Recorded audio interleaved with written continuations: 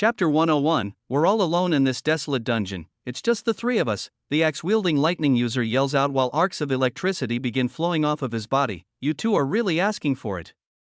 I keep my bright red blade pointed at his head, staring the man straight in the eyes. The hooded figure has him cornered from behind with his daggers at the ready. I release an attack. With a swift and powerful swing of my blade, I release a wind-powered slash of dark fire magic straight at him. With a rigid movement of his axe and an explosion of lightning, this monster of a man turns the trajectory of my attack to narrowly twist his body out of the way. In doing so, it leaves him open from behind. The hooded man darts in with overwhelming speed. I hear the faint sound of blades slicing flesh, then see the axe wielder fall to his knees coughing up blood while the rogue pulls a dagger from his side. The mystery man grins at me and darts backward, putting away his daggers while reaching into his item box as the lightning mage yells out again, releasing arcs of dark yellow energy. I produce another fiery slash of magic, sending it hurtling at him. He grits his teeth and raises his axe to block my attack. The wave of fire makes contact with his weapon, making a loud clang almost like metal on metal. He barely fends off the crescent of dark magic as he's pushed 3M backward, attempting to stand to his feet. Arg! This is it, you runt! I watch him explode with anger as he manages to deflect my attack off track, once again narrowly avoiding death. His bloodshot eyes meet mine as he sends a bolt of electricity at me. There's no blocking these attacks. I must endure it. My vision is filled with yellow light and I'm hit with an immense wave of lightning once again. It burns my skin and leaves my inside sizzling, but I keep running forward. Clang! With a yell, I jump towards him to clash sword against axe. My dark red aura filled with flames collides with his yellow static energy. We're at a standstill. Both of us push forward with all our might. I release wave after wave of intimidation while erupting into flames. He holds his ground while shocking me to my core. We both let out yells as neither of us wants to lose this brawl. Again, I hear faint footsteps in the distance, then a whistling sound. My eyes are locked on my opponent, so I can't keep an eye on the rogue. It seems like he's made his move. The lighting user lets out a final shockwave as I release another enormous display of flames. I fall to my knees. After taking 3 full-on attacks, my HP is nearly 0. I look up at my opponent while reaching for an HP potion. He's burnt to a crisp as well. The slash from earlier did a lot of damage. The dagger to the side was a good hit too, and my excess fire residue from our clash couldn't have made it any easier on him. One more solid attack from either of us, and the other would be finished. I cough up another mouthful of blood and bring the HP potion to my lips as he lifts his axe high in the air. The axe wielder lets out a yell while releasing a final lightning axe combo.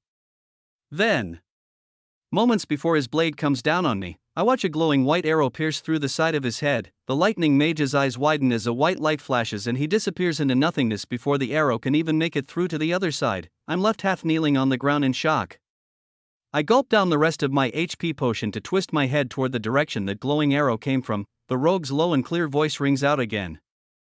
Good fight, you set up the perfect shot. I see the hooded man standing 20 m away holding a bow with another white glowing arrow loaded. He grins as I look at him in awe. No prob. You know, I could have handled him.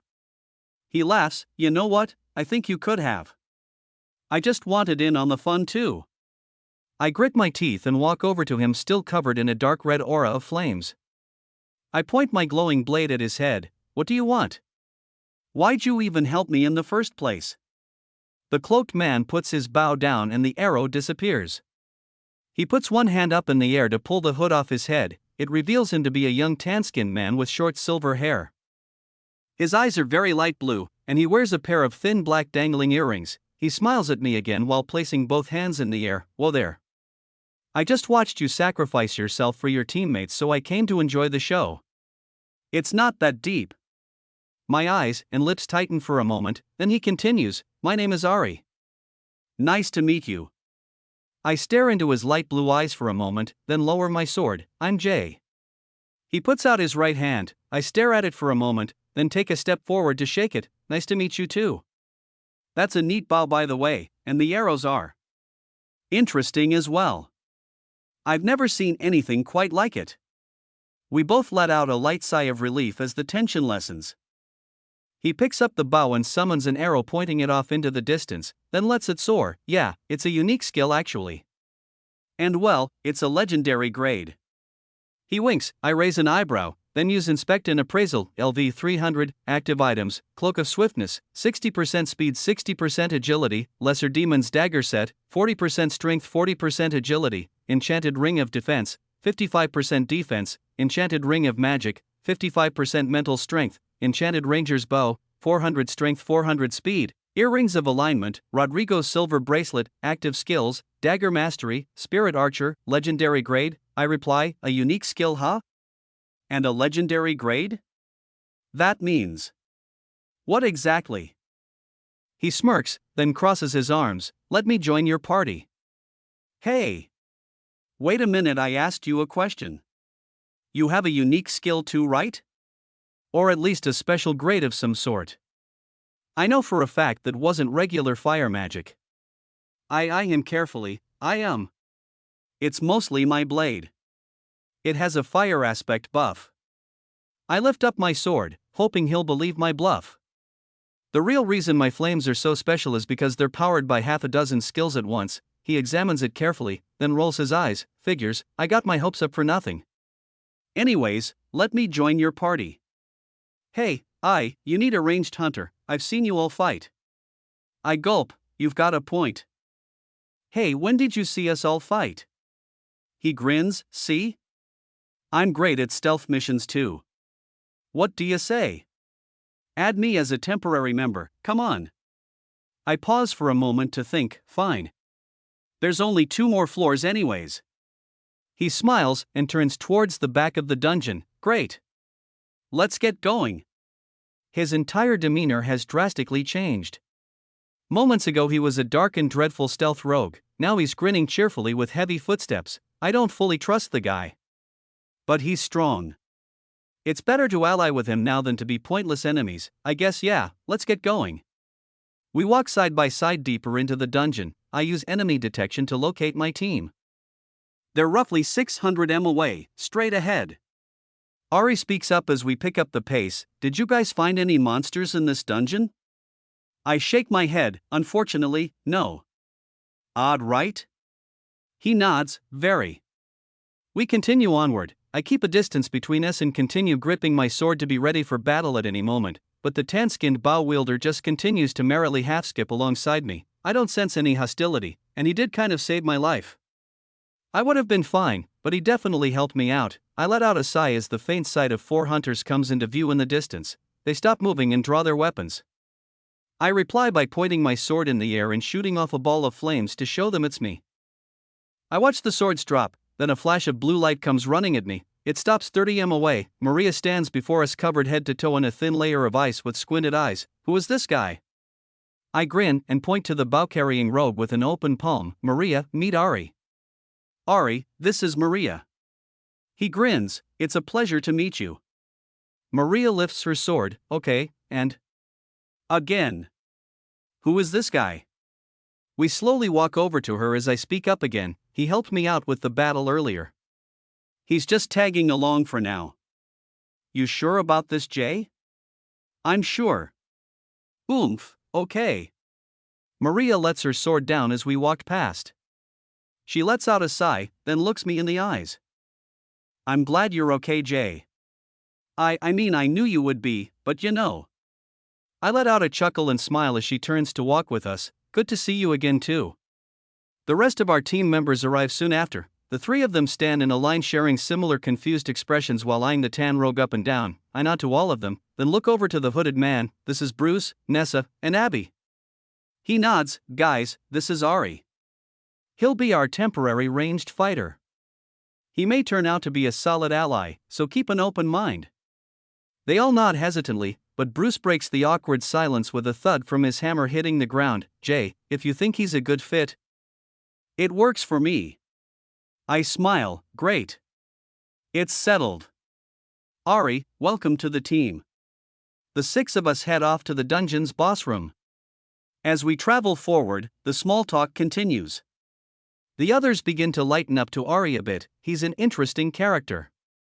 Only time will tell how he fits in with the crew. Chapter 102. As we walk closer and closer to our destination, the odd feeling of being watched from a distance doesn't change at all. The air feels rather dense with mana, almost like a dungeon break.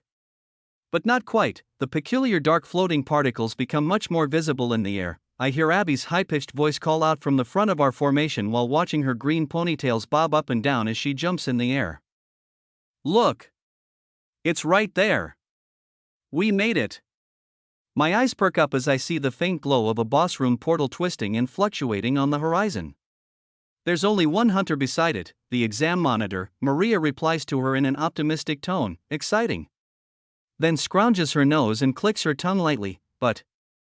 Are we ready for this? I smirk, I am.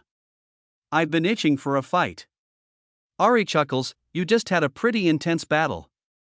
I roll my eyes and look back at him with a scowl, then a playful smile, yeah, but it was cut short. Somebody had to jump in and save the day. He sighs, Maria laughs, I'm sure we'll get a good fight and win. I'm confident in my abilities. She looks over to Bruce, Nessa, and Abby with concern plastered across her face. Abby's face goes red as she replies, hey. What are you trying to say? I can handle whatever is thrown at me too, just watch. Nessa tightens the grip on her sword nervously as Bruce smirks and replies while lifting his left wrist in the air, don't worry about us, we'll fight until the end no matter what. Even if we face an opponent too tough, we've got, he looks Maria up and down, then locks eyes on her left arm, where's your bracelet? She hides her wrists behind her back, the thing is, I cut her off, it's a long story. I'm surprised it took you this long to notice. Everyone's eyes are focused on Maria. But she breaks the silence after a few seconds, bringing her hands back to her front side. As I said, I'm confident in my abilities. You all just worry about yourselves. She blushes a bit, and the group takes it as a sign not to push her any further. We continue forward and I hear Ari whisper something under his breath, very, very interesting. As the six of us approach, the monitor waves us down and calls out, welcome, welcome. You all know the rules, line up. Abby looks back and gives us all a firm nod, I'm going first. I look over to Maria to see her sifting through her item box. She pulls out over half a dozen MP potions and splits them between Bruce, Abby, and Nessa. Just in case. I want them back once you all make it through. It's really, just in case. They accept them hesitantly, then Abby replies with a grin while glowing bright green, thanks. I appreciate you, Maria. I'll see all of you on the other side. She jumps through without another word. Bruce and Nessa stand up front. Maria is behind them, followed by me, and Ari patiently waits at the back of the line. Next. One by one my teammates jump through the swirling portal in front of me. Don't worry about us, we'll fight until the end no matter what. Even if we face an opponent too tough, we've got, he looks Maria up and down, then locks eyes on her left arm, where's your bracelet? She hides her wrists behind her back, the thing is, I cut her off, it's a long story. I'm surprised it took you this long to notice. Everyone's eyes are focused on Maria, but she breaks the silence after a few seconds, bringing her hands back to her front side. As I said, I'm confident in my abilities. You all just worry about yourselves. She blushes a bit, and the group takes it as a sign not to push her any further. We continue forward and I hear Ari whisper something under his breath, very, very interesting. As the six of us approach, the monitor waves us down and calls out, welcome, welcome. You all know the rules, line up. Abby looks back and gives us all a firm nod. I'm going first. I look over to Maria to see her sifting through her item box. She pulls out over half a dozen MP potions and splits them between Bruce, Abby, and Nessa, just in case. I want them back once you all make it through. It's really, just in case. They accept them hesitantly, then Abby replies with a grin while glowing bright green, thanks. I appreciate you, Maria. I'll see all of you on the other side. She jumps through without another word. Bruce and Nessa stand up front. Maria is behind them, followed by me, and Ari patiently waits at the back of the line. Next. One by one my teammates jump through the swirling portal in front of me. I stop in my tracks while focusing on the floating debris all around me. The force of a monster with incredible mental strength is controlling these slabs of stone. The rocks shift and begin closing in toward me from all directions. The aura around me darkens and I release a wave of telekinesis to sense all the mounds of earth hurtling my way. An invisible force of artificial unwavering gravity pushes these stones at me while watching from a distance. The monster feels my mind attempting to push back but doesn't give me much attention at first. It's focused on a singular task. It must eliminate the threat without being seen. That threat is me. I let out a loud yell while straining my brain to gain control of the walls of massive incoming rocks. With a violent release of my intimidation skill, a wave of energy is sent out into our battlefield's mental ether. The invisible wave of energy travels through layers of stone for over 50 m before hitting its target. Then, I feel the monster experience a moment of shock and awe. The creature's mental grip loosens for a fraction of a second, so I jump in for the kill. Thudded, all of the mounds of projectiles fall to the ground with the deafening thud of stone on stone. I strain my telekinesis ability to its limits while clearing a path toward my new prey. This unknown monster is less than 30 m away now and the suspense is killing me. What kind of beast has powers like this? I continue ripping through fallen rock with a fiery sword while battling the startled monster in a duel of wills. Its mental strength has fully returned and it's attempting to lift the rocks again. The monster stays in the same place while doing so. Its multitasking skills must be limited while expending this much mana. I smirk as I come within 10 m, blasting away the final walls of debris with wind magic and slashes of dark crimson fire energy. As the dust settles, I take in the view of my opponent and let out a declaration of war. It is time for the great reveal. What? The. An enormous floating eye blinks at me 2 times very slowly as we stare at each other in awe. The top of its body is nearly level with my own. It's much smaller than I imagined it'd be. The monster hovers about half a meter above the ground and has close to a dozen tentacles protruding from its dark green circular body. Its skin is coarse looking, and the faint rotten smell of old sour bread lingers in the air. Each of the beast's slimy limbs is no more than a few centimeters thick, but they flow outwards in all directions, exceeding its actual body's length by 2 or 3 times. A wide-open mouth of razor-sharp jagged teeth directly below its eye growls at me as the creature takes advantage of the break in fighting. I watch it fly upwards, attempting to escape from its imminent demise. Not so fast. I begin forming dense pockets of air beneath my feet and follow the monster upwards. I step onto nothingness, but continuously use the force of my wind magic under each of my long strides to push me farther into the air. I grin as I feel the air flow by my face and the rush of a difficult chase fills my blood with adrenaline. My acceleration stays constant as the distance between me and the floating monstrosity decreases. My blade begins to glow bright red and my aura burns darker and darker. I creep up to it within striking distance and launch an attack. The 2 of us are flying over 20 m in the air. I bring my sword down on the creature with a powerful, swift motion. Half of its tentacles are under my blade, and it's surely a direct hit to the main body as well. As my glowing weapon travels downwards, I feel the odd sensation of being watched again. It's like there's eyes on me from all directions. Any way I turn my head, I won't be able to see where it's coming from. No matter what I hide behind, these eyes will always see me. Shingig, I follow through with my attack despite the odd violating sensation. My eyes open wide as I watch each individual tentacle twist and turn to avoid my blade by mere millimeters, and the large round body makes a 90-degree turn in midair to avoid my attack. The movements look so natural and graceful.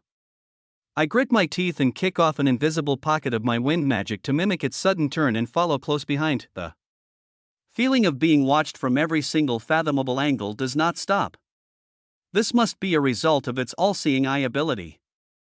It appears this monster is going to be a tougher opponent than I thought. Chapter 103. After our abrupt change in direction, I decide to pick up the pace. With a loud yell and a burst of flames, I push myself forward using swift gusts of wind beneath my feet. I focus my mana deep within my sword's core and let out a dark crescent of energy from a distance aimed directly at the monster. At first, it looks like a direct hit. To my surprise, I feel the familiar sensation of being watched grow greater and greater as the slash approached its target. Just like before, the creature shifts its body in the air ever so slightly to avoid the oncoming attack with incredibly graceful, natural movements. I grit my teeth while watching the slimy tentacles twist and turn to nattily avoid my fiery crescent of death like it's a slow-moving pitch. With another loud yell and an enormous air step forward, I let out an even bigger slash. Take this. Then another. How about that? Then another. I release over half a dozen full-force attacks until my MP nears 0. The elusive monster keeps wiggling and squirming around every shot I throw at it with ease. While taking a deep breath, I reach into my item storage and take out a few mana crystals to plunder my MP back up to full. The massive floating eye begins slowly changing its direction toward the ground. It's aiming to make its way toward the piles of stone it previously manipulated with its telekinesis skill. Going down is much easier than flying up. I smirk and follow it with haste. While locking my eyes on the target, an interesting idea comes to mind. If it can't see the attack coming, maybe it won't be able to dodge, wind summoning. I concentrate on the monster's main body in front of me as I plummet to the ground behind it. 8 large spears of invisible wind magic form all around me in a circle collecting strength. Once we're less than 10 m off the ground, I let my weapons fly. The dense pockets of wind soar at it from above. The monster doesn't change its trajectory at all. I've finally outsmarted this disgusting creature. Mere seconds before impact, I feel the heavy feeling of being observed once again. This time, it's with even greater depth. It feels like every last cell in my body is being poked and prodded by infinite invisible eyes. I gulp, then watch sharp spears of wind whiz around the monster as it spins its body, flapping its tentacles around in a mocking manner. The main eye looks at me and I see its wide smile create a malicious grin, showing every last finely sharpened tooth. The ground below begins to rumble as I see it shift and crack, forming an uncountable amount of jagged stones. The monster continues twisting its body out of the way. I manage to change the direction of my wind spears, but they're blocked by a barrage of floating rocks. I grit my teeth and let out a grunt of frustration as I kick off the air on my left side to follow its movements even further down toward the dark-colored ground. The air around me pushes my hair back and makes it difficult to keep my eyes open, but I keep pushing forward. The large pieces of rock begin moving in on me again. I don't bother trying to use telekinesis this time around. I furiously swing my sword in front of me, releasing attacks of fire and wind, shattering and incinerating the objects flying at me from all sides. Every explosion gets me closer and closer to this annoying beast. I rack my brain for ideas. Longer range attacks don't work, close range slashes hardly do the trick, and my mental strength is pretty much equal, so overpowering its mind is off the list too. I smirk as a last resort plan comes to mind. It's worth a try. I guess I'll test out that skill I've been sitting on. If I can get close enough. Another boulder comes flying toward me and I smash it to bits with ease. At this point, they're not threatening attacks, it's just irritating. My sword glows brighter and brighter red as I smash the incoming boulders in front of me while shielding myself with a layer of wind from my backside. We're no more than 5 m above the ground now, and I'm less than 3 m behind it. A constant futile bombardment of stone keeps me swinging my blade as I steadily increase in speed, eyeing my prey. Finally, my blade is within range. I summon a wall of wind around the monster's left side, making sure its only option is to go up or to the right. From above, I swing my glowing fiery blade downward, releasing an intense wave of dark crimson flames. As expected, the monster's perception ability kicks in the moment my threat approaches. I let go of my blade while using telekinesis to carry it downwards at a swift and constant pace. The monster lets out a screech and twists its body to the right side. Simultaneously, I dive into the same open space, pushing off a pocket of wind to accelerate my movements even further. The creature's main eye opens wide as the iris sporadically searches for an open path to slither away through. I let out a burst of intimidation with a grin ear to ear as I hurtle towards its main body, both arms stretched out wide. I sense its fear as my hand makes contact with its coarse, yet wet and slimy skin. Equivalent exchange. The moment I mutter these words, my entire body begins to glow white, and a text box appears in my mind's eye. Use equivalent exchange, available HP, 1515/1515, enter amount, _____, yes, no, my mind starts racing. I grab the monster in front of me tight with my other arm as we fall to the ground with exceptional speed. Available HP, time slows down as my previous battle facing a hunter with this skill flashes through my memories. Every time he made contact with me, he'd do damage. It seems like I have to sacrifice my own HP to deal an equivalent attack to my opponent. I grit my teeth and make my decision. This may be my only chance. I'll go all in. I picture the number 1500 in the floating text box, and chose yes without another thought. A blinding flash of white light appears and that horrible sensation comes back with it. Thousands of daggers piercing my skin all over. It fluctuates from hot and cold while sucking a massive amount of health points out of me in an instant. I let out a scream of agony as we plummet faster and faster toward the ground. The beast in my hand shrieks with pain as well. Its body convulses and its tentacles flail out of control as I let go and conjure a pocket of wind to stop my descent. Thudded, I watch the monster hit the ground with a bone-breaking thud as I hover less than 2 m above it, breathing heavier than I ever have before. The beast stares back at me with its now bloodshot eye growling and squirming on the ground hopelessly. I lift my hand in the air using telekinesis to catch my falling blood-red sword. With a final smirk and a slight nod of respect, I release a wave of fire cutting the creature in two. Level up. Use absorption, skill, all-seeing eye, yes, and no. I slowly hover down to the ground and choose yes without hesitation, then reach into my storage and item box to take out a few mana crystals and 2 HP potions. While healing myself back up to full health, I active all-seeing eye out of curiosity. The moment the skill goes live, I can feel a massive amount of MP begin leaving my body. But at the same time, everything around me becomes crystal clear: the piles of rubble, the small dark floating particles, the dissolving remains of the monster in front of me, everything. Even the distinct movements of mana flowing through my body and the floor of the dungeon itself. I look down at my hands to watch the mana course through my bloodstream for a moment, then murmur to myself in awe, I can see everything. I gulp and open my status open, name, J Soju, I, level, 303, I, HP, 1520/1520, I, MP, 990/1520, I, strength, 734, 646, I, speed, 874, 524, 262, I, agility, 904, I, defense, 655, 262, 229, 164, I, mental strength, 734, 147, 352, 293, 330, I. Skills: 1. Absorption, I. Swordsmanship, I. Combat magic, fire summoning, I. Inspect, special grade, I. Enemy detection, I. Body hardening, special grade, I. Self-regeneration, I. Spatial magic, item storage, I. Plunderer, I. Telekinesis, I. Appraisal, special grade, I. Conceal, I. Dungeon walker, I. Intimidation, I. Dagger mastery, I. Stealth, I. Bloodlust, I. Equivalent exchange, I. Combat magic, wind summoning, I. All-seeing eye, I. Dash, empty slots, I. Items. Equipped: 1. Golden wolf ring, 20% mental strength, I. Cyclops eye pendant, 40% defense, I. Dark elf boots, 60% speed, I. The flame emperor's sword, fire aspect, 88% strength, 48% mental strength, I. Ring of protection, 35% defense, I. Griffin's talon, 40% mental strength, I. Enchanted silver ring, 30% speed, I. Ring of protection, 25% defense, I. Desert troll's charm, 45% mental strength, I. Rodrigo's silver bracelet, I. Dash, and no more empty slots, I. Hidden menu, I. PP, 303, I. My eyes scramble back and forth to take in an odd-looking status filled with new numbers and letters. I deactivate my all-seeing eye skill and the ions and extra lines of text disappear.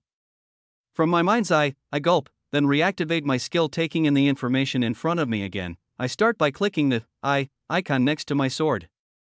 It's my main weapon, so it takes priority here. The Flame Emperor's sword, fire aspect, 88% strength, 48% mental strength, info. A sword crafted from the horn of a minotaur in the fiery core of a volcanic salamander using the legendary grade crafting skill. Class, B, type, evolution, durability, 81/100. My eyes light up as I read the text before me, grinning ear to ear. Next, I curiously click on the icon next to the new option labeled PP, proficiency points, info. A single proficiency point will be earned for every level gained. Use PP to upgrade your skills. Cost, no grade, dash, special grade, 50 PP, special grade, dash, legendary grade, 250 PP, unique grade, dash, advanced unique grade, 100 PP. My heart starts pounding.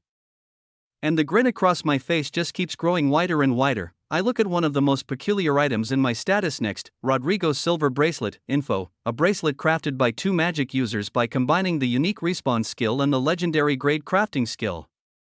This item allows the user to respawn back to a specified location after being killed as long as the bracelet is making contact with its user upon their death. Class, A, type, multi-use, durability, 50 out of 100. The monster's corpse below my feet dissolves and drops a mana crystal, but I pay it no mind as I'm consumed with awe at the possibilities within the brand new status at my fingertips. I continue scrolling furiously as I feel my MP being drained more and more by the second. Moments later, a white flash covers my vision, indicating I'm being transported to the next floor. I deactivate all my skills and take a deep breath in and out to prepare myself for floor 15. I'll have all the time in the world to play with my newfound abilities later. Chapter 104. The white light begins to dissipate and I open my eyes to see a single hunter in front of me. I gulp and look around. Ari. Where are the others? He's sitting on a large rock covered in moss about 2 m off the ground. There's incredibly lush plant life all as far as the eye can see. The twisting green vines cover the dungeon floor with small blooming red, pink, and white flowers. There are blue and purple berries dangling from thick bushes and short yellow-tinted assortments of shrubbery all around us. I walk forward hesitantly past a massive tree wrapped in plant life with arching branches that cover our view of the sky above. Ari responds with a neutral tone. You're the first to come out. Well, aside from me at least.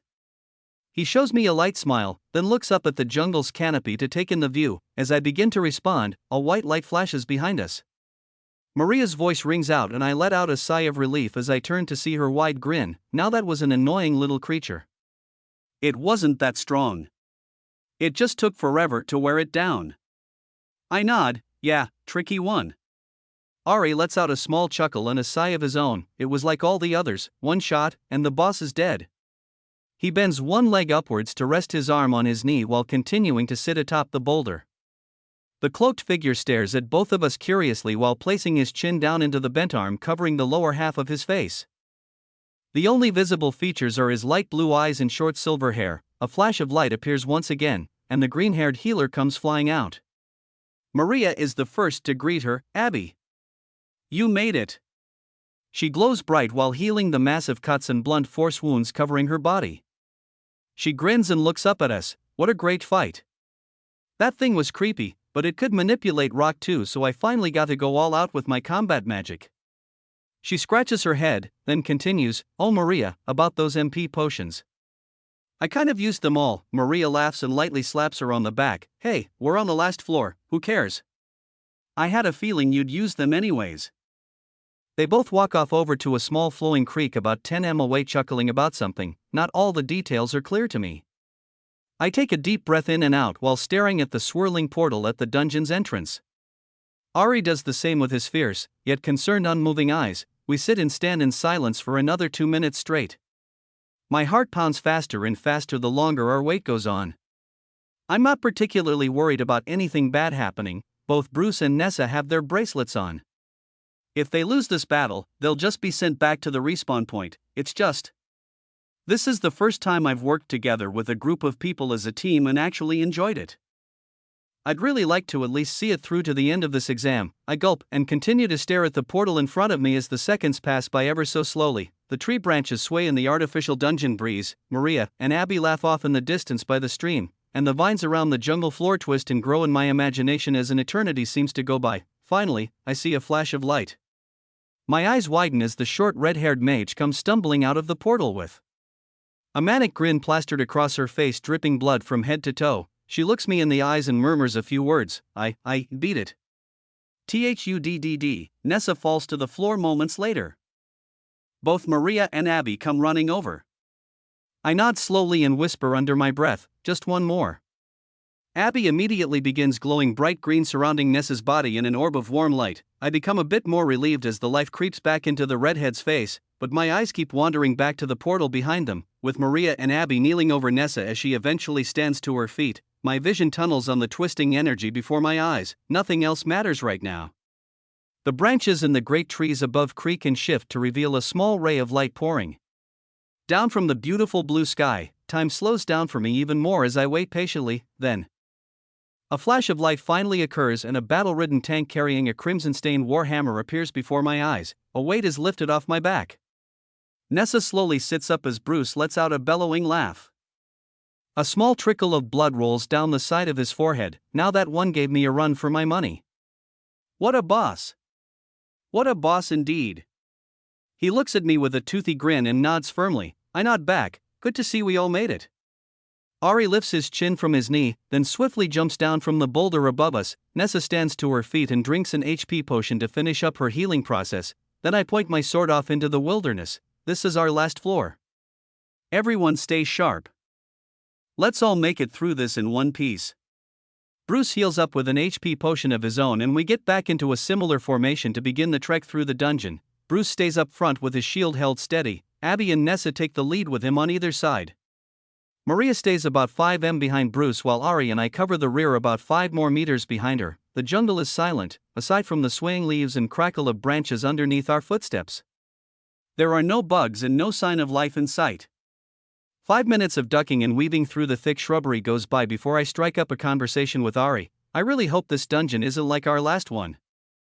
That was pretty odd, don't you think? I've never seen one with no monsters.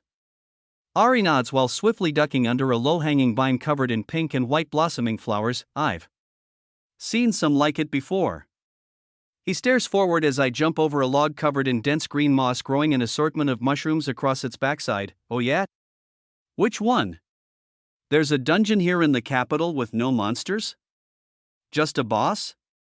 He lets out a long sigh. No, not in the capital. There's a few like that near my home village. I raise an eyebrow, then grin. Oh yeah? Where are you from? Ari's eyes rapidly move back and forth as he scans the surrounding area, then nods, speaking in a low tone. There's a change in his expression, his eyes are filled with sadness, and his voice shakes ever so slightly. I'm not exactly from the Vice region. I just came out here on an independent contract to take the exam. The forest falls even more silent as we continue to walk forward. I eye the hooded archer up and down, then crack a thin smile. You know, I can't get a good read on you, Ari. But I hope we can be friends. I want to see what that bow can really do. We lock eyes for a moment, then he mimics my thin smiles back. I'd like that too. There seems to be a lot more to unpack concerning Ari's past, but now isn't the time. Crack, I hear a large branch break and Bruce's deep voice rings loudly throughout the forest. We got our first monster. It's a tough one. I grit my teeth and run forward to join the action. While twisting and turning my body through all the fallen trees and heavy greenery, a battle is starting without me. The blue glow of ice magic fills my vision as well as the heat from a blazing fire. The ground begins to rumble, and I hear a loud clang of something hard slamming against Bruce's shield. Ari, and I race forward into the small open clearing ahead. A long slithering snake-like creature comes into view. Its scaly skin is pure white, with a small red diamond-shaped marking on the top of its head. The fast-moving tongue protruding from its mouth is jet black and split in two. To top it all off, its dark blue eyes stare us down the instant we come into view. The jungle floor turns into a battlefield, split in half, covered in ice where Maria stands, and burning bright alongside Nessa. Abby stands atop a pillar of stone between the two of them while Bruce charges forward at the beast with no fear. He yells out to us once he notices we've arrived at the scene. Sit tight, you two. This will be over before you know it. Enjoy the show. The 15-meter-long Goliath of a snake brings its head up in the air to stare down at all of us. The monster lets out a loud hiss and an energy wave of intimidation erupts from its body to show off its immense strength. The first battle of the 15th floor is about to begin. Chapter 105, the bone-white serpent opens its mouth to show off a pair of razor-sharp curved fangs, then dives in to attack. I hear another clang of metal on metal as Bruce blocks it with his shield. The tank's feet dig deep into the ground as the snake pushes his body backward. Maria lets out a battle cry as she jumps in for an attack of her own. She jumps over the ongoing attack to release an ice-filled slash with her sword all the way down the snake's spine. A thick layer of frozen magic forms on the monster's back as it lets out a hiss and arches back away from Bruce. I watch Abby run at the beast as well, the ground rippling beneath her feet. Two large spears of stone protrude from the ground on either side of her. With a forceful hand gesture, they hurtle at the monstrous snake. Nessa jumps in to do her part as well. With a fiery slash, she aims for the beast's neck to finish it off. Clang! On impact, the spears of stone hardly puncture the tough serpent's scaly skin. Nessa's sword bounces off like a bat on rubber, and the snake violently shakes its body to shatter the layer of ice on its backside. The beast lets out a loud hiss, staring the four of them down with newfound hatred. Again, a wave of intimidation is released and the battle continues. The white serpent's perfectly placed scales have been broken in 3 places along its back. 2 small wounds drip blood from the spears of stone. And one larger long slash still glows blue from magic ice residue.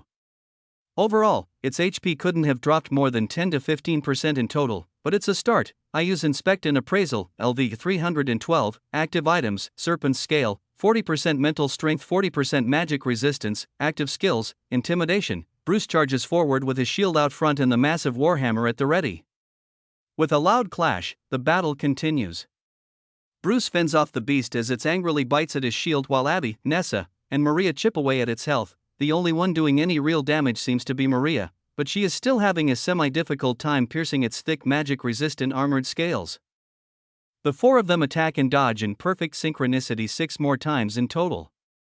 Bruce keeps positioning himself at perfect angles to take the brute force attacks while Nessa distracts it from the side.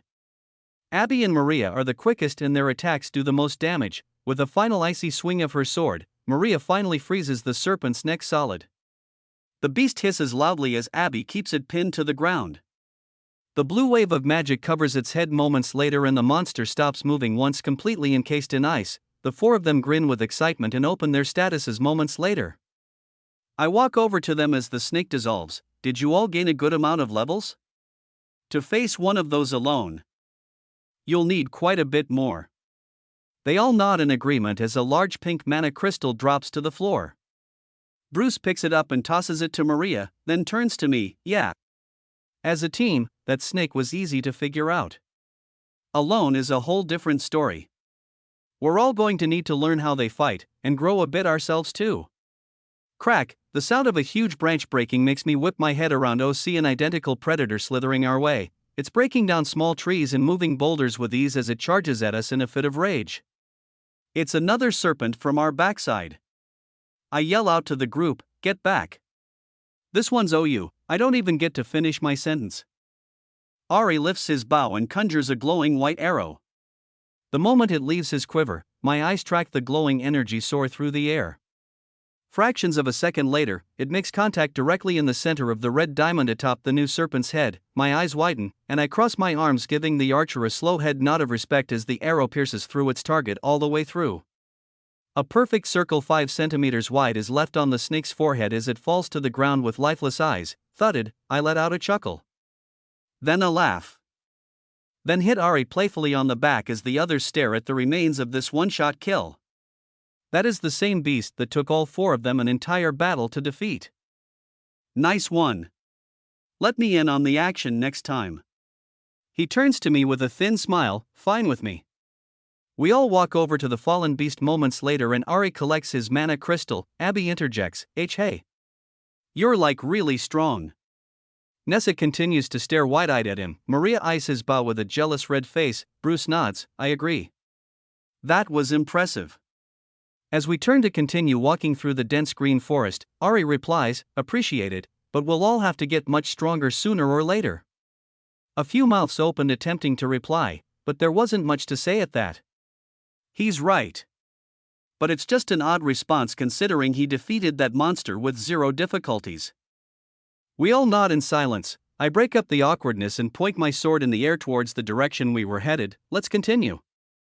The deeper we walk into this jungle, the denser it gets. We stay in formation, but slashing through the thick plant life gets a bit annoying after a while. No more than 20 minutes in, another large serpent monster appears. Using my berserker, bloodlust, wind, and fire magic, I'm able to create a pretty deadly slash. On contact, I slice its head off in one hit. With all my added buffs, I still let out a struggle-filled yell, and there was a bit of resistance while cutting through the first thick layer of scales. I basically had to use all my strength. In the end, I still managed to take it out in one shot. Level up. Ari sports a wide grin and I see a glimmer of emotion in his eyes once again. This time it looks like hope. Not bad, not bad. I give him a firm nod back before replying, thanks. The others stare at me with a bit of awe as well. Maybe they're now realizing the true power level gap between us. Even Maria. Although, she can't see the monster's 40% magic resistance buff. Taking out a monster like this relies more on brute strength than pure magic power. I rid the room and turn to the others. Well, looks like you four will be up front for the rest of our trek to the boss room. A few more levels and studying their movements will do the trick. You'll be ready for the boss in no time. They all let out a long sigh in unison, accepting the fact that I'm right. The only way they'll beat this incoming boss is to level up and sharpen their skills. The four of them travel up front for the rest of the journey through the dungeon. The trees get even thicker, the jungle gets hotter, and the battles get tougher. After 2 hours of burning, slashing, and smashing the vines and fallen trees in our way, we finally made it near the dungeon's end. I know this because while using enemy detection I can only sense one target ahead of us. It has to be the monitor. After 7 total fights, they've all passed level 300. So far, Bruce and Maria are the only ones that have taken on a solo battle of their own. Bruce's hammer and natural strength buffs work very well against these magic-resistant monsters. With just half a dozen clean hits to the head, the tank can take out a serpent on its own. Maria has also improved greatly. One of the serpents from earlier dropped a scale. With her wearing one of these, she's able to outpace the snakes and freeze them solid in under 4 hits. With her speed, agility, and overpowered natural magic buff, she's more than ready for a tough opponent. Even with its resistance to her skill, Abby's use of the surroundings allows her to trap the snakes whenever they're on solid ground. The rocks she summons are made of actual stone. When puncturing the beasts, it seems the 40% buff isn't taken into account with actual solid material. She hasn't fought one solo yet, but I'm confident she'll be able to take one on, no problem. My only concern is Nessa. She's gained a few levels, and her sword can now puncture its scales. But barely. The fire magic she uses has no real benefits in a battle like this. Facing a serpent one-on-one will definitely be difficult for her. Not impossible, but close to it. I speak up, "Hey, we're nearing the boss room, guys, so, here. Take these." I reach into my item box and take out 6 HP potions. I know Maria is stocked up, so I don't bother giving her any. I hand 2 each to Nessa, Abby, and Bruce, just in case. I have a feeling this will be a tough fight. They all accept them graciously, but I can tell Nessa is nervous. I open my mouth to say something to her, but Maria's loud high-pitched voice interrupts me. "Hey, look. We made it." She's standing on top of a moss-covered boulder about 10 m in front of us that peers over a small portion of fallen trees. I see the boss room. The whole group excitedly runs up to where she's standing. Nessa stays back and looks me in the eyes, speaking in a nervous tone. "Hey, I don't know if I'm ready for this. Do you have any other ski skills I could borrow?" I let out a sigh, then think to myself for a moment. I speak to her in a low voice while handing her another 2 bottles of HP potions. "Here, let's start with these. A few more HP potions will help. Now, skill. Let me think." She knows I have more than 3 skills from our previous hunting sessions. Plus, if she's been paying any attention to me, Nessa has definitely seen me use quite a few during this raid. If she's able to watch me activate skills with her mimic ability, who knows how many she's seen? She has kept her mouth shut for this long. I can trust her with one more. I let out a sigh, then smile. This may hurt a bit, but mimic it. Trust me. I place both my hands on Nessa's shoulder and whisper, "Equivalent exchange." Use equivalent exchange, available HP, 1525/1525, enter amount, ____, yes, and oh.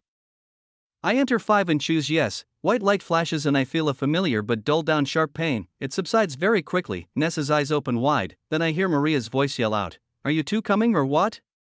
The others have already climbed over the rock to the other side. Maria waves to us from above. I wave back, squinting my eyes. "Yeah. We're on our way." Maria smiles and bobs her head, then jumps down from the rock out of sight. I nod to Nessa, then briefly explain how this skill works, and warn her about how much it hurts. She's shocked at first but catches on quickly. Nessa has the speed and agility, plus enough HP potions to kill one of these snakes 5 times over with her new skill. Even with magic resistance, guaranteed damage is better than fire that can't break the snake's scaly skin. With a grin on each of our faces, we jump over the large green boulder to see the rest of our team standing in front of a swirling portal of magic energy. The test monitor in front of the boss room speaks up, "This all of you? Who's up first?" I turn to my group. Are we all ready? This is the final room.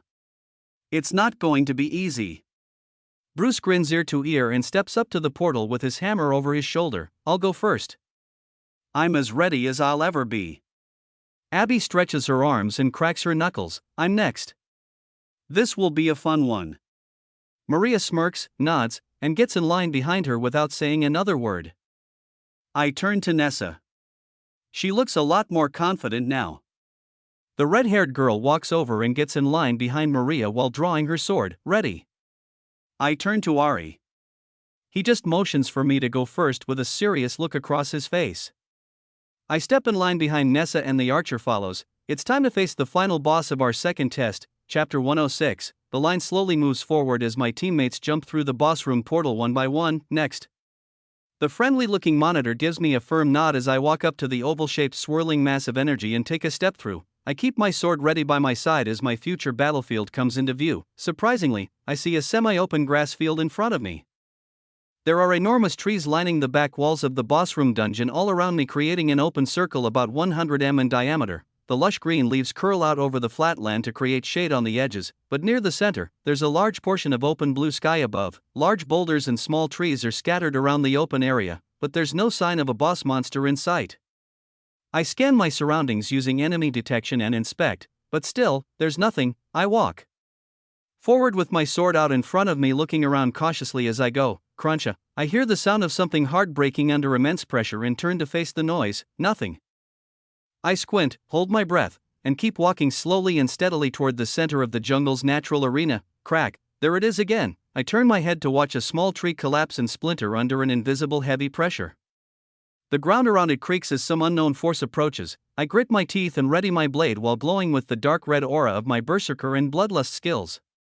My perception is naturally boosted. I can tell where the enemy is, but not what they look like, unless all-seeing eye. I temporarily activate my new skill while holding my sword flickering with flames in two hands. My eyes shift over the open plain as the skill activates. The light pink and pure white orbs and string-like patterns of mana flowing through the dungeon floor look incredible. The air is filled with millions of particles containing a similar substance.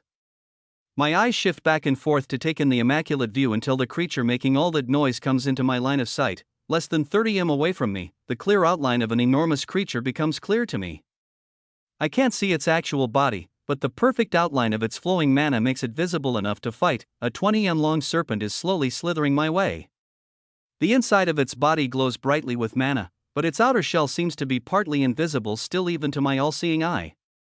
This must be a special magic resistance trait. I attempt to use Inspect and Appraisal again, then grin ear to ear as it works perfectly this time around. LV 325, active items, Serpent King's Scale, 45% agility, 45% magic resistance, Serpent King's Fong, 50% mental strength, active skills, intimidation, stealth. Without hesitation, I run at the monster while channeling mana into my sword. It begins to glow bright red as I let out a wave of intimidation to declare war on the boss before me. The moment I do, the serpent arches its back upwards and stares me down while countering my declaration of battle with a wave of its own intimidation. I smirk and activate stealth to disappear as I approach within striking range. The beast hisses and strikes with its fangs outreached. I dart away from its incoming blow with ease, watching the massive serpent's head crash into the hard ground. Immediately, mounds of dirt and rock are thrown in the air as the creature cracks the dense earth while hissing in frustration, deactivating its stealth skill. Another intense wave of intimidation hits me as I deactivate my own stealth skill. I face my now very visible opponent and turn off my all-seeing eye ability as well. The massive snake's eyes are easily the size of my head and a deep dark blue that almost looks black. Its fangs are just over a meter long each, and look razor sharp. That same blood-red mark appears to be on this snake's forehead as well. The scales on this beast are on another level than those regular dungeon snakes. They're the purest white I've ever seen. The sunlight from above reflects off each scale, creating a glimmering shine like flawless diamonds. I couldn't help opening my mouth in awe to take in the view for a moment. As I do, the serpent lets out a ferocious hiss while waving its prawn jet-black tongue back and forth. It dives forward at me without a hint of holding back. I nod, close my eyes, take a deep breath in through my nose, exhale from my mouth, then ignite into an extravagant ball of flames. As I open my eyes, I use a dense pocket of wind magic to push me forward while creating a dark crescent of fire magic to release from my red-hot blade. Clang! My sword makes contact with the serpent's upper jaw in midair as I push against its hard scales, narrowly avoiding the deadly fangs on either side of my body. I let out a yell while pushing downwards with all my might, releasing fire into the monster's open mouth. Crack! A series of scales on its nose begin to shatter as I sink my sword into its flesh. Blood gushes out, and I see the monster's pupils sharpen. All of a sudden, the beast lurches backward and closes its mouth with a loud snap. I make the split-second decision to jump away and land on the ground about 5 m back as the snake twists and turns its body, digging its nose deep into the solid ground to smother my flames. As it turns to me, I can see the anger burning in its eyes. Again, an intense wave of intimidation hits me as it lunges forward. I smirk and murmur to myself while gearing up for another intense exchange. They never learn. I launch myself upwards with a gust of wind making contact with its already cracked and bloodied upper jaw.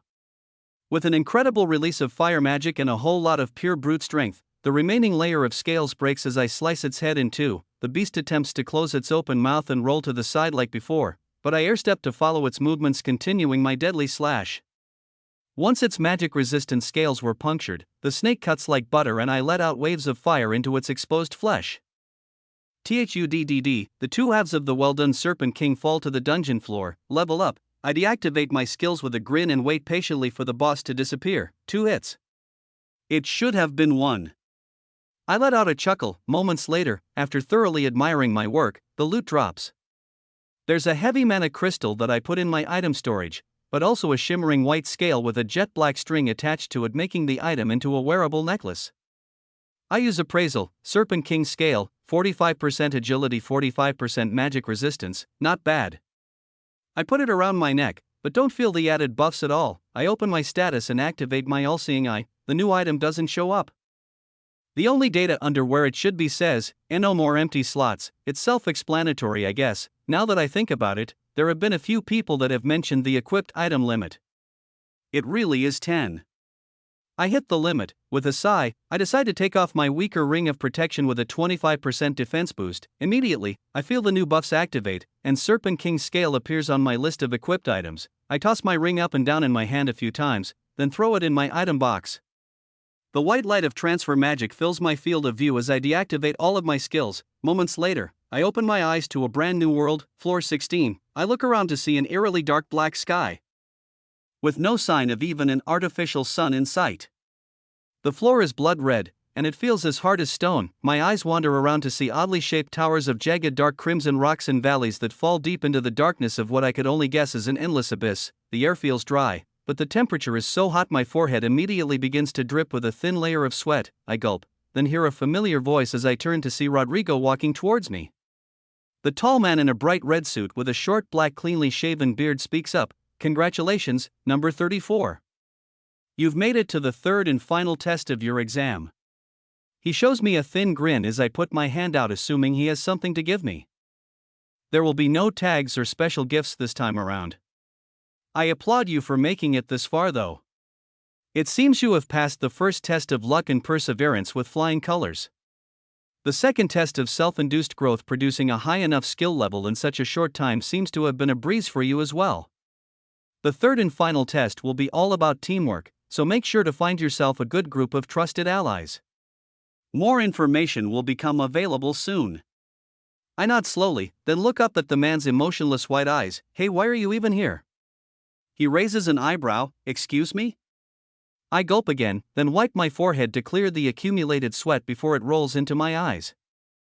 Why are you running this exam? Why didn't they just put some random B or even C class on the job? I'm not trying to, he cuts me off. It is rude to pry. Congratulations on making it this far, please join the others. There's only one rule, for now, no fighting. The powerful A-class examiner turns his body and points an open palm behind him as the familiar ripple of light distorts the air. Behind this veil, there are a few dozen hunters all sitting around wooden tables trading and showing off their gear from the floors below. This time around there's no large white tent for cover. I guess they're traveling light. Understood, thank you. I walk forward and the first thing I see is Ari giving me a head nod of respect. With a grin across his face, good to see you made it. Did you finish it off in one hit as well? I look him in the eyes as I walk over and reply begrudgingly in a low tone, 2. He lets out a chuckle. I cross my arms then turn and wait for the others without saying another word. Eventually, I produce a small grin. It seems like I finally have some friendly competition. Chapter 107, Ari and I stand about 10 m away from the lined-up wooden tables waiting for the rest of our team to make it out. The rippling light that seems to be Rodrigo's doing distorts the view of the dungeon at large. I want to see what we're up against, but it'll have to wait. The first to arrive is Maria. She appears out of thin air from the rippling illusion of light with a grin across her face still glowing blue. You two finished before me again? Well, it was a fun fight anyways. She spins a serpent's fang on a long black string around her finger while walking over and standing next to me. The next to arrive is Nessa. Ari and Maria look very surprised as she walks over to us without a scratch on her. That stealth skill doesn't work so well when I can literally see trees being crushed to bits in front of my eyes. I don't know what I was so worried about. I laugh and give her a warm smile. I guess you're right. It was pretty easy to track. I used other means to do so, but watching the plant life being crushed probably did the trick just fine. She grins and walks past me, whispering softly while giving a sly wink. Thanks, Jay. Mere seconds later, the green-haired healer comes strutting towards us with a confident but serious look across her face. Now that one was a challenge. Abby lets out a sigh and eyes the tables behind us eagerly. She looks exhausted. Maria puts an arm around her shoulder and giggles. Let's go sit down and save a seat for the others. She looks up at me, then I give her a firm nod. Nessa follows as well, leaving Ari and me to wait for our final teammate. The tan-skinned archer turns to me. Did all of you come to the exams together? I chuckle. No, I only came here with Maria. He nods and doesn't reply. I continue. I knew Abby and Nessa prior to this test though. Bruce is the only new teammate. Plus, you of course. Did you come here with anyone? He lets out a sigh. No, I came alone. I tighten my lips, assumed so. We wait in silence for a moment longer, then I speak up again. So, where are you from? Your home village, if you don't mind me asking. I hear an audible gulp as Ari turns to me. You're the strongest hunter I've met in this exam so far. And your team seems to trust you very much. Can I trust you too? He looks at me again with the same saddened stare from earlier. I nod firmly one time and look the hooded archer in the eyes. Sure, as long as I can trust you. He lets out a sign while whispering in a low voice. I grew up in the Dark Continent. I'm only here to find trusted allies and rise through the ranks of the Hunters Association. I'll do whatever it takes. By the end of his sentence, the tone became very serious. Almost angry, I reply, understood. Well, I don't fully get why, but I understand you have your reasons. He nods and turns his head back towards the rippling light and grins slightly.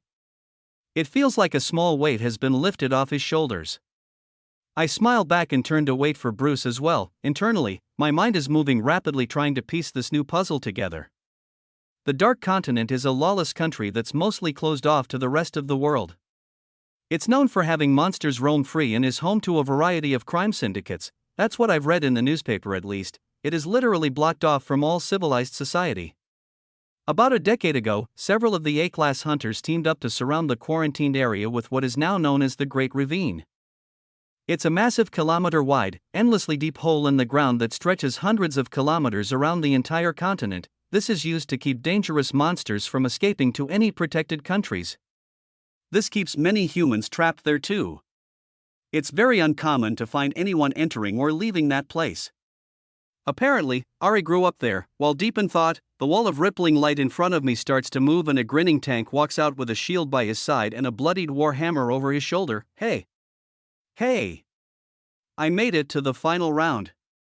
I can't help smiling. Bruce always lightens the mood. We all made it. Glad to see you in one piece. He lets out a laugh and throws his hammer into the item box around his waist. Then pats me hard on the shoulder. I'm starving.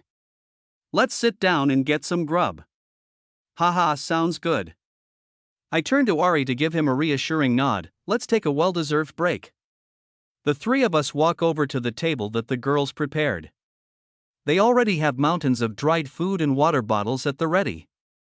MP and HP potions are lined up and a few items are being passed around. Abby is the first to wave us down with a face full of food. Hey! We all made it through, come on. Have a seat. The six of us take a load off for the next 2 hours. We fill our stomachs, lay down for a bit, and make guesses about what this final test could possibly be. Every minute that goes by builds my excitement.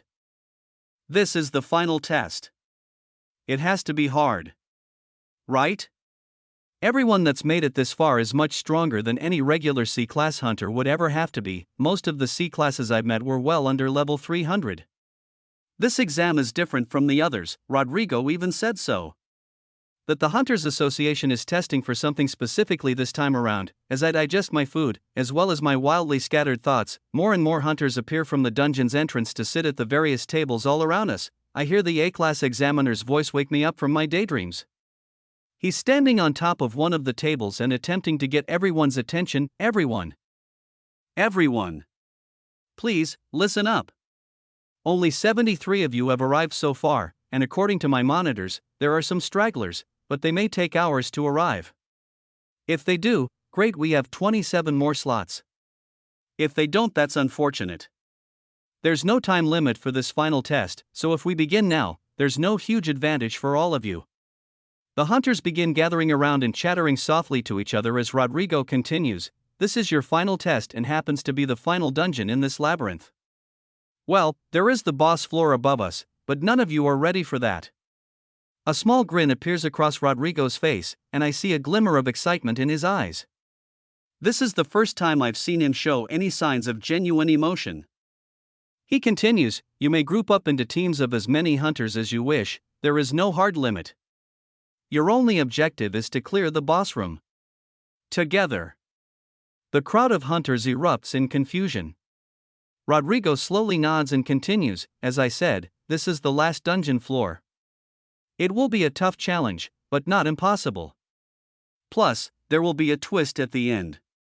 While in the boss room, I will be giving every hunter a personal handicap based on the data accumulated from my monitors. It will force you into difficult situations, relying on your trusted teammates to cover for the abilities you lack. Irritated whispers come out from the crowd. Rodrigo carries on, I will personally be watching each and every one of your fights with this final boss. If you can take it out as a team following my handicap rules, you shall pass.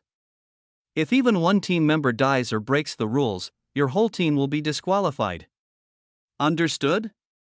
Nods and replies of agreement follow as Rodrigo counties to speak. You may train for as long as you need, but considering you all made it this far, I assume you aren't the types to wait around. There will be no handicaps while training, so go all out. I encourage you to try out some unorthodox fighting methods in this dungeon, you may need the practice sooner than you think.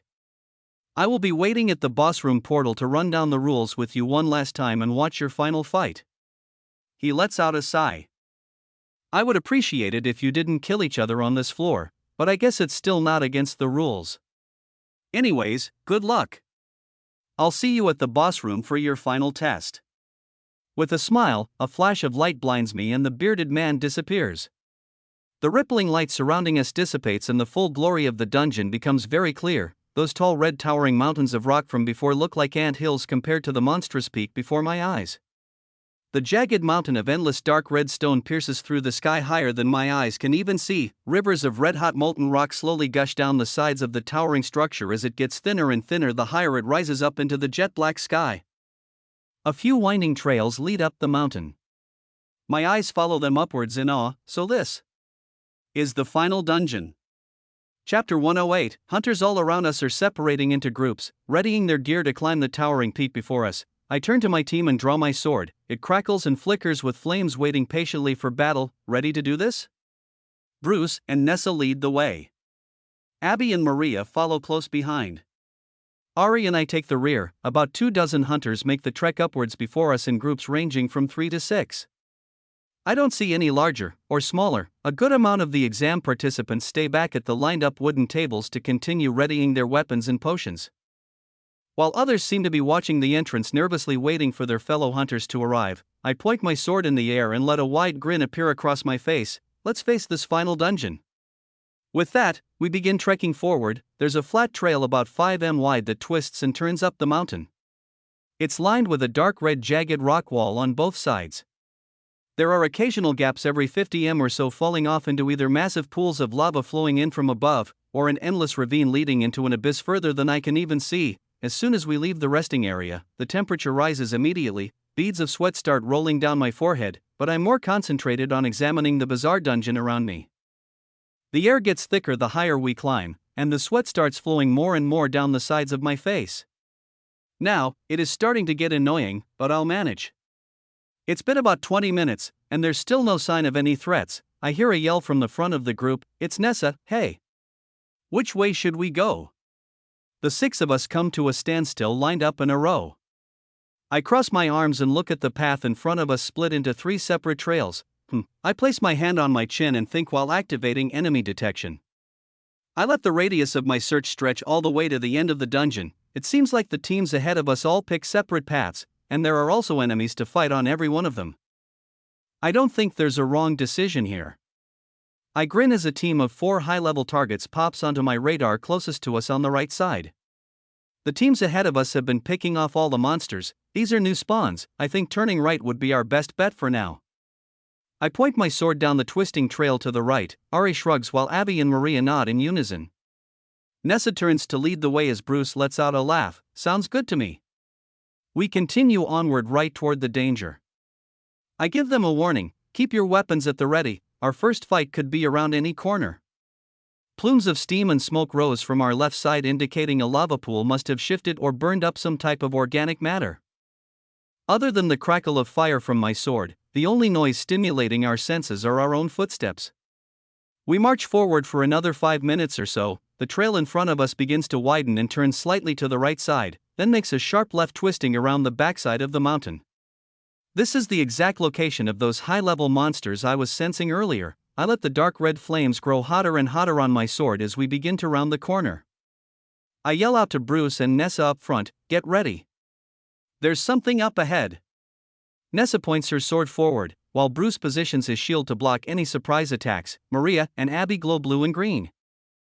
A light hint of steam starts to come off of Maria's feet as some of her ice magic boils the moment it touches the dungeon's floor. Ari takes out his bow and scans the area. I continue walking forward, tracking the monsters ahead with my enemy detection and inspect skills. 75M, LV 320, LV 320, LV 320, LV 320. Cautiously, we all make our way around the bending pathway upwards. 50M, a section of flatter ground extends the path even wider, creating a very open area. There are half a dozen large sharp pillars of rock scattered around that look like stalagmites growing up from the floor. Yet, there's no cave ceiling, just an endless black sky. We all stand still in silence for a moment, taking in the view. Then a loud roar followed by the clanging of hard metal on rock echoes throughout our eardrums. 4 hideous beasts appear from behind various rock structures and lock eyes on us. They're humanoid creatures, and seem to be a meter or two taller than me at most. I smirk and use appraisal on the one running straight at me while it glows golden yellow. LV 320, active items, High Ogre Steel Sword, 350 strength, High Ogre Steel Shield, 400 defense, High Ogre Armor Set, 500 defense, High Ogre Ring, 50% mental strength, active skills, extreme strength, buffs, extreme strength, 50% strength, High Ogre's resistance, 60% magic resistance, body raised in fire, 60% extra fire resistance. I burst into flames, activating my Berserker and Bloodlust skills while calling out to the others, "Split up, be careful, and only take shots you're sure you can hit." These are some heavy-duty tanks. Slow movers, but one hit from them could take us out for good. I run forward at the approaching High Ogre. It stands about 3 m tall, but it's packed with dense muscle mass. I can feel the deadly aura emanating off it from over 20 m away. The monster's skin is a similar color to the rocks all around us, dark red. The shiny metal armor covers its chest, shoulders, wrists, and groin area. In the beast's left hand there's a large steel shield, and held steady in the right is a long silver sword.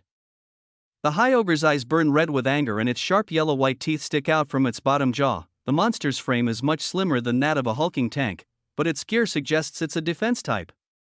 Those buffs say so too. The golden glimmer of its extreme strength buff reflects off my eyes as I eagerly approach it. That skill is soon to be mine. Suddenly, Ari darts off to my right side towards an ogre of his own to face off. Without a hint of hesitation, he runs at it with a glowing white arrow at the ready. Maria and Abby begin charging at a monster of their own.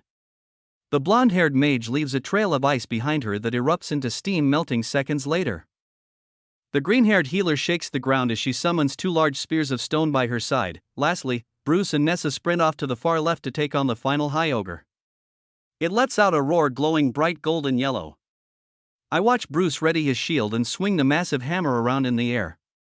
Nessa glows with the same golden aura as the monster in front of her. It looks like she's testing out that strength buff for herself. I grin, knowing my team can handle themselves and face off against my newest opponent. The High Ogre locks eyes with me and darts forward with impressive speed. I air-step forward, kicking off a dense pocket of wind magic to boost my speed for our first clash. We rocket at each other as my blade burns bright red while letting out a wave of intimidation. The ogre roars and lifts its shield while swinging its sword downwards at me. I grit my teeth and let my blade whistle through the air at my opponent as well. Clank! A deafening clash echoes through the battlefield as our match begins. My vision tunnels and all I see is the monster before me. I grin ear to ear as I push my sword forward, slowly overpowering the beast. it lets out a loud grunt, realizing it's in a troublesome situation. The high ogre twists its body with incredible precision, letting my blade crash against its shield. Another metal-on-metal clang rings out as the beast jumps backward to stare me down once again. It grins at me, showing off even more of its disgusting jagged teeth, then charges forward. I do the same. This time around, I'll have to try another method. The straight-on brute force attack won't be so easy. Its defenses are high and its battle technique is rather intelligent. I have to throw it off its guard. I smirk and fly at the beast with my flaming sword raised high above my head. About 3 m before impact, I kick off the air with my right foot, making a 90-degree turn in the air. This is to position myself on the far side of its shield. The monster shrieks and swings its sword as a last resort defensive measure while twisting its body to attempt to block. I reach into my item box to take out a single dagger in my left hand. My item limit has been hit, so no extra stats are added, but it'll still suffice for the time being. The high ogre brings its sword downward as I lift my new black shining blade up to hit it. Clang! I block its oncoming attack above my head as it continues to turn its shield to try and cover its open midsection. I grin and thrust my fiery sword into the abdomen of the beast as it struggles with my dagger. The monster lets out a roar as blood spurts from its wound. It slams its shield against my long blade fractions of a second later, knocking it loose, but the damage has already been done. I see a shift in the ogre's eyes as it jumps backward again. Fear fills those glowing red eyes as it takes in the actual strength of its opponent. The monster freezes for a second, then snaps out of it and snarls again, shining with that same golden light, showing me its crooked smile. I smirk and let the black dagger rest by my left side, as I point my sword forward, getting used to this new fighting style. The combination of my swordsmanship and dagger mastery skills makes it feel oddly natural. Our duel has just begun. Chapter 109. The red-skinned golden glowing high ogre stares me down 5 m away at most. I can smell its breath from here. The grip on my left hand's dagger tightens as my sword glows red hot in the other. We analyze each other for another couple of seconds, then simultaneously charge forward, aiming our blades at the other for a kill shot. Clang! The monster learned its lesson from our last clash. My sword collides with its shield as my dagger blocks the long silver sword. Scraping metal noises fill my ears as I push the beast forward. Sparks fly, but the creature grunts and jumps back before I can manage to land an attack. Blood still drips from its abdomen from my earlier hit. I watch the heavy-breathing monster analyze my stance and come charging at me again. I run forward as well, thinking of ways to switch things up this time around. Moments before impact, I airstep using my right foot, turning 90 degrees mid-lunge, mimicking the movements of my first successful attack. The monster's eyes track my change in direction and it counters with its shield. Painfully remembering its previously failed attempt, I grin, then airstep again with my left foot, launching me about 4 m in the air just above my opponent's head. It lets out a grunt and shifts its shield in confusion while craning its neck to follow my flight path. I throw my dagger straight ahead as I fly over the beast. It continues to lift its shield and watch me from above as I abruptly shift the dagger's trajectory using telekinesis. The high ogre's eyes are open wide with fear once again as it stares at me from below. A shining black blade flies toward its open neck. I create a dense pocket of wind magic above me, then push myself down with a red-hot glowing sword at the ready. It raises its shield while simultaneously being stabbed in the neck by my surprise dagger. I created the perfect distraction. Clang! The massive hulking ogre lets out a roar as blood spurts from its neck and my blade hits its shield. Its long silver weapon attempts a swing at me, but I twist my body out of the way while controlling my telekinesis to push the dagger deeper and deeper. I let out a laugh as I stand 3 m away from the rage-filled, blood-soaked monster. With an outstretched left hand, I pull my blade from the beast's neck, tearing away even more flesh. It flies through the air back into my grip, covered in a thick crimson liquid. The gold-glowing ogre is a tough one. I've got to give it that. Even with my insane stack of buffs, it can still take 2 good hits from me and almost rival my strength. I hear its blood gurgle in the back of its throat as the beast breathes heavily and grunts while continuing to stare me down. The high ogre runs forward again, holding its blade steady and its shield held high, covering its wounded areas. It's a much more defensive attack strategy, but there's no other way for it to win this brawl otherwise. I look up at the charging monster and whip my dagger at it using telekinesis while covering the blade in a dense layer of wind magic. I use this quick moment before our collision to take a deep breath in through my nose, then exhale through my mouth. I concentrate a steady flow of mana into my long sword, allowing it to glow bright red. Dark flames and dense swirls of wind magic engulf my sword, growing hotter and hotter as they fuel each other, draining me almost completely dry of my entire mana supply. I raise my blade high up above my head while watching the shiny black dagger whistle through the air at the monster ahead. The light clash of metal on metal followed by the scraping sound of my dagger against its sword is my sign to strike. Now all I have to do is finish this battle in a single blow. With a yell, I bring my blade downwards, releasing all the energy built up inside. A demonic-looking dark red crescent of flames covered in a sharp white aura of wind emerges from my sword and rockets at the monster in front of me. I watch in awe as the high ogre struggles to keep my dagger at bay while lifting its shield to block the incoming deadly strike. The beast attempts to move its sword to block the incoming wave, but my dagger slides downward, threatening its neck, keeping the long blade occupied. On impact, the dense wind energy cracks its shield instantly, splintering metal fragments off in all directions. An echoing roar fills the air as the wind blade filled with dark fire slices through the ogre's heavy chest plate as well. The beast is thrown backward as it takes the full force attack head on. I was expecting it to slice clean through, but my eyes widen as I watch the beast dig its feet into the ground while being pushed back over 10 m. The high ogre cries out and struggles in agony until it finally twists its body out of the way. Shing, the dark crescent of energy slices off its arm at the shoulder before arcing upwards and disappearing into the wide open black sky. I grin and reach into my item storage to pull out a few mana crystals, plundering their IMPORTANT. The smile leaves my face slowly as the dust settles and I watch the mutilated body of a flaming ogre drop to its knees. The slash took off about a full third of its left side. Arm, shoulder, and all. The beast's armor and shield are destroyed beyond use. It's losing blood at an alarming rate and cannot continue. I sigh and walk over to my defeated opponent. It glares at me, coughing up more blood and readying its blade with its good arm. I nod slowly. I commend you for your resolve, but this is the end. With a flick of my left wrist, I use telekinesis to summon my fallen dagger. It flies through the air and lands directly into the high ogre's neck. The monster's eyes become cold and its sword falls to the hard ground. Level up, use absorption, skill, extreme strength, yes, no. I smirk and choose yes while taking the dagger out of my former opponent's neck and placing it into my item storage. Status open.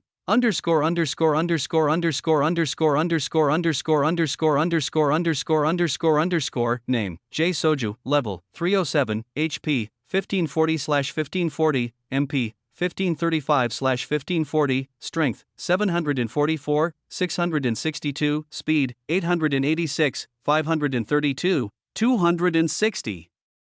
Agility, 916, 412, defense, 664, 258, 232, mental strength, 744, 149, 365, 298, 335, skills, absorption, swordsmanship, combat magic, fire summoning, inspect, special grade, enemy detection, body hardening, special grade, self-regeneration, spatial magic, item storage, plunderer, telekinesis, appraisal, special grade, conceal, dungeon walker, intimidation, dagger mastery, stealth, bloodlust, equivalent exchange, combat magic, wind summoning, all-seeing eye, extreme strength, items.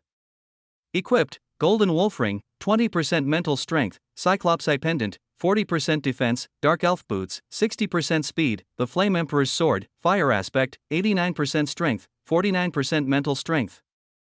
Ring of protection, 35% defense, griffin's talon, 40% mental strength, enchanted silver ring, 30% speed, serpent king's scale, 45% agility, 45% magic resistance, desert troll's charm, 45% mental strength, Rodrigo's silver bracelet. I look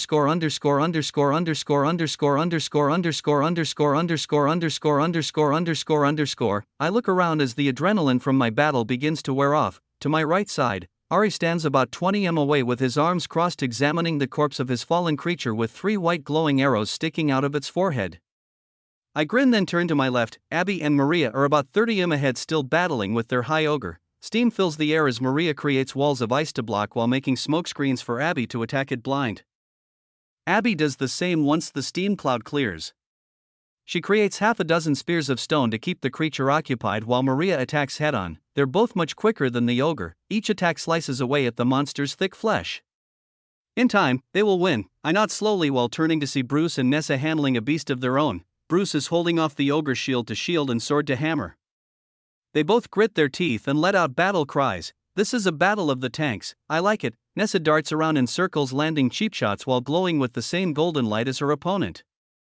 Bruce has the natural strength and defense to hold it off, while Nessa is much faster and better at landing guaranteed hits. They have this battle in the bag as well, we'll just have to wait it out. I smile and watch my teammates fight as my monster dissolves next to me, dropping a large mana crystal at my feet. I pick it up to place it in my item box as I hear Aries' voice from behind me. These ogres aren't bad. Rodrigo was right, this dungeon may have a quite difficult boss. I turn to see the tan-skinned archer grinning while watching our teammates duke it out with the ogres. Yeah, that was a pretty good fight. It stood no chance, but still, it wasn't boring. Yes, I watched the end of your duel, it was definitely not boring. Ari nods slowly while staring forward. I do the same. Gold, green, and blue lights flash before my eyes as the battles continue. Chapter 110. After a few minutes, the two high ogres my teammates were fighting fall to their knees and face defeat. One stands skewered by countless spears of stone while the other is beaten and mutilated by a hammer and sword. Although it took both teams of 2 close to a dozen hits each to defeat their opponents, the fact that we can all take down level 320 monsters is an impressive feat. I can't help smiling with happiness knowing my allies are growing stronger by my side. It really wasn't that long ago that I brought Maria to her awakening exam and she discovered her ice summoning ability. Now look at her, less than 2 months later and she's defeating C-class monsters. I continue to grin admiring their success as the corpses slowly dissolve, dropping large mana crystals on the floor. The 4 of them walk over to Ari and me soon after while drinking MP potions to get ready for future battles. We briefly talk about our fights and share tactics about the ogre's unique shield and sword movements. With a round of head nods, we got back into our simple formation and carried on following the winding path upwards. Over the next hour and a half, we spiraled up the tall mountain one high orge battle at a time. There were 4 more groups we faced off against. Each time we'd split the monsters up naturally according to our growing abilities. I fought one battle with Nessa and another with Abby. The other 2 were solo brawls. I felt it was necessary for us all to switch around partners if we were going to fight as a team against the boss.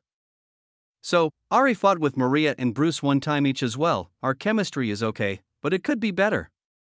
We're all pretty overpowered. Our gear and skill sets make these battles pretty simple. The more we fight, the easier it is to predict the ogre's movements. All new spawns are exactly the same. We as hunters learn more every battle, while they stay stagnant. Level up, level up, level up, level up. I gained 4 levels in total, bringing me to level 311. It still takes 3 solid hits to take one of these ogres out, but it is much less difficult than my first fight. The air continues to get thicker and thicker. Not only do the steam and smoke from the lava pools around us make it hard to breathe, but the mana levels in the air up here also create an odd sensation similar to a dungeon break. All of the previous 3 diverted paths have connected as one about halfway up the climb. We've circled around the mountain 6 full times now and are definitely nearing the top. Sweat covers my arms and slides down the sides of my face. Every few steps, droplets fall to the ground creating a sharp hissing noise as they evaporate on contact with the hot red rocks below. All 6 of us are breathing heavily, but honestly, it's more of a workout than an actual painful experience. The hot air may be a little uncomfortable, but I'm almost used to it by now. It's like we're walking through a massive sauna. Nessa's voice rings out from ahead. Hey! Guys!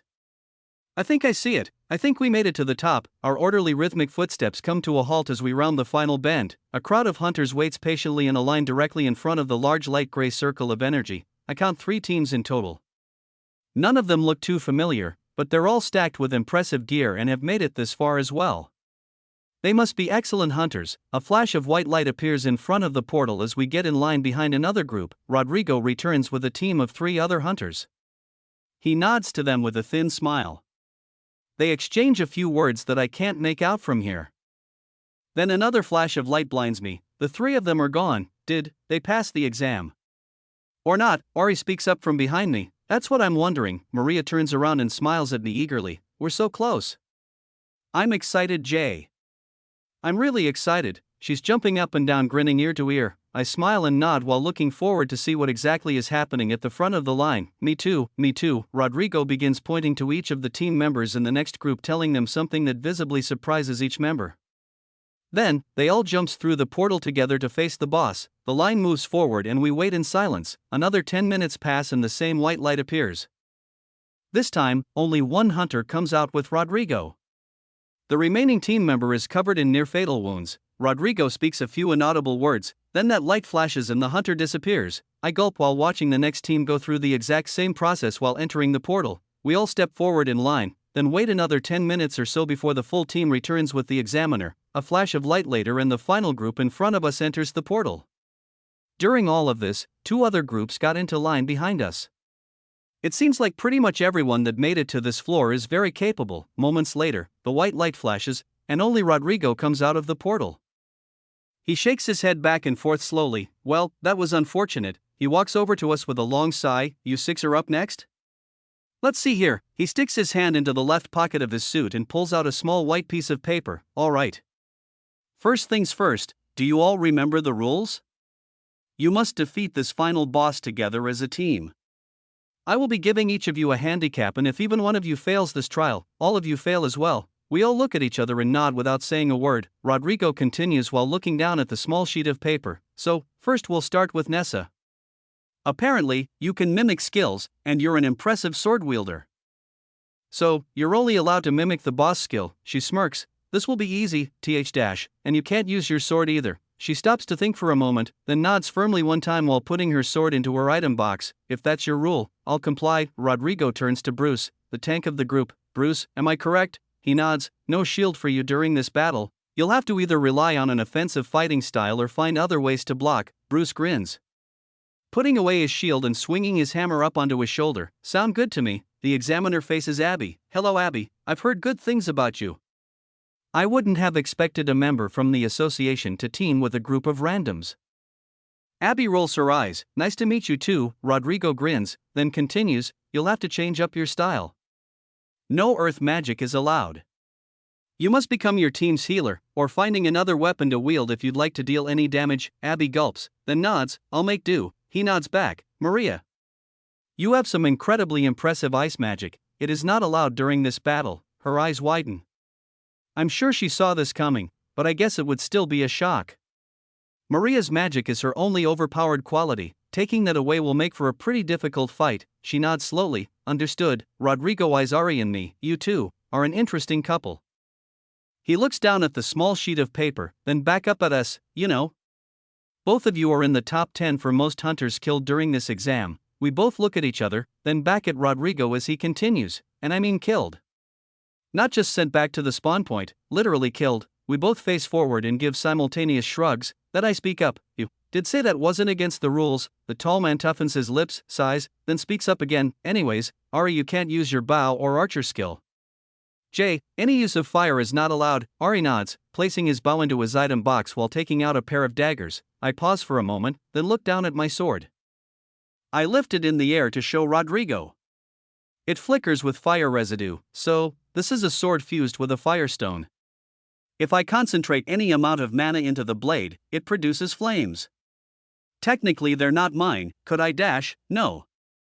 No use of flames is allowed. I frown slightly while putting away my sword, then take out a pair of my own black shining daggers. These will do. Rodrigo eyes them curiously for a moment, then turns around to face the portal. Very well, follow me.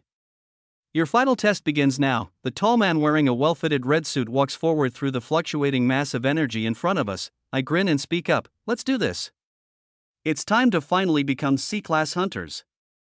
The 6 of us follow close behind, stepping through the portal one by one. Chapter 111. I'm hit with an extreme wave of humidity and heat. The air is overwhelmingly thick with mana and steam. It's hard to breathe or see clearly further than 10-15 m ahead of me.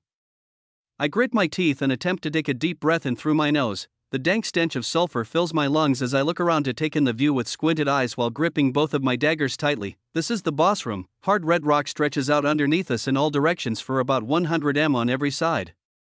There are cracks in the floor, gushing lava with plumes of smoke rising high up into the jet black sky. The ground is very flat, but there are many obstacles in our way.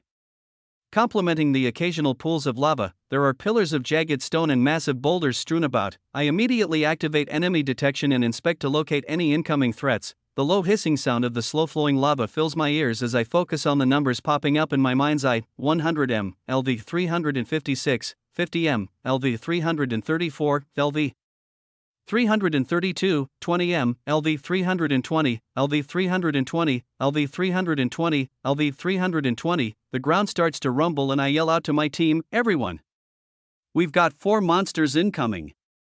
They won't be hard, but we need to get rid of them fast. I watch Rodrigo jump backward on top of a high pillar of stone.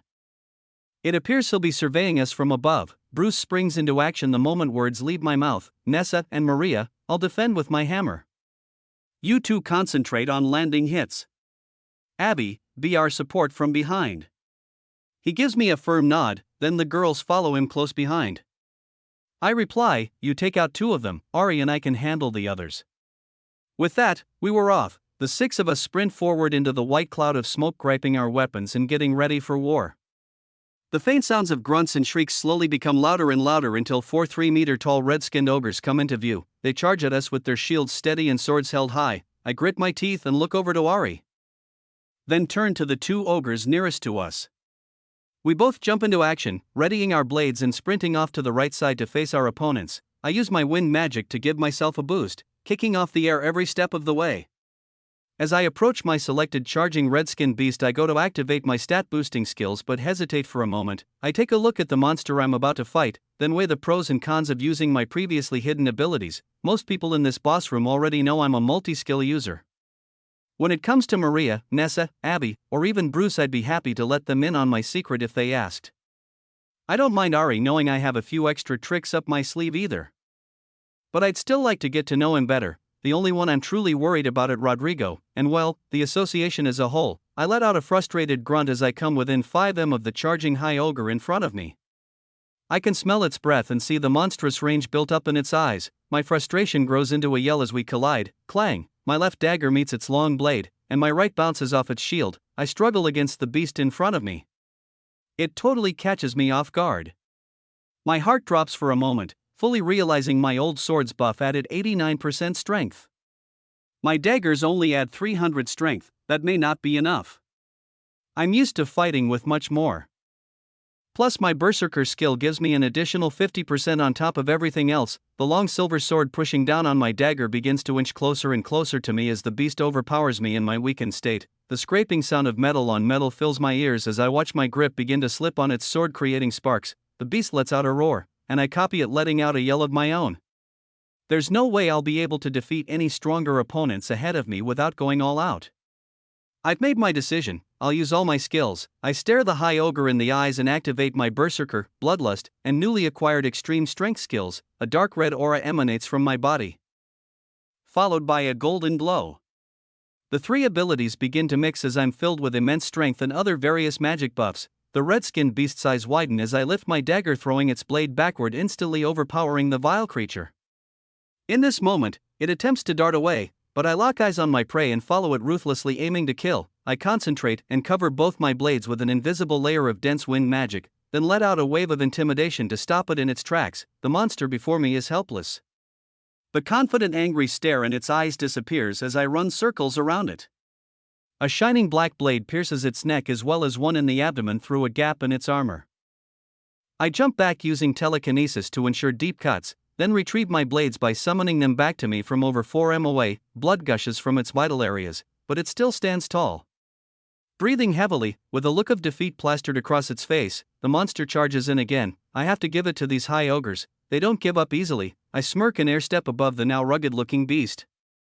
With a swift toss of my blades, using telekinesis to ensure a perfect shot, the disoriented ogre receives 2 knives to the neck and falls to its knees as my wind magic decapitates it on the spot. THUDDD. I turn around to see Ari finishing off his monster with great speed and precision as well. It takes him about 6 hits in total. I guess he is quite a lot weaker when he doesn't use that legendary skill. The other 4 members are in a tough battle of their own. I would jump in and help, but it seems greater trouble is nearby. Stomping sounds ring out as the next wave appears right on schedule. I yell out to my team, Ari, let's fight these new ones together. The boss will be here soon.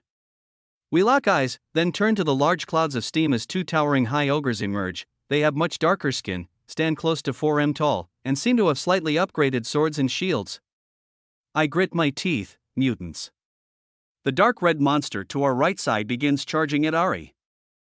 Its partner plants its sword into the solid rock ground, letting out a grunt and crossing its arms to watch the battle play out. It seems rather confident. The charging ogre approaches quickly, so I dart over to Ari's side to assist.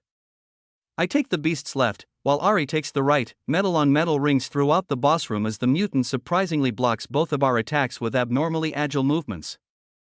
I use appraisal, but nothing seems to be any different than the normal high ogres. The only logical explanation here is a mutated increase in agility or speed. Its eyes are calm and track both of our movements with ease.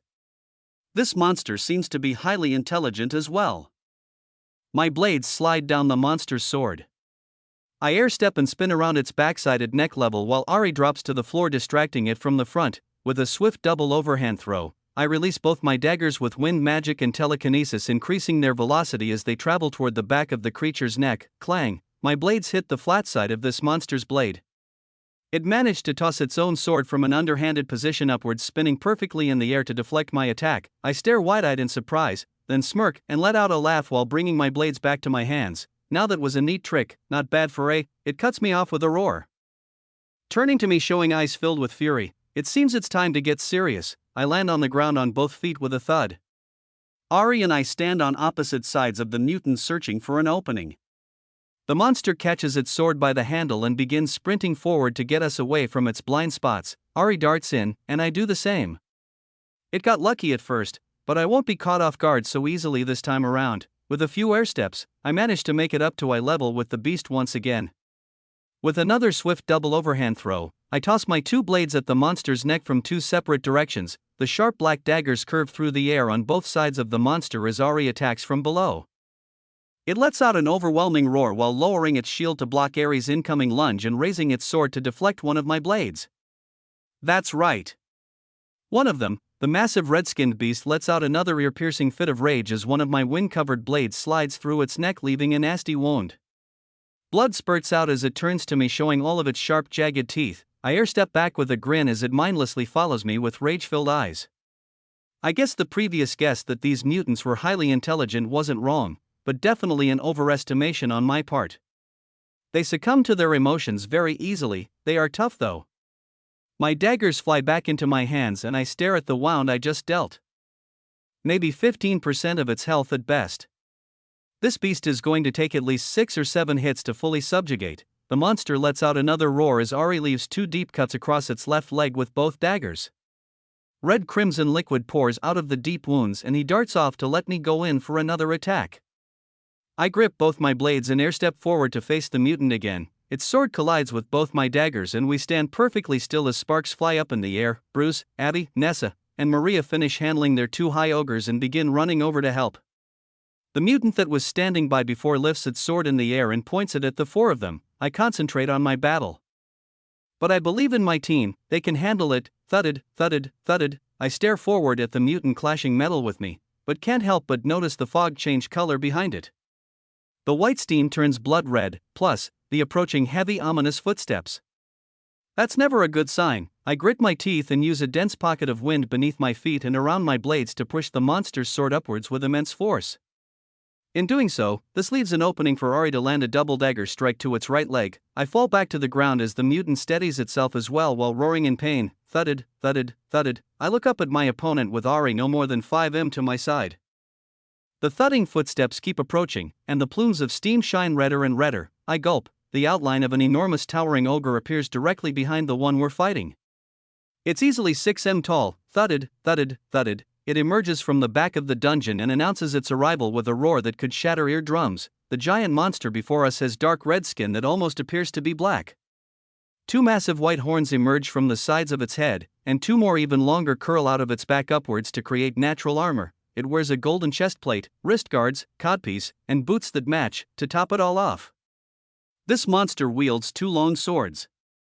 Each of them shimmers in the light, showing off its pure silver color with golden accents down each of the sides. The boss lets out another roar, then bursts its blades into a fiery display. I gasp and stare. A wide grin appears across my face as I activate appraisal. LV 356. Active items: High Ogre King's Sword, 50% strength. High Ogre King's Sword, 50% strength. High Ogre King's Armor Set, 700 defense, 300 speed, 300 agility. High Ogre King's Ring, 60% mental strength. High Ogre King's Pendant, 60% mental strength. Active skills: dual wielding, special grade, combat magic, fire summoning, Buffs: High Ogre King's resistance, 70% magic resistance, King's body raised in fire, 70% extra fire resistance. Our final boss battle has really begun. Chapter 112, I lock eyes with the gigantic High Ogre King. The monster's silver and gold blades shine bright as the monster erupts its entire body into a ball of flames. This beast is using all my tricks. And I can't even use fire to fight back. Aries' voice calls out from beside me, Jay. Focus. Clang. Upon hearing my teammates yell, I lift my daggers above my head to block the incoming blade of the mutant we'd previously been fighting. I'm still glowing with a radiant golden crimson aura. I reply to Ari while letting out a grunt and slashing upwards with wind magic to deflect the monster's sword. Let's take out this mutant quickly so we can focus on the boss. He nods firmly and darts in as our immediate enemy loses its balance from my powerful thrust. I take aim and whip both my daggers at its head while the beast regains its balance. With a rude snarl, the red-skinned mutant blocks one of my daggers with a swift movement of its blade. Ari runs in from below as my second shining dagger narrowly curves around the sharp edge of its sword. I smirk while sinking a lone dagger into its neck, ripping through flesh and drawing blood using telekinesis from a distance. The monster is getting double-teamed. Its cool and calm facade from earlier begins to break down the more attacks we land. The monster lets out a painful roar, leaning backward, giving Ari just enough room to sink both of his own daggers deep in its back. Blood spurts all around us as the ominous thudding noises of the enormous boss approach. It's less than 10 m away and charging in quickly with two blades ready to kill. I twist my head back and forth to make sure I won't be ambushed, then yell at the top of my lungs, Ari, cover me and stall the boss for 10 seconds. I'll end this mutant. Again, he firmly nods and plants his feet, changing directions to face the boss without hesitation. I reach into my item box and replace one of my daggers with an HP potion, then stare down the mutant as it readies its sword and adjusts its shield. The monster is dripping blood from head to toe, covered in deep wounds, but still standing proudly. It won't give up until its HP hits 0. Luckily, I know just how to make that happen: stealth. In an instant, I disappear from the mutant's sight. It blinks rapidly, then begins turning its head back and forth while glowing with its golden strength buff. The moment I turn invisible, I dart around it, making virtually no noise at all. In the confusion, I devise a perfect plan. It begins swinging its sword and roaring loudly while stomping its feet, trying to find me by any means. The king is quickly approaching and it needs to complete its job as a boss room guard. I grin as I make my way to its backside and jump in the air, piercing its spine with one of my daggers deep enough that my entire fist makes contact with its skin. Equivalent exchange. I input 1500 damage and brace for impact. The white light appears all around my body, along with the sensation of 1,000 tiny swords piercing me over and over. I grit my teeth and immediately bring the HP portion to my lips, rejuvenating most of my health. The monster before me shrieks out in agony as the life force gets stripped away from it by force. THUDDD. It falls to its knees in front of me and I immediately take out my dagger from its back to cover it in a thick layer of wind magic, striking its neck. Level up. Decapitation may be overkill, but I want to make sure the job is completely done. I stand over my defeated opponent, breathing heavily while retrieving my second dagger and deactivating stealth. It's time to fight the actual boss now. Clang. I look up to see Ari jumping at the massive High Ogre King with no fear. His daggers collide with one of the monster's swords and he's pushed backward like a rag doll. Although the beast is overpowering him, he's swiftly maneuvering his body to avoid the long shining blades, distracting it just like I asked. I begin to run over and call out to him as he eyes down the behemoth. Finished, let's do this. My eyes track the shining silver long swords as the boss elegantly swings them both at us. Its left hand is about a meter above its right, swinging the twin swords horizontally across its body, leaving trails of fire in their wake. I watch Ari dart to its right side, so I sprint to the left. We have to divide and conquer. The enormous monster lets out another roar, stepping backward and pointing its blades to both of its sides. With the fiery swords, its wingspan is close to 10 m and the heat coming off it is very intense. It's going to be hard to get in close. We go in for an attack anyways. It's now or ever. I grit my teeth and airstep forward, throwing myself at the monster while covering my blades with sharp layers of wind. The monster's swords elegantly glide in the air. The control and precision of this hideous monster's blades is oddly beautiful. I get serious and begin zigzagging in the air, narrowly avoiding its fire-covered sword. Time seems like it's slowing down as I rocket through the air, aiming my daggers at the monster's open neck. I let out a yell as its blade whistles through the air back at me again. I managed to twist my body while pushing upwards with a large gust of wind to miss getting sliced by mere centimeters. I smirk and keep launching myself forward, inching closer and closer to the beast's wide open neck. By the time its blade comes back to attack me a third time, I'm less than a meter away. This is it. I tighten the grip on both my blades as I see Ari occupying the monster from below. Both of its blades are completely out of range. This is a definite hit. My grin continues to widen as I fall closer to its neck, concentrating more and more magic around my blades for a deadly attack.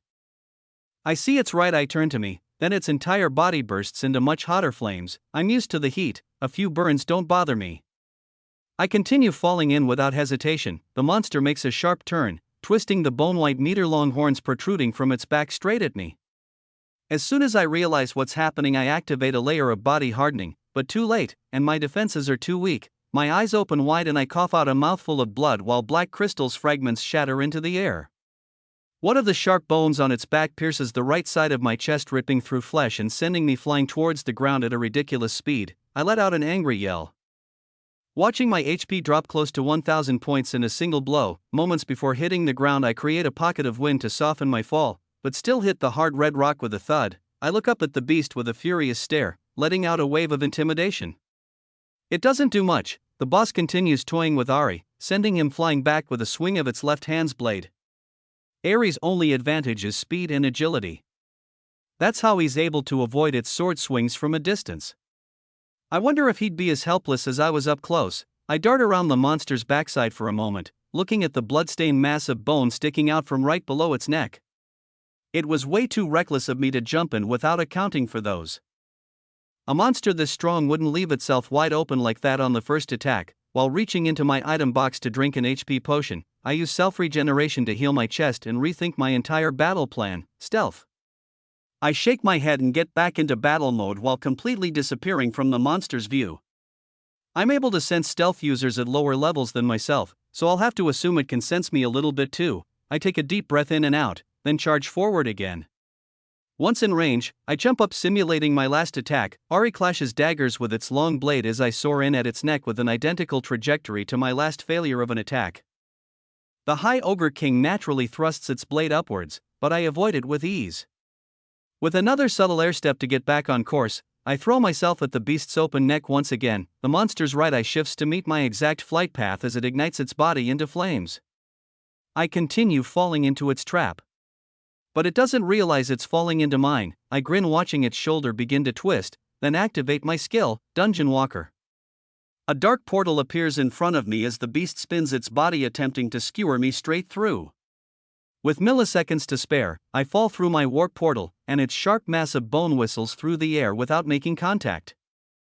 Instantly, I force a portal open on the other side of its head about a meter above and come flying out with my blades ready to kill. The beast lets out the most horrendous noise as I plant both my daggers into its neck, reinforced by wind magic ripping its tough flesh to shreds. Its crimson liquid covers me as I dig deeper and deeper until it whips me off with a violent twist of its body. I air-step away before hitting the ground and avoiding its flailing blades as it continues to cry out in pain. 2 bloody gashes remain on its neck. It's nowhere close to a fatal wound, but it's a damn good start. Ari is less than 10 m away from me. I deactivate my stealth skill and let out a laugh. That worked. That actually worked. Ha, it's mad now. But we can beat this thing. It's not invincible. Ari smirks at me while breathing heavily, whipping sweat from his forehead. You continue to surprise me, Jay. I'll keep it busy as best I can. You'll be our damage dealer. There's no way I can get in that close with it. Ari is cut off by the murderous roar and heavy stomping charge of the bloodied High Ogre King. Both of us grip our daggers and ready ourselves without another thought. This is going to be a battle to remember. Jay's status, end of chapter 112, name, Jay Soju, level, 312, HP, 1360/1565, MP, 1035/1565, strength, 757, 300, speed, 901, 541, 270, agility, 931, 419, 300. Defense, 675, 270, 236, mental strength, 757, 151, 302, 341, skills, absorption, swordsmanship, combat magic, fire summoning, inspect, special grade, enemy detection, body hardening, special grade, self-regeneration, spatial magic, item storage, plunderer, telekinesis, appraisal, special grade, conceal, berserker, dungeon walker, intimidation, dagger mastery, stealth, bloodlust, equivalent exchange, combat magic, wind summoning, all-seeing eye, extreme strength, items equipped. Golden wolf ring, 20% mental strength, cyclops eye pendant, 40% defense, dark elf boots, 60% speed, ring of protection, 35% defense, griffin's talon, 40% mental strength, enchanted silver ring, 30% speed. Serpent King's scale, 45% agility, 45% magic resistance, desert troll's charm, 45% mental strength, enchanted dagger set, 300 strength, 300 agility, Rodrigo's silver bracelet. Chapter 113, a deep red fire grows hotter and hotter around the High Ogre King's body. Its dual blades glimmer off the light of its crackling flames, twisting them around in the air. The monster lets out a bellowing roar and charges at us again. My last successful attack has definitely made it mad. I dart off to the left side and Ari veers off to the right. Using a few of my skills to land that combination attack felt pretty good. Usually, I rely on my brute strength and fire-based attacks to take out my opponents. That won't work on this boss for a number of reasons. I smirk, realizing this is a good opportunity to utilize some of my new abilities. The cat's out of the bag on most of my skills for the people in this boss room. There's no point in holding back anymore, all-seeing eye. I activate my perception boosting ability and the entire battlefield seems to slow down in front of my eyes. This is the first time I've used it with so many moving variables. It's incredible. The boss looks like a fireworks show of various complex mana patterns. Its inner body shines with a dense light pink core of energy leaking out into its arms, then swords to control them with the dual wielding skill. I watch the mana continuously flow through the blades as they fly through the air. My enhanced senses allow me to see exactly where they're headed seconds before they arrive. There's much darker pink mana, closer to red, permeating out of its body, creating the dense flames. It becomes very clear where the small gaps of fire magic are present. I've never really thought of magic powers like this. It's very technical. My mind is shocked by the sudden input of immense amounts of information, but I grit my teeth and continue running forward, trying to stay focused. As I get closer, I air step upwards to face the menace as it swings one of its swords at me. Last time, it took most of my strength and energy to twist out of the way to avoid its attack. This time around I have a different plan. With a sly grin, I watch the flow of mana force its sword toward me in an almost lackadaisical manner. What seemed to be elegant, highly concentrated attacks before now look like nothing more than careless random swings. I air step towards it, tracking the simple trajectory as it draws near. With a few light directional corrections in midair, I step onto the flat side of its long blade to propel myself upwards even higher. In the moment, I look down to see and feel all of the mana within myself with much greater understanding. Wind summoning. As I jump off the monster's blade, I concentrate on forming sharp layers of wind around my own, then release two invisible dense crescents of winds similar to the fire attack I tend to use often. The boss shifts its eye towards me as it comes to the realization I've somehow completely outwitted it. Shing, the invisible wind blades cut through the weak points in its fire magic and hit the monster's open neck as I activate Stealth and Dungeon Walker. A dark portal forms in front of me and I fall through while the ogre cries out in pain. Moments later, I come out of the warp portal next to Ari, deactivating Stealth as he fends off the monster's second sword. It lifts it up in the air reflexively to protect its neck, but this leaves its abdomen open for another attack. Without saying a word, I give a firm nod to my fellow dagger wielder, and we both charge in. With a gust of wind magic, I separate its veil of flames. Shing, we land 4 slashes to its exposed midsection. As soon as both of us land our hits, I activate Dungeon Walker and drag Ari through the portal to narrowly avoid the angry monster's incoming double sword attack. Its fire magic engulfs the area we previously stood, burning even brighter than before. We exit my warp portal about 10 m away, right behind the bloodied, angry mess of a boss. I let out another laugh as Ari feels his face, then chest to make sure he's still in one piece. He yells at me, "Thanks, but what was that? You have a teleportation skill? And you can bring people with you?" I breathe heavily and reach into my item storage to take out a few mana crystals. Then, crush them in my hand until they're dust, plundering my MP back up to full. I have a lot of skills, as you can see. I smile wide-eyed, watching the High Ogre King turn towards us. I'd love to talk about them with you, but now doesn't seem to be the right time. I let out a chuckle and Ari nods with a grin. Suddenly, we're interrupted by the sound of loud yells behind us. We both quickly turn to see Bruce barely holding off a mutant ogre's sword with his hammer and Abby glowing green healing a large gash in his side. Nessa and Abby attempt to land hits on the behemoth, but they seem to be having a hard time. Their swords keep clashing against its shield, and both of them look rather awkward without the use of their special abilities. Sure, they're quick and they most likely won't get hit. But no damage is being dealt. The mutant they're fighting is overpowering and outmaneuvering them. Each member in that team of 4 is very competent on their own, but the lack of their best abilities is not helping one bit. They're all out of their element, and facing an opponent stronger than anything they've trained for. I turn to the tan-skinned dagger wielder by my side, Ari. If even one of us gets taken out here, we all fail. He cuts me off, gritting his teeth and staring down the mutant. Leave it to me, you handle the boss. I will pass this exam no matter what. I'm putting my trust in you, Jay, don't die. I give him a firm nod, I won't. With that, we both dart off in opposite directions. Ari is more than capable enough to take on a mutant, and I may be the only one here that can get in close enough to land hits on the boss. There's not much time to think. I look up at the charging 6M tall ogre while air-stepping off the ground to start another barrage of attacks. Every second my all-seeing eye ability stays active, the more clear everything around me becomes. My movements become quicker and more precise as I adapt to the patterns of mana in the air. The monster swings both of its blades at me, but I activate stealth and begin my assault. Quickly and quietly I continue air-stepping around, narrowly avoiding its blades. It still senses my presence as I get closer and tries to spin its long sharp horns at me again. I see this coming moments before it happens and let out 2 summoned wind blade attacks straight ahead while making a warp portal in front of me to transport directly to the monster's opposite side near its waistline. The dense blades of wind clash with its bone-white horns, letting out an almost metallic ring as I slice at its midsection, drawing more blood. In a rage, the beast swings its swords at my new position, but I warp out of the way as its heavy swords cut through the open air.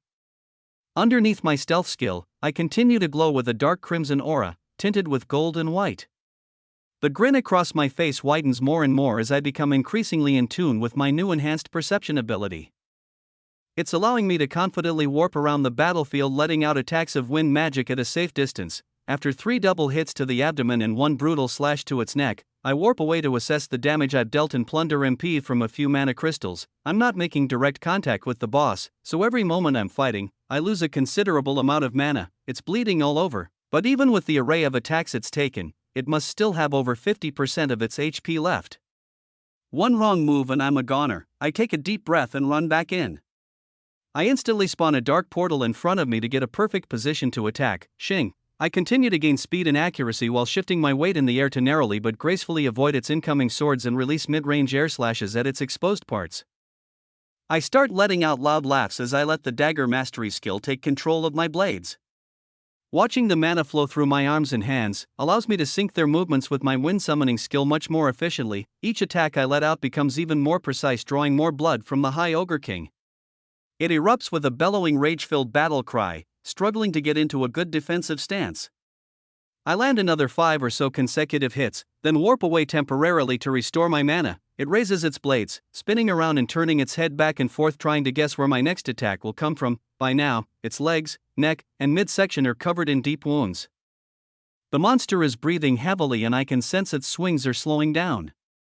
With a grin, I air-step back and warping around the beast, letting out another ruthless wave of invisible attacks in its blind spots. Painful cries ring throughout the boss room as its guardian gets mutilated from all sides. I warp away from the monster one last time to restore my MP with mana crystals and plan a flashy finish. I've learned how to control a few of my skills much better, but I'm not going to give up an opportunity to end this match in style. The hard ground cracks under my right foot as I boost myself forward with a gust of wind. With both daggers in hand, glowing with every buff in my arsenal, I get ready for the kill shot. The flames of the boss monster flicker as it holds its sword out in front, attempting to block my incoming strike. Moments before impact, I use a warp portal to transport myself directly above its head. I throw my blades in front of the monster using telekinesis to send them flying at its swords. The 4 weapons collide in the air, creating a loud clanging sound as I land on the High Ogre King's back directly between its horns, placing both hands flat against its lower neck. Equivalent exchange. The brightest flash of white light fills my vision as I deal 1000 damage to the monstrosity below me. It roars, and I match its tone with a yell of my own. As many times as I use this skill, I don't know if I'll ever get used to the pain. My vision clears, and I scramble into my item box, grabbing an HP potion and chugging it down as I begin to feel weightless. Thudded, the flames all around me flicker and die down as the massive boss falls flat on its face, and me along with it as I drop 6M to the floor.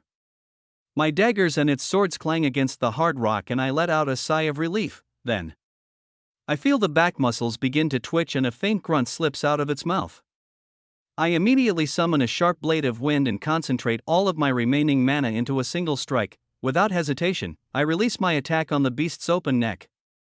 Shing! The wind sword cuts through its flesh along with the hard red rock below. Level up, level up, level up. Use absorption, skill, dual wielding, special grade, yes, and oh. An extreme feeling of satisfaction comes over my body as I choose yes and deactivate all my skills. The boss has finally been defeated. Status open. Name, J Soju. Level, 315, HP, 1580/1580, MP, 1220/1580, Strength, 765, 300, Speed, 910, 546, 273, Agility, 940, 423, 300, Defense, 682, 273.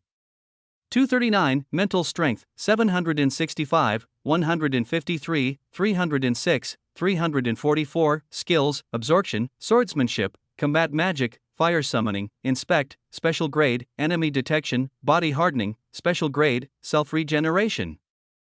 Spatial Magic, Item Storage, Plunderer, Telekinesis, Appraisal, Special Grade, Conceal, Berserker, Dungeon Walker, Intimidation, Dagger Mastery, Stealth, Bloodlust, Equivalent Exchange, Combat Magic, Wind Summoning, All-Seeing Eye, Extreme Strength, Dual Wielding, Special Grade, Items Equipped, Golden Wolf Ring, 20% Mental Strength, Cyclops Eye Pendant, 40% Defense, Dark Elf Boots, 60% Speed, Ring of Protection, 35% Defense, Griffin's Talon, 40% Mental Strength, Enchanted Silver Ring, 30% Speed, Serpent King's Scale, 45% Agility, 45% Magic Resistance, Desert Troll's Charm, 45% Mental Strength, Enchanted Dagger Set, 300 Strength, 300 Agility, Rodrigo's Silver Bracelet.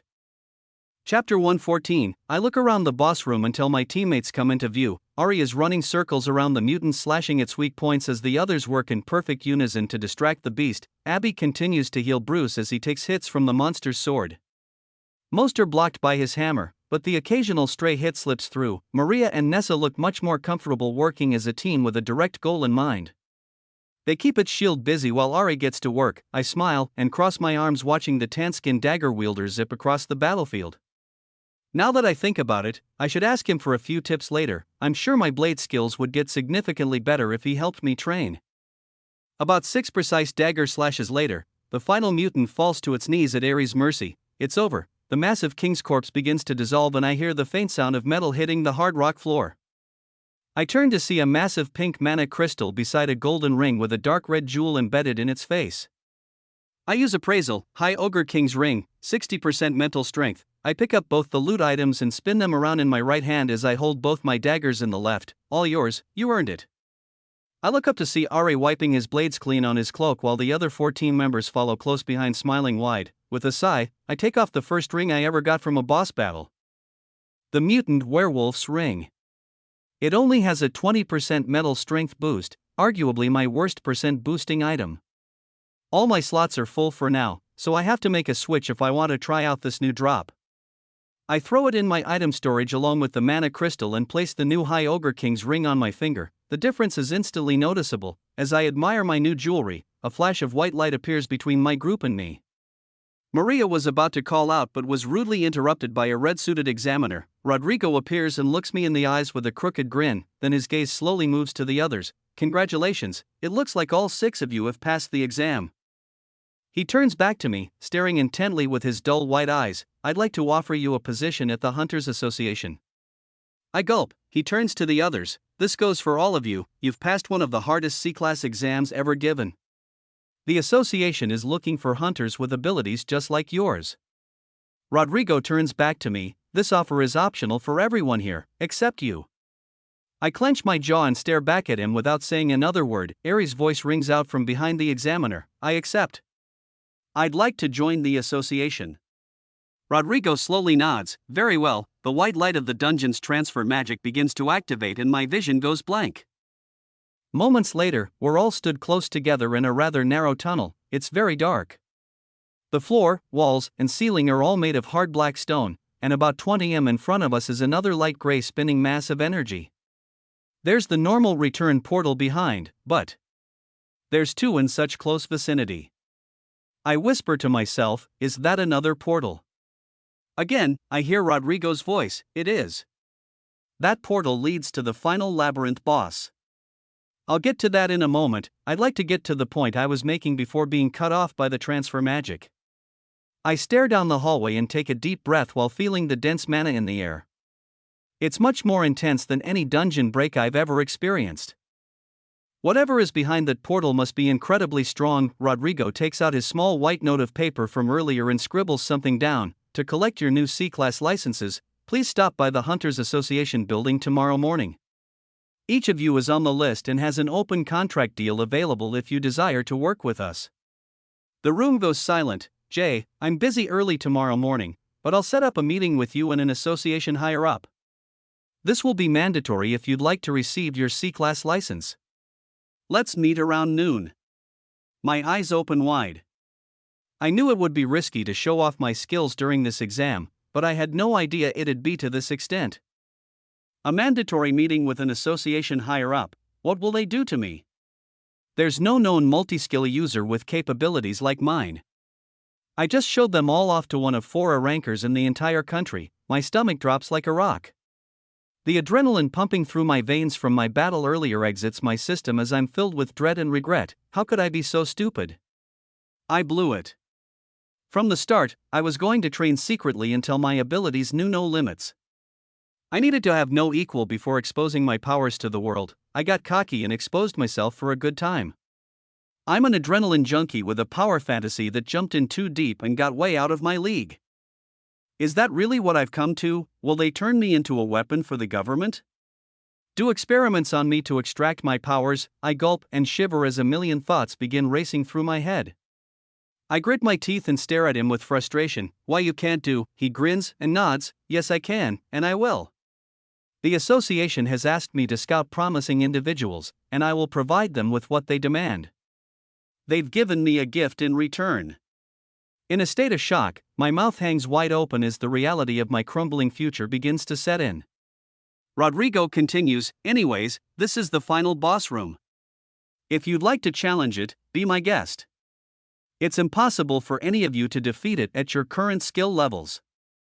He turns to Maria and puts out his left arm. Come here, I assume you'd like another bracelet, it'll be a much quicker way out. She gulps and puts her wrist out. The examiner glows with a faint white light and she's wearing another silver bracelet all of a sudden. He grins, alright, who would like a one-way trip back to the outside world? Those of you that wish to fight the boss, again, you may go ahead and traumatize yourselves at your own leisure. The narrow tunnel fell silent. I'm not the only one thoroughly shocked by this outcome. Over 5 seconds pass and no one speaks up. I clear my throat and decided to break the silence. I'm going to face the boss. I need a good fight right now. I look Rodrigo in the eyes, then turn my head to the portal and start running, while storing one of my daggers in storage and pulling out my sword. I light my entire body into a ball of fire while activating every stat-boosting skill in my arsenal. The muffled yells of my teammates call out behind me, but I pay them no mind. The excitement from defeating this entire exam with such ease has turned into rage. I need a fight to the death to clear my mind. That's all I can think about. Moments later, I jump through. With a flaming dagger and long sword in hand, I take in the view of the final boss room. The ground is completely flat, and as black as the cave I just left. But the sky above is beautiful. The outline above me is dome-shaped. It's comprised of pink and white swirling mana.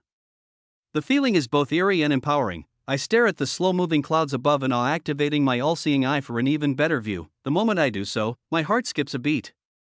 There's an intense dark mass of energy rocketing toward me at an alarmingly quick speed. I grit my teeth and ready my blades. While looking straight ahead into the darkness, I activate enemy detection, inspect, and appraisal. 100M, LV 445, active items, Greater Demon's Sword, 70% strength, Greater Demon's Armor, 70% defense, Greater Demon's Core, 50% all stats, active skills, Dungeon Walker. Telepathy, legendary grade, buffs, Greater Demon's Curse, hidden ability, an impossibly fast blur of dark matter rockets toward me. All I see is a 4M tall demonic entity with white eyes and 2 curling red horns. It has a humanoid body, and the skill set seems oddly familiar to another creature I fought before this exam in the High Orc dungeon, but I have no time to make comparisons. I activate stealth and dart away to my left to make as much distance as possible from this monster, hoping to formulate a plan. I grip my swords and glow bright, increasing my buffs to their max potential while letting out a yell of frustration. Then, a swirling black portal opens no more than 5M in front of me. It used Dungeon Walker. I gulp as the black palm of the demon stretches outwards, followed by the rest of its body. The monster's white eyes lock on mine. I see the greater demon in all its glory, rippling muscles head to toe, shining silver armor covering its vitals, long dark tribal-looking tattoos across its chest and arms. Its skin is very dark, but these mysterious tattoo-like lines are darker than any abyss. It shows me a toothy grin while lunging at me with an outstretched palm. There's nothing I can do. It's too fast, and caught me completely off guard. I hear a deep voice ring out in my head, Demon's Curse. My eyes open wide as its huge black hand slams into my chest, and I feel a horrible dark energy invade my body. I'm thrown backward over 20M and skid across the ground for 20 more. I cough up blood and hear a ticking sound in my inner ear. Every time it ticks, I'm hit with a surge of inescapable pain. It's hot and sharp, covering my entire body and soul. It occurs every second on the second. The breath was knocked out of me on impact. I gasp for air as I open my status. My vision is blurry and all my senses are dulled. I have too many debuffs to count, and every time I hear a tick, my HP lowers by 100 points. I cough up more blood while putting away my dagger and scrambling to grab an HP potion. Finally, I find one and chug it down. The greater demon slowly walks toward me as I struggle to keep my balance. My health is back to full, but it's dropping fast again as the ticks continue. The monster keeps inching closer as my vision blurs more and more. I grab another HP potion 10 seconds later and regain my health, but it doesn't help at all. I'm seeing stars. My vision is practically all black. The creature inches closer and closer, curiously watching me struggle. My breathing becomes erratic and I manage to chug another HP potion down before falling to my knees. This is a horrible sensation. All the muscles in my body are contracting harder than I can bear. All my systems are shutting down and there's nothing I can do. I can barely grasp the 4th HP potion in my hand, as my vision turns completely black.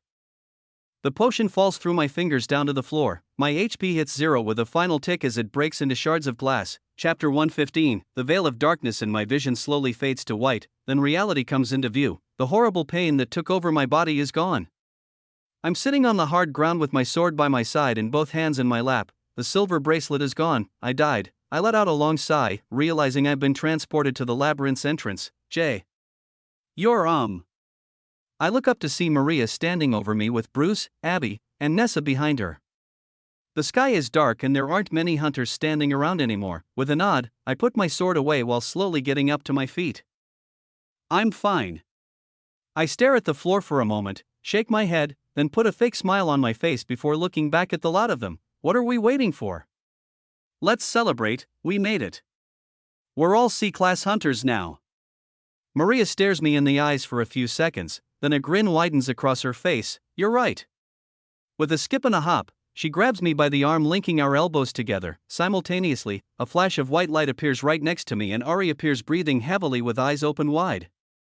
He looks around at us in confusion, then lets out his own sigh of relief. That was not an opponent I had any hopes of beating. He looks me in the eyes and I give him a firm nod. Yeah. Agreed. I gulp. Ari puts away his bow and takes another look at all of us before I speak up again. Hey, do you want to go get dinner with us? To celebrate. With a light smile, he agrees. The 6 of us head off back in the city's direction. There's a small road that winds all the way back. My mind continues to race, thinking over the immense stupidity of my actions, but Maria's arm grasped around my own as we walk keeps me mildly distracted from the self-deprecating thoughts. Nessa and Bruce lead the way down the small road, having a conversation about their guild and how this C-class promotion will get them into new positions. Ari is silent for a bit but starts asking Abby about all the fine details of life at the association. I try to listen in but keep zoning out into my own world so none of the information actually sticks in my head. Maria continues to squeeze my arm tight while humming softly to herself. We take up the rear. I stare straight ahead, counting my breaths and focusing on the rhythmic footsteps as we travel to the town. The lights of the city come into view and I can even hear the main train line nearby. My stomach gurgles and Maria lets out a chuckle while turning to me. I'm starving too. How about we go to that place Ray took us last time we were here? She practically jumps up and down. I smile and let out a laugh of my own, replying in a low tone, that would hit the spot. I look straight ahead as we near the city entrance and raise an eyebrow. What are the odds?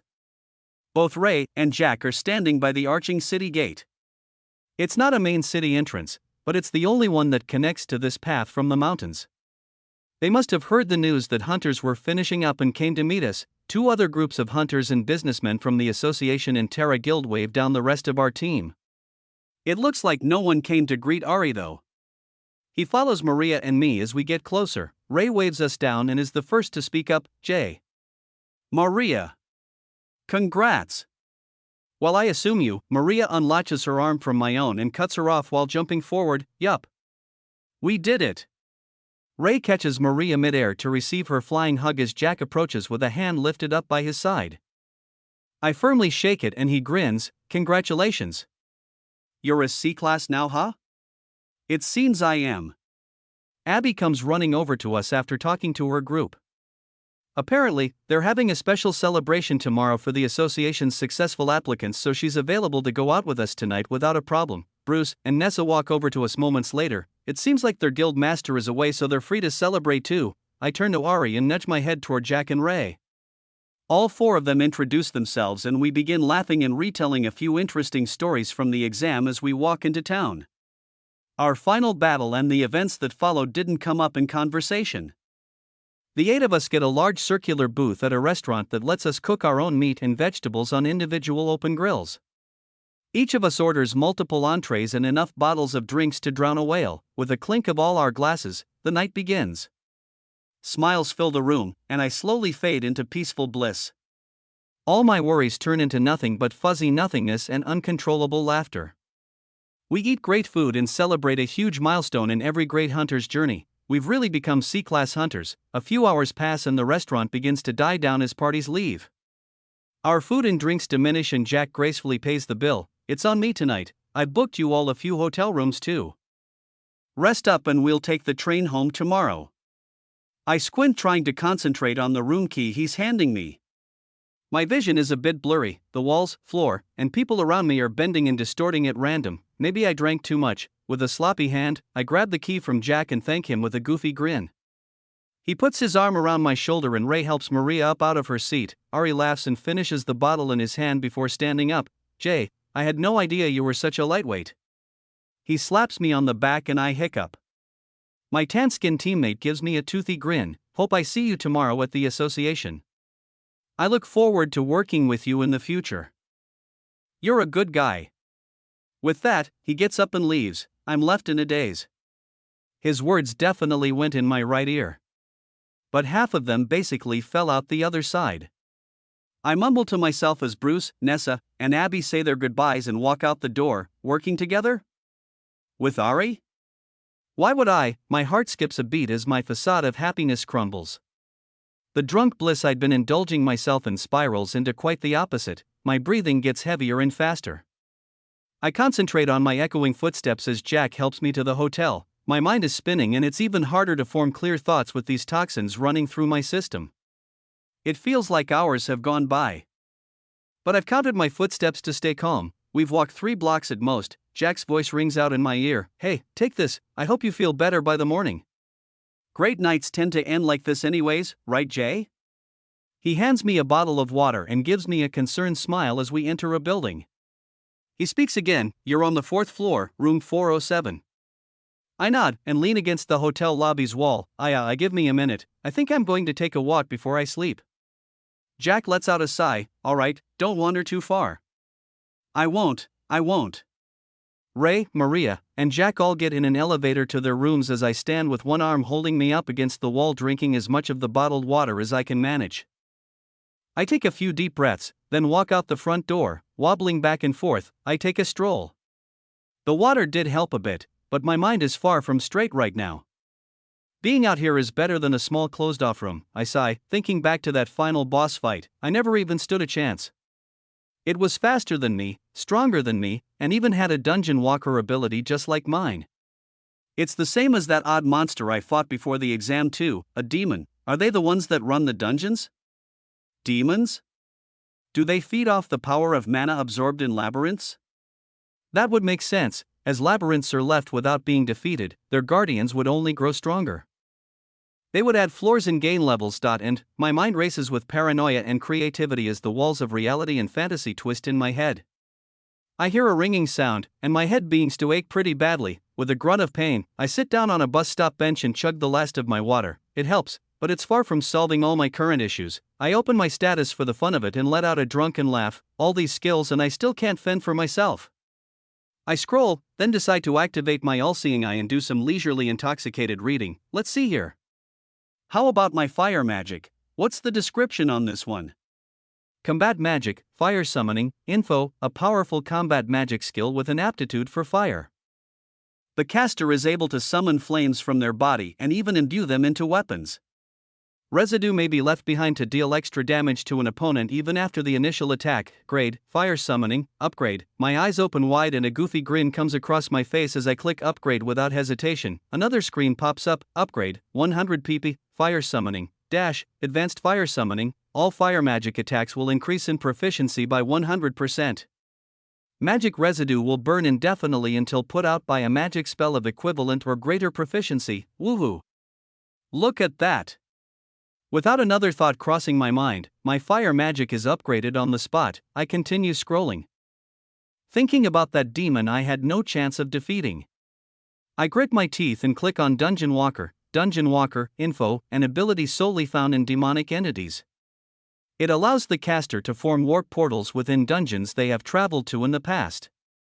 The caster may bring along passengers via physical contact. Grade, no grade, upgrade. I click upgrade faster than I could read the skill's description. Upgrade, 50 pp, no grade, special grade. Dungeon Walker may be performed instantaneously. No warp portal lag time will be added while using the special grade option. Any dungeon the caster has seen, or stepped foot in, is available for instant teleportation without the use of warp portals. Mana requirements for non-portal travel will be double. My eyes and mouth open wide. Now this one, I gotta have this. I click upgrade and continue the scrolling spree. What do I need? What else could I owe? I raise an eyebrow and click on self-regeneration. Self-regeneration, info, an ability that allows the caster to convert mana into physical matter. Lost limbs and broken bones can be healed in an instant, allowing the caster to continue their battle. This skill does not replenish HP and may have heavy side effects including fatigue and drowsiness. Grade, no grade, upgrade. I let out a laugh while clicking upgrade, 50 pp, no grade, special grade. Self-regeneration will now heal poisons and curses up to a special grade rating. This is a passive skill. If any harmful foreign matter enters your body, it will be immediately expelled, allowing you to finish your battle. Poison resistance. Nice. I click upgrade and immediately feel mana being sucked out of me at an alarmingly quick rate. Hey, what's going on here? I try to deactivate all my active skills, but MP continues to leave my body.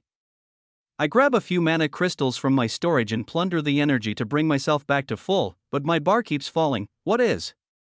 The city lights around me come into clear view. They're not blurry white and red blobs anymore. The street under my feet stops wobbling and even the bench I'm sitting on becomes an actual flat surface. The world comes back into clear view and my sober mind returns to me. Did I just? I blink a few times and look down at my hands, then jump up in the air to stretch my legs and arms. I breathe in fresh air and stare at my status in awe. The bad news is, I just went on a drunk spending spree. The good news is, well, I guess I'll never be able to do it again. I gulp, at least I upgraded a few good abilities. I feel great, and have way too many things to think about right now. Sleep is not an option. It wouldn't hurt to try them out. A grin slowly creeps back onto my face as I make my way toward the city's dungeon hub. Name, J Soju, level, 315, HP, 1580/1580, MP, 1510/1580. Strength, 765, Speed, 910, 546, 273, Agility, 940, 423, Defense, 682, 273, 239, Mental Strength, 765, 459, 306, 344, skills, absorption, swordsmanship, combat magic, advanced fire summoning, inspect, special grade, enemy detection, body hardening, special grade, self-regeneration, special grade, spatial magic, item storage, plunderer, telekinesis, appraisal, special grade, conceal, berserker, dungeon walker, special grade, intimidation, dagger mastery, stealth, bloodlust. Equivalent exchange, combat magic, wind summoning, all-seeing eye, extreme strength, dual wielding, special grade, items equipped, high ogre king's ring, 60% mental strength, cyclops eye pendant, 40% defense.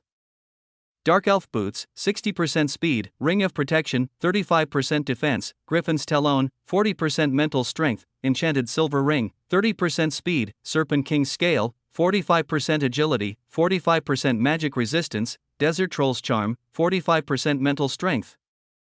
Chapter 116, I make my way down the dimly lit streets. The sidewalks are empty and there isn't a single person in sight. My footsteps echo through the dark alleys as I walk straight toward the dungeon hub. My mental clarity is unmatched. I know exactly what I have to do. I need to get back into that labyrinth. If the association wants to force a mandatory contract on me, I'll make it as hard as possible for them. I'll train all night and sharpen my skills. If the offer they put in front of me resembles a slave contract in any way, I'll just go rogue. I already have a pretty good reputation as the Flame Emperor in the black market society here. If all else fails, I guess I'll be fine. I gulp, this is my decision. My unique skill is a special one.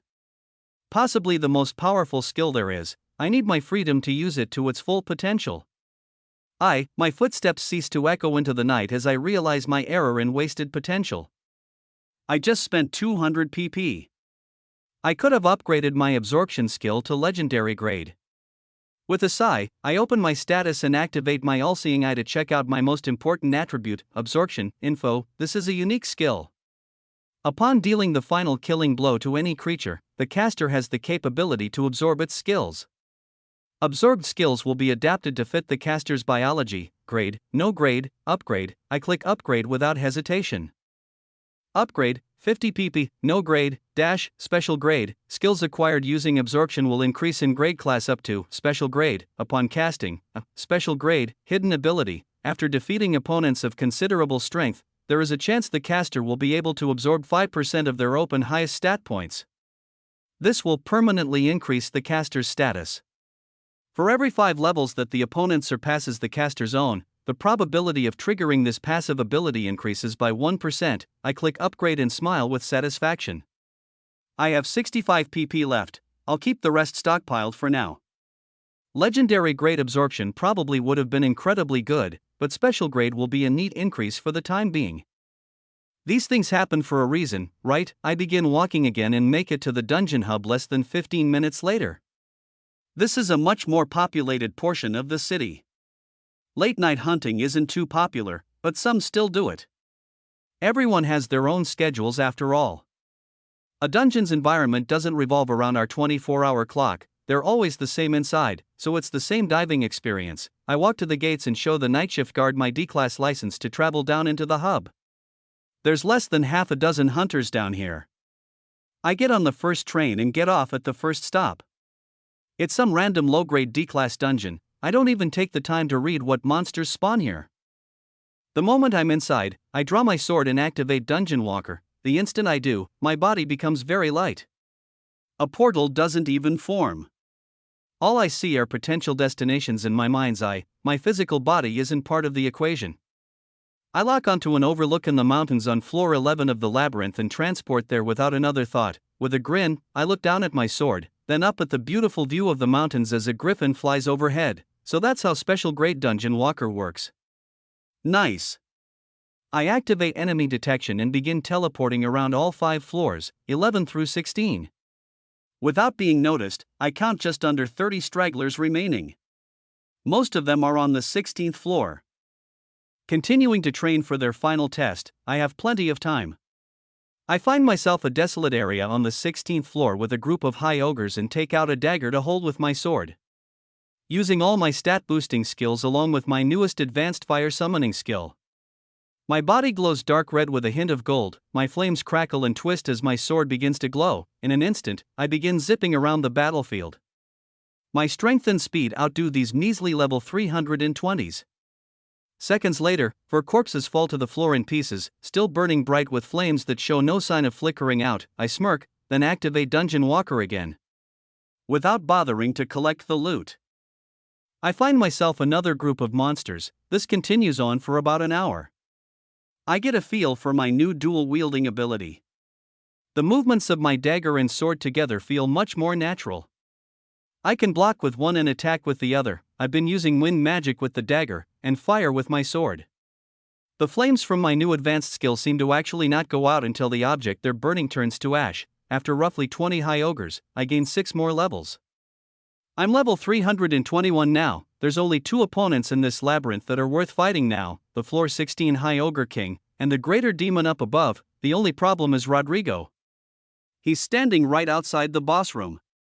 So the only way to go in and train would be to walk past him. That's not a conversation I'm willing to have right now. I use Dungeon Walker to teleport nearby and climb up a jagged rock ledge that looks down on the boss room portal from a distance.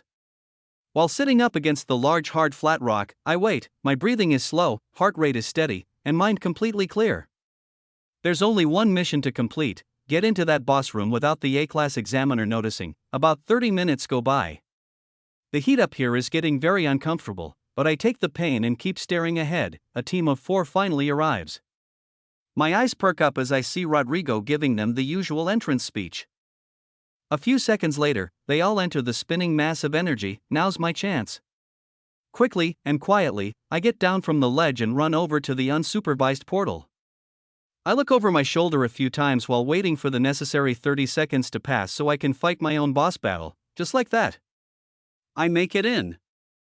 I reactivate my stat boosting skills and get to work. With a flash of light, the battle begins. A wave of high ogres comes running at me, but I cut them down in seconds without much issue at all. Running forward while activating my detection skills, 2 mutants come at me right on cue. With extreme speed and precision, I warp around them while plundering MP with every slash of my sword. They both fall to piles of ash moments later. While wiping sweat from my forehead, the familiar sounds of the flaming high ogre king ring out from behind me. I ignite myself into a ball of fire to match its energy and jump into the air toward the beast with a glowing blade. It's a much easier fight this time around. I know all of this ogre's tricks, and it doesn't know a single one of my weaknesses. With a few well-timed Dungeon Walker teleportations and too many air slashes to count, I bring the king to its knees once again. With a final swing of my blade, I defeat the boss. After all the battles in this room, my level went up another 5 times. I'm level 326 now. The king dissolves and drops a mana crystal. Nothing more. I'm transported to the long dark hallway and stop in my tracks. While staring at the spinning portal before me, I gulp and decide it's not time yet. With a deep breath, I use Dungeon Walker to transport myself back to my hiding spot. It seems the other team has not returned though. While scanning the area carefully, I enter the room again. I go through the exact same fights, but this time it's even easier. The king is slain and I gain 3 levels in total, bringing me to level 329. The boss did not drop any loot a second time in a row, just a mana crystal. When I transport back to my hideout up on the ledge, I see Rodrigo standing by the portal. I let out a sigh. It looks like I'll get 2 chances every time a team comes along. While waiting, I twirl my dagger and count the drips of sweat that fall from my forehead hitting the hot red ground below me as they sizzle into steam. Another full hour passes before a new team arrives. I jump to my feet as Rodrigo gives them the talk and they all enter the portal. I get to face off another 2 rounds against the king. After my inevitable double victory, I gain 6 more levels, bringing me to level 335. The boss actually dropped a nice piece of armor. It's a chest plate with 400 defense, a bit too bulky for my style. I put it in my item storage and wait on the ledge above for another team to arrive, dripping sweat and losing brain cells in the horrible heat up above. A third party meets with the tan-skinned examiner. They're a party of 6, wearing copious amounts of gear giving off auras of various colors. They all look pretty nervous. A lot of them enter normally, and I wait up above for the 30 seconds to pass. Once they do, I watch the spinning mass of energy turn dark gray. My face lights up with a smile and my eyes open wide. That large team must have failed their raid. That was quick. This next boss is going to be a mutant, name, J Soju, level, 335, HP, 1680/1680, MP, 1680/1680, strength, 816, 150, 751, speed, 968, 581, 290, agility, 999, 450, 150, defense, 724, 290, 253, mental strength, 816, 490, 326, 367, 441. Skills, absorption, special grade, swordsmanship, combat magic, advanced fire summoning, inspect, special grade, enemy detection, body hardening, special grade, self-regeneration, special grade, spatial magic, item storage, plunderer, telekinesis, appraisal, special grade, conceal, berserker, dungeon walker, special grade, intimidation, dagger mastery, stealth, bloodlust, equivalent exchange, combat magic, wind summoning, all-seeing eye, extreme strength, dual wielding, special grade. Items equipped: High Ogre King's Ring, 60% mental strength, Cyclops Eye Pendant, 40% defense, Dark Elf Boots, 60% speed, Ring of Protection, 35% defense, Griffin's Talon, 40% mental strength. Enchanted Silver Ring, 30% speed, Serpent King's Scale, 45% agility, 45% magic resistance, Desert Troll's Charm, 45% mental strength, Enchanted Dagger Set, 1/2, 150 strength, 150 agility, The Flame Emperor's Sword, Fire Aspect, 92% strength, 54% mental strength, Chapter 117. I grip my shiny black dagger in my left palm while igniting the flames of my sword in my right. With a grin ear to ear, I jump through the dark swirling mass of energy in front of me. A mutant boss, this is just what I've been waiting for. My body materializes on the other side, spawning me into the boss room. The air is thick. Much thicker than the air outside or any of the previous boss rooms I've been in. I let out a few muffled coughs as the steam and smoke around me fills my lungs with hot fumes. Using a constant gust of wind magic, I manage to keep the large particles of dust and ash from my mouth so I can concentrate on my surroundings. The dense mana in the air is close to unbearable.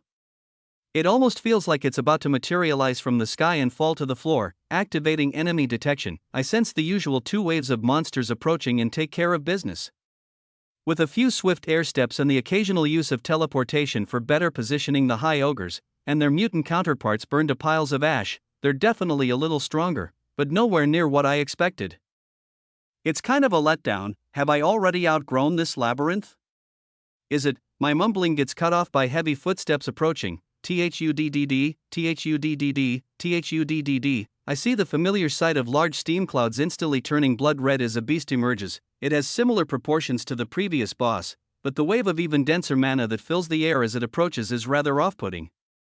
The beast's skin is much darker red, and its eyes glow with a fiery rage. The huge mutant High Ogre King lets out a roar as it readies both of its silver and gold blades, staring me down with an intensity hard to match. I use inspect and appraisal while gritting my teeth. A grin creeps through my clenched jaw. LV 387, active items: High Ogre King's Sword, 55% strength, High Ogre King's Sword, 55% strength, High Ogre King's Armor Set, 750 defense, 350 speed, 350 agility, High Ogre King's Ring, 60% mental strength, High Ogre King's Pendant, 60% mental strength, active skills, dual wielding, special grade, combat magic, advanced fire summoning, buffs: High Ogre King's Resistance, 70% magic resistance, King's Body Raised in Fire, 70% extra fire resistance, Blood of a Mutant, 25%. All stats: Mutant King's Fit of Rage, hidden ability. I scan its stats and take into account the subtle changes. Some of its armor and weapons have increased in strength by a few percent. Its fire summoning skill has upgraded to advanced. And there's a brand new buff that adds 25% to all of its base stats. I gulp but know I'm stacked with overpowered gear as well. If anything, our base stats are close to even. I have the advantage because of my abundant list of skills. I lunge forward and the battle begins.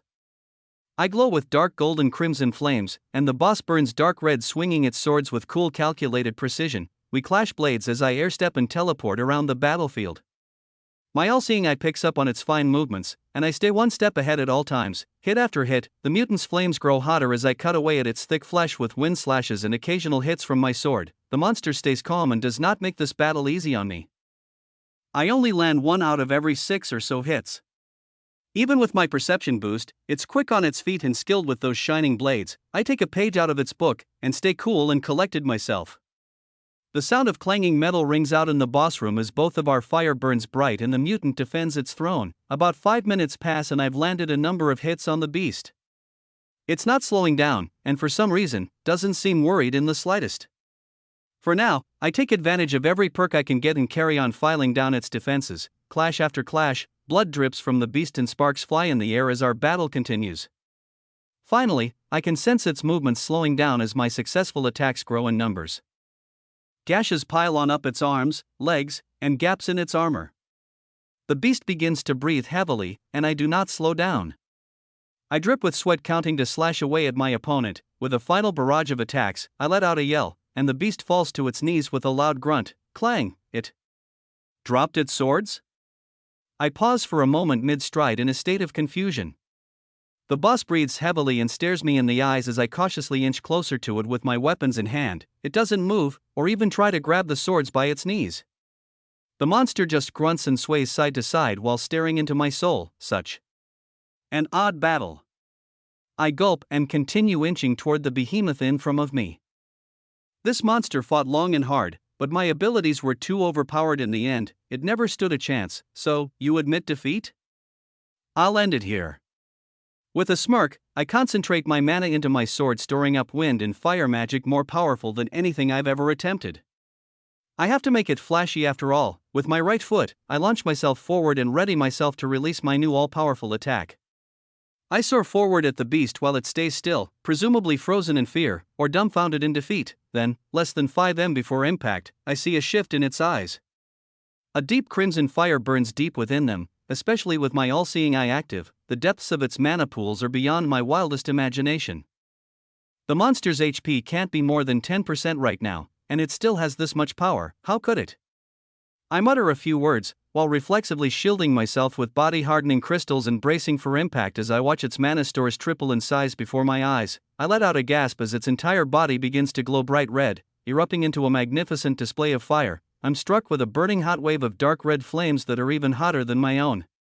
My entire right arm is engulfed in the blast before I activate Dungeon Walker and teleport to the far side of the boss room. I blip 100 away, breathing heavily while watching a wave of flames roll towards me. There's a searing pain in my arm that was caught in the blast. How? Then I remember one of its unique buffs. The Mutant King's Fit of Rage must be it.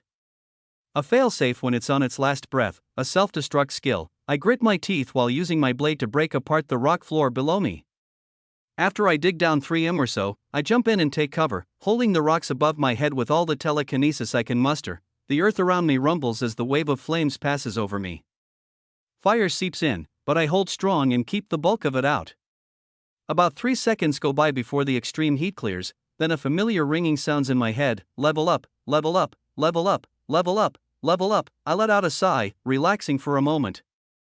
Then, feeling that sharp hot pain in my right arm, while moving the rumble out of the way, I get back up to the surface and deactivate my skills. My flames die down and my buffs vanish, but the fire on my right arm does not go out. It continues to burn deep into my bicep, forearm, and is creeping down to my hand. This is the advanced fire summoning at work. The flames from this skill don't go out unless nullified by one of equal level. I would assume water magic is a viable cure. I let out a sigh, then teleport myself over to the monster's corpse while managing the pain. I flinch as the dark flames start burning my hand and creep up to my shoulder. The boss is in pieces and hasn't dissolved yet. I look around hastily. The fire doesn't hurt too much, but this could get bad. I gulp, put my dagger into my item storage and switch my sword over to my left hand. With a deep breath in, then out, I close my eyes and swing downwards to cut off my right arm in one swift slash, letting out a grunt of pain. Immediately, I begin regenerating my lost limb while eyeing the fallen monster's corpse eagerly. This better be worth it. My heart pounds in my ears as my wound fully heals and I grab a few mana crystals to regain my MP. Clink, time slows down as I watch 2 crystals fall out of the king's dissolving corpse. One is a large pink mana crystal, but the other is that. An element stone? A palm-sized crystal, red hot with flames, hits the hard rock floor, echoing throughout the boss room. My gaze is glued to the flaming stone as it rolls to my feet. It's semi-translucent, with a dark red base color. I can see the ground right through it. The hand-sized gem gives off a flicker of intense flames, giving off a lot of heat. For a moment, I just stare. Then, I carefully open my item storage, placing it inside with the tip of my blade.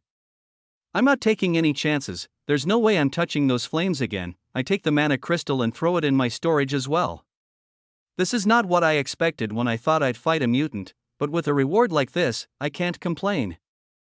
The bright white transfer magic begins to glow and I'm transported to the narrow tunnel leading to the labyrinth's final boss. The ominous portal spins at the end of the rock-lined hallway and my thoughts run wild. The dense mana in the air doesn't help me think straight. All it does is add more pressure to the situation at hand. I've gotten much stronger since I challenged it last time. With my new skill upgrades, I can just teleport out in an instant if things are going downhill. There's always more time to train if I need to. Am I really ready for the labyrinth's final boss? Name, J. Soju, level, 340, HP, 1140/1705, MP, 1705/1705, strength, 829, 771, speed, 983, 590, 295. Agility, 1014, 456, defense, 735, 294, 257, mental strength, 829, 498, 332, 373, 456, skills, absorption, special grade, swordsmanship, combat magic, advanced fire summoning, inspect, special grade, enemy detection, body hardening, special grade, self-regeneration, special grade, spatial magic, item storage, plunderer, telekinesis, appraisal, special grade, conceal, berserker, dungeon walker, special grade, intimidation, dagger mastery, stealth, bloodlust, equivalent exchange. Combat magic, wind summoning, all-seeing eye, extreme strength, dual wielding, special grade, items equipped, high ogre king's ring, 60% mental strength, cyclops eye pendant, 40% defense. Dark elf boots, 60% speed, ring of protection, 35% defense, griffin's talon, 40% mental strength, enchanted silver ring, 30% speed, serpent king's scale, 45% agility, 45% magic resistance, desert troll's charm, 45% mental strength, the flame emperor's sword, fire aspect, 93% strength, 55% mental strength. Chapter 118. I stare at the gray mass of energy spinning in front of me. My breath slows down as I think over my current situation. I could wait around outside the 16th floor boss room for a few more hours. There are about 5 teams left. I'd have a few more chances to get stronger before facing the greater demon again. On the other hand, it really couldn't hurt to test my luck. I can compare my new skills to the demon and teleport out instantly if I'm in any real danger. I gulp. This is just a trial run. I take out both my blades. Sword in my right hand and dagger in my left. Each footstep I take echoes in the narrow stone tunnel. The spinning portal gets closer and closer until I step through without a second thought. The intensity of mana in the air rises as I'm transported into the final boss room. My heart rate spikes as I activate all my stat boosting skills. My all-seeing eye fast, yet light footsteps catch my attention from the back of the room. They vanish, then a dark swirling mass of energy appears no more than 20 m in front of me. I clench my jaw and lift my weapons as the greater demon appears. Its eyes are a dreadful pale white contrasting its dark skin. The red-horned creature that one-shot me last time we fought slowly walks toward me without a shred of hesitation in its movements. My breathing speeds up and I ignite my body into a ball of fire. My eyes glance side to side trying to think of a plan. Then I hear a deep voice ring out in my head, "You've returned." It's not often a visitor comes back to see me a second time. The towering demon continues its slow strut toward me as it shows me a sly toothy grin while flashing me the face of its sword. My eyes and mouth both open wide for a moment, then I stutter a few words. Did you just talk to me? The monster stares straight ahead, continuing its rhythmic strides in my direction. I did, young one. It seems this is your first time talking to one of my kind. Frozen in place, I don't know how to process what's going on. I've heard of intelligent monsters, but never anything that can communicate to humans with actual words. The demon is less than 10 m away now. Its voice rings out in my head again. It's a shame you had to come back here. I see a great potential in you, mere mortal. Unfortunately, I'll have to cut the bud before it blooms. Drops of sweat roll down my forehead as the final boss comes closer and closer. It's less than 5 m away now. And I'm finally coming back to my senses. A wave of urgency comes over me as I let out a thin smile. I'd like to see you try. I use Dungeon Walker to teleport behind the demon and release a slash of fire from close range. It's a surprise attack, and a powerful one at that. I let out a grunt as the dark red wave of energy rockets toward the demon's exposed back. Time seems to slow down as I watch my flames cut through the air. My attack inches closer and closer, but something doesn't feel quite right. In the next moment, with unfathomable speed and precision, I watch the demon turn its neck to lock eyes with mine, giving me a bone-chilling stare. I watch the hard floor beneath its feet fracture as it propels itself away with both immense power and seamless ease. The deep voice rings in my head again. I applaud you for your efforts, but this is the end. The menacing greater demon turns toward me with a wicked grin. It flies forward, obliterating the rocky floor beneath its feet, hurling stones in wave-like patterns on either side of its body. I grit my teeth and use Dungeon Walker to distance myself from the beast again, over 40 m away. The second I appear, a black swirling mass of energy opens directly beside me. The same overpowering energy destroys the stone floor all around us as a massive black demon's hand comes shooting out of the portal. I hear its voice one last time. Goodbye, it was fun playing with you. Demon's curse. The fast-moving palm slams into my chest. I get flashbacks from my previous time fighting this monster as the breath gets knocked out of me. While letting out a desperate gasp for air, I activate Dungeon Walker and teleport myself as far away as I can without thinking much about where. My HP drops 100, but my MP does too. For some reason, it's easiest for me to transport here of all places. The third mountain in the Griffin's dungeon, overlooking the vast hills and trees below, my head throbs as I keep trying to inhale air through my punctured lungs. While regenerating damaged organs and a few broken ribs, I finally stand to my feet. I open my status to watch my health and MP drop lower and lower as I deactivate all my skills, chugging an HP potion. Last time I was hit with that demon's curse, it did not end well. At all. I gulp. My HP returns to full, but moments later drops 100 points again with my MP bar along with it. Every second, both of them drop roughly 100 points. Why? My MP too? Why is this? Then I remember my new passive perk that comes with my special grade, self-regeneration skill, poison and curse removal. I stare at my status wide-eyed while taking a few mana crystals out of my storage to plunder their MP. About 10 seconds go by and the rate of decreasing mana and HP slows considerably. They're dropping by just under 50 points each per second. After half a minute of intense breathing, HP potion drinking, and mana crystal plundering, the curse finally dissipates completely. I let out a sigh of relief, then sit down on a rock ledge to think about the events that just took place. This is a highly intelligent monster. Its telepathy ability even allows it to communicate with humans. My base stats are nowhere near strong enough to stand a chance in a battle of brute strength or speed. It outpaced me in an instant, even while my all-seeing eye and a superior teleportation skill. This greater demon is in a league of its own. I scrunch my eyebrows and focus on the never-ending sea of trees in front of me. This is not going to be easy.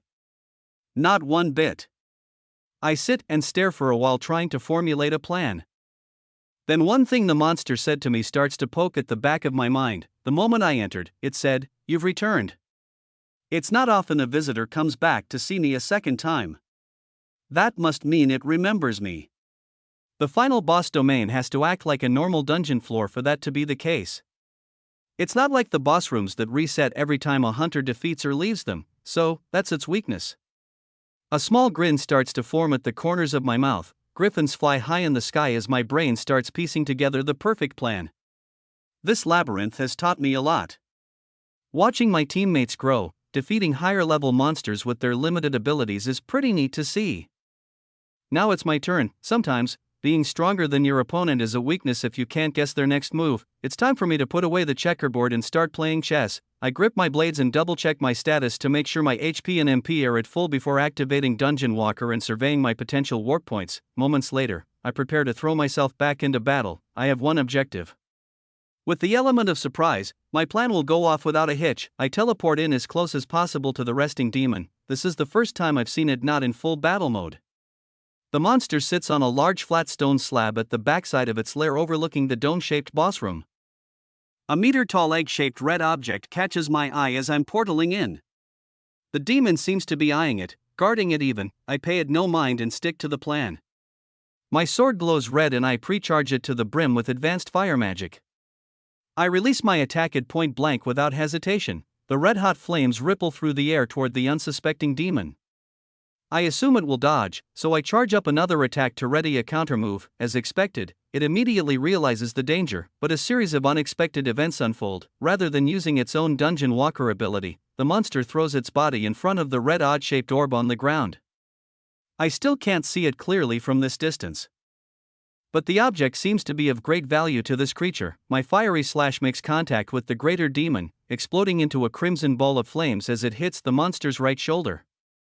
It deflects some of the less intense outer layers of the attack away from any vital points with its long blade, but takes a majority of it at point-blank range. It lets out a muffled grunt mixed with a roar as the fire residue sinks into its thick skin, searing it from the inside out. This is not what I intended to do, but I'll take every chance I can get. The angry voice of the greater demon rings in my head again. Mortal boy, you've come too close to sullying the duty of a labyrinth's guardian. The dark-skinned monster glances at the red item again, then steps toward me with anger filling its eyes. This time, I will not hold back. The ground all around me begins to rumble and fragments of black stone begin floating up into the air. I gulp, then do what I promised myself I would. Use my head, Dungeon Walker. In an instant, I warp away from the rage-filled guardian's lair back to the peaceful mountaintop. Stage 1 of my plan is complete. It didn't go exactly how I wanted it to, but I got it done. The demon has been inflicted with a curse of my own, the ever-burning flames of advanced fire summoning. Soon, I'll move to phase 2. The only thing bugging me is the new information that's been revealed. What is that mysterious red orb? Name, J. Soju, level, 340, HP, 1140/1705, MP, 1705/1705, strength, 829, 771, 150, speed, 983, 590, 295, agility, 1014, 456, 150, defense, 735, 294, 257, mental strength, 829, 498, 332, 373, 456, skills, absorption, special grade, swordsmanship, combat magic, advanced fire summoning, inspect, special grade, enemy detection, body hardening, special grade, self-regeneration, special grade, spatial magic, item storage, plunderer, telekinesis, appraisal, special grade.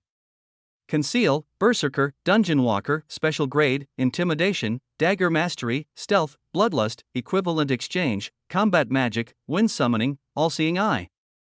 Extreme Strength, Dual Wielding, Special Grade, Items Equipped, High Ogre King's Ring, 60% Mental Strength, Cyclops Eye Pendant, 40% Defense, Dark Elf Boots, 60% Speed, Ring of Protection, 35% Defense, Griffin's Talon, 40% Mental Strength, Enchanted Silver Ring, 30% Speed, Serpent King's Scale, 45% Agility, 45% Magic Resistance, Desert Troll's Charm, 45% Mental Strength, the Flame Emperor's Sword, Fire Aspect, 93% Strength, 55% Mental Strength, Enchanted Dagger Set, 1/2.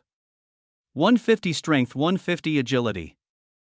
Chapter 119. I take a few deep breaths, remembering the pain I felt when I was burned by the mutant boss on floor 16. I've inflicted a similar wound on the labyrinth's guardian.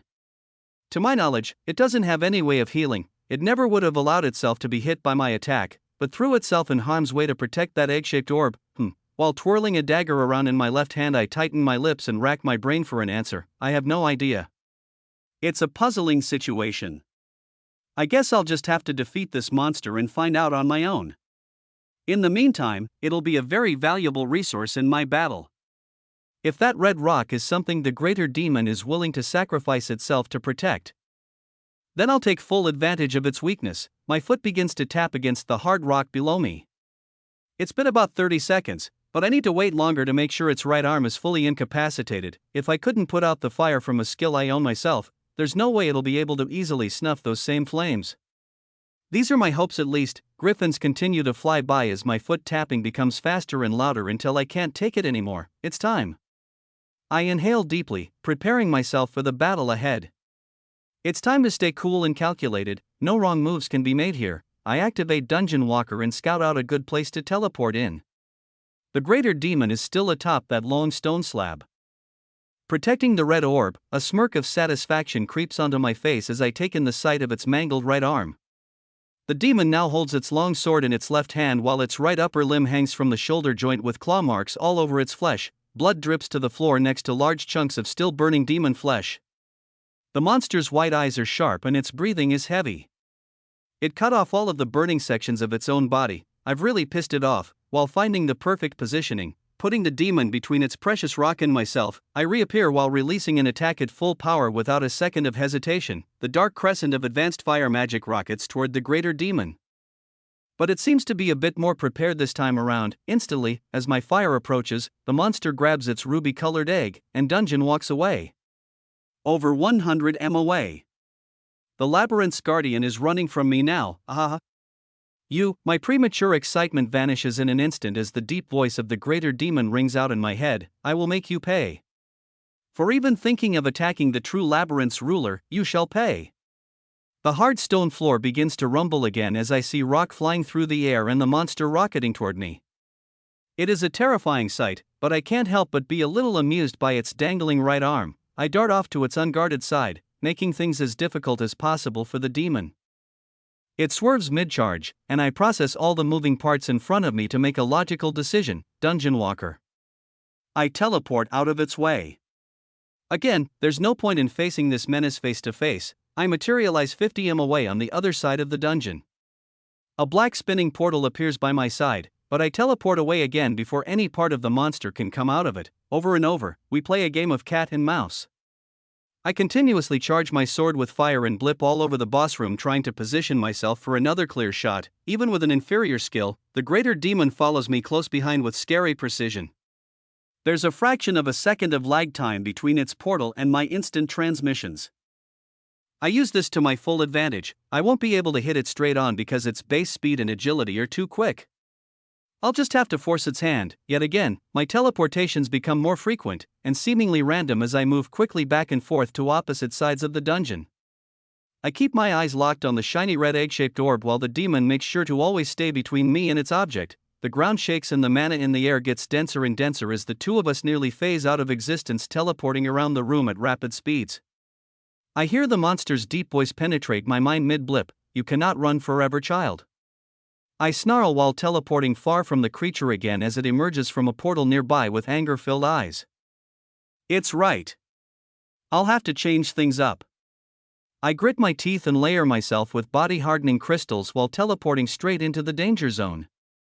I aim directly above the ruby-colored egg, igniting myself into a ball of fire. The moment I see the shiny object beneath my feet, I feel a sharp sword pierce my body, hardening right through my torso. Black crystals fracture into the air as I'm face to face with the terrifying monster. It lets go of its sword and forces its palm to my chest. I fly backward from a blast of unknown energy while losing over 1000 HP within seconds. Demon's Curse. Its familiar voice rings in my head again as the air gets ejected from my lungs. I cough up blood and almost get knocked out cold, but a smirk creeps over my face as I watch dark red flames sink into the greater demon's left hand. The first tick from the demon's curse hits me as I teleport back to my safe space up in the mountains on the 11th floor. I cough out more blood while drinking 2 HP potions and plundering MP from a few mana crystals. Grinning ear to ear, wiping blood from my mouth, I plan out my next moves as the curse slowly wears off. Once at full health, I portal back inside to see a sorry sight. The monster's left arm is still covered in dark red flames. The fire has slowly risen up to its shoulder. The greater demon is attempting to force them out against the flat stone at the backside of the room. But all of its efforts are in vain. These flames of yours, and this ability to teleport, a human could never possess this power. I stare at the creature, cautiously gripping my weapons tight. Its white eyes are filled with fear and confused horror as it continues to put its body between me and the red object behind it. The dark crackling flames seeping into the demon's left shoulder start to creep down its back. The demon grits its jagged teeth as the ground shakes all around us. Stones float into the air as another meaningless game of tag begins. I blip back and forth around the room watching the slow burning flames engulf the desperate creature as it swings at me aimlessly. A little over a minute later, the greater demon's entire body is completely ablaze. Rocks are flying in the air as the monster has a full meltdown, destroying its lair. If only I had more time. Is this truly my fate? Every moment I blip back into existence to check on its sorry state. The beast glares at me while letting out hideous sounds. I almost feel sorry for the monster. It flails and cries out in pain, completely destroying its once noble warrior facade. The once fearless towering demon is reduced to a sulking child. My heart pounds in my chest faster and faster as its movements slow and my victory draws closer. I'm about to defeat a labyrinth boss 100 levels higher than my own. The monster stops using Dungeon Walker and falls to its knees as the flesh starts melting from its body. I stop teleporting as well, watching in a mix of awe and horror. Its voice rings out in my head again, this time in a softer tone. You've beaten me. A human boy has beaten me. It turns to glance at the red egg-shaped object, then back to me. It seems he will be in your hands now. This labyrinth was never fully born, but maybe there was a reason for all of this.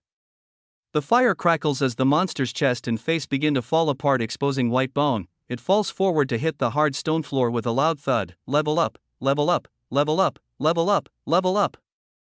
Level up, level up, level up, level up, level up, level up, level up. Use absorption, special grade, skill, telepathy, legendary grade, yes, no. Use absorption, special grade, stat, agility, amount, 65, yes, no. My heart still pounds in my chest as I choose yes to both absorption options. Flames crackle on the dungeon floor as I slowly walk over to the burning mutilated corpse.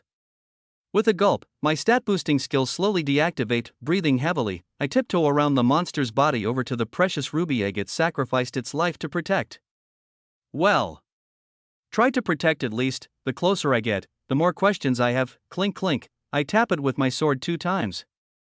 The sound of metal on metal rings out in the empty boss room. It's even more egg-shaped than I realized before. The outer coating has a smooth texture, while the coloring is a deep crimson hue. So odd. I hold my breath and open my item storage. With the tip of my blade, I roll the meter-tall egg-shaped ruby into my inventory. It disappears from sight, and I exhale with relief. Another clanging sound comes from behind me.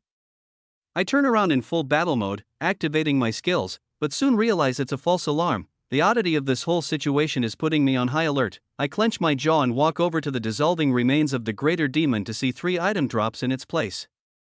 There's a long red horn close to a meter in length, a small black sphere, and a pink mana crystal. I put away my dagger and grab the fallen loot hastily while using appraisal. Mana crystal, greater demon's horn, greater demon's core. I raise an eyebrow while placing the crystal into my storage, then grab the heavy horn right after. Lastly, the core. I grab it with my left hand and instantly feel it vibrate with an intense pressure. My eyes open wide as I watch the core sink into the palm of my hand and instantly dissolve. A thin black line appears on my wrist and travels along my arm, disappearing up my sleeve to meet my shoulder. My senses heighten. I could hear a pin drop at the far side of the boss room.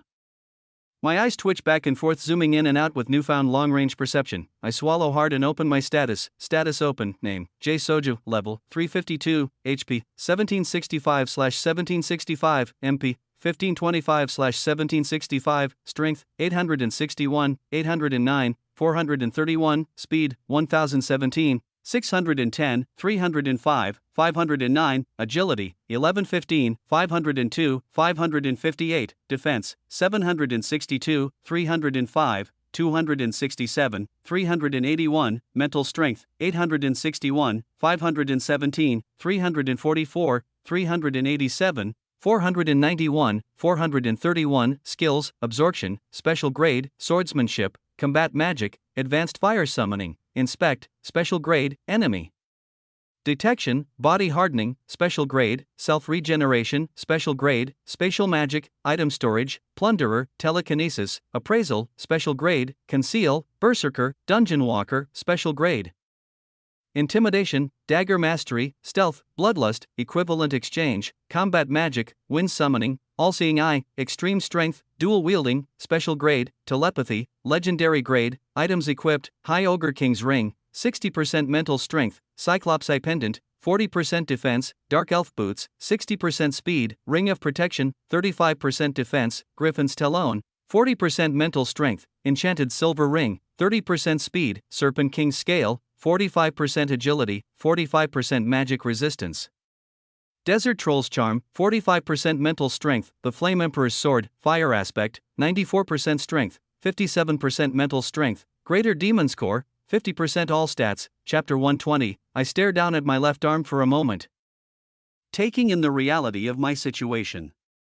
The demon's core just dissolved into my body. I swallow hard, examining the tattoo-like black line running all the way up my sleeve. The sensation of transfer magic starts to come over my body at the same moment. A white light starts to mask my vision, just like after every boss fight finishes. Not knowing exactly where this next transfer will take me, I activate Dungeon Walker to decide for myself. Away from here, if this is going where I think it is, I don't want to be any part of a labyrinth's collapsed aftermath. After every dungeon break I've been in, all hunters that were stuck inside get transported to the outside world together. That would only add to my pile of problems. I focus on a very familiar dungeon in the capital, the Minotaur dungeon. The white light around me grows even brighter as I teleport away, just in time. Fractions of a second later, I've arrived safe and sound. A smile grows across my face as I walk over to the exit portal no more than 20 m away. I exhale abruptly, then stop right in front of the spinning mass of energy before returning to the outside world. Tightening my lips and scrunching my eyebrows, I reactivate Dungeon Walker out of curiosity. It's gone. Scanning through all the dungeon layouts in my mind's eye, not a single one from the labyrinth I just left pops up in my head. It's completely gone, every single dungeon has vanished into thin air. Deactivating my skills and putting away my sword, I slowly walk outside without another thought. There aren't any hunters in sight. I make my way back to the main hub on the train and exit without seeing anyone but a few night shift guards. The city streets are quiet at night. A soft white moonlight shines alongside the occasional street lamp as I make my way back to the hotel. With a wave to the attendant in the lobby, I get into the elevator and ride it up to the 4th floor. With a turn of my key, I enter the room and fall into bed almost immediately. I'm exhausted, but a million thoughts are still running wild through my head. It feels incredible to lie down and rest my sore muscles. But the looming fear of my meeting with Rodrigo and the Hunters Association hire UPS is fresh in my mind. After seemingly endless tossing and turning, I finally fall asleep for a few hours. Unfortunately, it doesn't last long. As the sun rises through my hotel window, so do I, letting out a groan. I stretch my arms, legs, and back before rolling out of bed. My work is never over. I've decided to see Brianna. It never hurts to see your friendly neighborhood black market craftswoman before a lunch meeting with the government. Right, I have a lot of new gear and items. There's no one who'd be better at appraising their value than her. I may even get a chance to fuse that new firestone with something. I let out a sigh, shrug, and walk out the door. I'll just have to head over and see what she can offer. After drinking some of the leftover water in my inventory and grabbing a breakfast sandwich from a local shop, I make my way toward the 3-story building where Brianna stays. There are 2 large men standing out front. One of them seems to recognize me from a distance. I wave as he looks at his friend to mumble a few words, then turns to me with a smirk. I recognize you, kid. What do you want with Ms. Brianna? She's busy right now. I raise an eyebrow. Busy? When will she be free? The muscular bodyguard crosses his arms. A few more hours. She has a special guest visiting this morning. Come back around noon. I stare at the 2 of them with an annoyed look while biting my bottom lip, then let out a reply. Well, can I at least see Bernard? The bodyguard rolls his eyes but nods slowly. Sure. I heard you were a pretty high-paying customer last time you were here, so what is it this time? More business? I nod. He turns and opens the door for me and I walk inside. The bottom floor sweatshop isn't as jarring as it was the first time around but is still quite out of the ordinary. There are so many workers crammed into a small space with all kinds of magical items laying out on the tables. The workers packaging and tinkering with the potions and trinkets barely bat an eye as I walk past them and begin climbing the spiral staircase. My footsteps echo slightly as I make my way up to the 2nd floor. The moment I do, a tall thin man greets me with a weak smile. The 2 twin girls on either side of his office keep their heads down as he walks over to me. Jay. What a surprise it is to see you here today of all days. I open my mouth to speak, but he cuts me off. Ms. Brianna can't see you right now. She's with a client. I nod. Yeah.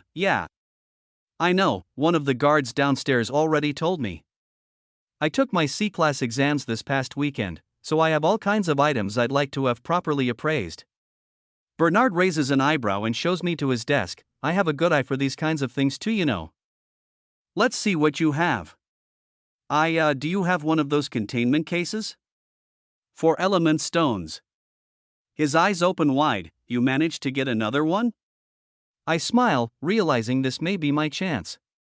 Bree can't pass up an element stone waiting to be crafted, right? I reply, yeah, I have a lot of other loot with me as well, but the element stone and this here. I pull out the dark red demon's horn and set it down on his desk with a thud. I was hoping Bree could make me some kind of dagger with this and the firestone I picked up. Bernard turns to the smooth meter-long red horn on his desk. His eyes remain glued to it as he feels its surface with both hands. This is. He stutters while keeping his eyes fixated on the horn. You fought a labyrinth's guardian. And beat it? As a new C-class hunter. How is that possible?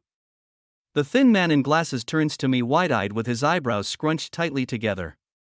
I reply, it was my lucky day. Long story. Isn't your guy's motto here something like, no questions, just pay the lady and leave? Bernard gulps, stands up straight, then lets out a sigh followed by a subtle bow. You're right. How unprofessional of me. This is an incredible find. He glances upstairs, then back to me continuing his statement. I don't think Ms. Brianna will mind a quick disturbance if this is what you have to show her. I grin, he nods, then points to the stairs. Very well. Just be polite. There's a VIP up there, one wrong move and you're a dead man. I mean it. I nod while grabbing the demon's horn, placing it in my inventory, and making my way toward the twisting stairs. I didn't even show him the firestone, better yet, he doesn't even know about the odd red egg-shaped rock. Maybe I should keep that a secret from everyone for now. I ready myself to meet with Bree and this mysterious VIP client, then begin climbing the stairs. Halfway up, I hear a man's voice. I did everything I could, Bree.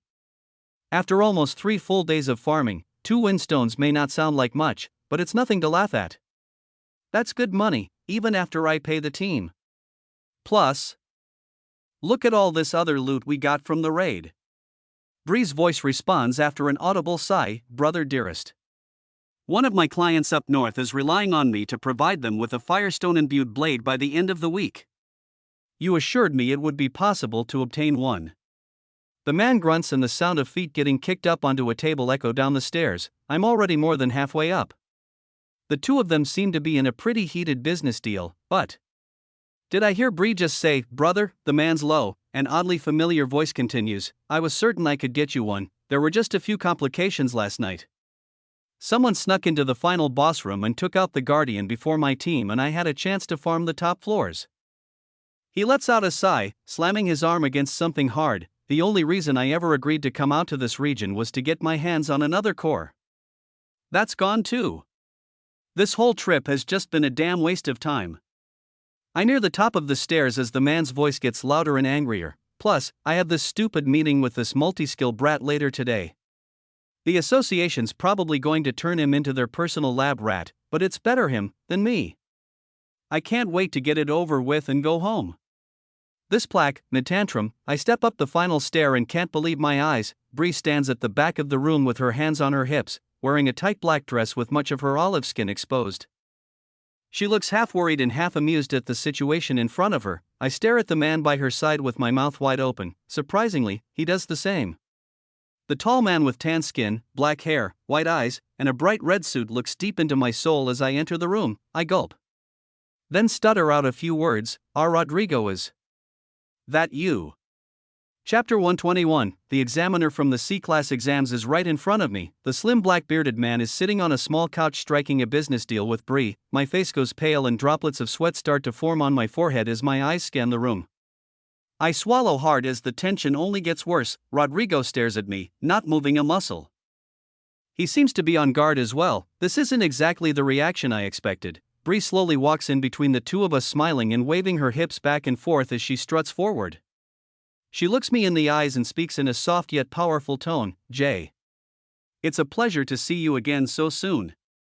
She glances over at Rodrigo. It seems the two of you already know each other. How interesting. Bree chuckles as Rodrigo finally speaks. Jay. What are you doing here, and how exactly do you know my sister? I grin. This confirms what I heard earlier was true. They are siblings. Well, I came here to get some loot checked out and have a weapon crafted. She's the best in town, wouldn't you agree? He stares at me with a cold look in his eyes, answering through a clenched jaw. She is. My smirk grows as I start to feel a bit more relaxed. Sure, an A-class from the association that's actively trying to recruit me as a test subject is standing right in front of me, but there are some pros to this situation too. does the association know about your illegal item smuggling? Or the fact that you're siblings with a black market loot dealer? Rodrigo looks over to Bree, then back to me. No, they do not. He begins glowing white while standing up slowly. The look on his face turns from mildly irritated to infuriated rather quickly. I grit my teeth and start glowing gold and red while reaching for my sword. Stop. Stop. You too. Bree steps between both of us, lifting her hands in the air, glowing the same white color as Rodrigo. Out of curiosity, while powering down my skills, I use inspect and appraisal on both of them. I audibly gulp when I see the results. LV 488, active items, Ring of Eternal Protection, 150% defense, Amulet of the Queen, 130% mental strength, Greater Demon's Core, 50% all stats, active skills, crafting, legendary grade, combat magic, advanced light summoning, LV 1391, active items, Ring of Eternal Protection, 150% defense, Ring of the Dragon King, 210% mental strength. Amulet of the King, 140% mental strength, Ring of Divine Speed, 110% speed, 110% agility. Archdemon's Core, 150% all stats, Greater Demon's Core, 50% all stats, Greater Demon's Core, 50% all stats, Greater Demon's Core, 50% all stats, active skills, respawn, advanced rebirth, combat magic, advanced light summoning. My eyes open wide as I take in all the numbers in front of me. Bree stares at Rodrigo as he powers down his skill, and the three of us stand in silence for a moment. Brianna finally speaks up. Brother, this is one of my new favorite clients. Please don't hurt him if you can restrain yourself. Jay, the same goes for you. Lay a finger on my family and you're dead. She smiles as these harsh words delicately flow from her mouth. Rodrigo and I lock eyes for a moment, then turn back to the powerful woman towering over us and nod. I let out a sigh while Bree's brother slouches back onto the couch, letting out a few muffled words. So now what? I reply, well, first of all, what was all that earlier about me being a lab rat for the association? I think it's time we renegotiate the terms of this mandatory contract. He exhales from his nose. Nope. You're screwed, kid. They asked me to pick out any unusual hunters, and I've already submitted your name at the top slot. They won't take no for an answer. Trust me, I've been working with them for almost a decade now. I gulp. What do you mean they won't take no for an answer? What did you tell them? He sighs. Not too much. Just that you're a multi-skill user that specializes in close-range fire magic combat. They'll do an extensive test during our meeting, so they'll pick out all your fine details with a full appraisal soon enough. I turn to Bree, then to Rodrigo, then back to Bree. So, I can just go rogue, right? Like you? Live off the grid? I'd rather have my freedom on the run than be locked into a slave contract with the association. Rodrigo looks at me with an annoyed glare. I reply in a soft tone, no offense. Bree chimes in, if they know your name and have your ID, they'll find you eventually. Trust me, we tried everything. She looks at Rodrigo for an uncomfortably long time with a sad look in her eyes. I grit my teeth and look at the red-suited man before me. This is your fault to begin with. What if I just tell them everything? Huh? Stealing labyrinth resources to sell on the black market? If I'm going down, I'll just bring you with me. Bree cuts me off. None of that, none of that. Although I like you, Jay, if you endanger my family or my business, I will make sure you disappear. I swallow hard, thinking of all the possible ways the last 3 days of my life could have gone so much differently. The two of them could kill me in an instant. Their stats and gear are off the charts. I definitely crossed the line with that last statement. It's time to cool things down a bit. What if you just tell them it was a mistake? Say, I'm not as valuable as you first thought. He shakes his head. The meeting is already scheduled. You're going to get tested no matter what. The only thing that could push that meeting off would be your death, and considering the way you're talking right now, I don't think it'd be such a bad idea to get rid of you right here and now. My eyes open wide as he begins to glow with a white light. Bree sighs, showing a sorry kid. I tried, but you ran your mouth. Look on her face. The A-class charges up his attack while my brain rapidly searches for a way out of this mess. Wait. You need a firestone, right? Right? You need a firestone. I have one. Bree's eyes perk up and she darts in between Rodrigo and me once again. The white light emanating from his body dies down and the room falls awkwardly silent. Bree nods to me. Continue. Well, that's why I came up here. I wanted to have you craft another weapon for me, but it seems like you have another important client that may need it more right now. Brianna grins. This is why I like you, Jay. Always full of surprises. I smile weakly but don't reply. She continues, let's all talk about this more formally. It's time to strike a deal, don't you think? Rodrigo rolls his eyes as I reply, I think that's a good idea. First things first, if we can make a trade for this stone. You won't just kill me afterward, right? Bree frowns and turns to her brother. You have my word, hear that? Today he is my client, you may not kill him. With arms crossed, the A-class mumbles back, fine.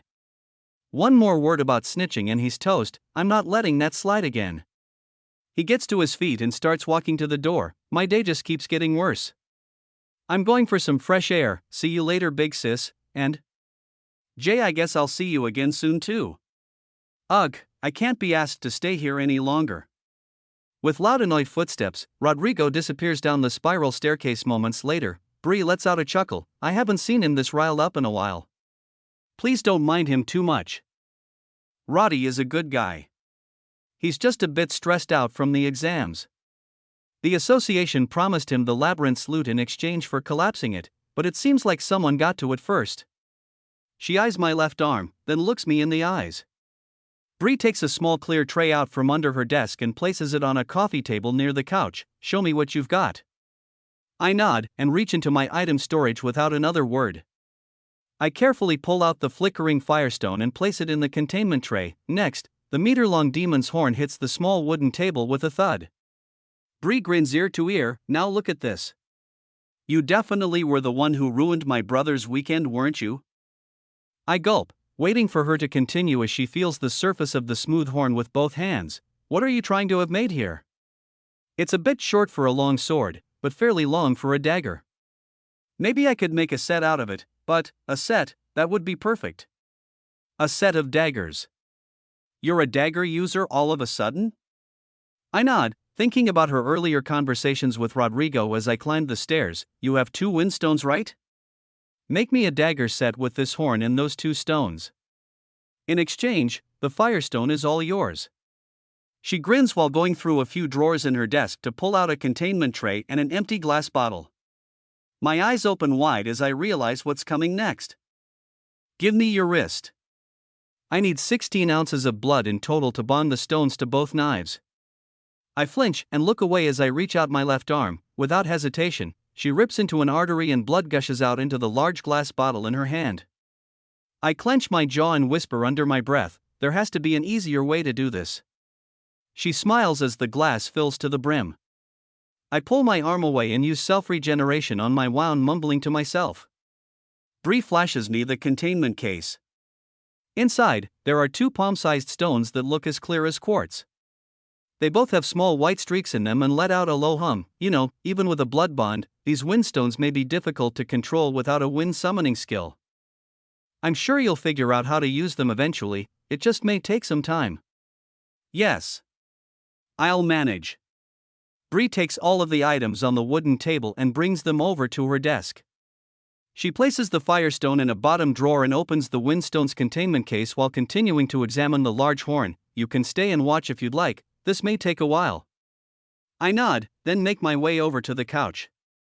Bree's hands start to glow light yellow while she carefully picks up one of the windstones. She smirks and looks at me. While I'm at it, perhaps I should share a few details about that new demon's core you're nonchalantly showing off. It might be a good idea to conceal it. I can see you've changed a lot, Jay, but you still have a lot to learn. Name, Jay Soju, level, 352, HP, 1765/1765, MP, 1525/1765, strength, 861, 809, 431, speed, 1017, 610, 305, 509, agility, 1115, 502, 558, defense, 762, 305, 267, 381, mental strength, 861, 517, 344, 387, 491, 431, skills, absorption, special grade, swordsmanship, combat magic, advanced fire summoning, inspect, special grade, enemy detection, body hardening, special grade, self-regeneration, special grade, spatial magic, item storage, plunderer, telekinesis, appraisal. Special grade, conceal, berserker, dungeon walker, special grade, intimidation, dagger mastery, stealth, bloodlust, equivalent exchange.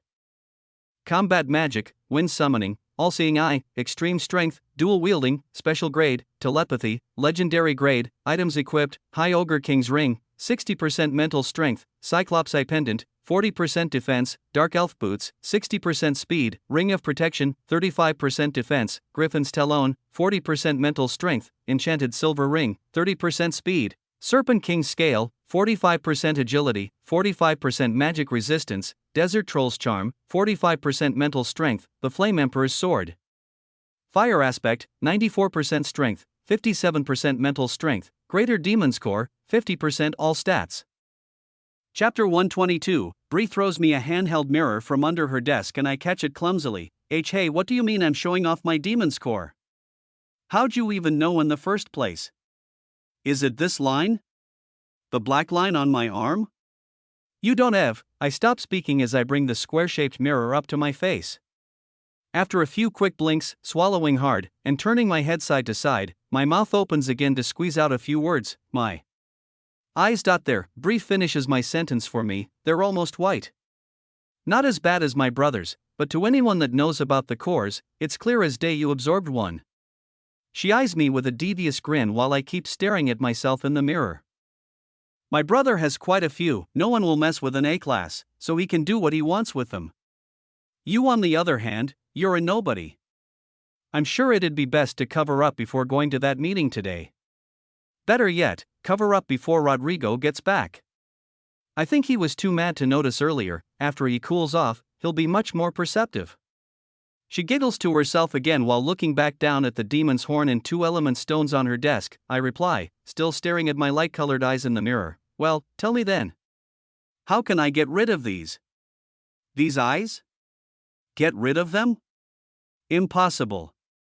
I can tell you how to hide them, but it'll cost you. I sigh, rolling my newly discovered light hazel eyes. How much? 2 gold pieces. I have a magic item that'll do just the trick. I click my tongue against the roof of my mouth as I reach into my item storage to grab 2 shiny gold coins. With a light toss, the round pieces of metal hit Bree's desk with a clink. She grabs them both before they roll too far. Perfect. Reaching into her seemingly endless drawers, the craftswoman takes out a small black rectangular case. She throws it at me. I catch the small rectangular box and look inside while activating appraisal, lenses of illusion. I scrunch my eyebrows, then activate my all-seeing eye for a moment to get some extra info. Lenses of illusion, info, a pair of contact lenses crafted using the legendary grade crafting skill and the special grade conceal skill. This item allows the user to see 25% further, and change their perceived eye color at will. Class, C, type, single use, durability, 100-100. I deactivate my skills and look at the pair of clear lenses with disappointment. These are literally just colored contact lenses. I paid 2 gold coins for a pair of contact lenses. Bree laughs, lenses like those are hard to come by, try them on. You may think differently about them after you see what they can do. With a sigh, I awkwardly place them both into my eyes. Blind and tearing up for a few seconds, they finally slip into place. The sensation of a brand new skill fills my subconscious. I grab the mirror and bring it back up to my face. While thinking of my old dark brown eye color, the light white shades begin to vanish completely on their own. My eyes shift back to normal. There's no sign of the demon's core at all. I grin, then start picturing every color imaginable: red, green, yellow, blue, purple, all of them. With a laugh, I change them back to my original dark brown again. I guess they do work. Bree nods. Those will last a few months at most, so come back when you need more. Regarding your new arm tattoo, I don't have an item in stock for that. You'll just have to wear a long sleeve shirt for a while. I'll need someone with a special grade or higher concealment skill to make any more body modification items. I raise an eyebrow, thinking to myself. Special grade concealment? Like my conceal skill, hey, how long do you think making my blades will actually take? Bree looks down at the items on her desk, then up at me, why? Do you need some fresh air? I nod as she continues, give me an hour, I'll have them ready when you come back. Buy something to cover up that arm while you're gone. I stand to my feet, thanks. I'll be back soon. See you, Jay. Demon cores aren't something humans should have in the first place. It may give you some extra strength now, but everything comes with a price. Bree takes a deep breath, then lets out a sigh, just be careful and cover up. I want the best for all my long-term future clients. I'm already halfway across the room, making my way over to the stairs and waving goodbye. Yeah. Appreciate you, Bree, I'll be back in an hour. Without another thought, I walk down 2 flights of stairs and out the front door. Ever since the mention of a special grade concealment skill was brought up, my mind has been racing. While activating my all-seeing eye, I open my status and click into my Conceal, Skill, Conceal, Info, a basic concealment skill. Data on a user's status can be altered. Levels, stats, skills, and buffs may be added or taken away from the user's false status screen. Those with a special grade or higher perception skills may be able to see through the facade. Grade, no grade, upgrade. I click upgrade to appease my curiosity. Upgrade, 50 pp, no grade, dash, special grade. The special grade, conceal skill allows the user to edit their status with the same basic inputs as no grade. Without a legendary grade, perception skill, the true nature of these modifications will remain unseen. The special grade, conceal skill acts as temporary camouflage. The user may change fine details in facial features, skin shade, and eye color, along with minor height and weight modifications.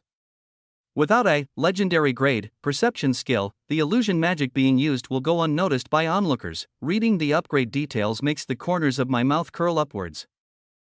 I upgraded on the spot, bringing my total proficiency points remaining down to 52. Technically, I could upgrade another skill right now, but I've been on a spending spree lately. This is the last one for a while. A legendary skill upgrade would be very useful. I'll have to save up a lot more PP to make that happen. I look down at my left arm. The black line is about 3 centimeters thick and travels the whole distance from my wrist to my shoulder. I concentrate and activate my new upgraded skill, Conceal. In my mind's eye, I picture the line disappearing. Reality begins to mimic my mental image. The dark black tattoo vanishes from my skin. With a smirk, I open up my status, after a full minute of concealment. My MP drops 50 points, not bad. But not great. At this rate of mana consumption, I can easily keep this disguise up for well over half an hour. It's perfect for short meetings, but I'll need to re-up on MP without being noticed. I tighten my lips, then head off to the market by the train station to grab a new long-sleeve shirt like Bree suggested. These lenses conceal my eyes without any MP usage, and a shirt covers up my arms pretty easily. For right now, simple magic items are better than this concealment skill. In the long run, I have a feeling it'll come in handy. For the time being, I conceal my arm while shopping. I spend almost 50 silver on a new stockpile of D-class HP potions along with 1 full gold to buy a pile of mana crystals from a confused vendor. Sure, hunters usually don't buy crystals, but taking my MP plundering skill into account, they're actually a bit more cost-effective than MP potions. I grab a long-sleeve shirt for 20 bronze made of heavy black material and put it on over my tee. This will do. With my shopping done, I take my time on the way back. It's a really nice day out. The fresh air, busy streets, warm sun overhead, and recent stat power-ups make me feel like a million gold pieces. I push the looming association meeting to the back of my mind while lazily strolling back to Bree's place with newfound confidence. It's been just over an hour. I walk back up to her office eager to see my new blades. The woman's voice calls out before I even step into the room. Finally, you're back. Check these bad boys out. Bree stands up from her desk carrying a large containment tray with 2 beautiful blades. They're bright red and give off a light white glow. The hand grips are jet black and look just the right size for my palms. Both blades are slightly curved and over 30 centimeters long.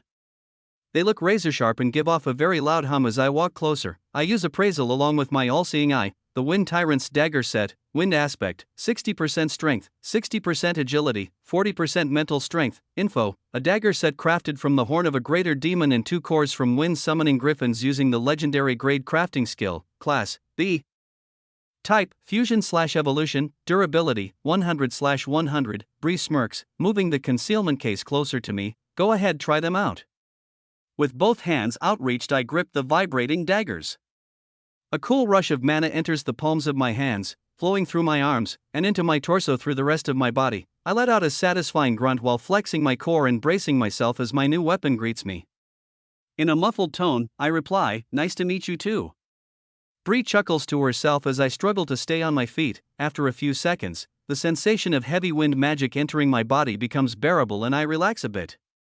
Staring down at the red blades glowing white, a stupid grin grows across my face. Bree speaks up, "So, how about we test those out in the Rumble Dome? I gotta know. There's no way I'm going back to that suicide pit." She laughs, "Hey, hey. It was just a suggestion." Bree crosses her arms, amused at my PTSD from the last time she forced me into the underground fight ring to pay for my sword. "Well, I know you have to go off to that meeting with my brother soon, but let me at least give you the rundown on how these blades are a bit different than your sword." I nod while twirling the new crimson daggers in both hands. They're begging to be used, but I have a feeling it wouldn't be pretty if I released their full power in here. "Sure, give me the rundown." After that, I'm heading off to the association's HQ. Chapter 123. Bree stares down at the crimson daggers in my hands, then brings her gaze up to my eyes. "Your sword is an evolution-type weapon. I'm sure you've noticed its stat growth by now." I nod as she continues, "Well, these blades have an evolution element to them as well. The only difference is, they're a fusion-type weapon too." I look at Bree with a blank stare. "A fusion-type weapon means what exactly?" "It depends. The fact that they can evolve means their fusion ability may change in the future too. Try pressing both of your daggers together." I do as she says, bringing the 2 slightly glowing blades together in front of my chest. The hum from earlier returns, and begins to grow louder the closer the 2 daggers get to each other. Once less than 5 centimeters apart, I feel a strong resistance in between the weapons. Dense pockets of air begin to flow out of the blades, immediately filling the room with violent gusts of wind. Bree speaks up, grinning ear to ear, "Don't worry about my office, keep going." I gulp, then continue doing as she says. I focus my mana into the 2 blades while activating my own wind summoning skill along with my all-seeing eye to track the mana in the room much easier. Clink. The moment I do, the 2 daggers calm down and the wind comes to a standstill as both blades hit each other with a light metallic ring. My eyes widen as I watch the 2 blades merge into one. The white light around them becomes much brighter, as a heavy red dagger falls into my open palms. Bree lets out a laugh. "Well, to be honest, I didn't expect you to control it that well on your first try. Now, try to separate them." I stare at the single dagger, concentrating on the odd flow of energy inside it. While gripping its handle tight, I force a large amount of mana and wind magic into the blade again while picturing it split in 2 in my mind's eye. The blade begins to glow bright white and is followed by a flash of light and a mild gust of wind. The blade comes apart into 2 shining red daggers again. I nod slowly while twirling the pair around my fingers. "Another fine piece of art you've made, Bree, thanks." She smiles, "The pleasure is all mine. I'm glad we could make a deal today. You know I'm always here to do business with you." I smirk and give her a firm nod. "Good. I'll probably be back soon." I turn to leave, but a question has been eating away at the back of my mind. I decide to speak up. "Hey, one last thing actually. There are demon cores." "Right. Have you ever seen or heard of a dungeon core or a labyrinth core? Or a something resembling a large egg-shaped crystal?" Bree looks at me with a confused stare. "A dungeon core?" She thinks for a moment while placing both hands on her hips and staring up at the ceiling. "I can't say I have. Usually, we refer to the demon cores as dungeon cores. If you're thinking of something else, then I'm not exactly Sue." "Okay, got it. Just wondering, that's all." I turn to leave for real this time. Bree is left standing there with a puzzled look on her face but speaks up as I go. "Well, I'll do some digging. Maybe I can find something similar to what you're describing next time we meet. Anyways, play nice with my brother today. I'm sure in time you two will get along." I carefully place my new blades into my item storage and raise my right hand to wave as I walk down the spiral staircase to the lowest floor. While doing so, I switch my long sword into my item box. The long walk into the center of town toward the Hunters Association HQ begins. I don't think of much on my way over. There isn't really much to think about after all. I'll be attending this meeting whether I like it or not. Working for the association wouldn't be the worst thing in the world if it was chosen by my own free will. It's just that comment about being their lab rat that Rodrigo brought up earlier. It still bugs me. The sun is high in the sky, it's almost noon. My walk into town seems to go by very quickly. Although it took well over half an hour to get here, I'd been daydreaming the whole way. I look straight up at the towering Hunters Association building and let out a sigh. A woman's voice greets me as the sliding glass doors automatically open upon my arrival. Welcome to the Vice Region Hunters HQ. How can I help you today, sir? I'd like to pick up my C-Class license. I passed the exam yesterday. Plus, I have a meeting with. She cuts me off with a bright smile. Oh, so you're Jay. Welcome, welcome. Please, come this way. I'm escorted inside without another word. The lobby is rather crowded today. There are at least 30 hunters with association uniforms on. Beside them, there are close to 20 men in suits. They're all sharing small talk conversations, seemingly waiting for something. Maybe it's the event Abby was talking about last night? They could be having the rank up celebration today.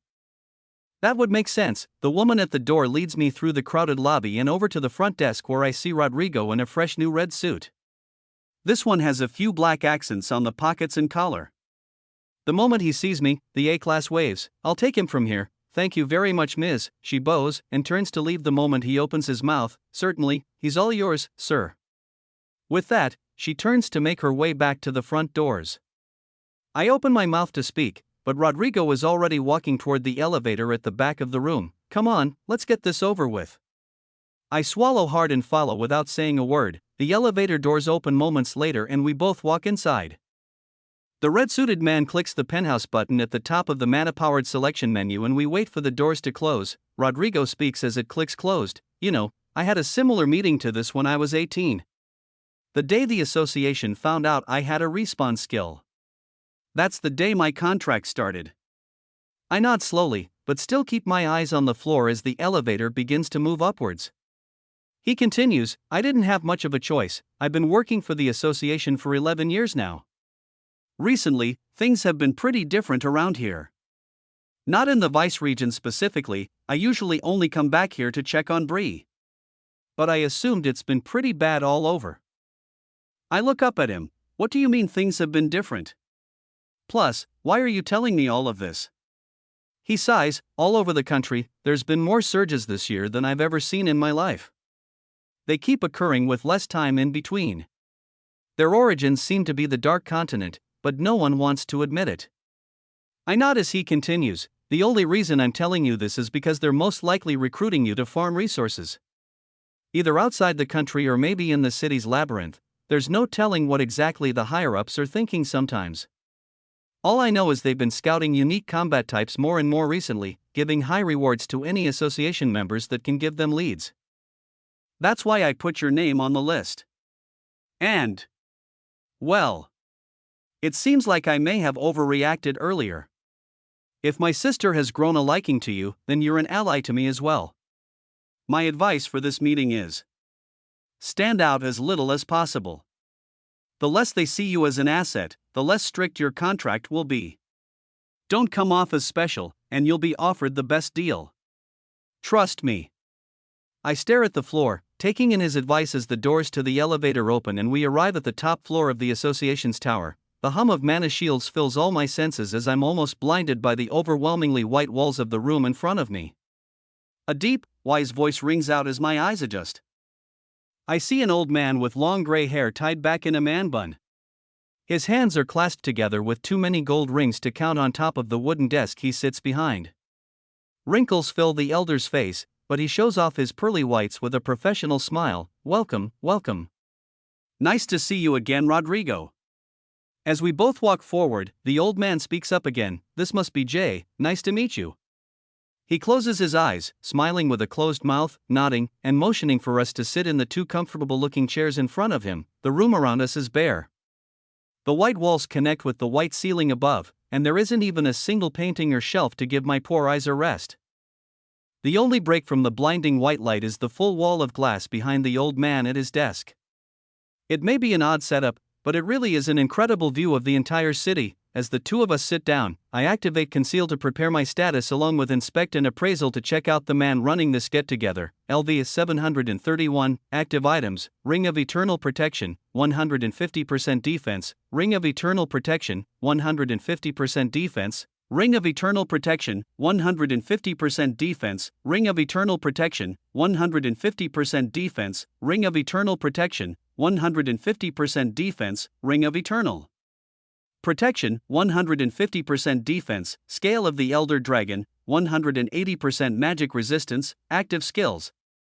Extreme Strength, Legendary Grade, Extreme Speed, Legendary Grade, Appraisal, Special Grade, Stealth, Special Grade. I let out a gasp, then cover it up with a light cough as my eyes open wide to take in this old man's stats. He continues to smile as we seat ourselves, then starts off with an introduction. My name is Brutus C. Matthews. I'm the Vice Region's head director for the Hunters Association. Let us begin our meeting. The main topic today is Jay's new contract. Chapter 124. As the old man speaks, my eyes keep scanning over his status in disbelief. I've never seen anyone with more than 2 skills besides myself. To top it off, he's over level 700, has a 900% defense buff, and a 180% magic resistance item. He's a B-class hunter, with multiple legendary and special grade combat skills. Today I've met 3 people that could crush me in an instant. A mere C-class is a very little fish in the grand scheme of things. I've heard of people buying very rare items to add skills to their status. There have also been whispers of items that can force a skill upgrade. I guess the association has bottomless pockets for a regional director like him. I stay quiet while the old man continues to speak. He reaches into his shirt pocket and pulls out a small rectangular card. This is for you. I'd like to congratulate you on passing your rank up exam. I made sure this one would be extra difficult. Only 43 of you passed, can you believe that? Brutus lets out a chuckle while placing the small white card down on his desk with a firm thud.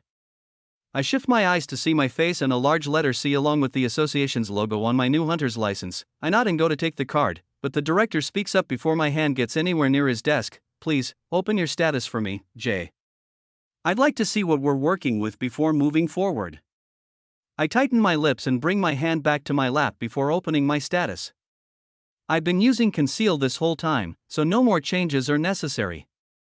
I flip the blue text screen toward him. I've deleted any unique or suspicious items from my list, such as the contact lenses and demon's core. I don't bother editing my level, showing that isn't a huge deal.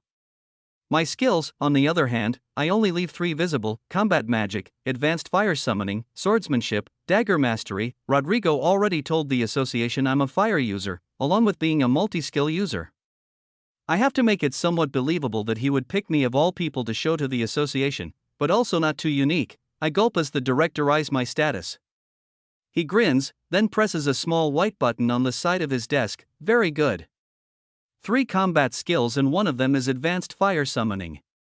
Fire is the most common combat magic, but those with the upgraded version don't show their faces very often.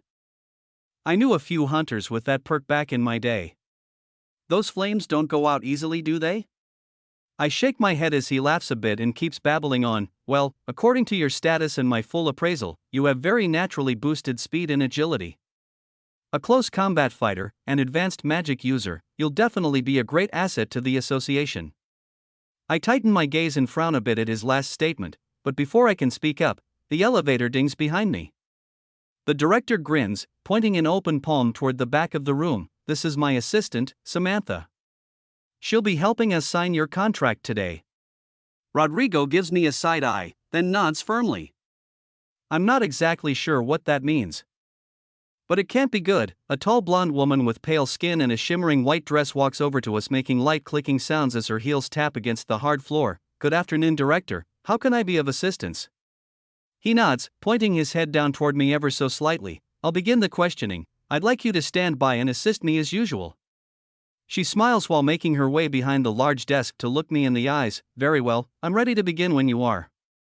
I use appraisal on the woman out of curiosity. LV 149, active items, amulet of protection, 35% defense, enchanted platinum ring, 50% mental strength, active skills, lie detector, special grade.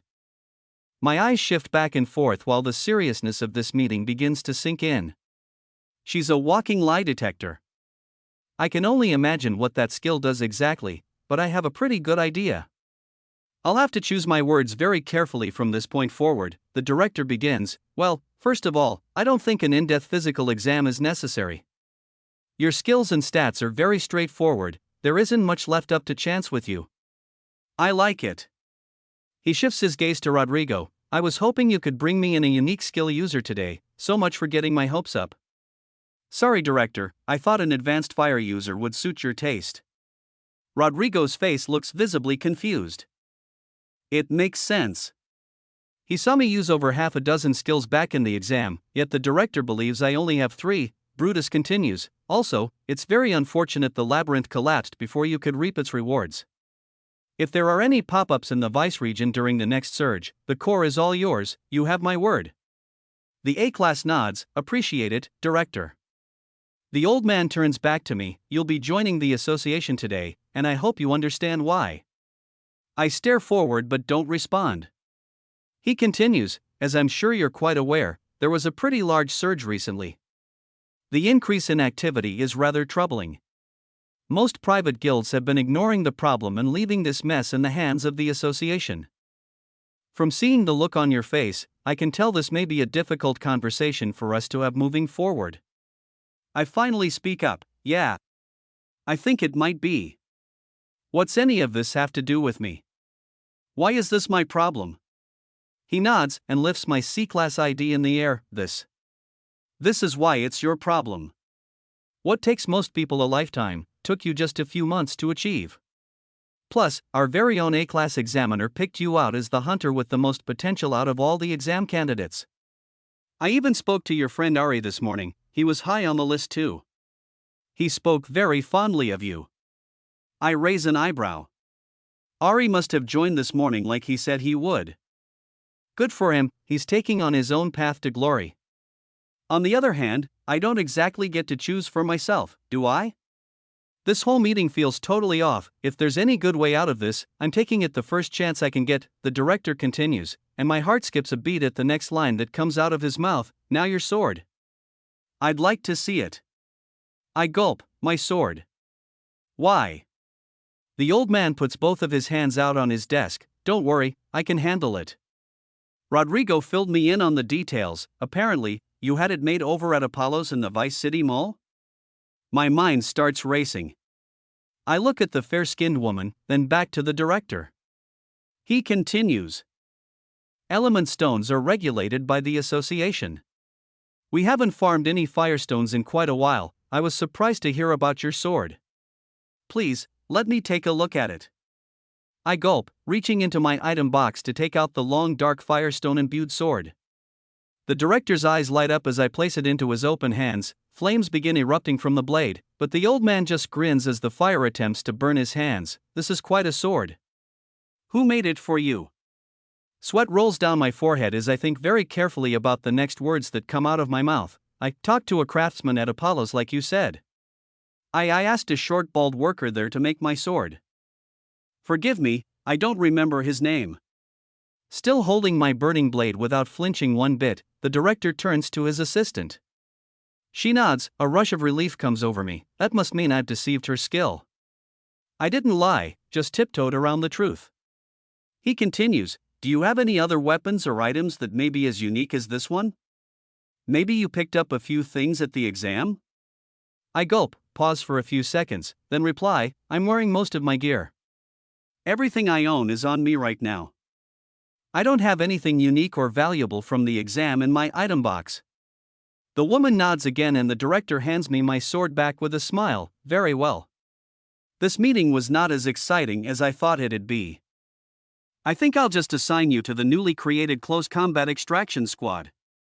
A few of your fellow teammates from the exam will be on it too. He turns to his assistant, make sure Tripp is available to give this new team the rundown. Call him to greet Jay when he finishes up here and bring him to the other team members. She nods, of course, sir. I gladly take my sword back, placing it in my item box, but immediately retaliate, hey. I still don't get it, why is it mandatory for me to join? Hearing the name of the dagger-wielding hunter trip from the association that I trained with during my break on the 11th floor of the exam doesn't make me feel any better about this entire situation. He sighs, placing a hand on my ID card, and pulling it back toward him, sure.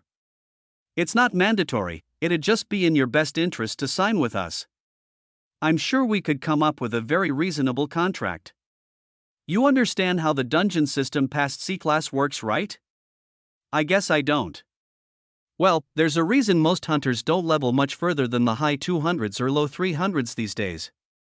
Normal dungeons begin to stop spawning around this level. Yes, of course, there are always exceptions to the rule, but those exceptions are often very volatile.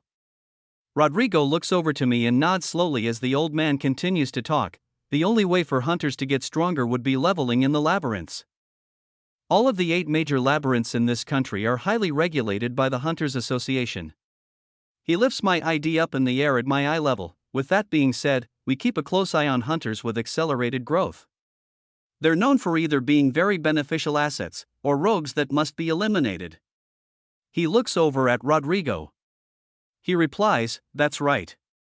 The director is right. I stare at the ID in his hand, thinking about my options. To a certain extent, everything he said so far does make sense. The association has control over most of the dungeon industry. There's no point in arguing a pointless matter, I might as well hear him out. He did give me the option to say no. I bite my bottom lip, then reply, fine. What would the terms of a contract with the association consist of? I'd like to hear what you have to offer. Chapter 125, Brutus C. Matthews, the director of the Vice Regents Hunters Association branch smiles while sitting back into his chair. Excellent, it's time to get down to business. As a member of the newly formed extraction squad, you'll be farming resources for the association. The lot. Before he can continue, I rudely cut the director off mid-sentence. I prefer to fight alone. That's my first request. With a nod, he continues, please, let me finish. We've recruited a large number of hunters from this exam. Your group will be chosen for you, but working as a team is not necessary. Quotas must be met for proper pay, but not mandatory. All missions required by the association will come with rewards hard for you to refuse. Rodrigo smirks, he's not lying about that, they will always have offers worth taking. I gulp, so. What's the catch? The director clasps his hands together and stares at me. There is no catch.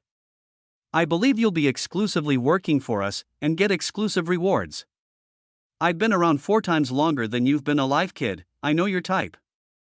If it's power you want, this is the place to get it. I'll be able to grant you access to rare dungeons and unlimited floors in the capital's labyrinth.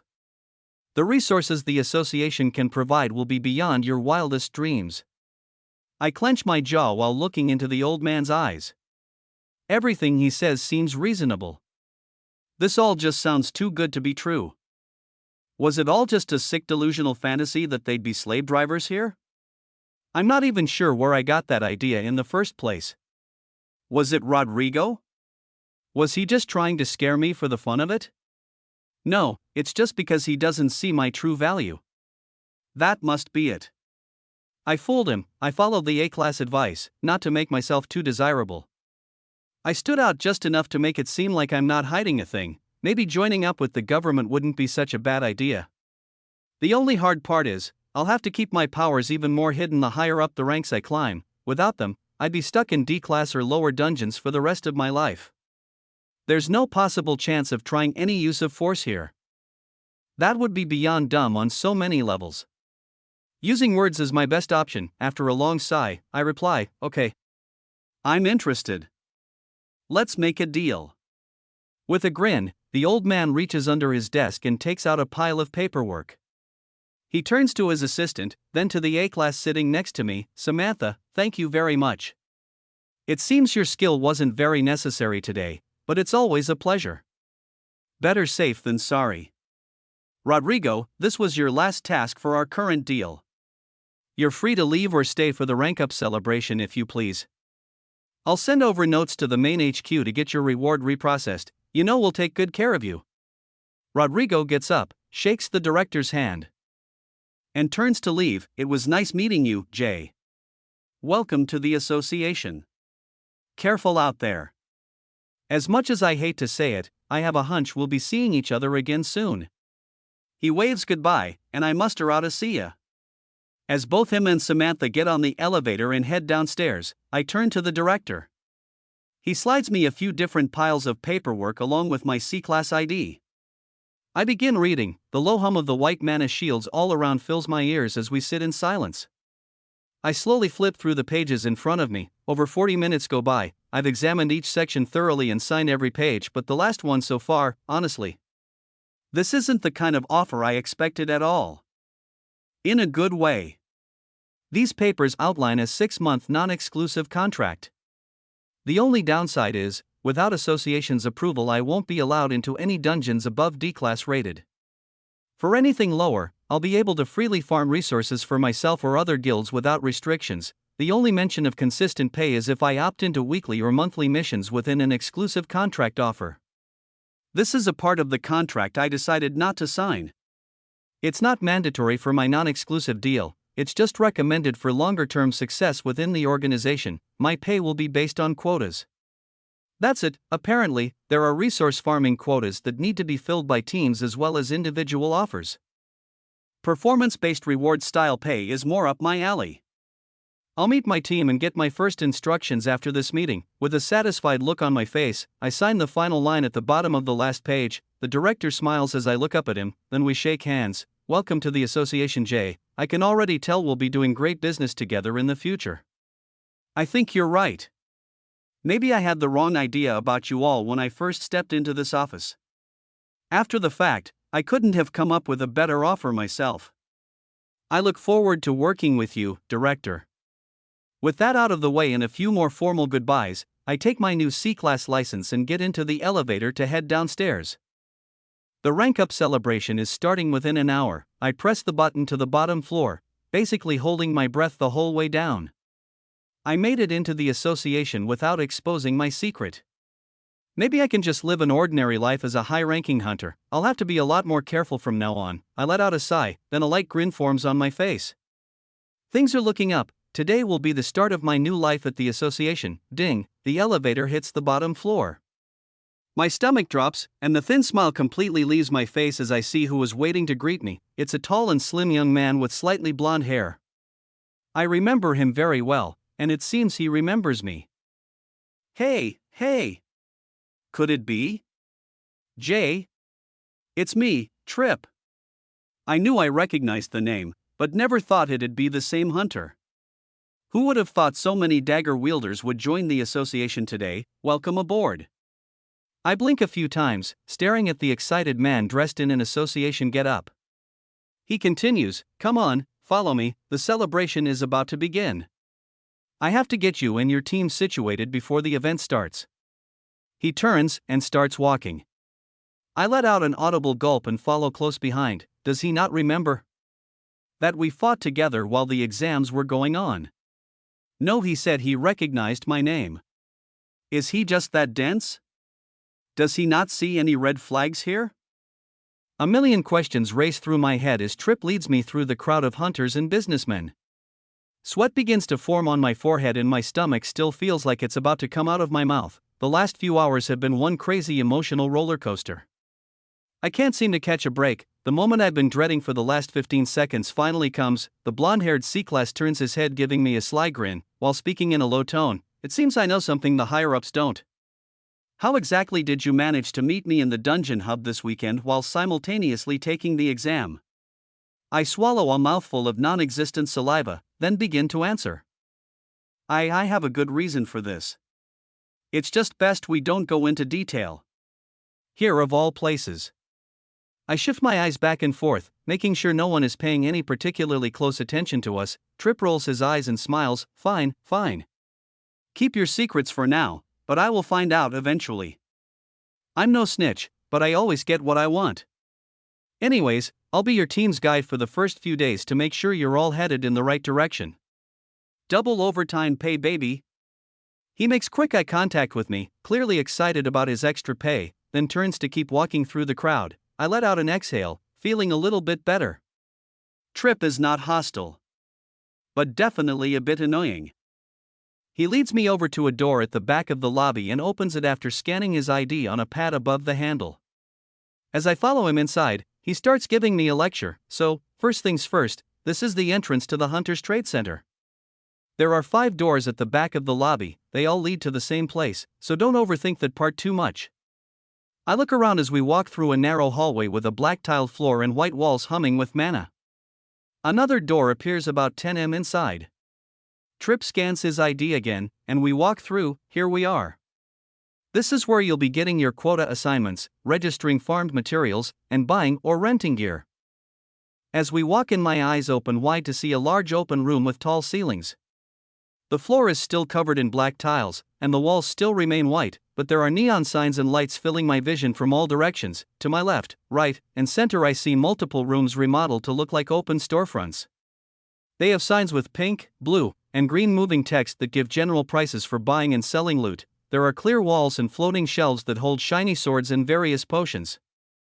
Crystals and trinkets fill my vision along with thousands of questions filling my head. There's a credit exchange system that isn't gold-based, and it's a bit hard to understand.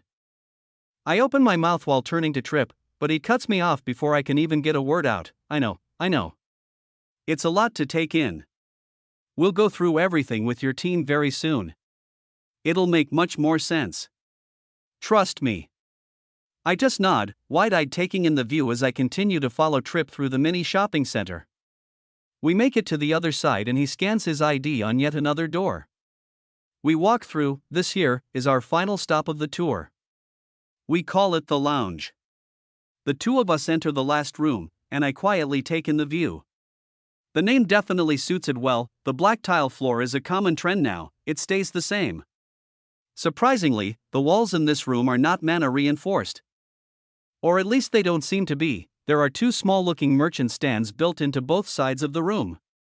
The one to my right seems to be a cafe selling drinks and small food items.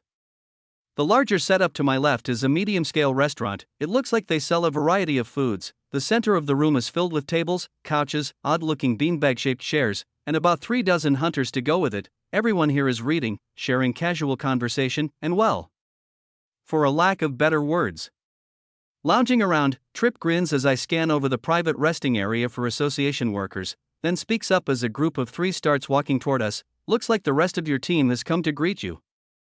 I turn my head to see who he's talking about, then let out a light gasp.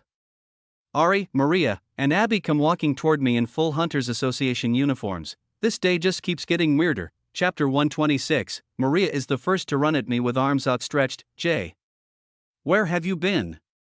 We couldn't find you at the hotel earlier this morning. Where'd you run off to? I let out an awkward laugh, dodging the question as Maria throws herself onto me. She smiles while finishing her long hug and backing up to look me in the eyes. I wanted to tell you before I left this morning, but like I said, you were gone. I joined the association too. I couldn't just leave you here all alone. Plus, they gave me a pretty good offer. I nod, looking her up and down. It seems that way. Aren't you contracted with the Pace Guild exclusively though? Well, yeah, but they let me sign a non-exclusive supplement contract. All dungeons D-class and below can be farmed with the guild, while higher level areas will be strictly association business. My contract is very similar. Maria stands in front of me smiling ear to ear. My gaze shifts to Ari and Abby. The green-haired girl looks like she's in her natural habitat here. A few people passing by smile and say hi as they come and leave. They already know her. Abby looks over at me. Welcome to the association, Jay. It isn't exactly like the warm welcome I received on my first day. But I'm glad you're here. I have an exclusive contract if you were curious. Mandatory missions are set up for me and I'm paid accordingly. My newest job is to be a part of this extraction squad. So, we'll be working together a lot from now on. I give her a kind nod, but Ari speaks up before I can get any words out. Same goes for me.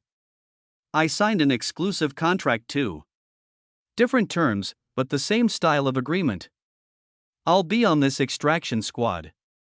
I'm glad it's you three. Trusting another group of new recruits would be a bit more difficult. I look back and forth at my three new teammates in front of me, not knowing exactly what to say. Sure, we worked together during the exams and I've even trained with Abby and Maria a few times. But after I hit C-class I was expecting to go straight back to solo dungeon diving. Continuing to work with a team will be a change of pace.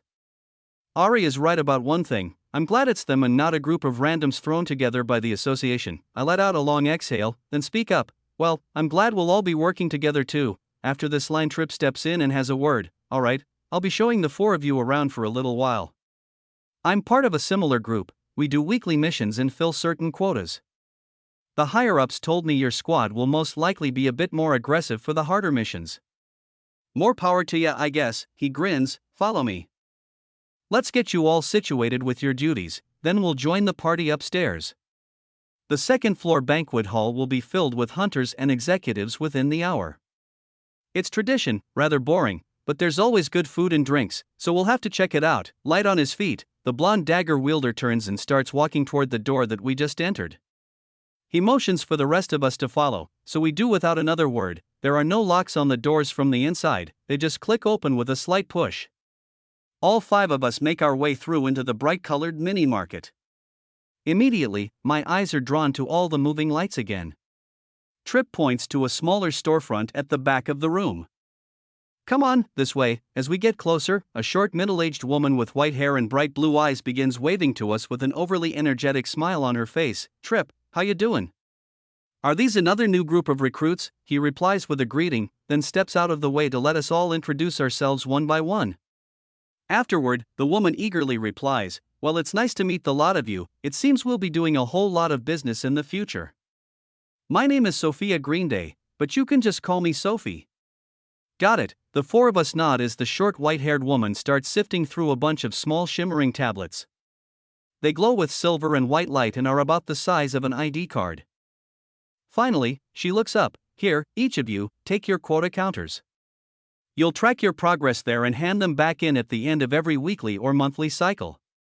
Or don't hand them in at all, you just won't get paid. It's not like I care. She lets out a laugh, then continues, anyways, take a look. We have a pretty simple first week. Usually, we'd stack a few individual tasks in with the team tasks, but the director picked this one out specifically for you four. I look down at the small rectangular card. It reads out a few lines of text. J. Soju, available credits, 0, C-class, team weekly quota, strengthening fragments, 0/10, reward, 5 credits, individual weekly quota, none, 0/0, reward, 0 credits. I mumble under my breath, strengthening fragments? What are these? Trip peeks over at my card and lets out a gulp, then looks at Sophie wide-eyed. Is the director crazy?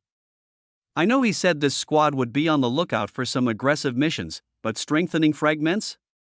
Those are only found in the Great Plains dungeon. My squad doesn't even train there ever since the incident. Titans are wildly unpredictable. Is this really Dash? The white-haired woman cuts him off. That's what the director ordered. It's not like I make the rules around here, I just pay people for following them. I continue to stare down at the shimmering card for a moment. There are so many questions to ask, but Sophie continues talking. Anyways, I know some of you are new here, so let me explain how this works. First things first, your team's weekly quota. As Trip kindly mentioned, strengthening fragments are only found in the Great Plains dungeon.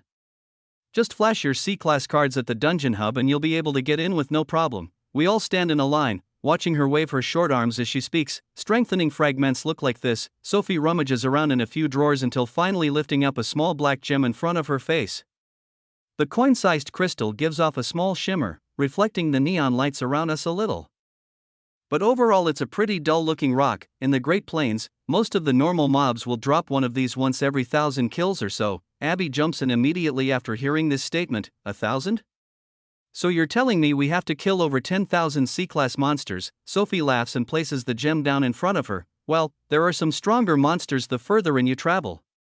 Mutants aren't too uncommon, they have a 10 times more likely drop rate. They may be your best bet for quicker farming. I stare straight down at the card, still thinking over a few things said earlier. While raising my head to meet the white-haired woman's gaze, I speak up. 2 questions. What are these credits for, and what are Titans? The monsters Trip mentioned before, Sophie grins. Well, the credit reward displayed on your card is 5 for this task. If all of you together can farm 10 strengthening fragments, that reward will be paid out to each of you individually. So, 20 credits in total for the group. Credits may be exchanged for 1 gold coin each, or used as currency at any Hunters Association run shop. The value is nearly doubled if used to buy gear or materials from the shops. Credits can only be spent or exchanged for gold, it's impossible to buy more. She crosses her arms and looks at Trip with a smirk, then back to me. Titans. They're more of a myth these days because no one is stupid enough to go deep into that dungeon to fight them anymore. Titans are enormous creatures that spawn at the back of the Great Plains dungeon. There was a pretty bad squad wipe that happened a few years back. A bunch of high-level C-class and some B-class hunters just disappeared. The only explanation was the Titans, so most people have just stayed clear of it since. They're pretty odd creatures, and almost impossible to kill. If by chance you see one, you'll know what it is, and what to do. Run. The 4 of us stand there in silence, but Trip chimes in to break the awkward tension moments later. Just don't venture too deep in. Like Sophie said, they reside deep in the dungeon. She replies, their strengthening fragment drop rate is almost 100% though. Trip lets out a sigh, rolling his eyes as Sophie finishes up her speech. To be clear, you don't have to all work together. Your squad has a unique contract. Each of you just has to submit the requested farmed loot to me or one of the association run shops within the week. Once all 10 strengthening fragments have been collected, the reward will automatically hit your account and a new quota will appear. It seems none of you have individual tasks this week, so you don't have to worry about that. It's rather self-explanatory though. Trip nods. The director is definitely trying to power level you 4. That's the only explanation I can think of. It'll be a brutal week of training. I place the shimmering card in my item box, and my teammates do the same. The blonde-haired C-class turns with a smile toward the door. Well, on that note, thanks Sophie, great seeing you. Let's head off to the rank-up celebration. I'm starving. He begins to walk away toward the exit. With a few words and waves of goodbye, the 4 of us follow. We leave the mini shopping area, walk through the narrow hallway back into the lobby, then make our way upstairs. The crowd from earlier has mostly dispersed. Hunters and executives have made their way up to the 2nd floor. The 4 of us follow Trip to the elevator to do the same. I'm not in much of a mood to celebrate again. Last night was more than enough partying for me. Whatever this rank-up event turns out to be, I'm going to do whatever I can to leave early. The only thing on my mind right now is the Great Plains dungeon, to be more specific, the Titans. A new mysterious unbeatable opponent. I'm itching to see what a fight with one of these monsters is like. Chapter 127, the 5 of us board the elevator, and Trip taps on the floor 2 option shown on the digital screen. After a few seconds of waiting, we rise to the floor above us. With a ding, the door opens and we enter the banquet hall. It's a long and wide room with dozens of circular tables and a large stage at the back. There's a live band dressed in all white setting up for a performance. Immediately, we're greeted by a beautiful young woman carrying tall glasses of champagne. Welcome, welcome. Please take a drink and make yourselves comfortable. More guests will be arriving soon. Politely, we all take a drink each. I look around the room to see people of all shapes and sizes. It's split about 50-50 between hunters and executives in here. Using Inspect, I find the average hunter is between levels 270 and 320. Almost all of them are C-class applicants that passed the exam. Most of the staff serving food and drinks are around level 20 to 70. The executives in suits are leveled at random. The bulk of them are between levels 100 and 200. But there are exceptions to this rule. A few level 400 retired hunters come into my field of vision. It's pretty clear even without my Inspect skill, they wear enchanted rings and very expensive suits. The C-class executives stand out in the crowd. Ari is doing the same as me, taking in the view of people around us, but for an entirely different reason. He grins and raises his glass to meet mine. Clink, cheers Jay.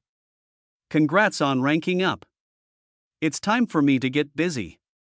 My day of networking is about to begin. He lifts the drink to his lips and gulps down the entire thing in seconds. With a swift turn, Ari places his empty glass on a passing waitress' silver tray while grabbing another from a woman walking in the opposite direction. He walks straight over to one of the men I scanned at level 439 and begins introducing himself. I take a sip of my drink and give him a light nod of respect. Maria turns to me as the fizzy drink rolls down my tongue. Hey, Jay. Abby and I are going to check out the musicians and find some seats. The blonde and green-haired girls stare at me with excited looks in their eyes. I chuckle. Don't let me hold you two back. Go have fun. I'll be taking care of some business too. They both run off, leaving me alone in the center of the crowded room with Trip. I hear idle chatter all around. Drinks clang against each other and laughter along with talk of money and contracts fills my ears. I zone out, letting the room fall silent, just alone in my own thoughts, this old habit of mine. Daydreaming at the most awkward times imaginable. Reflexively, I gulp down the rest of my drink to get into an even fuzzier headspace. It's not that I hate being around people. I just would rather not be around them at all sometimes. Large groups like this in a closed-off space with no plans of leaving give me a weird feeling. I gulp, realizing my MP is slowly dropping for some reason. Snapping out of my moment of peace, I let out a long exhale, realizing my self-regeneration skill's passive trait just kicked in, poison resistance. I murmur to myself, I can't even get drunk. With a frown across my face, I continue scanning the room, silently judging everyone that walks by. This is not going to be a fun ceremony. I roll my eyes and place my glass on a server's tray that's passing by, letting out another low-pitched I don't want to be here sounding groan. Trip throws his hand over my shoulder. You can leave if you want. This is supposed to be a fun event for new hunters looking to make a name for themselves in the association. If you don't want any part in it, feel free to go, I can cover for you. I perk up. Really? He points to the elevator. Yeah, just leave if you want. No one's forcing you to stay. Just make sure to meet up in the lobby tomorrow morning. Around 9. I'll be surveying your first dive. The rest of my squad may come along too. I swear the director is trying to get me killed. The Great Plains are no joke. Before Trip finishes his sentence, I've already turned and waved goodbye. With a grin across my face from ear to ear, I board the elevator, make my way down to the lobby, and walk straight out the front door. The midday sun shines on my face as I walk toward the dungeon hub without hesitation. If it's not mandatory, I'm totally ditching that party. The only reason I took this hunter's exam in the first place was so I could fight more powerful monsters. Maybe it took an unexpected turn. I joined the association. But now I can get back to business. It's time to go dungeon diving again. As I approach the hub, I make my way toward the C-class gate. A couple of heads turn as I approach the guard in front of the moving stairs. Thinking about all the times I watched higher class hunters enter this gate makes me feel pretty cool right now. The guard on duty takes my ID. Are you a new C-class? I haven't seen you enter this gate before. I am ranked up today actually. He hands my license back to me, raising an eyebrow but showing me a bright smile. Oh yeah? Congrats! As a solo hunter, I'd recommend trying out the High Ogre or High Orc dungeons. Even the Yeti dungeon could be a good fit. They're good for farming mana crystals and combat items. Most of the high-grade dungeons aren't touched much these days, only an occasional B-class team comes in and clears them on order from the association to keep breaks to a minimum. Anyways, who am I to tell a C-class what to do? I'm sure you've got a plan for today. I nod firmly, walking past the guard. I appreciate it, have a good day. I walk down to the C-class platform. It's completely empty today. My footsteps echo around the underground train station as I walk over to the dungeon list. The 3 dungeons that the guard mentioned earlier are on the top of the low-grade list. There are only 7 C-class dungeons available here in total. 5 of them are low grades, and 2 are high grades. There's no in-between. This is a lot less to pick from than the old D-class platform. There are dozens over there, I smirk, reading out the Great Plains as one of the options on the high-grade list. Immediately, I walk over to the pickup point to wait for a train. Less than 5 minutes later, my ride comes and I board to make my way over to the dungeon. Still, no other hunters are in sight. I'm all alone in the C-class raids today. Everyone else must be on duty or at the celebration. After watching the cement walls fly by outside my window, I finally arrive and make my way up the escalator to see the floating portal in the small isolated room. I reach into my item storage and take out both of my new daggers. This will be the perfect opportunity to test them out. I jump through the spinning mass of energy and enter the Great Plains. A wave of hot dry air hits my face as I enter the dungeon. It's nowhere near as hot as the final floor of the labyrinth, but still noticeably different than the outside world. I step forward to hear a light crunch, then look down to see sun-bleached grass and small dried-up shrubs along the arid climate's ground. There are hills that rise and fall in the distance, making it hard to see how far out this dungeon really goes outward. Occasionally, a small tree with very few leaves no more than 5 m high disrupts the nearly flat ground stretching off to the horizon. While gripping both of my bright red daggers tightly, the trek deep into this dungeon begins. I activate enemy detection and inspect. Sending my feelers out into the dungeon, I try expanding my range with the all-seeing eye ability. Seconds after I do, the first oddity of this dungeon begins to sink in. While usually it just takes a few seconds to feel out 3 kilometers or so of dungeon radius, this one is a lot different. It just keeps on going. The first enemies I sense are around 1 kilometer away, then more 3 to 5 kilometers out, but it doesn't stop. 10 kilometers out, there's more. 20 kilometers out. Even more, 30 kilometers. I hit a mental wall. I turn off my perception ability to reach into my item storage and plunder the MP from a few mana crystals. This dungeon seems endless. I can't even find the backside of it with a full bar of mana. I smirk and murmur under my breath, so, these are the Great Plains. Shifting my walking direction slightly, I head off toward my first opponent, 1200 m, LV 311. The dirt beneath my feet is a light color brown, and there's a nice cool breeze that teases me every few minutes. The gusts of air are almost refreshing, but leave me wanting more as the sun beats down from above. The walk is pretty peaceful, but I'm ready for some action. Finally, a monster comes into view. It's already noticed me from a distance and is charging, spinning up a dust cloud in its wake. I use appraisal to see exactly what I'm dealing with.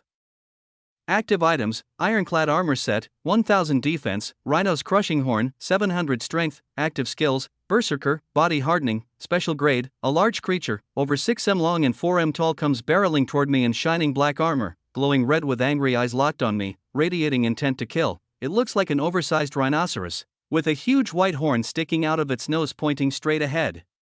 The monster's body is covered in veins and dense muscles that bulge out of its heavy armor set. Grunts and a deep bellowing roar erupt from its mouth as it gets closer. I begin to glow with a combination of red and golden light while imbuing my daggers with mana and wind magic. My first fight in the Great Plains is about to begin. Chapter 128. The enormous rhino creature charges at me on all fours, glowing red from its berserker skill.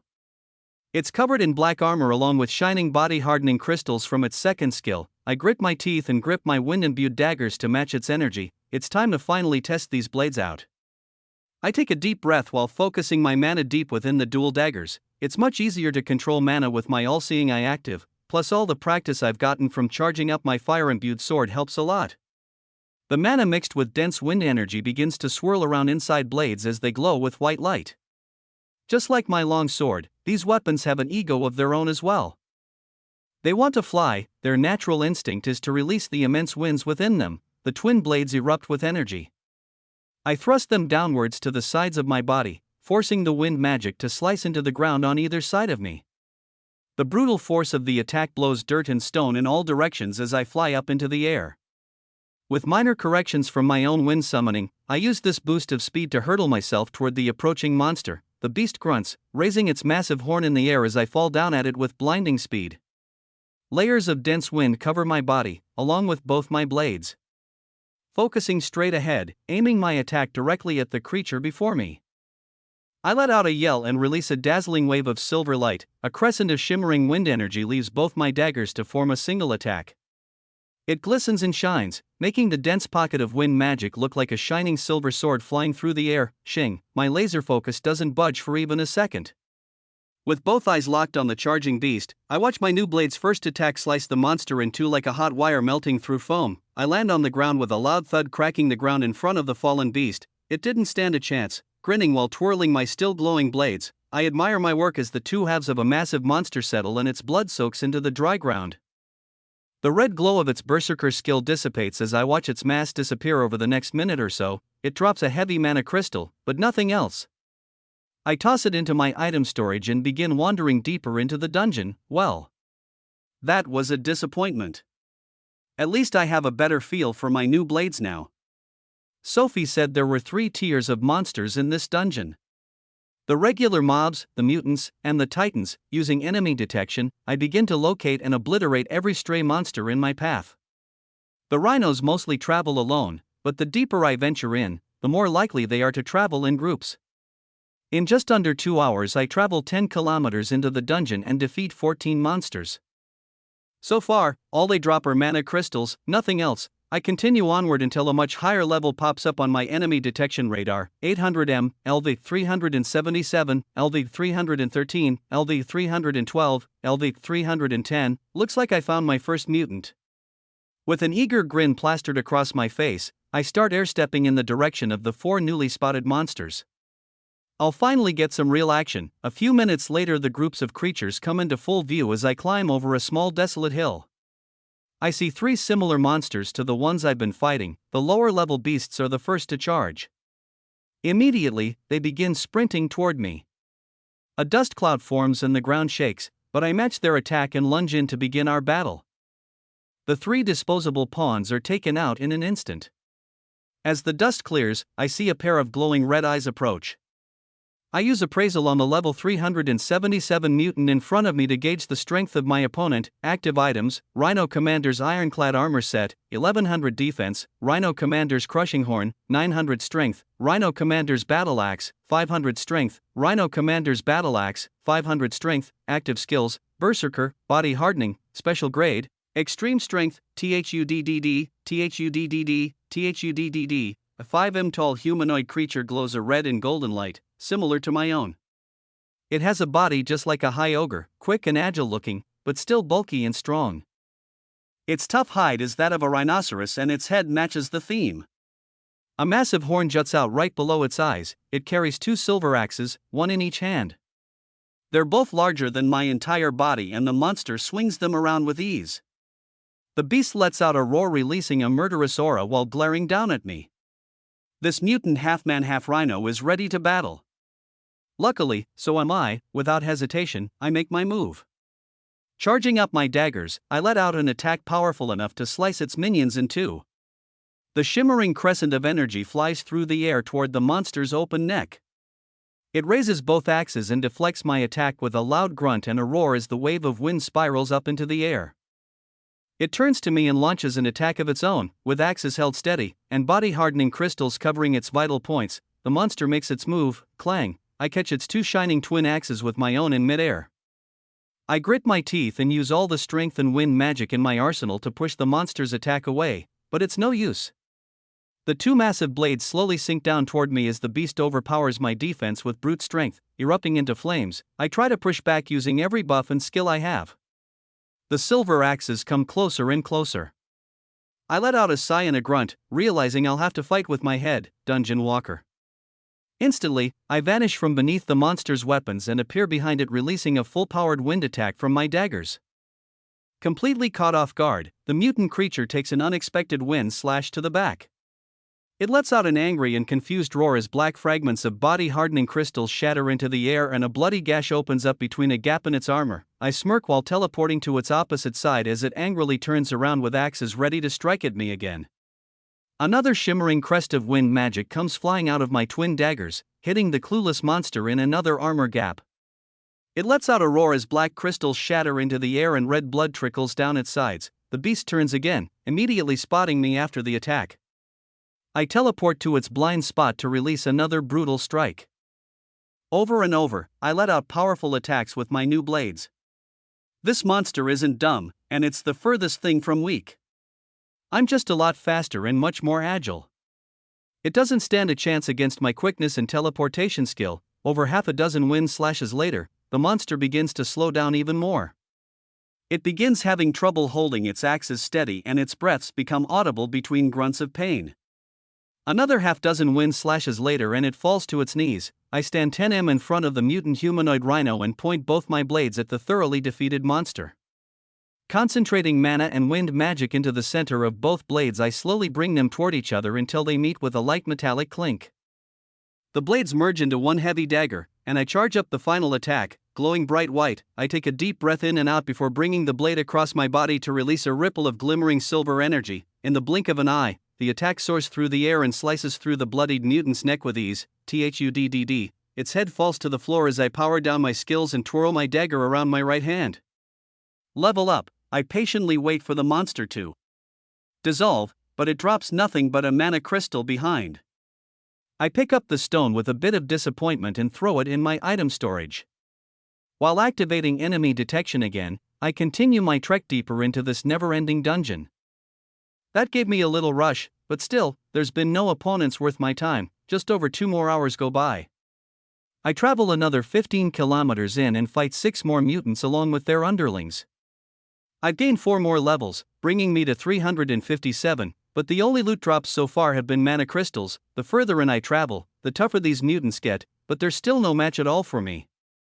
I'm hoping to find one of these so-called unkillable titans, but I haven't had any luck. My enemy detection skill is even acting up. Every time I try to scan for more enemies, weird chunks of dungeon space don't show up on my mind's eye radar. It's like they don't exist, or are being blocked from detection. I've experienced weird dungeon phenomena before, but usually, there is a good explanation. This just makes no sense. I keep walking up and down the rising and falling hills hoping to come across an enemy that will put up a good fight. Or even one of these mutants to drop one of those strengthening fragments. For all the hype this dungeon received, it's been a pretty boring experience so far. Letting out a long sigh, I continue onward. The deeper I go, the higher the chance I'll find one of these things, right? Right? The hills keep bending up and down as I follow the horizon line in front of me. I'm not too worried about getting lost or going too far in. I can just dungeon walk back to the entrance at any time. Another hour goes by. No more mutants or regular mobs attack me at all. The air has a unique mana consistency to it now, similar to a dungeon break.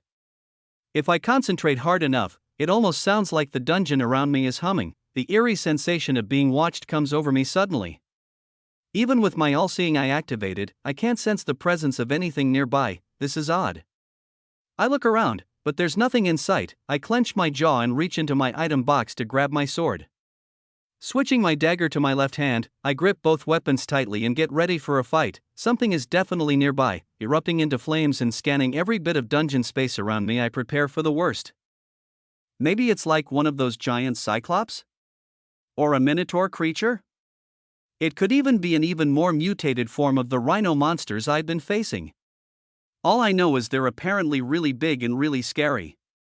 The anticipation is killing me. Then, I see it. Coming up from behind a hill in the distance, an impossibly huge figure walks toward me.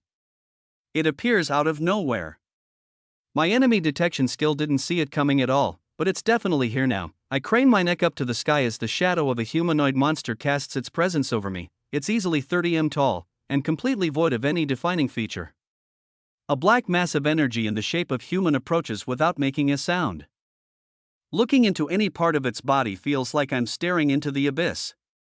Its giant feet crack the ground as it approaches, but the dirt and rock that fly off in all directions are eerily silent. Its long legs move slowly, but it covers a lot of ground with every step. The humming sensation of dense mana in the air increases dramatically as the titan rhythmically swings its long jet-black arms back and forth while walking straight toward me. The monster is carving out a valley of destruction behind it, throwing massive chunks of earth and stone into the air like it's kicking up dust. How did I not sense it coming? What is this thing, and how is this possible? I gulp, gripping my weapons and charging them both up to glow with white and red light. Activating Inspect, Appraisal, and Enemy Detection, the skills finally get a reading on this creature as it comes within range. 250 m, LV of 400, active items, none, active skills, none, buffs, Titan's domain, hidden ability. So this is a Titan. Chapter 129, the impossibly huge humanoid monster made of odd dark energy continues to crack the ground as it walks toward me in silence. An unnerving hum of intense mana fills my senses as the air around me gets denser and denser with a tingling magic sensation. A Titan. This is the creature that Trip and Sophie warned me about, the monster I've been looking for this whole time. Finally, I'll get to go all out. Readying my sword and dagger, I activate all of my stat boosting skills to glow with a golden red light. The slow-moving titan doesn't even seem to register my presence. Or, at least, I can't tell if it does. The emotionless mass of energy the size of a 10-story building trudges forward in my general direction. I begin running full speed ahead toward it. Every step I take makes the humming tone of mana grow louder, and the density of magic in the air begins to make my joints tingle. I erupt into flames, covering myself in a barrier of thick fire and wind magic, allowing me to continue my charge forward. After less than half a minute, I get within range to release an attack. Swinging both my sword and dagger, I let out a dual attack containing 2 crescents of white and red magic. They soar through the air. As the ominous figure in the distance stays true to its march, my jaw drops as my attack hits the anomaly before my eyes. Both of my attacks collide with the monster's midsection but disappear on impact. The creature doesn't even flinch, it continues slowly moving forward without a moment's hesitation. I grit my teeth and let out another high-powered attack with both my blades. My high-powered energy attacks that previously sliced mutants in half like butter collide with this menace and vanish into thin air. My heart skips a beat. I can't tell if it's fear or excitement. All I know is, this is not going to be easy. With a smirk, I dart off to the right side. Some new positioning will give me a clear look at all of its angles. Maybe there's an obvious weakness somewhere. Using my wind magic to increase my travel speed, I make my way around the titan as it draws even nearer. I'm less than 50 m away from the beast, and the ground shakes with every step it takes. I assume it still hasn't noticed me. The humming in my ears is giving me a minor headache, and the energy in the air feels like a full-blown dungeon break. Letting out a yell, I release another dual attack at the monster's legs. Yet again, all the magic I throw at it immediately disappears into nothingness on impact. It cracks the hard ground while continuing in a steady straight line forward. I run in even closer. If magic won't work, maybe physical attacks will be the only option. The long black leg of the creature is less than 15 m away now. With one long step, it could crush me under its foot from where it stands. Still, even up close there are no distinguishable features. Looking at any part of its body is like staring into an endless abyss of darkness. I clench my jaw and lunge in for any attack. The titan steps forward, and I launch another full power strike. With both blades swinging bright with magic, I take a long slice at the monster's open leg. My eyes widen as I feel my blades cut through the air. That's right, the air. My red and white glowing weapons just slip through the titan's dark flesh without making a sound or even drawing a drop of blood. I would even call it flesh, it's more like an illusion of flesh. This beast is a walking black hole. I react by bursting into flames and shooting advanced fire magic all the way up its leg, but it's futile. All of my attacks just go right through this mysterious black blob of matter and disappear into the void. The hum of mana is so intense up close, I can barely hear myself think. I try one last move, Plunderer. I let out a surprised gasp as the sweet sensation of newly plundered mana enters my body. Finally, I found its weakness. If this creature runs out of MP, I'm sure this ability's defensive effects will wear off eventually. I'll get to see its true form. The titan's leg begins to move as it takes another long stride. I air step backward and begin positioning myself for another opportunity to plunder its mana. The giant takes a step and I lunge in to plunder more MP. The sensation of its mana entering my body continues without a hitch. I activate my all-seeing eye, wondering if I'll be able to track its exact remaining mana stores. I've never tried to suck a monster dry of MP before, so this will be a first. I let out an audible gulp as my perception ability activates. I whisper under my breath while decreasing my plunderer skill's intensity. Losing motivation, there's no end. The dense swirling pit of mana before my eyes is like nothing I've ever seen or even thought of before. The outer layer of its body acts as a buffer to keep reality out of the mini pocket dimension of pure mana inside of it. Swirling clouds of pure white and pink mana look similar to the borders of my own spatial magic skill. A pocket dimension of seemingly endless mana. The absurdity of how deep its MP stores go is baffling. I deactivate my all-seeing eye completely. Staring into the abyss might make someone crazy, but trying to absorb all of its energy would make them absolutely insane. I'm not too sure which one I'll become by the end of this battle. I jump backward as the monster takes another step. My heart is racing and the hum of mana in the air mixed with the nightmare I just laid eyes upon makes my headache even worse. I swallow hard, take a deep breath, and create some distance between myself and the titan mindlessly walking forward. What is this thing? As I airstep further away, its dense aura fades and the humming dies down. I let out a sigh of relief and try to refocus my thoughts. The Titan takes another step. I watch its massive foot crack the hard ground, throwing dirt and rock in all directions. This gives me an idea. With a smirk, I ready myself for round 2. I dungeon walk in front of the marching behemoth. Lucky for me, it's walking in a direction I've already traveled, so my teleportation skills work like a charm. I place my sword into item storage while separating my dagger into its original twin blades form. I need pure wind energy for this attack, charging up the 2 blades with every last drop of my available MP. I release an enormous crest of silver and white shimmering light at the monster's feet as it takes its next step forward. The surge of energy I unleash warps the surrounding air as it hurtles toward the ground. It collides with the Titan's foot, connecting with the solid earth in perfect synchronicity. A white flash blinds me as the wind magic expands and releases its energy on impact. Rocks and dirt fly everywhere and a massive crater is formed beneath the approaching Titan's step. I brace myself for what's coming while grinning ear to ear. The monster's long black leg continues to step down into the hole my wind magic has created. It mindlessly falls into my trap as I closely watch the events before me unfold. The 30-tall Titan's featureless face falls forward. I grab a mana crystal from my storage, plunder its MP, and dungeon walk back another 50 or so to watch the enormous monster fall to the ground. I let out a laugh, raising my daggers in the air. The battle isn't over yet, but actually landing some kind of physical damage on this thing feels great. It almost looks like it's falling in slow motion. The Titan's arms slowly move up to brace itself for impact, and its legs slightly bend to lessen the fall. I'm eagerly waiting to see what happens. The hum of mana begins to get louder. I gulp, realizing from almost 100 m away the magic's intensity feels like I'm standing right in front of it again. Maybe it wasn't the greatest idea to piss off an ominous black mass of unexplainably near-infinite energy. I twirl my blades in my hands, getting ready for whatever it throws at me. Its featureless face is still on a crash course for the hard ground, and I can't miss the show. If something goes wrong here, I have plenty of time to teleport away. The closer the monster gets to the ground, the more the humming sound of dense mana around me increases. It's becoming a metallic-sounding buzz at this point. The hair on my neck and arms stands straight up. The only thing I can hear is the vibration of distorted mana in the air, and the anticipation is killing me. My heart pounds harder the closer it gets. Finally, it hits the ground with an earth-shaking thud. My eyes open wide as I watch a shockwave of black energy erupt from its body. The humming mass is moving toward me at speeds too fast to comprehend.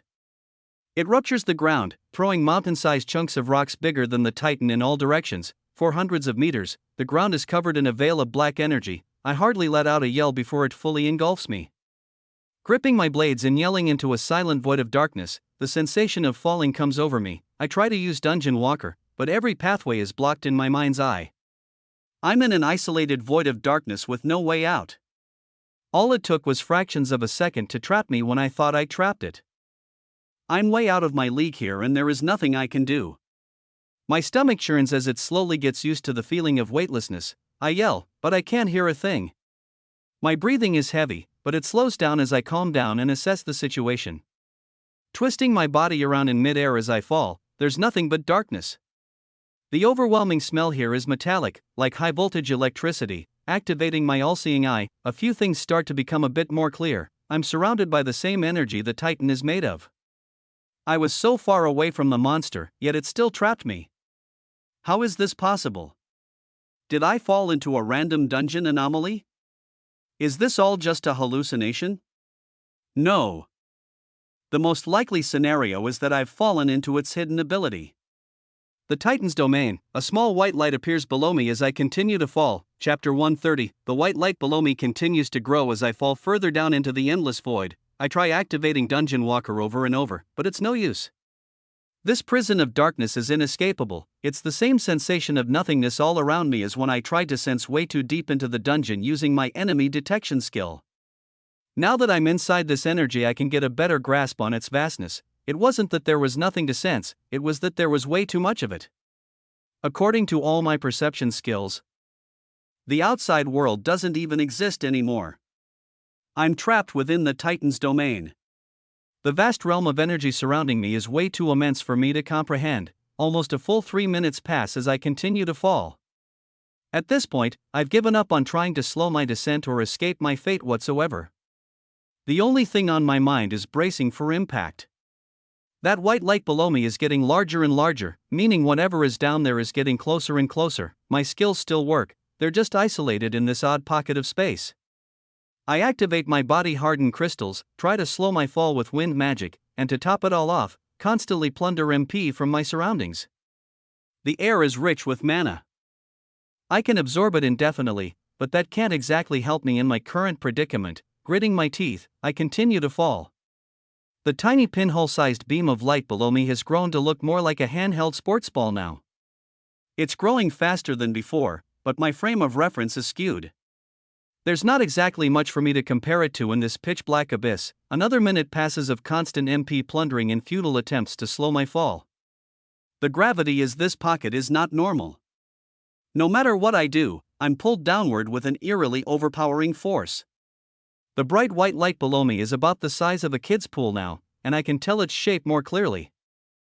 It's a long rectangular box and growing fast. I hold my breath as the white light fills my field of vision. The darkness above fades away as I'm engulfed in white light. The temperature shifts from cool black darkness to hot and dry light. The mana feels more refined and denser in here. It almost feels sharp like little pinpricks as I try to absorb it. So many sensations come over my body all at one time. It's hard to keep track of these changes or even explain anything that's going on around me. I just accept my fate and continue bracing my body for impact. Finally, I land on something solid with a loud thud followed by a series of cracks. I feel my bones crunch as they hit an impossibly hard white floor. I still grip both my red daggers tightly as black body hardening crystals shatter, somewhat cushioning the fall. I try to lift myself with wind magic, but the damage has already been done. Letting out a loud grunt and a yell of agony, I lie on the ground for a moment in horrible pain. I watch the last portion of the black abyss fade away as the white ceiling closes shut overhead. Coughing up mouthfuls of blood and regenerating a broken arm and leg, I get to my feet very slowly. While plundering the highly refined mana from the air and floor beneath my feet, I reach into my item storage to drink an HP potion while putting away my daggers. I blink a few times, then take a few steps forward to hear the light echo of my boots against the marble-like floor below me. I gulp, looking around in every direction to see pure whiteness. I run straight ahead into the void of whiteness. Less than 10 seconds later, my face is met with a rudely placed white wall. Thud. Clenching my jaw, I turn to my right and try running in this direction straight ahead too. Less than 5 seconds later, my forehead bounces off another not-so-pleasant white wall of refined mana. Using my wind magic, I air-step upwards to be met with a ceiling made of the same dense material. It seems I'm stuck in a white rectangular box. It's about 100 m long, 50 m wide, and 20 m tall. The void of darkness I was just falling through is nowhere to be seen. I yell out into the empty white room. Hello? Wah! I stop mid-sentence as my voice echoes eerily around the walls, fading into silence. Moments later, the reality of my situation begins to sink in. Activating all my buffs and perception-based skills including enemy detection and my all-seeing eye, I attempt to find a weak point or some clue of where exactly I am. Now that I'm not falling through endless space, it'll be a bit easier to concentrate. I sit down, take a deep breath. Activating my all-seeing eye, I slowly begin to expand my range. Taking in the MP around me using Plunderer, I let my perception skills range seep out as far as it can possibly go. I'm struck with panic as a gut-wrenching realization comes over me yet again. I vividly remember the dense swirling mana surrounding me on all sides as I fell through darkness moments ago, but a white-walled barrier is blocking me from viewing it now on all sides. There's no exit anywhere in sight. It's like trying to break out of a dungeon without a portal to escape. I can sense that there is space beyond these walls, but trying to access it physically or mentally is far beyond my current capabilities. I gulp. I'm really stuck in the Titan's domain. Anger rushes over me. I pull out my dagger, merge them together, then grab my sword. Without thinking, I start launching full-power attacks at the walls around me. Metallic clangs echo throughout my white-walled prison as the crescents of energy released from my blade collide with the dense, lightly humming mana shields. Over and over. For almost half an hour straight. I continue to plunder MP from the endless supply at my fingertips and release waves of fire and wind at my surroundings. Dripping sweat and breathing heavily, I fall to my knees. Thud. I lie with my back flat on the ground with my sword and dagger by either side as I slowly regain my breath. That little temper tantrum gave me a well-needed dopamine fix for the time being. My mental clarity is back. I let out a sigh, then sit up to place my elbows on my knees. Well, for the time being, I might as well see what I'm working with. I begin sifting through my item storage, pulling out every item I own one by one. I make a pile of useless loot that I've been meaning to sell but have just been distracted lately and never got around to it. It contains a few swords, a shield, some charms, a staff, some clubs and spears, a massive tooth and pearl, a few old daggers, a shaman key, some cursed shackles, tons of miscellaneous coins, a few rings I took off earlier today to fit my new daggers and lenses into my equipped items, and lastly some D-class potions. In a second pile, I take out the ruby-colored dungeon egg along with all of my mana crystals. Lastly, the most important pile is my food and water. Luckily, I still have some leftover dried meat and fruit from the exam. It's a good thing I picked up extras at the convenience store during our break between the first and second tests. This is more than enough to last me a few days comfortably. Maybe even a week. My water stores are even better. I have just over a dozen 1-liter bottles. I let out a sigh while looking at my loot scattered across the ground. Now, how am I going to get myself out of this mess? Chapter 131. I stare at my piles of loot on the floor and let out a long disappointed sigh. The white walls around me hum with a low and eerie tone. It makes the hairs on the back of my neck stand up. I turn my head back and forth to take in the reality of the white walls around me with a clearer mind. With a loud clang, I drop my dagger and sword to begin walking slowly toward the back of the narrow rectangular room. It's silent in here. I can hear my footsteps echo throughout the chamber.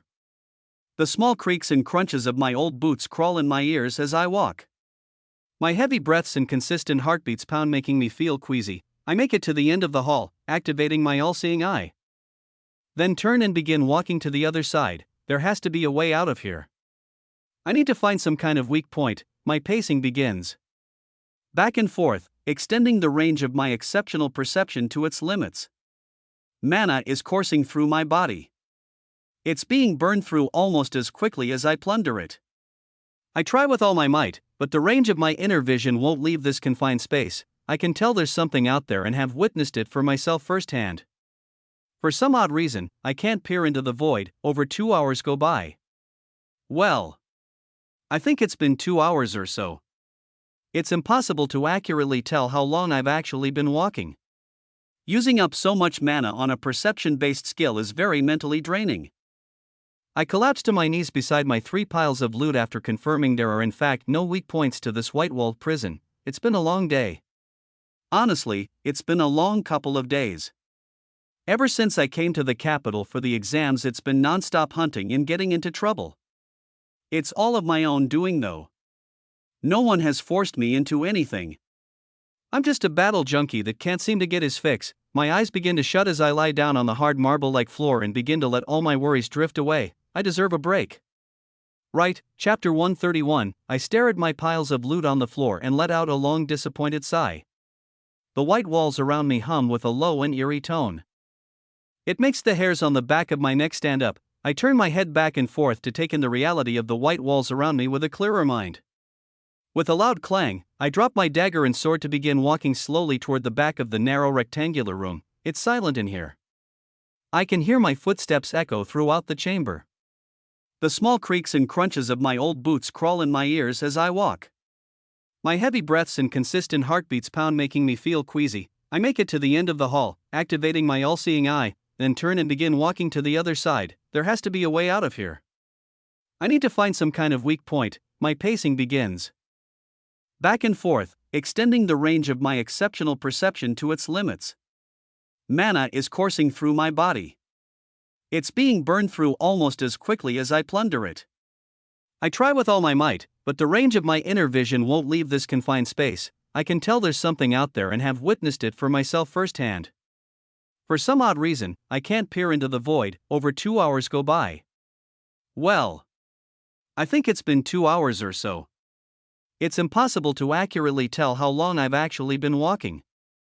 Using up so much mana on a perception-based skill is very mentally draining. I collapse to my knees beside my 3 piles of loot after confirming there are in fact no weak points to this white-walled prison. It's been a long day. Honestly, it's been a long couple of days. Ever since I came to the capital for the exams, it's been non-stop hunting and getting into trouble. It's all of my own doing though. No one has forced me into anything. I'm just a battle junkie that can't seem to get his fix. My eyes begin to shut as I lie down on the hard marble-like floor and begin to let all my worries drift away. I deserve a break. Right, next video, Adobe stock_cooking, ads by PubFuture. My mind and body are both on the verge of collapse and the hum of mana around me has become pretty normal for the time being. Over 2 hours in this odd environment makes the hum of energy in the air almost soothing. My breaths begin to slow, and the humming sensation begins to lull me to sleep. I fall away from reality into a blissful dreamland for, well, I'm not exactly sure how long. The mana continues to buzz, and the white-walled room around me continues to miraculously exist within the black abyss that is the Titan's domain. A smile creeps across my face as I calmly snooze away my worries. My brain and body are thankful for the long-awaited rest. In other words, I sleep like a rock. Many hours later, my eyes begin to open and the bright white light of the walls on all sides blind me as I wake up. I let out a groan while stretching my arms, legs, and back.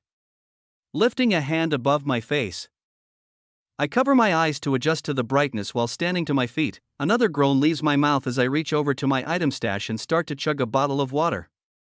Aside from this one, there are only 13 full bottles remaining. I stop halfway through and let out a refreshing gasp for air, then take another look around. I'm still in this damn white-walled prison. The second these words leave my mouth, my heart skips a beat. I gulp and run over to my sword and dagger lying on the floor, grabbing them both and cursing under my breath. I was supposed to meet Maria and the others to go hunting today.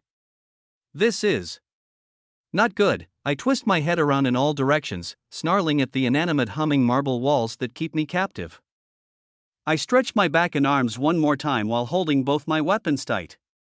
After that long rest, my body sure does feel rejuvenated. I sprint around activating my stat boosting skills while letting out a few practice shots of wind and fire magic at an open wall on the opposite end of the room. With a smirk, I watch the red and white crescents of energy erupt from my blades. I'm hit with a cold hard slap in the face from reality once again. They collide with the unbreakable walls, fizzling out into dispersed mana. My mind and body are both on the verge of collapse and the hum of mana around me has become pretty normal for the time being. Over 2 hours in this odd environment makes the hum of energy in the air almost soothing. My breaths begin to slow, and the humming sensation begins to lull me to sleep. I fall away from reality into a blissful dreamland for, well, I'm not exactly sure how long. The mana continues to buzz, and the white-walled room around me continues to miraculously exist within the black abyss that is the Titan's domain. A smile creeps across my face as I calmly snooze away my worries. My brain and body are thankful for the long-awaited rest. In other words, I sleep like a rock. Many hours later, my eyes begin to open and the bright white light of the walls on all sides blind me as I wake up. I let out a groan while stretching my arms, legs, and back. Lifting a hand above my face, I cover my eyes to adjust to the brightness while standing to my feet. Another groan leaves my mouth as I reach over to my item stash and start to chug a bottle of water. Aside from this one, there are only 13 full bottles remaining. I stop halfway through and let out a refreshing gasp for air, then take another look around. I'm still in this damn white-walled prison. The second these words leave my mouth, my heart skips a beat. I gulp and run over to my sword and dagger lying on the floor, grabbing them both and cursing under my breath. I was supposed to meet Maria and the others to go hunting today. This is not good. I twist my head around in all directions, snarling at the inanimate humming marble walls that keep me captive. I stretch my back and arms one more time while holding both my weapons tight. After that long rest, my body sure does feel rejuvenated. I sprint around activating my stat boosting skills while letting out a few practice shots of wind and fire magic at an open wall on the opposite end of the room. With a smirk, I watch the red and white crescents of energy erupt from my blades. I'm hit with a cold hard slap in the face from reality once again. They collide with the unbreakable walls, fizzling out into dispersed mana. Fine. I guess it's time to get serious. I plant my feet and begin taking in all of the mana in the air around me. With each sword by my side, I start channeling energy into both of them.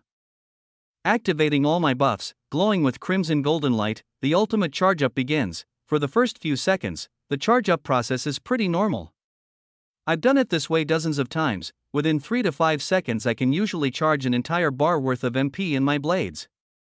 If I do both at once, 10 seconds should be more than enough. Unfortunately, normal isn't going to cut it this time. After about 15 seconds of continuously plundering MP from my environment while focusing them in my blades, the two weapons glow brighter than I've ever seen them glow before. They've both hit full capacity and surpassed their limits. Each one of them holds close to 2000 MP worth of pure firepower. That's over double my full MP bar in each blade. It's 4000 MP in total for one attack. The air pressure from my dagger is threatening to explode outwards. The dense flames in my sword crackle, waiting patiently to be released and burn everything in their path. An intense white light comes off my dagger and a deadly crimson glow seeps from my sword. I grit my teeth and continue. I can go further. Another 10 seconds pass, and my blades are nearing 2 times the mana capacity they've ever received. The absorption rate slows drastically the further I push it. Both weapons vibrate violently in my hands. Adjust. A little more, gripping the sentient blades with all my might for another 10 seconds. It feels like an hour passes in my mind. I'm nearly blinded by the white and silver shimmering glow that comes off my dagger, and the dark red flames of my sword become even more ominous. More than 3500 MP is stored in each individual blade. A combination attack would be close to 4 times any full power move I've ever attempted. At 7000 MP in one attack, my own sword's flames begin to burn my hands and the dense air around my dagger is making my joints creak trying to hold on any longer. It's time, letting out a yell as I swing both blades across the front side of my body. An ear-shattering release of force erupts from my blades. A metallic clanging mixed with the buzzing of my own mana reacting with the unique makeup of magic in the air echoes all around the room. 2 massive crescents of pure energy come rocketing out of my blades. One of them is pure silver. If looked at from the side it glimmers in and out of existence, a dense attack of wind magic. The other is a dark red flame with flickering black accents. It crackles and bends the air around it, leaving heat waves in its wake. I'm thrown backward, but my eyes stay locked on the 2 powerful energy waves on a crash course for the white wall. On impact, a ground-shaking twang rings out. It definitely feels and sounds different than all of my previous attacks. The moment they hit the mana barrier, something shakes beneath my feet, I'm sure of it. I feel the vibrations all around me. The 2 crescents of pure mana dissipate into the air moments after impact. This new reaction gives me a glimmer of hope. Collapsing to my knees with a smirk plastered across my face, I wipe sweat from my forehead and stare straight ahead at the portion of wall where my full-strength ultimate attack just hit. Not even a scratch, the wall is completely unscathed, but I did feel a minor disturbance. So far, this is my only clue. After standing to my feet, I slowly walk over to my piles of loot and grab a handful of dried fruit while storing my blades in my item storage again. A breakfast of champions, there's only about 10 handfuls of fruit and 4 1-kilogram bags of dried meat. It'll last me quite a while, but let's hope I can get out of here before food becomes an actual problem. While chewing on a long strip of dried mango, I begin pacing back and forth along the long room's backside. Activating my all-seeing eye is useless. The only thing I can sense around me is this barrier sealing me off from an endless void. Doing so just fatigues my mind and honestly bums me out for no reason. Dungeon Walker is the same. I can only teleport within this tiny confined space. The echoes of my footsteps while mindlessly pacing begin to fill my thoughts with worry and doubt. The rhythmic beats of my shoes' soles against the hard surface below me begin to be the only thing I can think about. Every hour or so, I attempt to charge my blades up and attack the same portion of the wall. The second time around, I have a pretty similar experience.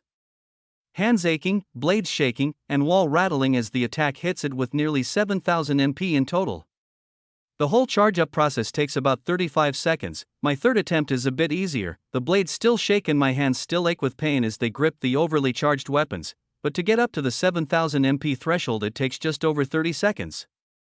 I push my limits for the extra 5 seconds and muster another 200 MP worth of firepower into the brutal dual strike.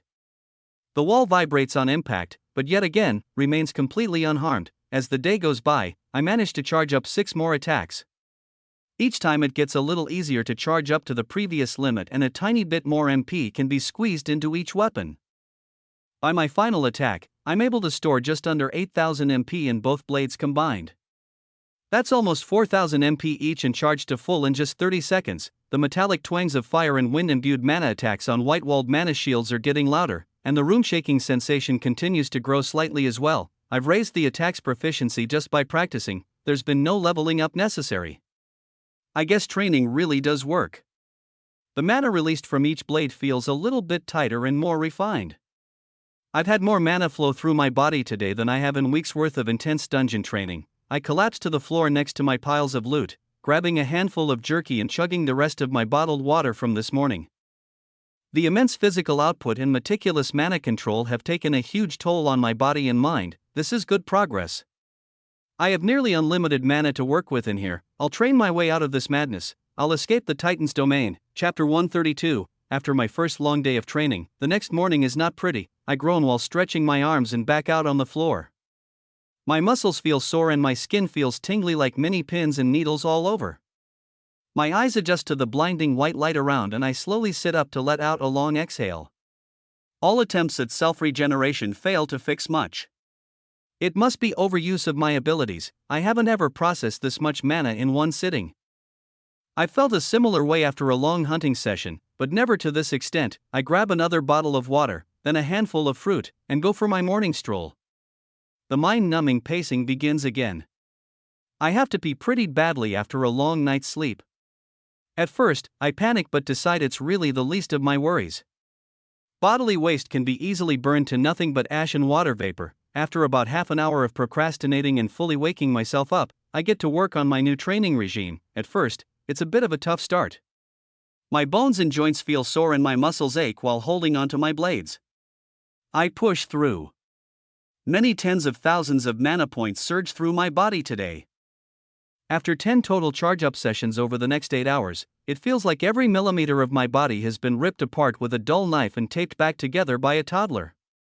I collapse onto the ground beside my loot piles once again with a satisfied yet exhausted grin across my face. A lot of progress was made today. Now, in just 25 seconds, I can store up to 4200 MP in both blades. The progression is slowing, but it's far from over yet. I can feel a breakthrough coming soon. I just have to keep pushing. Day 3 comes along and I realize I've just been counting days by sleep cycles. I'm not exactly sure how long I'm out each night and it's still even hard to tell how long I'm awake each day. They're just guesses. My teammates at the association are probably worried sick and the director most likely thinks I've bailed and gone rogue. None of that matters now though. My only worry is making it out of this prison alive. Surprisingly, my body feels a lot better this morning. Sure, my joints and muscles feel like they've been run over by a truck. But that truck definitely lightened its load since it flattened me yesterday. I take my usual morning pacing session while snacking on a handful of fruit, then get to work. My body allowed for 12 full charge-ups today. In 35 seconds, I can store a little more than 4500 MP in each blade. Together, that's just over 9,000. Every attack I release becomes tighter and more refined. The mana lets out a higher-pitched hum and the crescents of light are denser and thinner. Every collision with the white wall gives me another glimmer of hope. It vibrates and shakes the room a little bit more with every tweak I achieve while improving my ultimate attack. I fall asleep and repeat the process on day 4, then again, on day 5, over 100,000 MP surges through my body each day, and I'm able to handle more and more every passing moment. The outside world begins to fade away from the forefront of my mind as I focus on one goal. I need to create a stronger attack.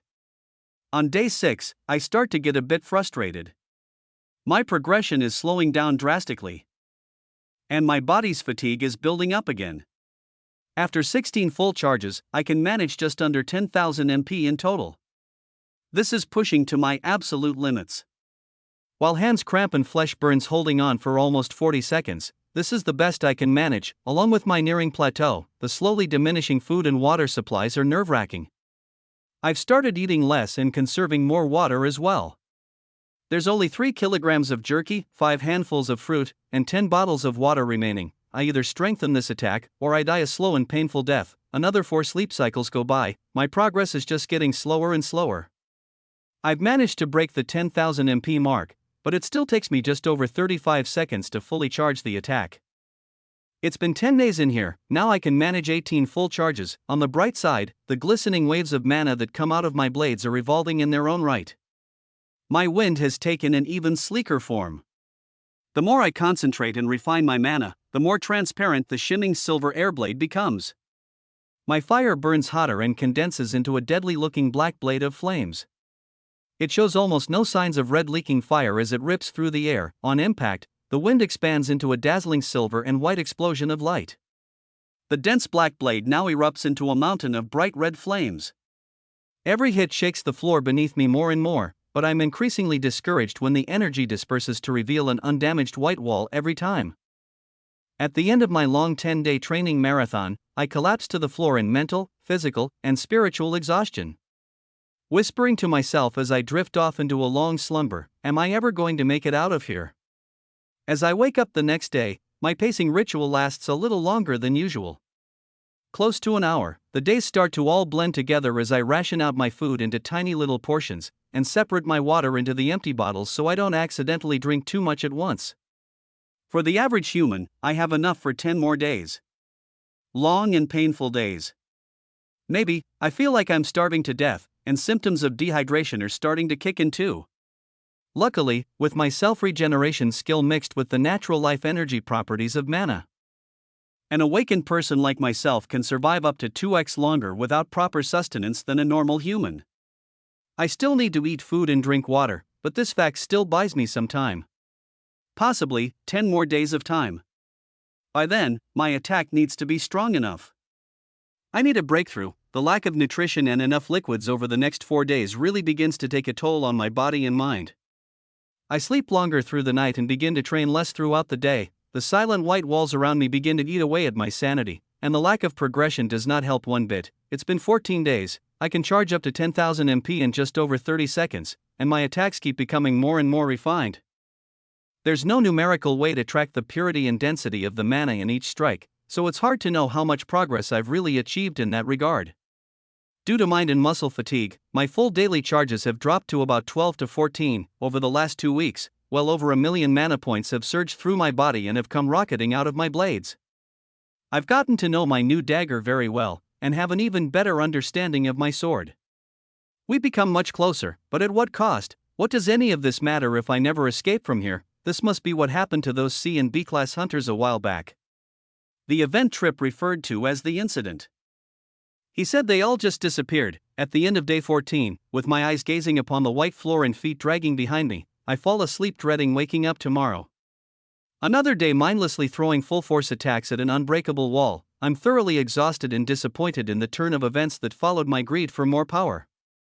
All I wanted to do was fight a strong opponent, but then again, I'm constantly looking for a stronger opponent. There's never an end to the journey to the top. I let out a sigh. I've gotten way too ahead of myself.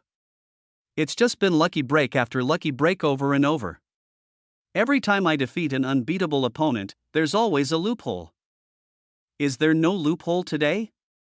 Have I really met my match? Letting out a long exhale, I let my weapons fall to the ground with a clang as I kneel in the middle of my piles of loot. There has to be close to 100 gold worth of items here. Counting my coins, pile of mana crystals, rare loot from the labyrinth, and especially this ruby-colored egg, I could easily sell every last penny of it and retire off in the mountains somewhere. I've already lived any hunter's dream. A contract with the association at 20 years old. Becoming a C-class in just a matter of months. What more could I ask for? Why do I continue to sabotage my own life? I stare at all my loot, regretting my decision to come to this dungeon over and over again in my head. I could have just stayed at that damn party. Anger and frustration have been building up in me for weeks. No amount of slashing at the walls can tame my current rage. The worst part about it is the only person I'm angry at is myself. There's no one to blame here but me. The closest loot pile to me is the pink crystals next to the ruby red egg. As much as I want to erupt into flames and start smashing everything around me, I pretty much can't. My body and mental fatigue from constant training and lack of food and water have taken a huge toll on my resting energy levels. All I can do is sulk in my own sorrow until tomorrow. A good night of sleep is the only thing that can ease my pain. I lie down into the pile of mana crystals in front of me with the ruby red egg by my side and shut my eyes. Within seconds, I drift off into a deep sleep. Hopefully, tomorrow will be a better day. Hours go by and my body heals itself to the best of its ability. I wake up to a curious sound. I hear glass breaking. Or, more like body-hardening crystals hitting the floor. I open my eyes slowly as the bright white light from my prison cell blinds me. Letting out my signature groan and stretch, I rub my face and adjust to the brightness. The first thing I see are small red crystal fragments all over the floor mixed in with the mana crystals I fell asleep on. I sift my hand through the stones and pick the red fragments out to examine them closely. What? Is this tea? Crunch. I turn my head around as I hear a loud crunch. Fragments of pink mana crystal fly into my field of vision as I activate all my stat boosting buffs, grab my blades, and stand to my feet. My jaw drops and I stare in awe at the sight before me. There's a small creature, no more than 1 m tall, with shiny black scales, wings, and a long narrow tail with an arrowhead at the tip. The underside of its belly, tail, and wings are bright red. The monster's 2 horns and wide eyes match the crimson theme. It stares up at me with a curious gaze while tossing a mana crystal into its mouth using its tail. Crunch. I gulp, blink a few times, then whisper under my breath. A baby dragon. Chapter 133. The meter-tall ruby egg I fell asleep next to is shattered. The top of it is cracked open and small red fragments of the shell-like material are all over the ground. I can't believe my eyes. A jet-black glimmering baby dragon is standing right in front of me eating my mana crystals like candy. Crunch. I activate Inspect and Appraisal, LV1, active items, none, active skills, Plunderer, Mythic Grade, Combat Magic, Advanced Fire Summoning, Buffs, Guardians Alliance, 0/1. The creature blinks at me with its crimson eyes and black pupils. Sharp white teeth bite down on another mana crystal as it flips its long pointed tail back and forth. I just stare straight ahead in awe with my mouth wide open. It's really a baby dragon. Everyone and their mother has heard stories about dragons. They're great mythical creatures that guard their treasures at any cost. The strongest, oldest, and most wise of all monsters. How did I get my hands on a dragon? I gulp as we stare at each other in silence. The only noises present are the light humming of mana in the air and occasional crunches as the little creature continues to snack on the pile of pink crystals. Almost a full minute passes, then the creature whips its tail around from its backside to poke my right leg. The creature backs up slightly and prods at my back jeans with a small sharp arrow-tipped tail. On the 4th poke, my jean fabric rips and its tail touches the skin on my calf. I look down and quickly pull my leg backward while flinching. It didn't hurt that much, but it was an unexpected pinprick. This monster may only be level 1, but that tail is still sharp. The creature jumps backward to match my retreat. The abrupt movement startled it too. I look up with a smile, putting my hands in the air, but what I see leaves me in awe once again. There's a rectangle of blue text floating over the baby dragon's head. I read it carefully. Guardians Alliance, 0/1, accept the demon/dragon, Guardians Alliance, yes and no. Baffled by the events unfolding in front of me, I choose yes. There's no reason not to be on the same team as a dragon. The blue text above the small creature disappears. It shows me a wide toothy smile, then chomps down on another mana crystal, jaw hanging open. I continue to awkwardly stare. The meter-high creature crawls over to me with agile steps. It flawlessly weaves around the fallen mana crystals all over the ground with cat-like precision. Its agile winding body looks like a slithering snake as it approaches. I just accepted its alliance, and this creature is only level 1. There are close to 0 threats, and it looks friendly enough.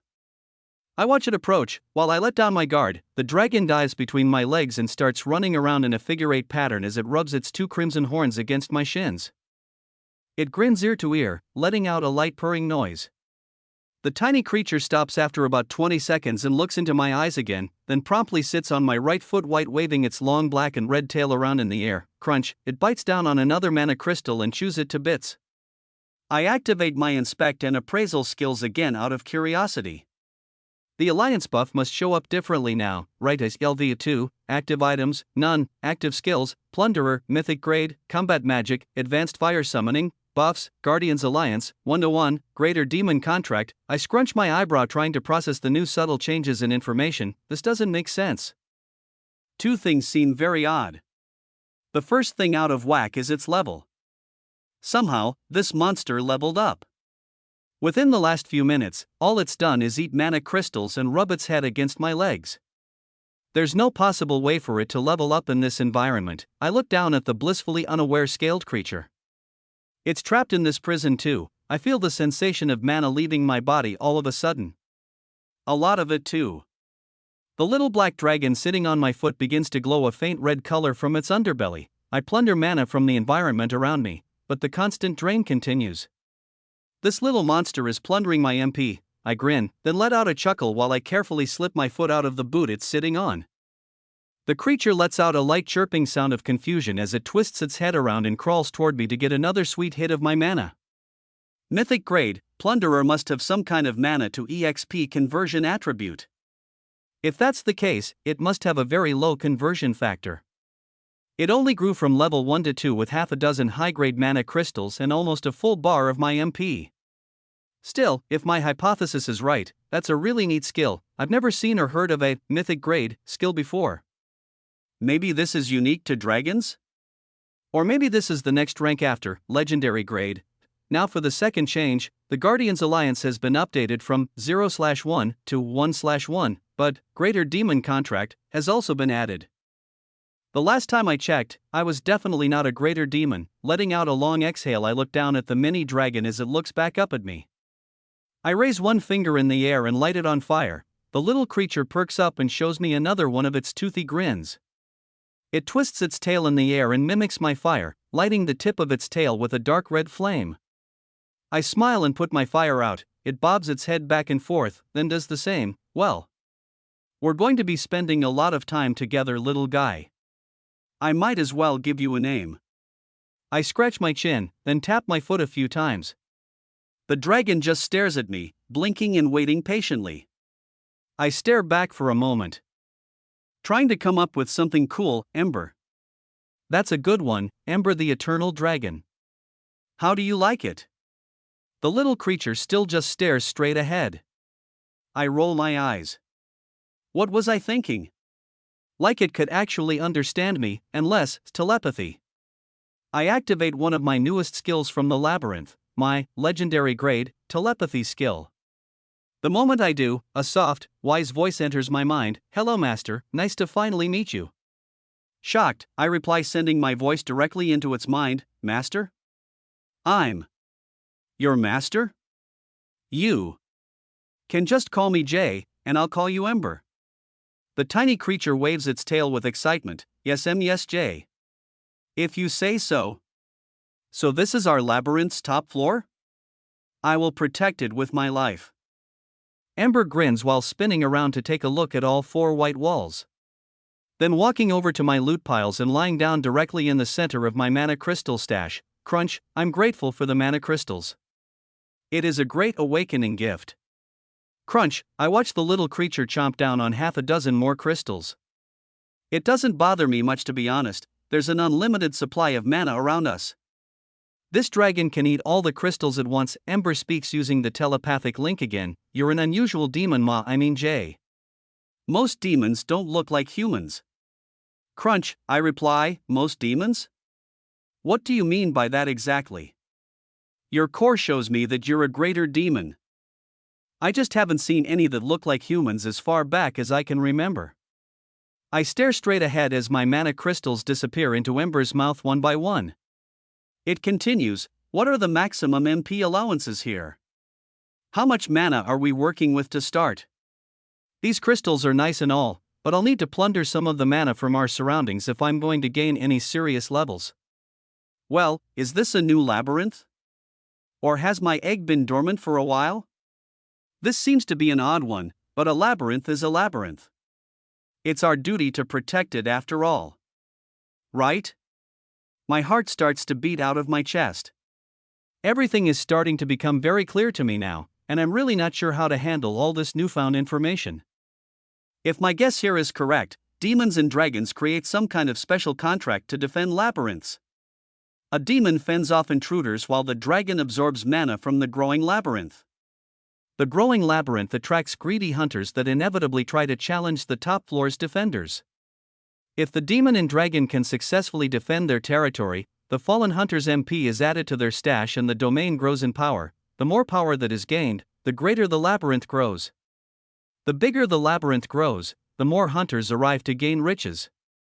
It's a never-ending cycle. The only issue here is I'm not a demon, and this dragon has no labyrinth full of mana to absorb. I have to think this through very carefully. I gulp, then the two of us sit in silence for over a full minute. My mind races for plausible solutions to take full advantage of this situation. Finally, an idea comes to mind. I smirk and reply, Ember. There's been a change of plans. We'll be leaving this labyrinth. Chapter 134, Ember. The shiny black dragon with a crimson underbelly stares at me with curious eyes. He continues to munch on my mana crystals. A change in plans, you say? Leaving the labyrinth? This is not an option for us, as we'll make it an option. I grin, looking straight at my ticket out of here. This could work. I continue to speak to the tiny monster using my telepathy skill. How long does it take for you to absorb mana, and do you have a limit? The creature stops chewing on a large pink crystal for a moment, then looks up at me again. It depends. The first 100 levels or so are usually pretty quick. That'll take a year at most. Then after that, a year? A full year? The dragon tilts its head and nods firmly one time. My stomach almost comes out of my mouth. I'm really never getting out of this prison. My face, previously full of hope, is now a disappointed mope. I drop to my knees. Well, back to training, I guess. The dragon continues. There have been exceptions in the past. One time I made it to level 300 in under a month. I absorbed an entire 20-floor labyrinth to do it though.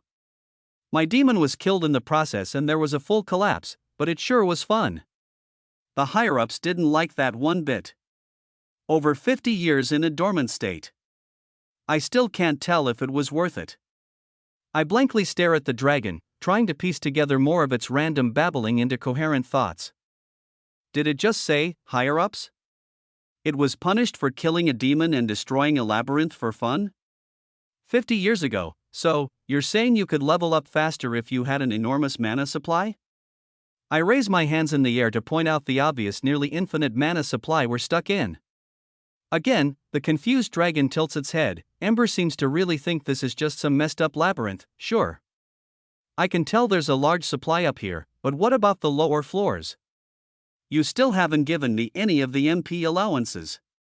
How long has this spawn been active? How much can I safely plunder per day? I scratch my head, thinking of where I should turn this conversation next. It'd be better if I keep playing along.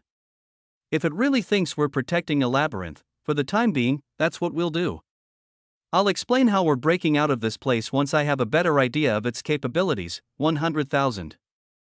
It can handle losing that much a day without a problem. The dragon's eyes open wide. It flaps its wings and jumps up into the air.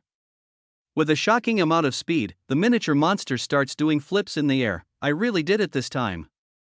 I hit the jackpot in this life. Oh, karma's a funny thing. What a millennia to be alive. Grinning ear to ear, Ember finally calms down a bit and drifts back down to the floor. He continues.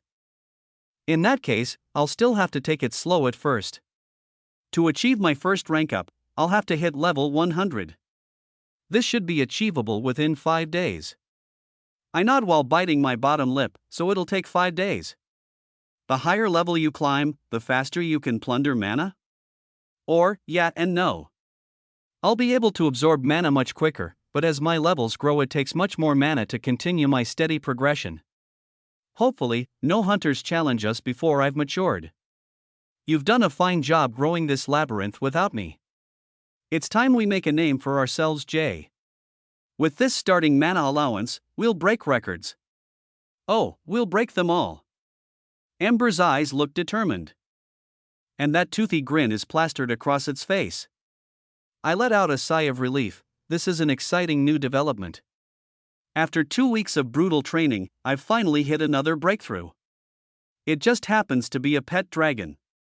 Ember finds a comfortable place on the hard marble-like floor and closes its eyes. I'll be busy for a while. It was a pleasure meeting you.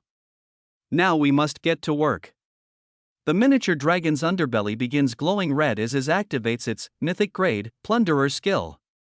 I smile and nod while walking to the far end of the room. I'll be doing some training as well. I hope you don't mind the noise.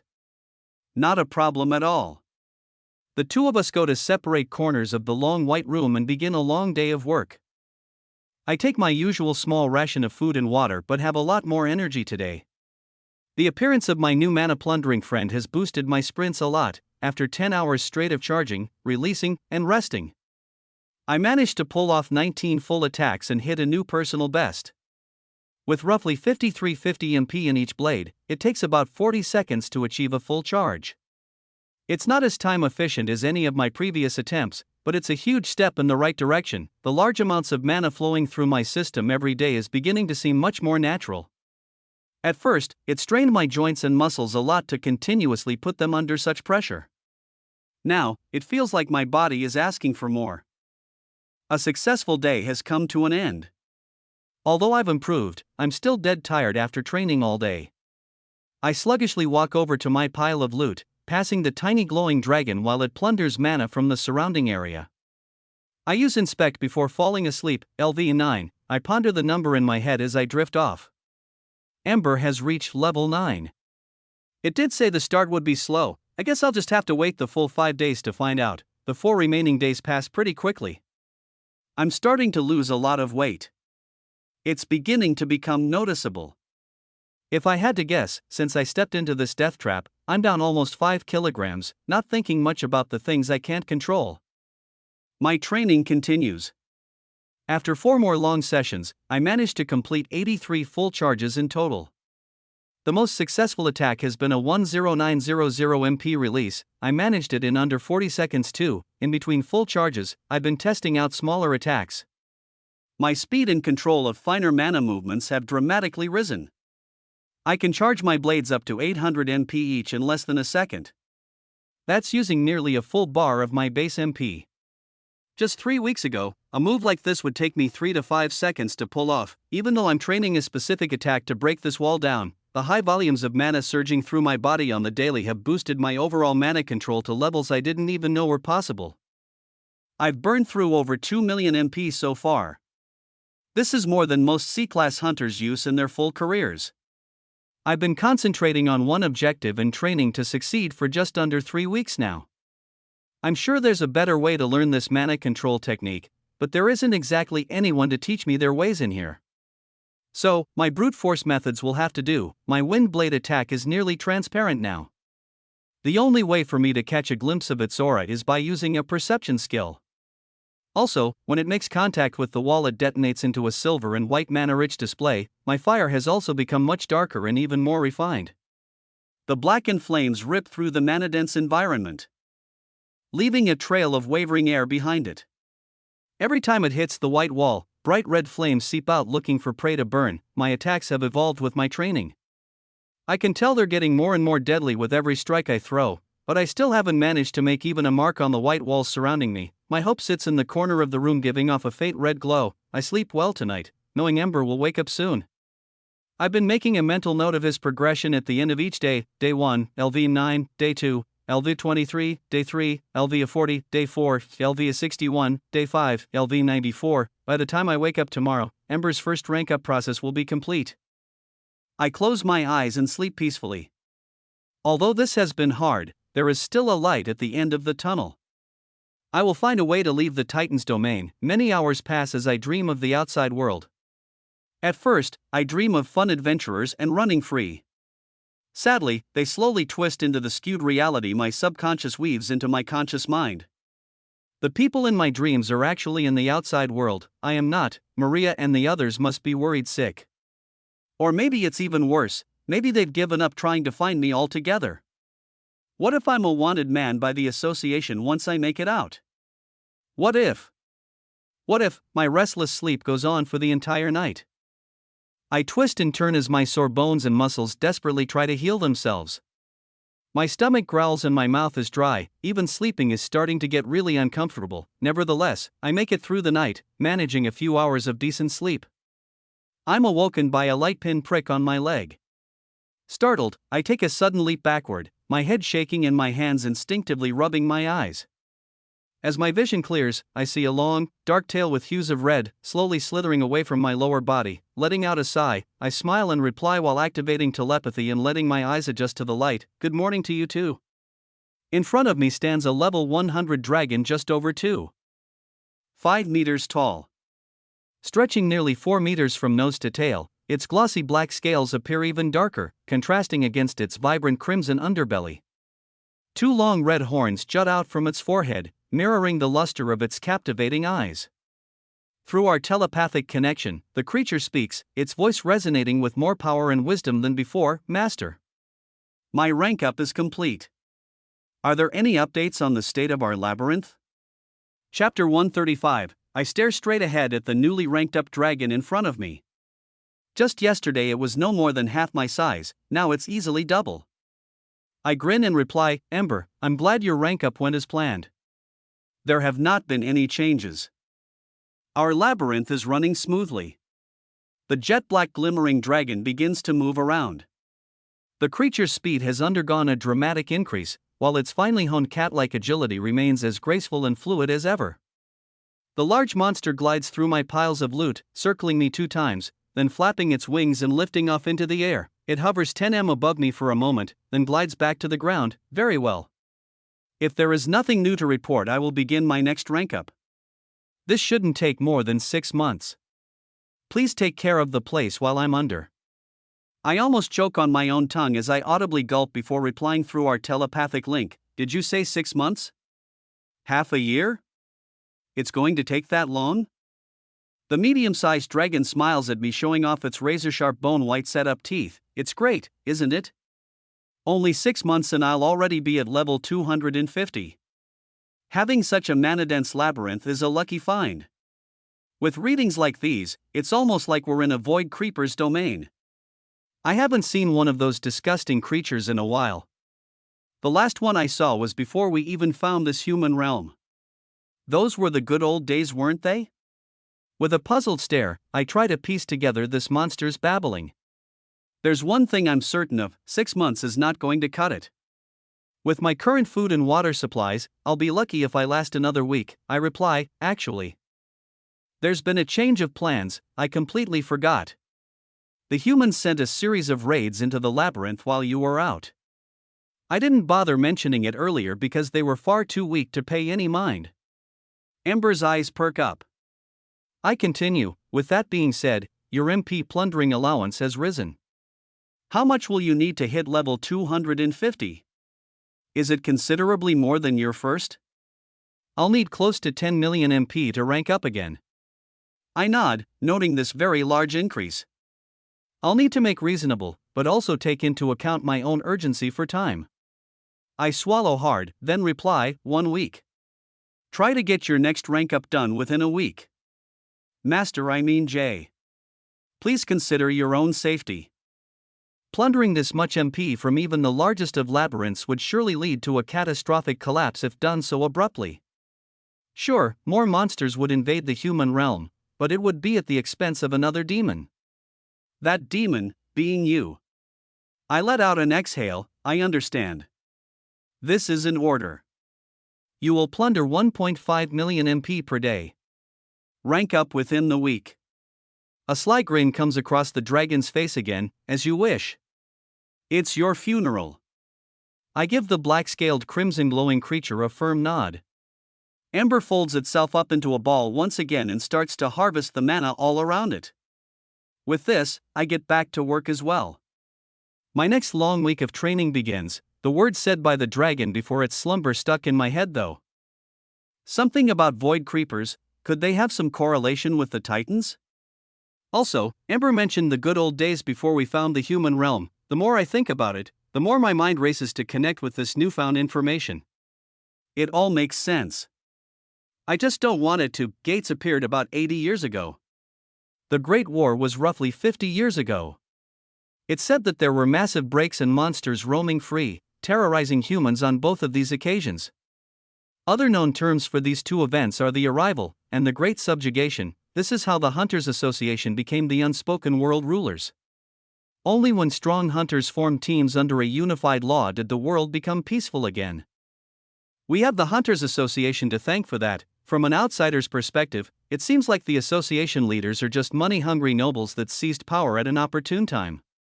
The higher-ups may be this by definition to an extent, but they are here for the greater good. I think, from everything I've heard about the labyrinths and breaks from the association side, and now from the perspective of a monster, things are starting to become a bit more clear to me. This is a worldwide power struggle, and I'm just scratching the surface on the juicy details, humans against the monsters. But, why? What's all this mana hoarding and excessive leveling even good for? What's the ultimate goal here? I'm still unsure what either side is fighting for. In time, I hope some of these questions become easier to answer.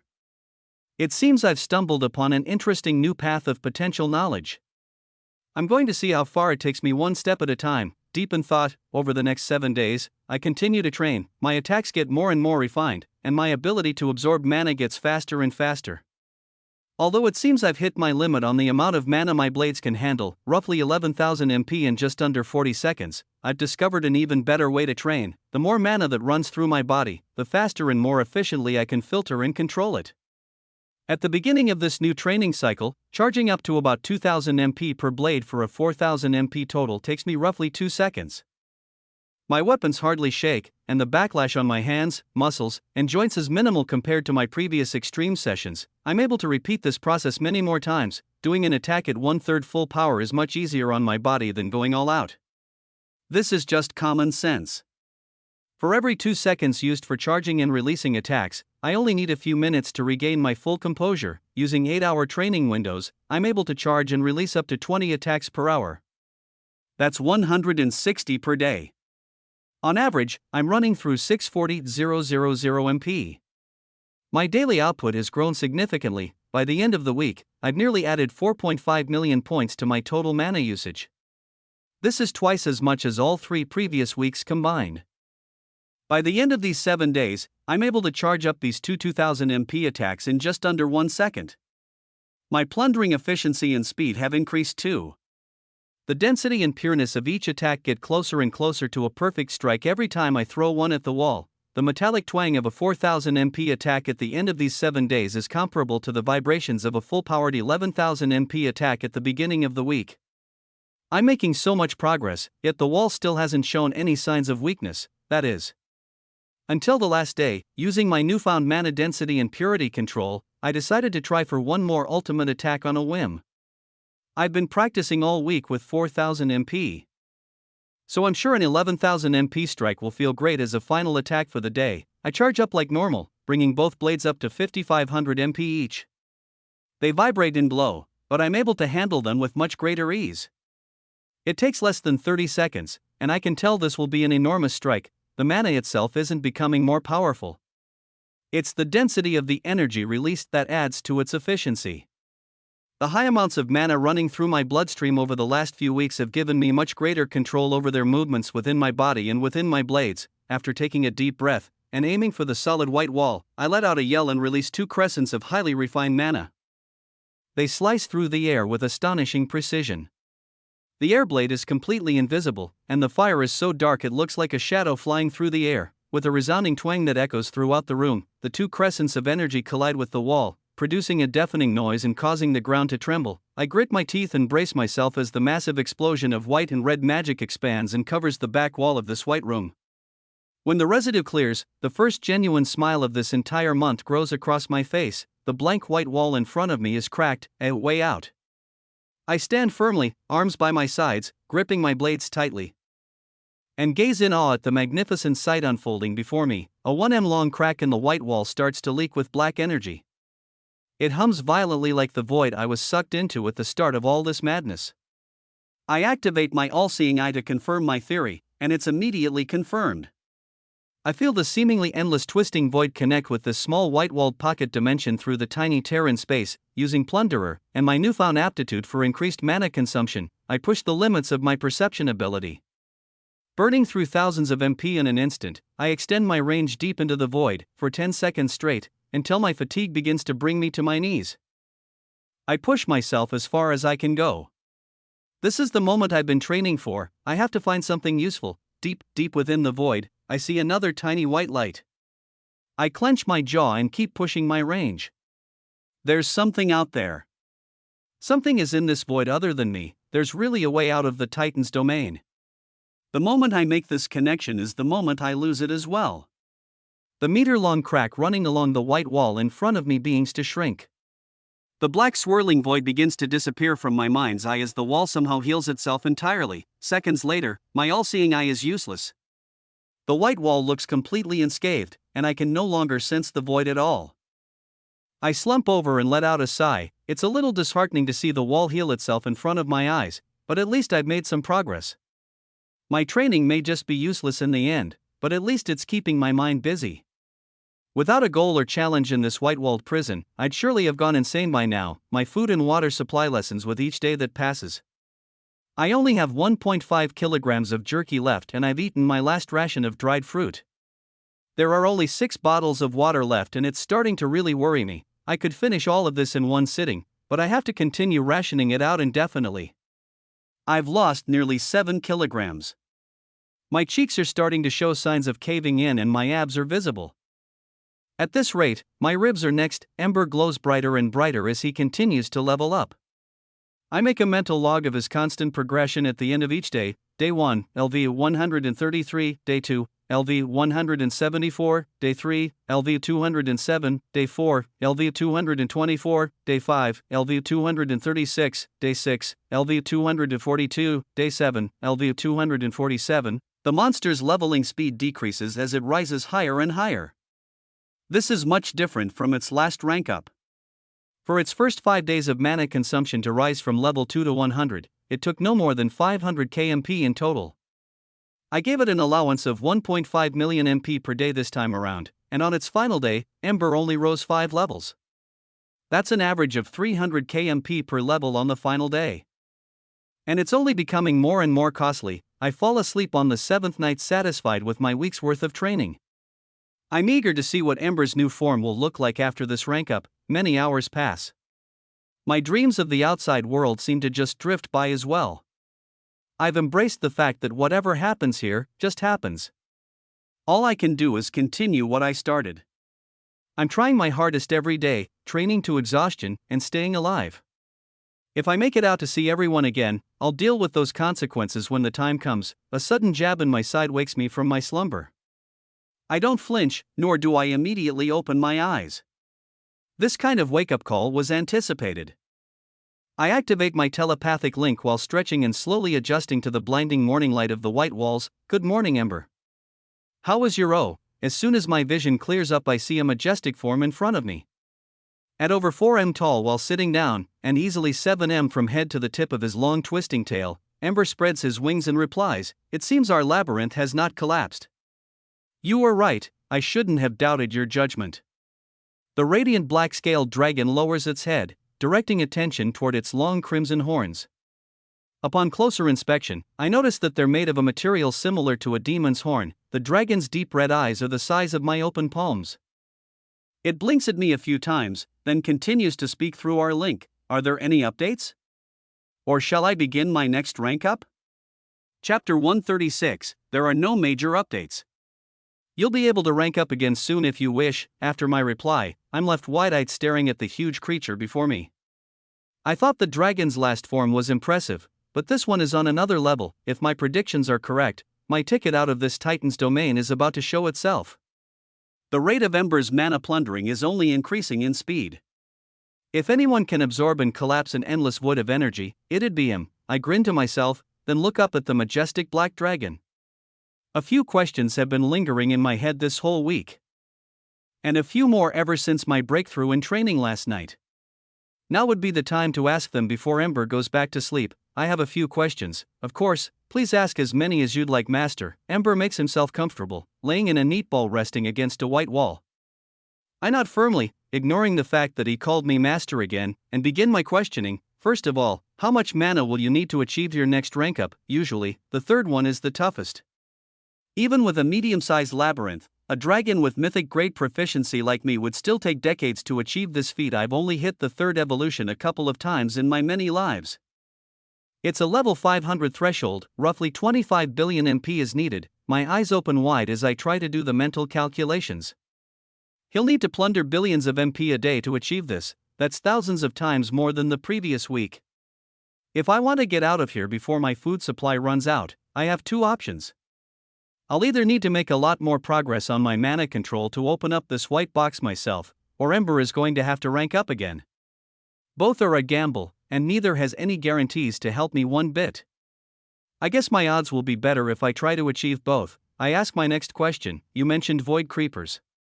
What are those? Ember smirks and raises his head. Then settles back into a comfortable position before responding, void creepers? They're just pesky mindless world hoppers that live between realms. I've only witnessed one of their forms, a form similar to humans actually. The elders used to call them titans. They have access to immense mana pools stored over long periods of time. It's not necessarily their mana, they just exist in it. Any creatures that come within range of those things are swallowed up whole in an instant, never to be seen again, absorbed into their void as more fuel. Their only true enemies are dragons. Or, in theory, a slime if it could level up high enough. With enough time, a dragon like myself can plunder any pool of MP no matter the size. A wide grin stretches across my face. A void creeper is just another name for a titan. Well, to put it more accurately, I guess a titan is a type of void creeper. Ember continues, I've heard of dragons ranking up multiple times from one void creeper encounter. Looking at the blissfully unaware dragon spew valuable information starts pulling at my heartstrings. It's about time I let Ember in on a few of my secrets. I let out a sigh, then look straight into the majestic dragon's deep red eyes. Hey! Can I trust you? The black-scaled creature twists its head to the side looking at me curiously while waving its long thin arrow-tipped tail around aimlessly in the air. Of course.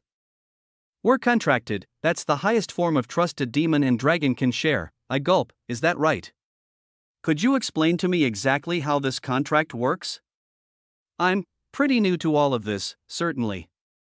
A demon and dragon may create a sacred alliance to protect a growing labyrinth. A demon is tied to its realm and has a duty to expand its territory. A dragon is obligated to plunder mana and bring it back to the rulers once their life has run its course.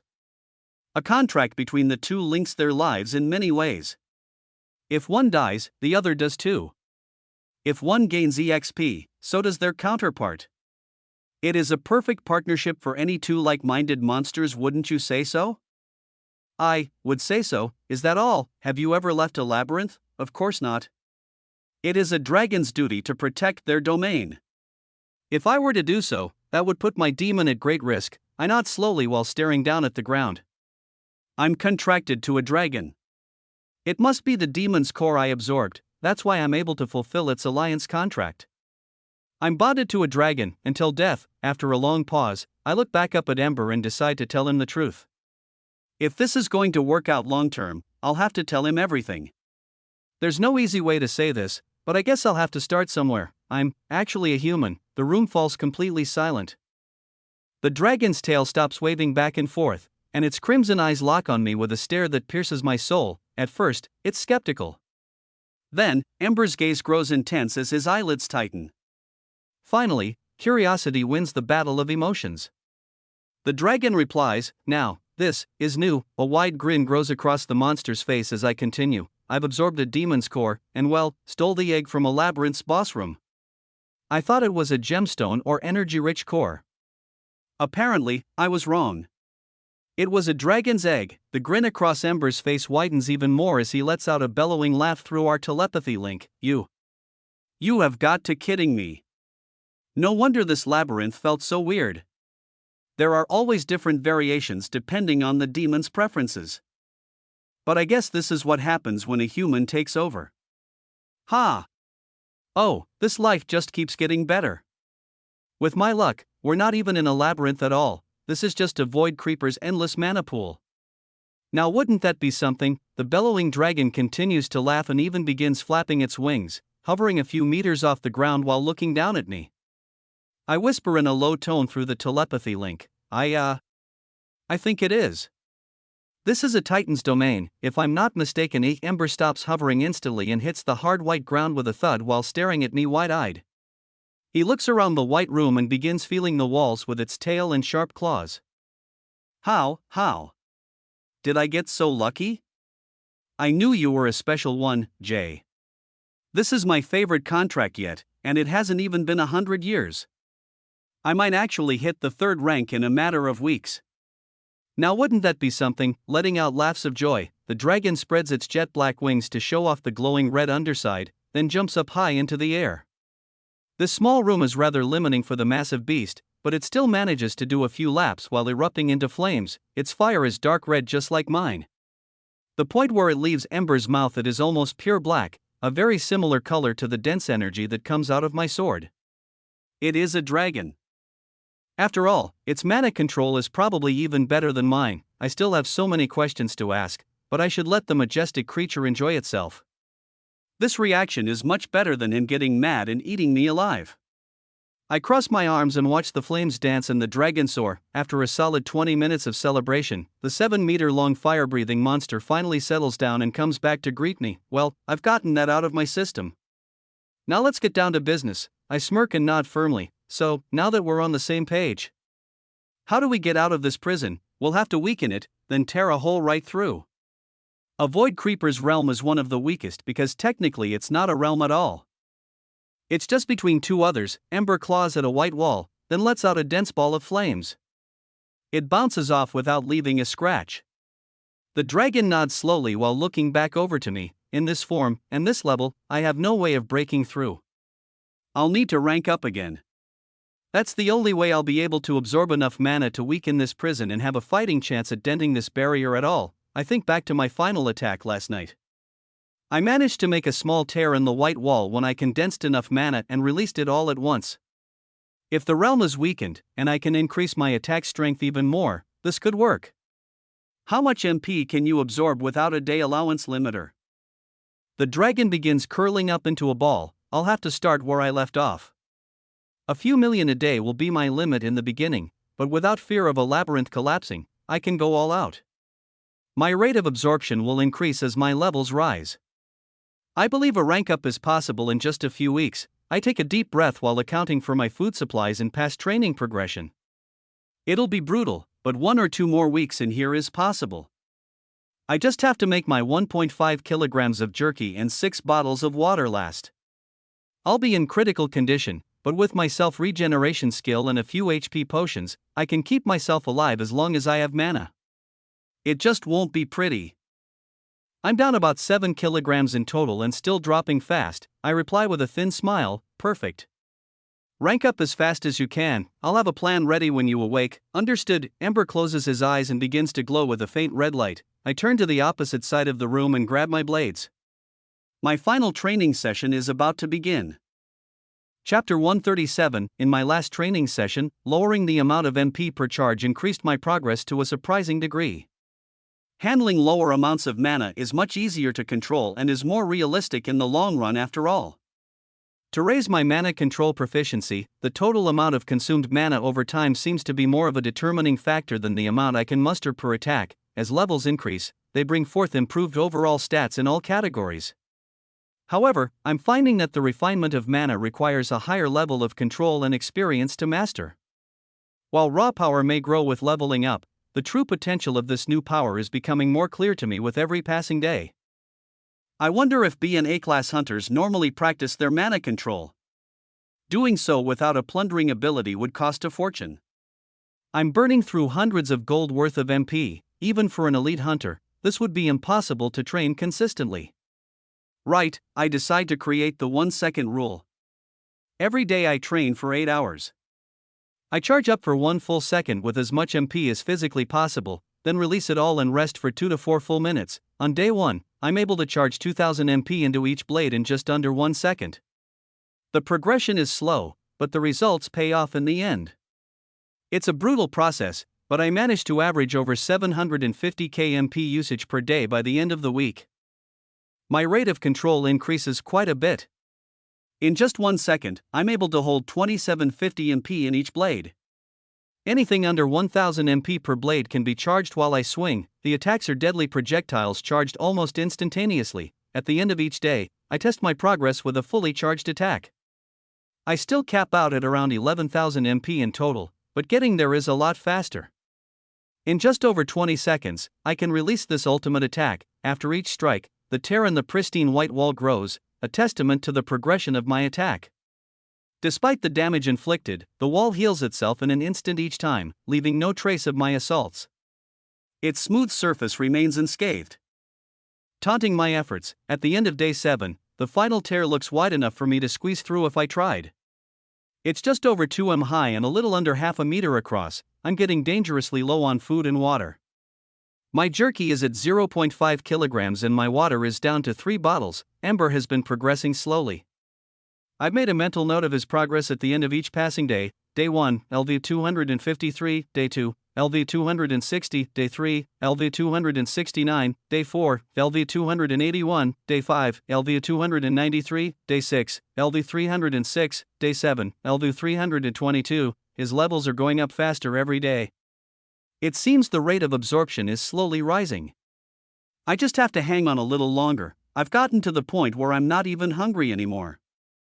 I just wake up, train, go to sleep, then do it again. My 1-second charge capabilities have risen to 3500 MP per blade, and my full power strikes can be charged up to 12,500 and released in under 15 seconds.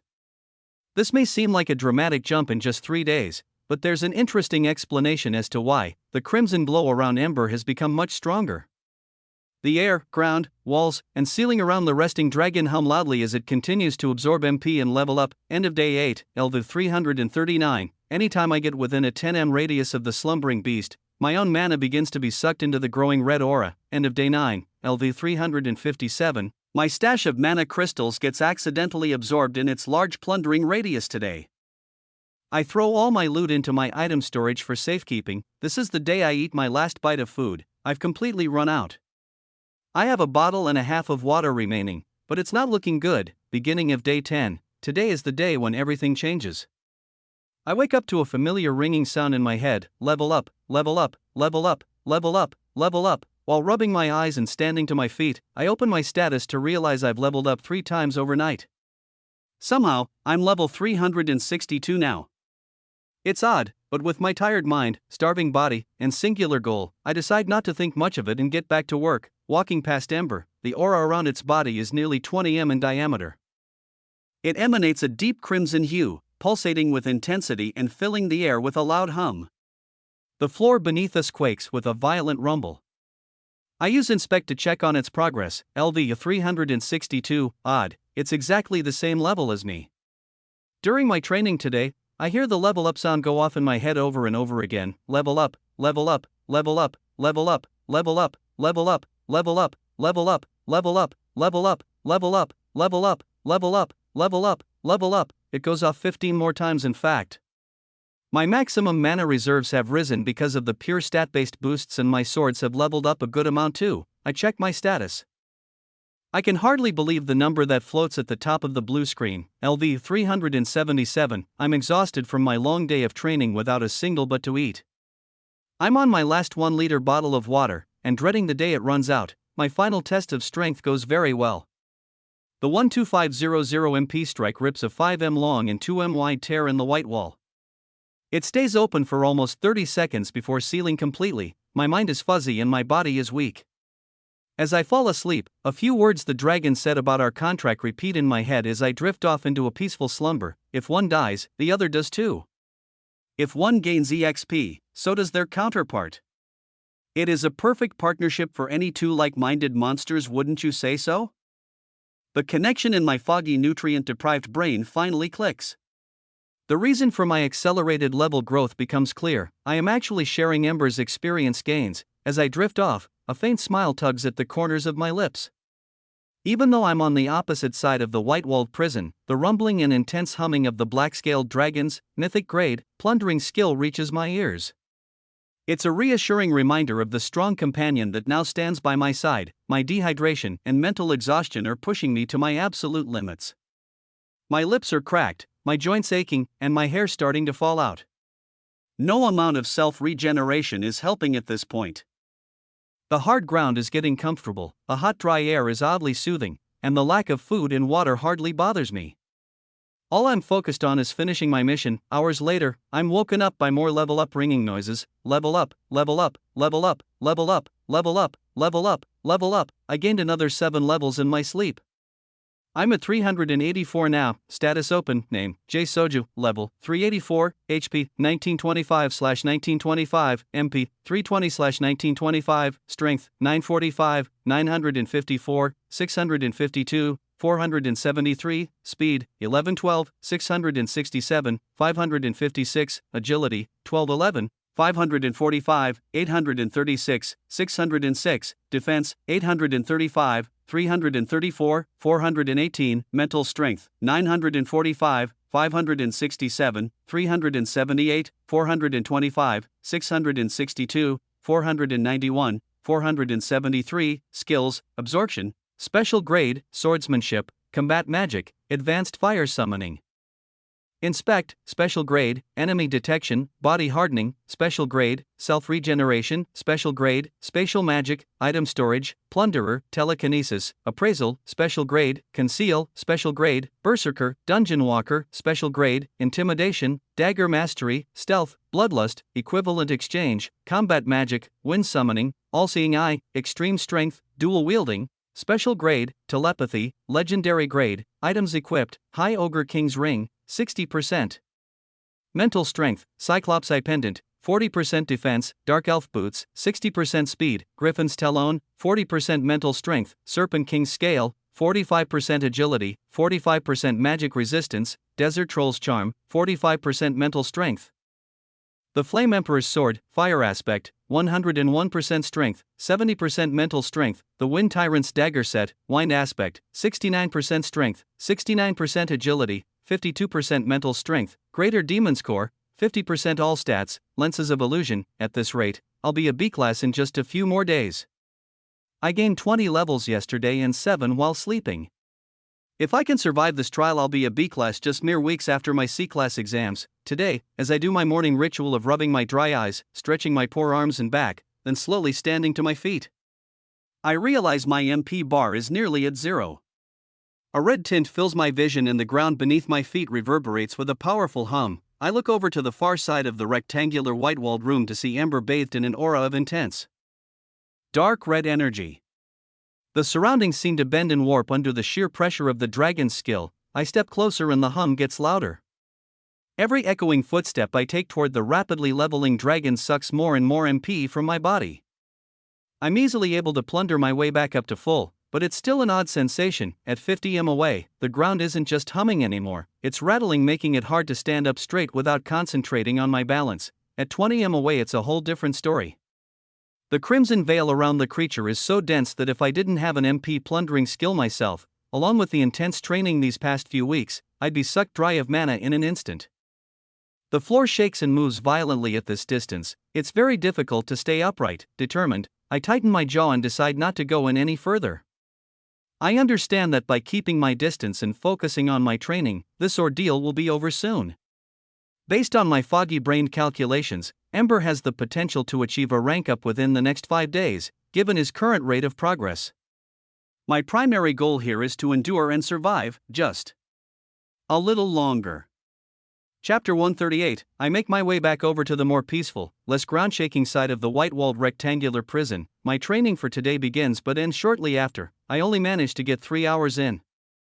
My bones are aching, my mouth is dry, and the muscle fatigue is becoming overwhelming. I have under a liter of water left. The only progress made today is thanks to my rise in levels. In the last 3 hours, I've gained another 4, bringing me up to level 388. Over the last few weeks, I've managed to burn through just over 10 million MP.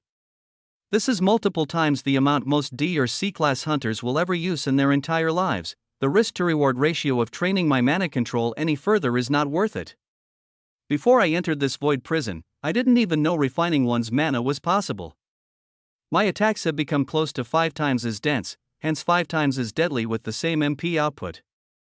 My blade's total holding capacity has grown almost 2 times.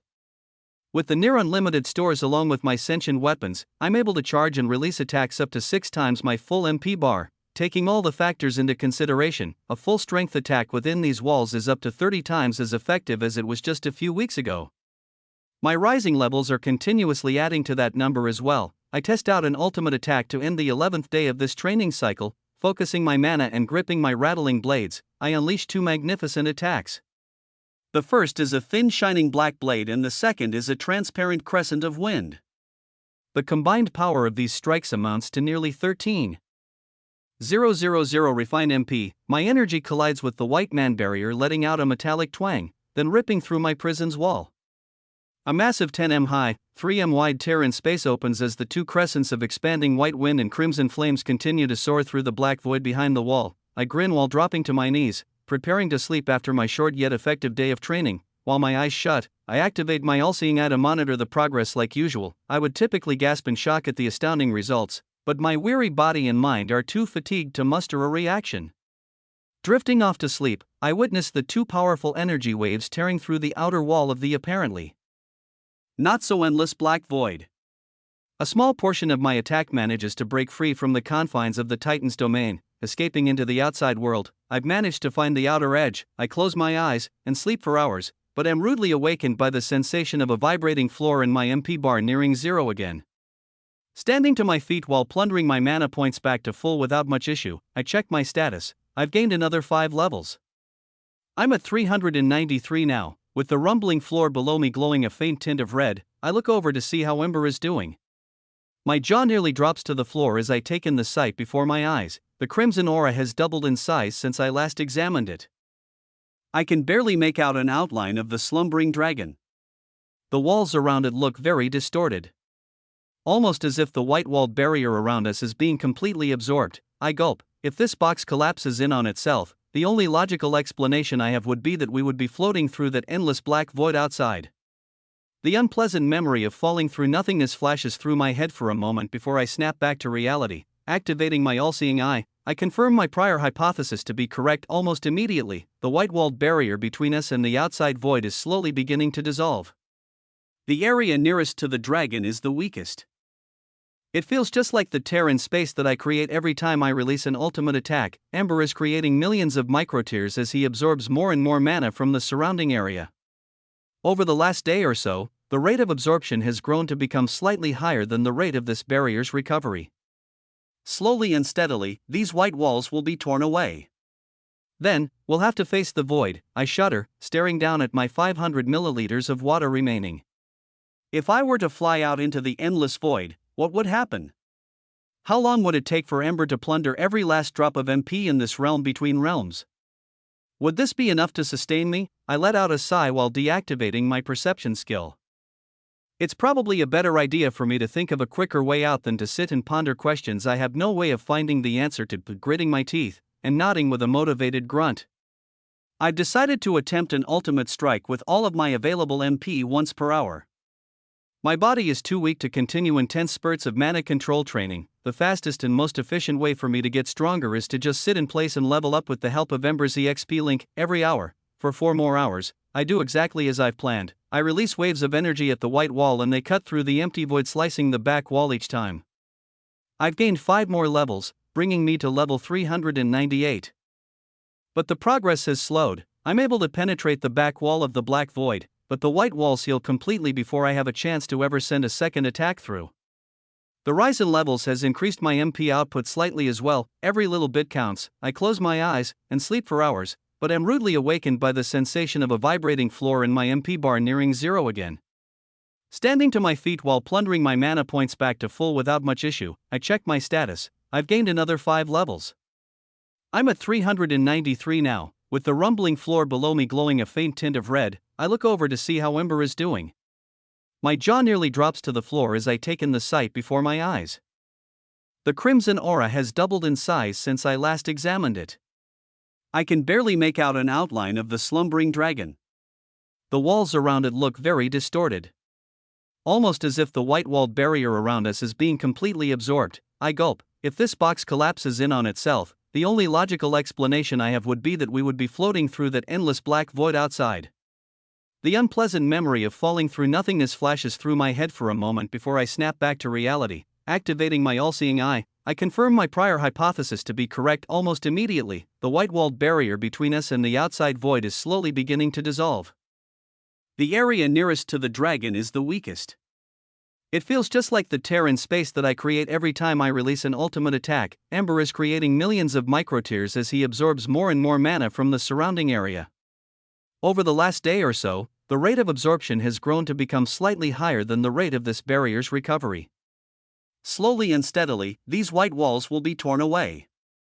Then, we'll have to face the void. I shudder, staring down at my 500 milliliters of water remaining. If I were to fly out into the endless void, what would happen?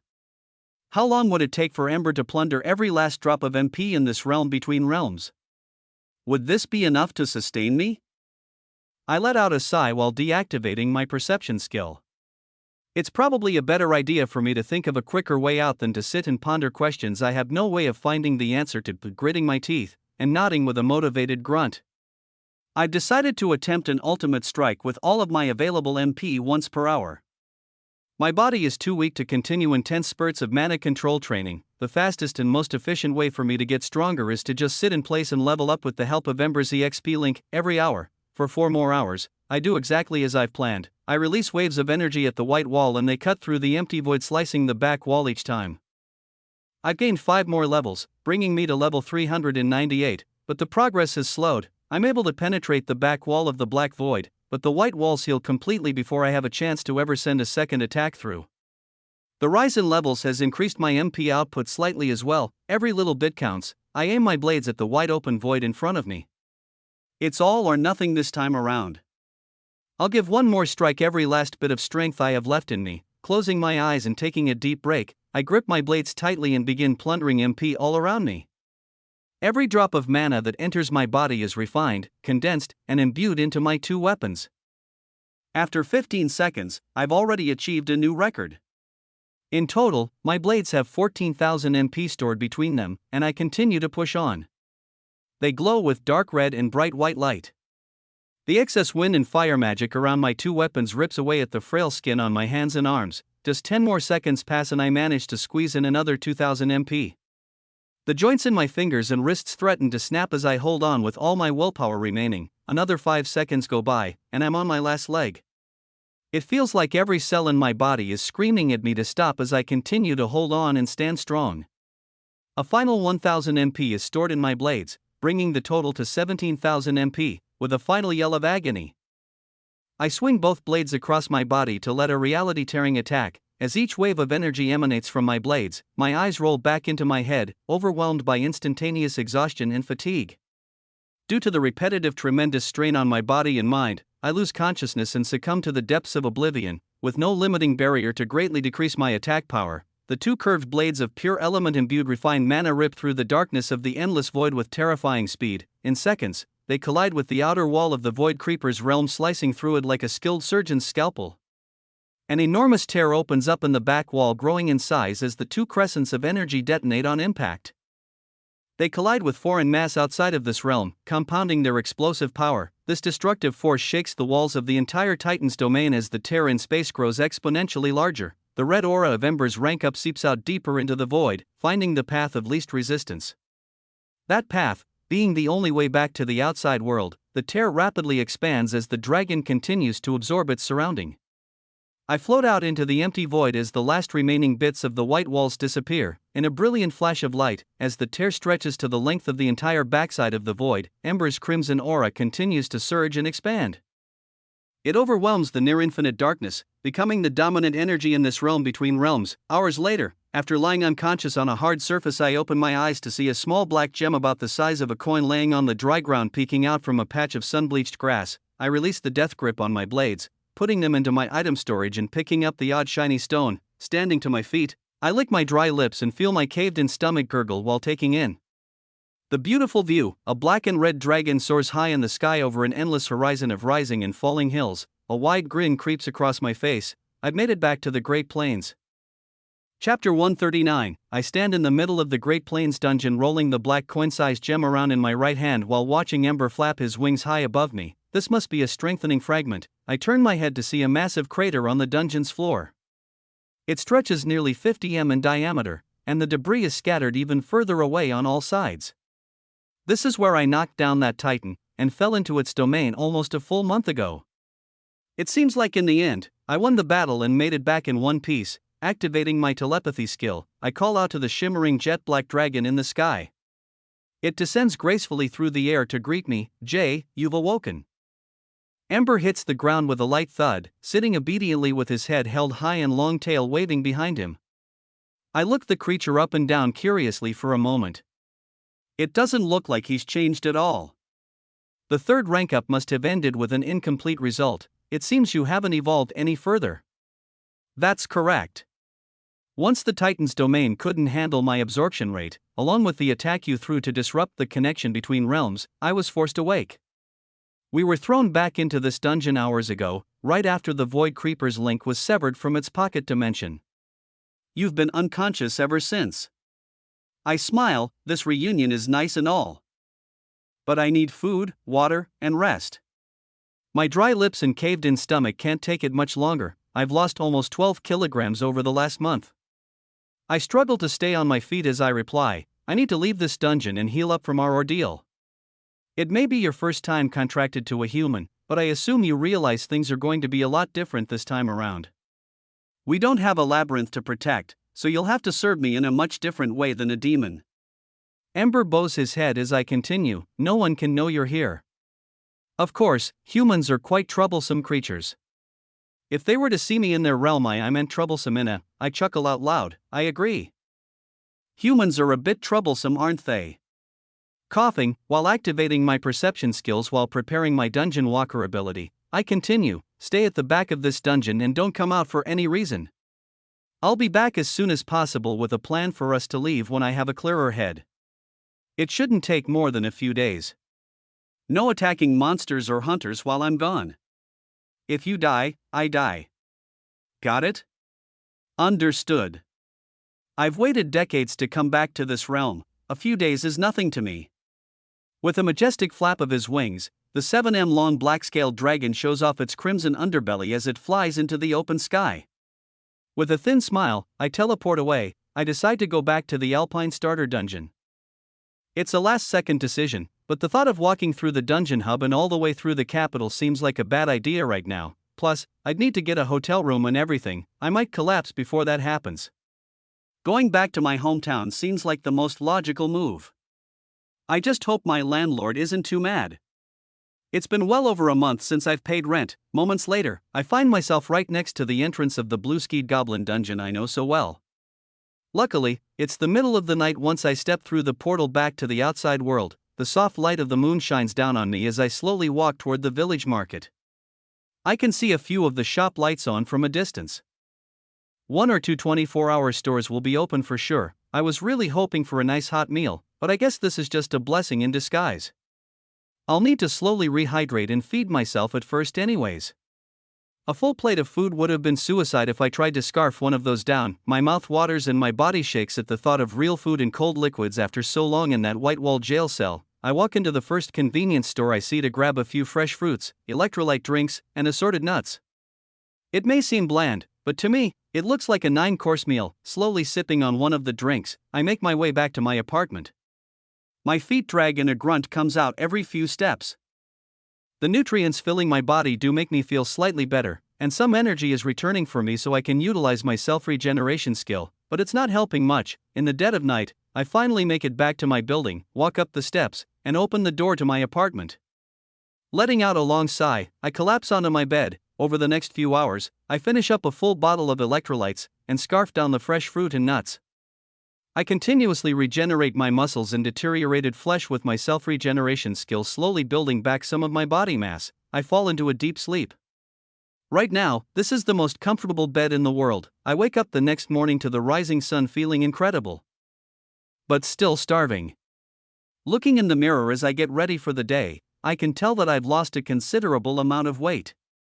Last night's refeed and regeneration session definitely added a few kilograms back to my frame, but I need a lot more mass to get back to my normal weight. I grab a few pairs of extra clothes and throw them in my item storage, then leave a handful of silver out on the floor with a note apologizing to my landlord just in case he stops by and tries to evict me. I walk to a local breakfast spot and dig in. I start off slow but get my fill. I feel much better than I have in weeks. I'm able to put on a bit more weight but am still easily 7 kilograms down from when I started this extravaganza. It'll take me a while to gain this last bit back. Thanking the waitress and leaving a considerable tip, I head off to the goblin dungeon filled with excitement and dread. Another odd sensation won't stop nagging at the back of my head since I woke up either. The feeling of near unlimited mana all around me is no more. I'm inching to be full of power again, but I suppress it for now. My heart pounds in my chest as I near Alpine Square. I'm heading back to the capital to see my teammates and check in with the Hunters Association. This could go so many different ways. I'll have to prepare for the worst. After stepping into the starter dungeon, I teleport to the Great Plains and step out of the portal immediately. I ride the train back to the main dungeon hub and take the moving stairs UPS to the surface. As I exit, one of the familiar-looking guards waves and smiles, "Welcome back, an all-nighter in a C-class dungeon. You've got guts, man." I give him a firm nod and smile while continuing my walk into town. The morning sun is rising steadily. It's just after 9 a.m. if I'm not mistaken, maybe closer to 10. As I make my way toward the Hunters Association HQ, I think about what that guard said to me. An all-nighter? What did he mean by that? He must be confusing me with someone else. Moving that thought to the back of my mind, I approach the association's tower at the center of the capital. The lobby's sliding door opens and I'm greeted immediately. Aries' smooth low-toned voice rings out the moment I step into the building. "It's about time you showed up. We were about to leave without you." The tan-skinned archer has his hood up with Abby and Maria by his side. Trip stands close behind, pacing back and forth. Both the blonde and green-haired girls perk up as they see me, while Ari smirks with his arms crossed. We've been waiting here for almost an hour. You ditched us at the party yesterday to hunt and you slept in late this morning. You sure do know how to make a great first impression on the association." I blink a few times, staring at my teammates in awe. Ari just said I ditched them. Yesterday, my mind spins as I reply slowly, sorry. I must have had a long night, I lost track of the time. With a loud gulp, I shift my gaze to the rest of my team. Maria laughs and points to the sliding doors that are about to close behind me. "Come on, let's go. You weren't even that late, it's fine." Maria's reassurance makes me feel a little better, but the absurdity of this situation is overwhelming. I smile and nod while turning to the door. In my head, the thoughts are running wild. The only explanation would be that time moves differently in whatever realm between realms I just survived an entire month in. Another connection clicks in my head. The spatial magic that I've been using as item storage has a similar effect. Whenever I put an item in there, time seems to stop. The realm that these titans create must work in the exact opposite way. Everything outside ceases to continue while time goes by for eternity in the void. Abby brushes my arm on the way out the door and looks up at me with a concerned look. "You seem different today. Is everything okay? It even seems like you've lost some weight." I let out a sigh after a long pause. As I said, it was a long night. "I'll be fine. Thanks for asking." Trip doesn't say a word to me. He just stays behind the four of us as we make our way back to the dungeon hub. This is not at all what I was expecting our reunion to be like today. But I don't think it could have gone any better. I'll just put this traumatic event behind me as a lesson learned. Maybe I'm not invincible, or maybe this just proves I am. A wide grin creeps across my face as we walk further into town. I stop at a street vendor selling D-class items and stock up on a gold's worth of mana crystals. It's about 10,000 MP worth. It's not even enough to charge one of my ultimate attacks with both daggers, but it will do for now. That room of free mana really spoiled me. I probably won't need to charge up any attacks like that again in the future, but if I ever want to continue my mana control training, I'm going to need a whole lot of gold to do so. We make it to the dungeon hub and greet the new guard on duty. We go down to the platform and enter the Great Plains no more than 10 minutes later. My teammates take in the view of the vast plains. Trip speaks up as we begin walking into the dungeon. "All right. This is your first mission together as a team with the association. We won't be going too far in. Today will just be a trial run to make sure all of you are leveled enough and able to handle the base level mobs. If we have the time, we'll try for some mutants." We all nod and continue walking forward. I activate my enemy detection skill and sense a few monsters, but nothing out of the ordinary. Trip continues talking. "There will be no reason to continue into this dungeon more than 10 kilometers. The potential for a Titan attack increases drastically after this point. Many lives have been lost by those creatures. Trust me, it is not worth the risk. I don't care how strong you think you are, new C-class hunters have no hopes of defeating one of those. Association elites even have trouble sometimes." Ari smirks and takes out his bow. "I hope one shows up. These titans sure are getting a lot of hype." Maria and Abby excitedly draw their weapons. "Yeah, I'm ready for a good fight." "Bring it on." Trip looks over at all of us with a disappointing glare, but I keep my mouth shut. It's out of character for me. But I can't even fake being excited about fighting another one of those monstrosities. Our blonde-haired guide for the day takes out his silver daggers and points to the back of the dungeon, then speaks up in a firm tone, "Kill yourselves on your own time. While training with me, you're not fighting one of those creatures. Got it?" With shrugs, nods, and a few disappointed exhales, we all agree with Trip's order. The 5 of us venture off into the Great Plains dungeon for our official first day of association training. Chapter 140. After scolding us for being so enthusiastic about wanting to fight titans, the 4 of us quiet down a bit. Trip may have been a mood killer to some members of the group, but I completely understand where he's coming from. The blonde-haired dagger wielder is just looking out for us. He must have lost some teammates to one in the past, judging by his tone. As we carry on deeper into the dungeon, the base-level mobs begin to appear. I let Maria and Abby handle them. They're a bit more trigger-happy today than usual. They are both much more agile than the charging monstrous rhinos and have the perfect magic abilities to aid their fight. Frozen solid and skewered by stone. The charging beasts don't stand a chance against this duo. Ari and I decide to stand back and watch. The monsters are too low level to gain any EXP. Engaging in battle with them would be more of a resource drain than a worthwhile fight. Trip realizes pretty quickly that all 4 of us are no normal newbie C-class group of recruits and strikes up a conversation as the girls battle it out with another beast. "I heard from the director that your squad was going to be a special one. He told me both of you have some pretty rare abilities and rather unpredictable luck." He pauses for a moment, then continues, "The old man stressed that you'd be a bunch of battle junkies with a death wish. I assumed you'd all be decent fighters, but had no idea you'd be able to fight off these mobs this easily." Ari grins, "Oh, just wait until we see one of those mutants. I can't wait to go all out." I'm still pissed off at that examiner named Rodrigo. He wouldn't let me use my bow in our final boss fight. "I could have definitely joined the action with you, Jay." I raise an eyebrow, remembering the 16th floor showdown that seemed like an eternity ago. To Ari, it was less than 2 days in the past. "Oh yeah? You could have handled the boss?" "Yeah, easy, 1 arrow to the head and it would have been over." I laugh with a satisfied smirk, appreciating his confidence, but doubting his strength. Trip jumps in again, "So, Jay, now that we're not under the lurking eyes and ears of the association, you have to tell me how you did it?" "How I did what?"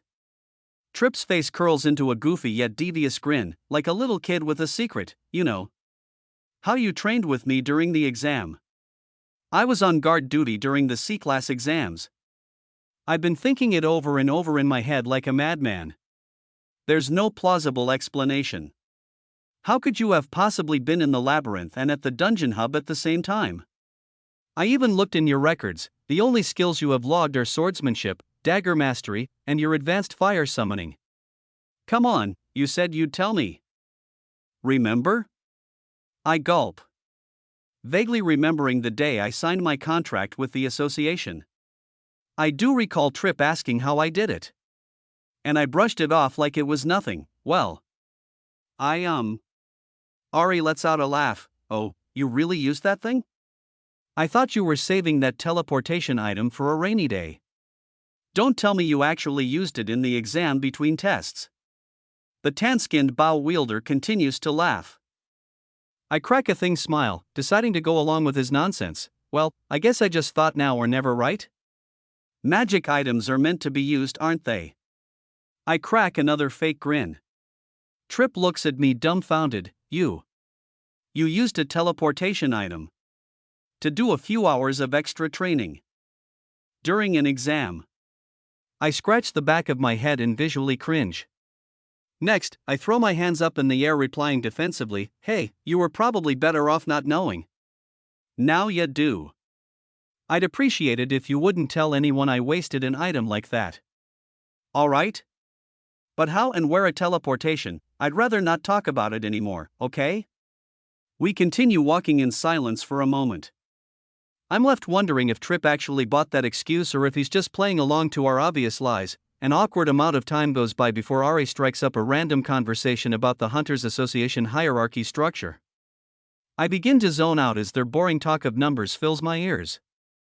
I watch Abby and Maria continue slaying beasts as we run into them on our way through the Great Plains. I'm just happy to be alive. It feels like I'm viewing all the events of today from above, like an out-of-body experience. Maybe it's a defensive mechanism built in to deal with all of the excess stimulation my brain is taking in today. I did get pretty used to staring at white walls and focusing on a single task. Every single day, I let out a sigh. Simultaneously, Ari lightly elbows me in the gut. Hey, we're already 5 kilometers in, you know. Are you that confident you haven't even taken out a weapon? I shake myself out of my daydreams, then firmly nod a few times. Yeah. I'm sure they can handle it. I'll wait for the mutants to have my fun. You're thinking the same thing, aren't you? Ari grips his bow. Yeah. Mutants or titans, whichever comes first, right? I gulp, then let out a few words in a shaky tone. Mutants. Mutants are fine with me. Trip probably knows best. We shouldn't even joke about titans right now. There's a pause of silence, then Trip laughs and puts an arm around my shoulder. I think that's the first intelligent thing that's come out of your mouth since I met you. Hear that, Ari? Even this battle-crazed psycho that would waste a one-of-a-kind item for an adrenaline fix isn't dumb enough to fight a titan. Read a page out of his book. The bow wielder rolls his eyes. For the short time I've known Jay, I think I have a pretty good read on him. Wait until one of these things shows up. He'll be the first one into action. I reply in a soft tone as we continue forward. Yeah. After some more casual conversation and a whole lot of walking, a mutant finally shows up. I take out my sword and the four of us go in for an attack. My blade slices through the mutant like butter. Abby and Maria easily trap the beast in place with ice and earth while Ari lands a thin white glowing arrow through the monster's forehead. The mutant never stood a chance. The girls cheer and Ari grins, but I'm not emotionally moved in the slightest. I just stare at the scene in front of me and mumble to myself, why does this always happen to me? Why am I never satisfied? The three of them wait around the ice-covered burning corpse to wait for it to drop its loot.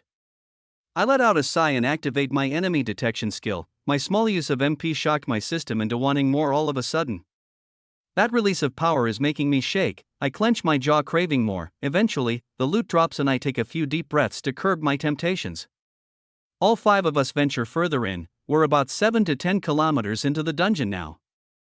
I can expand my range pretty far, closing my eyes and do so as we walk. I concentrate and reach out into the depths of the dungeon, locating 10 more mutants within a 10 kilometers radius. I push my skill a little further, sensing a creature at the same level as me moving at high speeds around the backside of the dungeon about 15 kilometers deeper in than us. I grin, registering that it must be Ember. At the same moment, as I continue to expand my range, I hit a very familiar wall of infinite nothingness another 5 kilometers in. I immediately shiver and deactivate my enemy detection skill. We continue the hunt. All 5 of us wander around the 10 to 12 kilometers range for the next 6 hours straight. We've run into 8 mutants in total. This is thanks to me leading the way. The only one that doesn't know I have some kind of advanced perception skill is Trip. It just seems like we're getting lucky to him. In reality, we're actually getting the opposite. After 8 mutants and over 20 of its underlings, the only loot we've managed to pick up is mana crystals. I can tell the team's morale has been slowly declining. Trip calls out to us after this recent kill, hey, let's do one more then call it a day. The 4 of us nod in agreement. After defeating our next mutant, I decide to plant the strengthening fragment I looted from my long battle with the Titan into the mutant's corpse during one of my close-range attacks. As it dissolves, the small black crystal drops, and I hear Maria scream with excitement in her voice, Guys! Look, we got one! We got one! I grin while the others flock over to her. Examining the small black gem. Crossing my arms, I watch my team's spirits rise. Maria's smile brightens my mood. Abby's willingness to wholeheartedly support the cheerful blonde as she fixates on the black gem puts faith in our teamwork. Watching Ari smirk while gripping his bow reminds me of how he helped me in the exam and also covered me with a little white lie earlier today. I'm back to the outside world with a team I can trust. I guess. This isn't too bad. The 3 of them pass the gem around, then I walk over to take part in the fun. Trip watches from a distance, wide-eyed and pale-faced. The drop rate is pretty low. We beat the odds of a 1% chance and got a fragment in just 10 or so kills. I would also be surprised if I were in his position, but the sheer expression of bewildered horror on his face suggests that there is more to this situation than meets the eye. I hear him mutter a few words under his breath. Impossible. They actually got a strengthening fragment. Out of a mutant. Chapter 141, Impossible. They actually got a strengthening fragment out of a mutant. I repeat the words I heard Trip say moments ago over and over in my head. His words mixed with the expression of pure shock on the man's face give me a quite uneasy feeling. Impossible? Why would it be impossible? I look over at my team, then back at Trip. It seems like none of them overheard his mumbles like I did. My 2 seconds of happiness have run their course after leaving the Titan's domain. Now, another eerie spiraling sense of paranoia fills my head. Technically, the fragment didn't come from the mutant. That's what makes all of this even worse. None of the mutants I've defeated by myself dropped any fragments, and none of the ones we killed today did either. Still, their drop rate is apparently 1%. It would be completely normal for us not to get one for a while. We would be lucky if we got one all week at this rate. This quota should be impossible to meet. Impossible. I turn to Trip. He's still staring at the black gem in Maria's hand from a distance with his mouth wide open and face white like he's seen a ghost. There's definitely something fishy going on here. After our celebration of collecting a single strengthening fragment after a long day of work dies down, Trip calms himself down as well, returning to normal. The 3 others look to him for guidance, and I play along doing the same. He smiles and points behind him. Well, great first day of work. We should start heading back now. It'll take quite a while to make our way to the dungeon's entrance. We all nod in agreement and follow our blonde-haired guide back through the Great Plains. We face 3 more mutants and dozens of underlings, but they're taken out with ease, dropping nothing but mana crystals. As we near the exit gate, Abby speaks up to the group. Hey, now that you're all a part of the association, why don't we get rooms at the Vanguard Heights?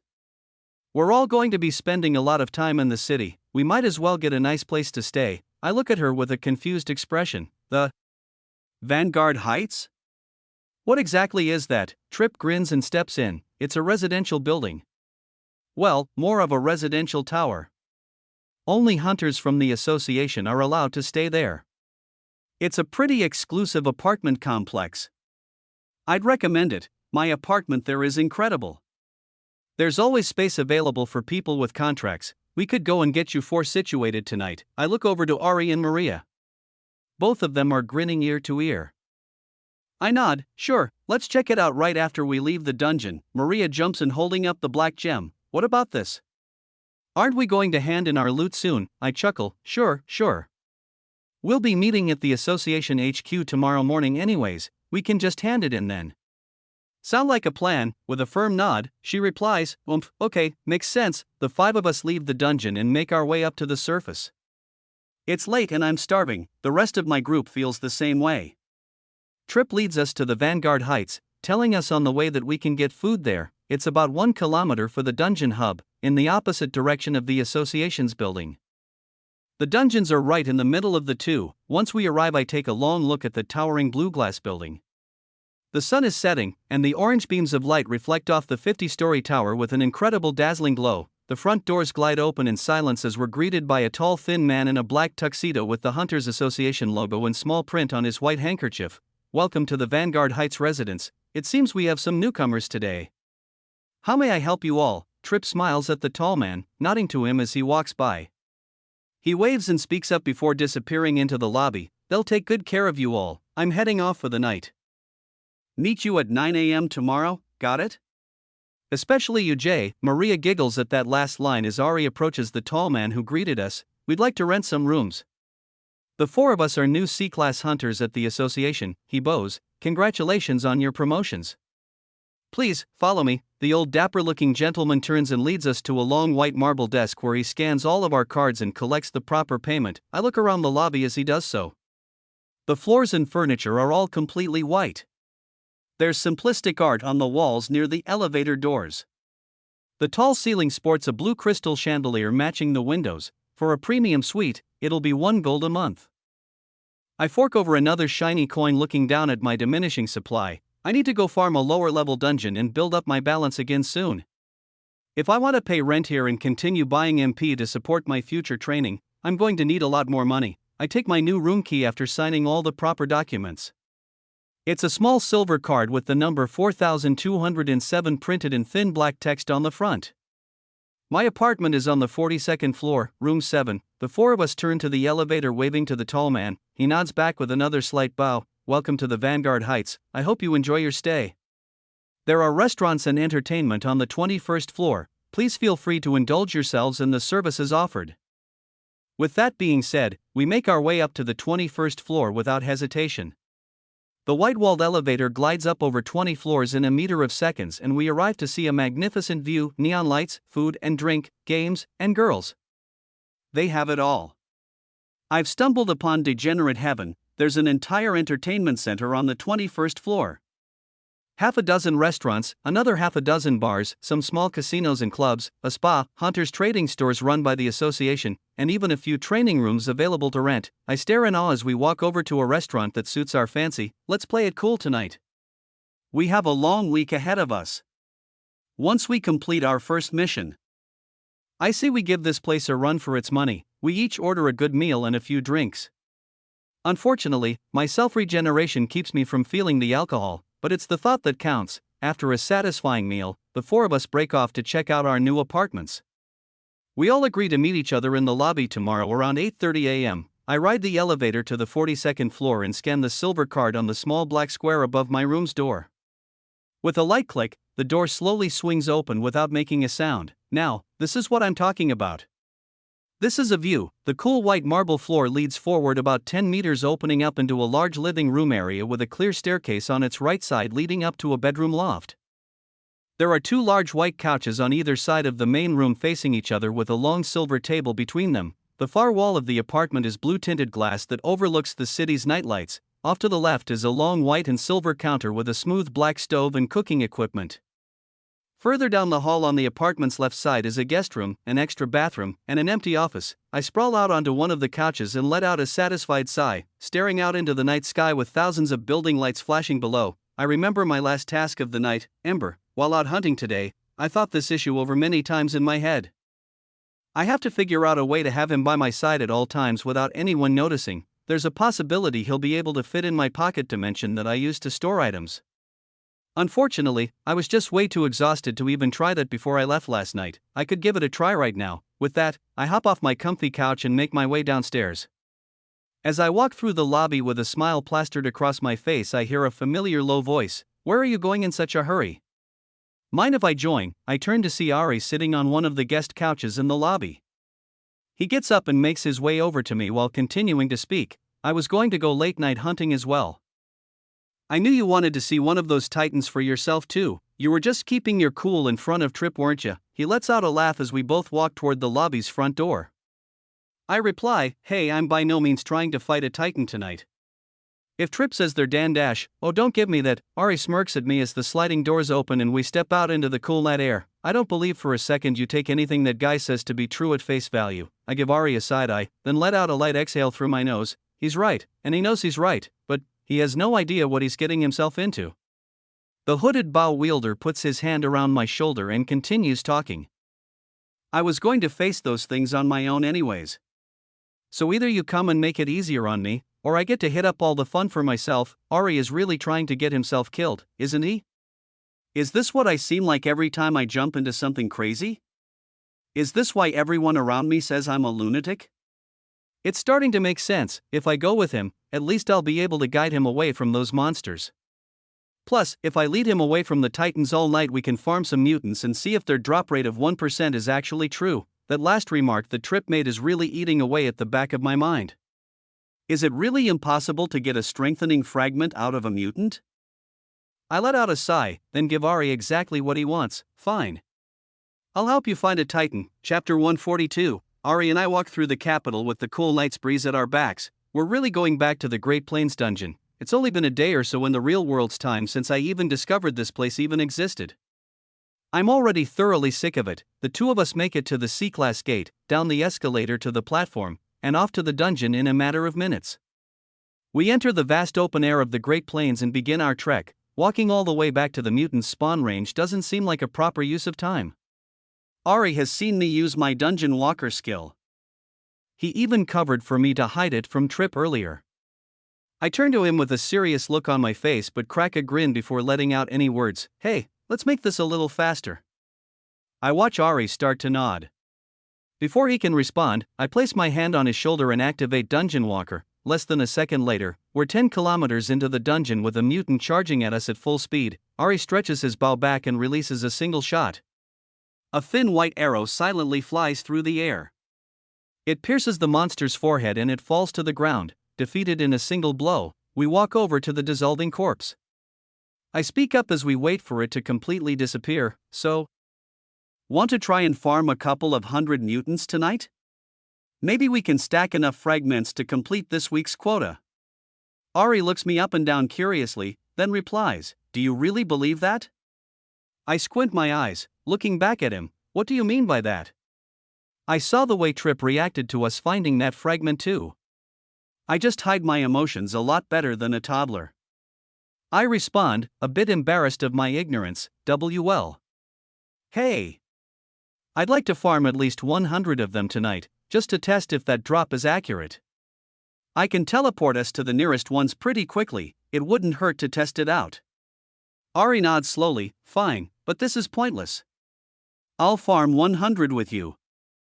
Then you bring me to a titan. Deal? I gulp. Ari, deal? I roll my eyes. I'll bring you to one. If for any reason you can't handle it, I'm teleporting you out. Ari smirks. Good enough for me. Great. Over the next 3 hours or so, we zip around the dungeon taking out mutant after mutant. Multiple times during my enemy detection scanning, I sense a level 404 moving slowly off in the distance. It's most definitely Ember patiently drifting through the skies waiting for my return. After 100 mutants, not a single one dropped a fragment. They did drop a ton of mana crystals though, which Ari let me keep in exchange for my transportation services. After taking into account my sword's mana output and Dungeon Walker usage, I've netted nearly 20,000 MP worth of crystals. After the last mutant, Ari speaks the words I've been dreading to hear. It's time to find that titan. Come on Jay, let's check one out. I know you're inching to fight it too. I close my eyes and scan the dungeon with enemy detection to find the closest section on my radar that shows up completely blank. These void creepers hog up all the mana around them, making a spot so dense it's impossible to detect anything within 500 m or so of them. About 20 kilometers further in, there's a section of the dungeon that fits the mana reading perfectly. I haven't ventured that deep in yet but got pretty close my last time around. I reply to Ari, the closest I can dungeon walk within range is about 3 kilometers away. We'll have to make the trek on foot from there. That'll do the trick. Alright, hold on. I unwillingly grab Ari by the shoulder and teleport us much deeper into the Great Plains. It would be the smart thing to just tell Ari what happened to me the last time I faced off against a titan, but something is holding me back. I don't want anyone to know about Ember, especially the fact that I have a magically contracted alliance with a monster. Maybe I'm being overly paranoid again, but this secret seems like one I should actually keep. My loudmouth attitude about my skills hasn't completely backfired on me just yet. I should learn from that and really try to keep quiet about this one.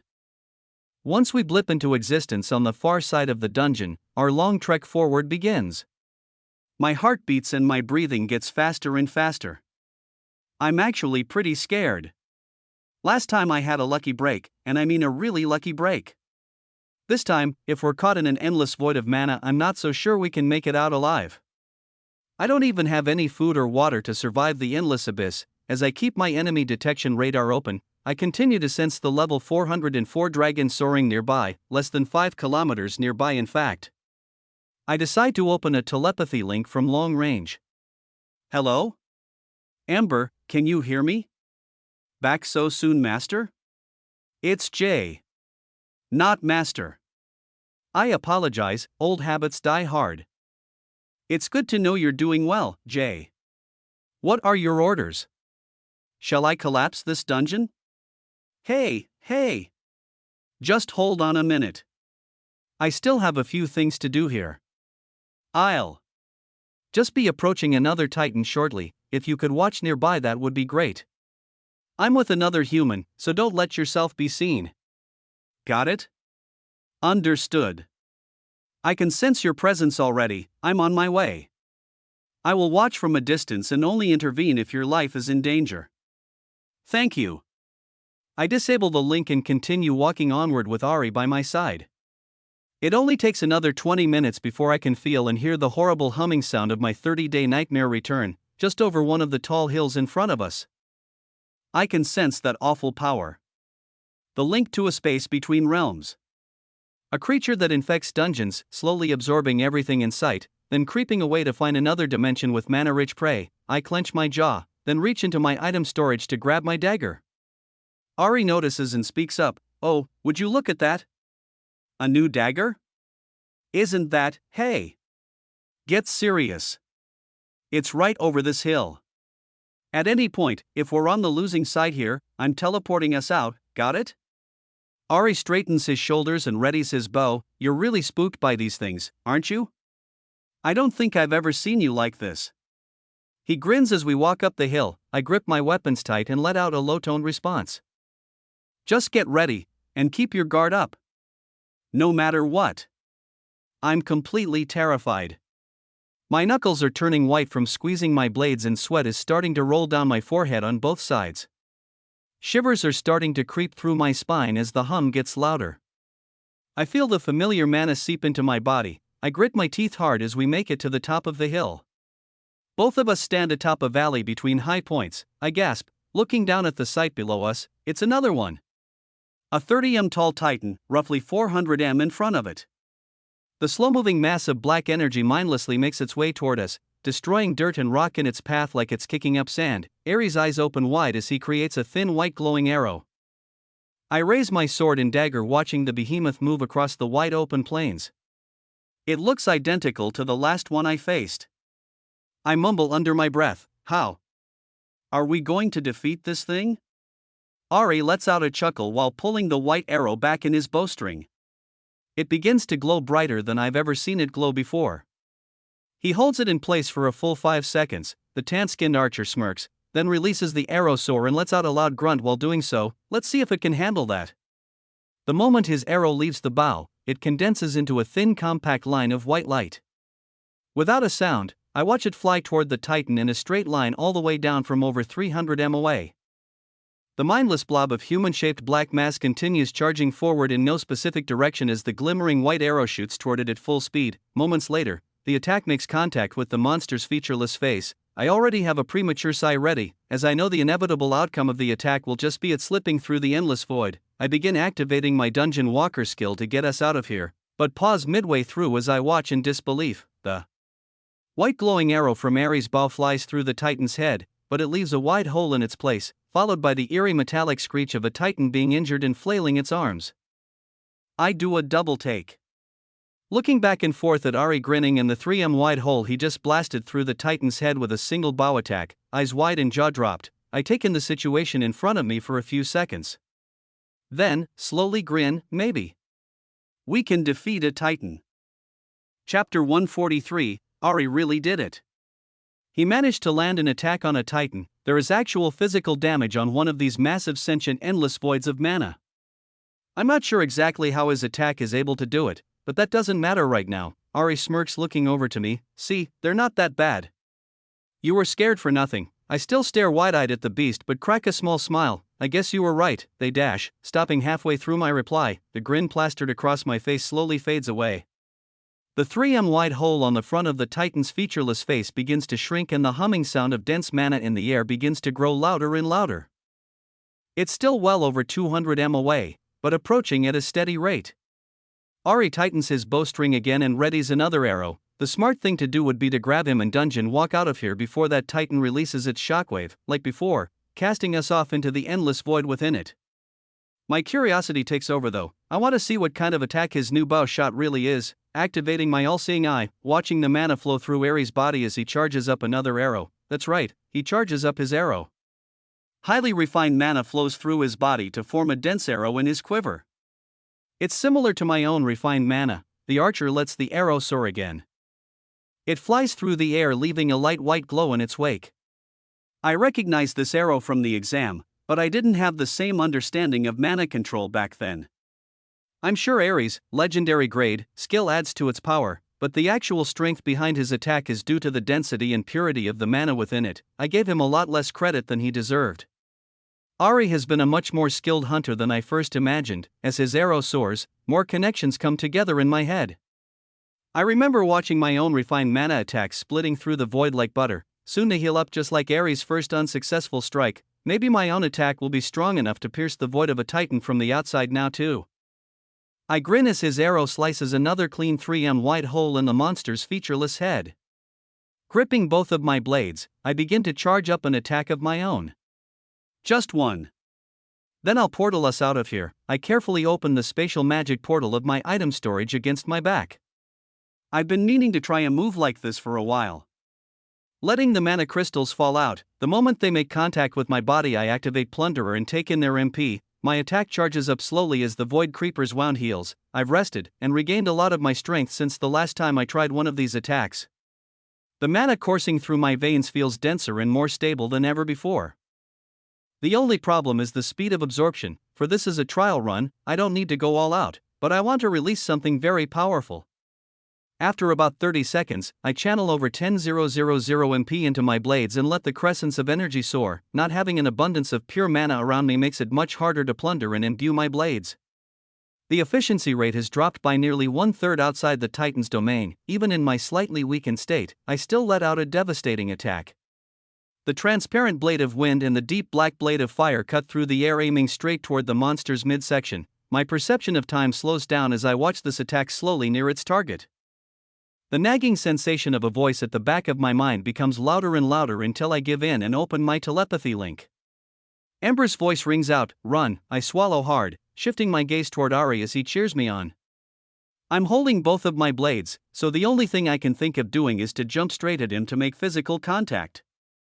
My shoulder hits him in the chest and I mutter the only two logical words in the moment, "Dungeon Walker." We blip away using the last remaining stores of MP in my body after releasing that attack. Both of us fall to the group about 3 kilometers away.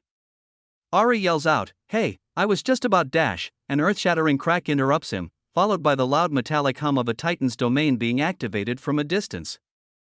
A huge dust cloud forms on the horizon as I see a black void erupt outwards in a spherical shape easily 500 m in diameter. Then, it shirks and disappears completely in an instant, leaving the two of us in a silent dungeon. I activate my telepathy link with Ember, and he replies almost immediately, "You cannot defeat a void creeper with brute strength.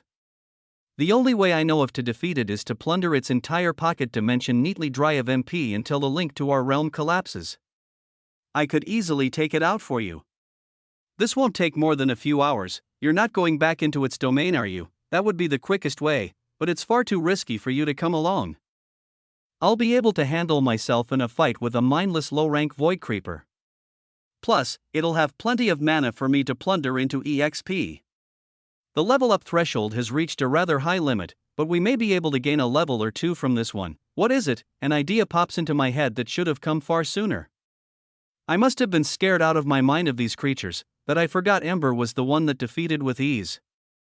As a level 1, could you farm the Titans in the back of the dungeon while I train with my team this week? Certainly, it would be my pleasure. I smirk, looking over to Ari as he still stares wide-eyed off into the distance watching the massive dust cloud settle. Interesting. Take out as many as you can. I'll meet with you as soon as I can. As you wish. I sever the telepathy connection and stand to my feet. Ari speaks up in a quiet tone. Did we get it? I let out a chuckle. No. Far from it. That thing is still perfectly fine. Ari gulps, then grins, then lets out a laugh of his own. Well, I guess you were right.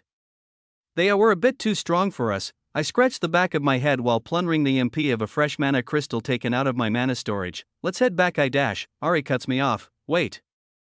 Before we do. That attack you let out. You've trained your mana control too? I've never seen you let out an attack like that. Were you just hiding it before? I look Ari up and down with curiosity then respond. I trained for a while to build up my control. I don't like to use it often, just like a lot of my skills and techniques. He nods. Alright. I won't pry. It's just another thing we have in common.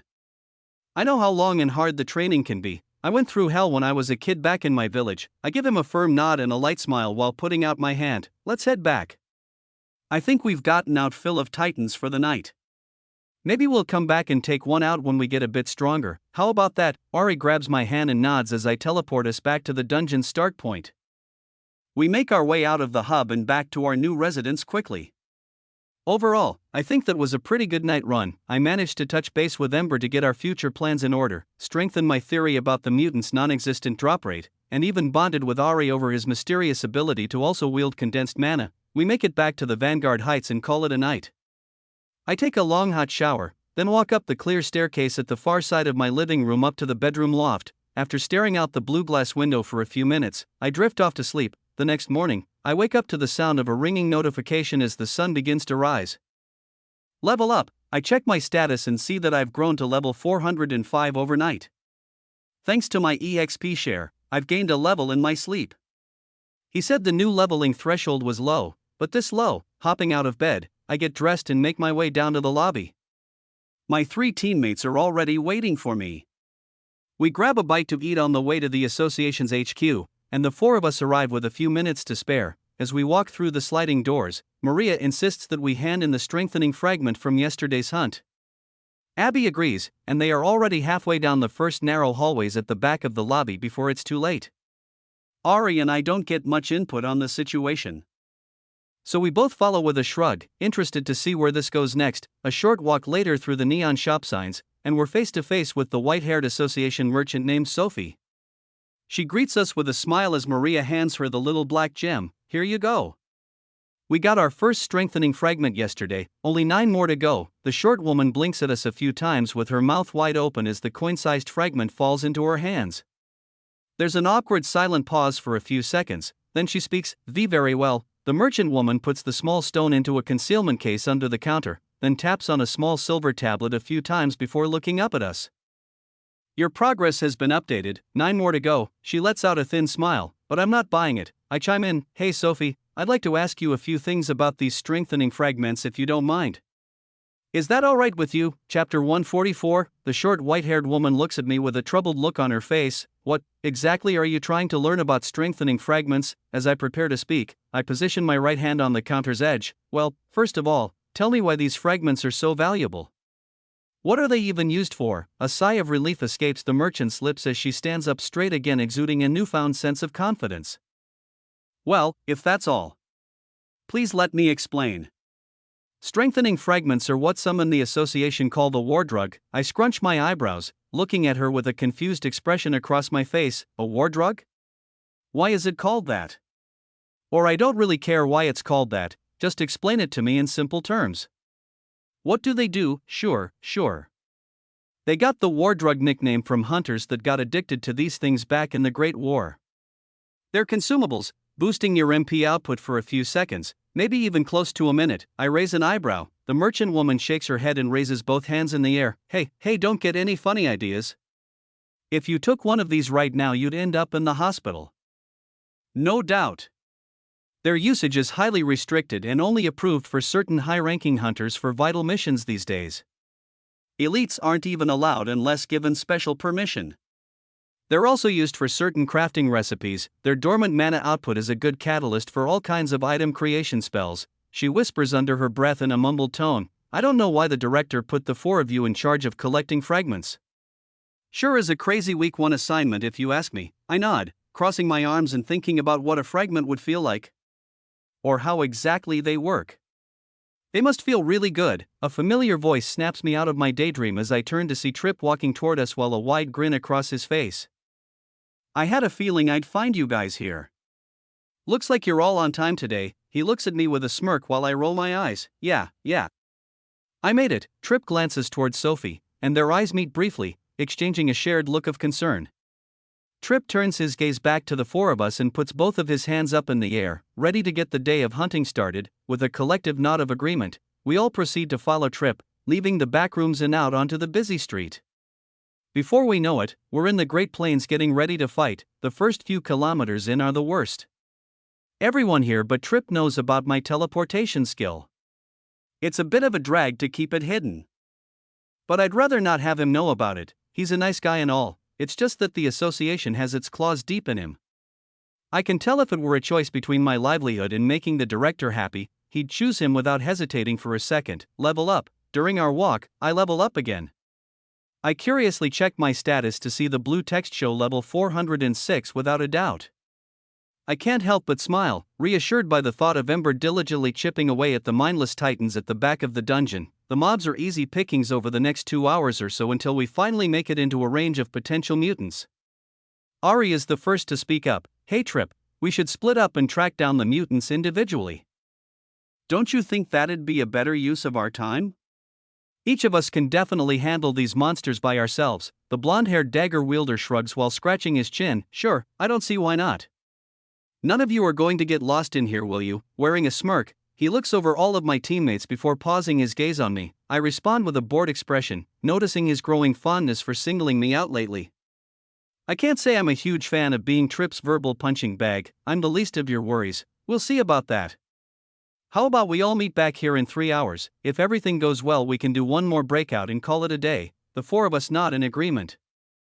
Ari already knows I'm teleporting out of here the moment our guide loses sight of me, and the others assume as much too. Our teleporting mutant killing spree begins the second we cross over the nearest hill. I explain the game plan and they all grab onto my arm. I blip to the nearest mutant and drop air off. I'll be back shortly. Seconds later I leave Abby with a mutant 2 kilometers away. Then, in the blink of an eye, I drop off Maria another 1 kilometer into the dungeon. I zip back and forth letting the 3 of them collect mana crystals and kill mutants along with their underlings. It's a very efficient battle plan. I even kill a few while I wait in between their fights, in this short period of time. We managed to defeat close to 200 mutants. Oddly enough, not a single one drops a strengthening fragment. I teleport the 3 of them back near the meeting point assigned by Trip once we've finished this farming session. I turn around to look deep into the dungeon. I'll be back in 10 minutes, 20 tops. I just need to check on something. They all give me exhausted waves and don't seem too worried about me going off alone for a bit. With a shrug, I dungeon walk away before any of them can change their minds. In the blink of an eye, I teleport over 15 kilometers and activate my telepathy skill. I watch the crimson underside of my dragon's wings flap above me. The glossy black-scaled beast glides down to greet me. Good to see you, Jay. Welcome back. I have some good and bad news for you. I smile but raise an eyebrow at the same time. It's good to see you too, Ember. Go ahead, lay the bad news on me first. The majestic creature bows its head. It seems as though our leveling progression has slowed. As I said before, the threshold to higher levels gains will not be easily met with these low-ranked void creepers. Even the one we were trapped in hardly gave us levels during our last few hours inside. I nod, tapping a foot on the hard dungeon ground as he continues. Our best options to ensure my next rank up in the future would be finding a large labyrinth to run, or defeating many higher level beings. I let out a chuckle. Yes. That much I assumed. I'm working on getting us set up with one of those options soon. Now, what's the good news? The 7m long creature opens its mouth wide, to reveal a small pile of black gemstones inside. With a tilt of his head, they glimmer slightly in the sunlight while falling to the dungeon floor. They all hit the dusty soil with small thuds one by one. Frozen in awe for a moment, I count the many gemstones scattered across the ground.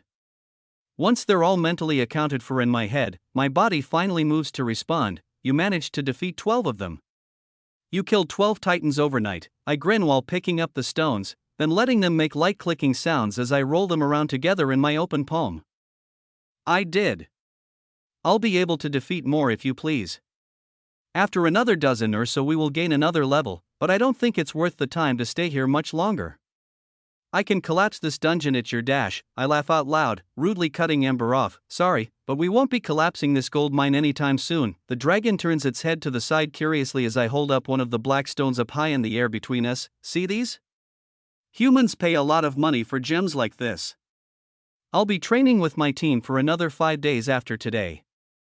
I want you to collect as many of these little black stones as you can.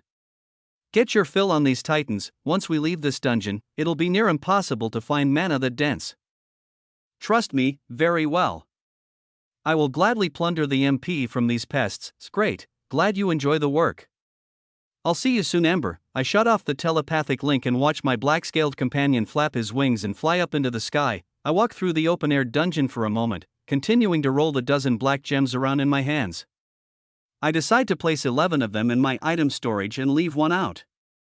I toss it up and down while looking off into the distance, letting out a sigh. I bring my gaze back to the tiny dark glistening crystal resting in the palm of my hand. I wonder what it'd feel like to try one of these. Strengthening fragments. Chapter 145. I bring the small black crystal in my hand up to my lips. The words of the white-haired merchant repeat over and over in my mind. It's a mana output boosting drug that's used for wars and important missions. This fragment must be pretty powerful, I gulp, looking down at the glistening stone. After learning what these gems can do, my body is aching to try it. On the other hand, my mind is telling me no. Ever since I left my mana-rich cell within the Titan's domain, the lack of MP in the air comes nowhere close to the richness of energy I felt before. These stones must be some kind of residual link between our realm and the deteriorated pocket world of the fallen void creepers. The latent power stored up in one of these must be near limitless. It probably feels incredible. Plus, this could be extra training for my mana control, right? I open my telepathic link between myself and the dragon flying away from me. Ember, I have one last task for you before I'm off. Of course, what will it be? Watch me closely for a minute. I'm going to try something stupid. If anything goes wrong, well, try and help me, I guess. Understood, Master. The glossy black-scaled dragon changes direction and drifts down toward me as I bring the shiny gem closer and closer to my mouth. It leaves my fingertips and rolls down my tongue, then I swallow it whole without a second thought. My eyes dart back and forth as I look down at my empty palms. The dungeon falls deathly silent as I try to sense any changes taking place. I can hear myself swallow extra saliva to help the smooth crystal go down easier. Nothing happens. I hear Ember's voice echo in my mind as he comes within sight. I'm here. What is it that you'd like me to observe? Just a moment. I can feel something tightening up in my chest. It's an odd warm sensation. Pins and needles start to prickle in my arms and legs, accompanied by a sudden head rush that feels both cool and hot at the same time. My eyes roll back into my head and my body goes almost comely limp. I let out a distorted yell of pleasure mixed with pain as I struggle to stay conscious and stay on my feet. Activating my all-seeing eye, the sensations taking over my body begin to make a lot more sense. The tiny stone I ingested moments ago is beginning to dissolve. It seems my theory wasn't too far off. A miniature reverse black hole is forming in the center of my chest. As it grows, dense waves of mana are seeping out faster and faster. My body is attempting to absorb it even without my plundering ability. It's mana in its rawest form, similar to the liquid in an MP potion, just hundreds of times stronger. I clench my jaw and take out both my blades, responding to my newest revelations while fighting the feeling of pure bliss taking over my mind. The tingling sensation in my limbs is growing worse and the sharp pressure in my chest is becoming harder to stand.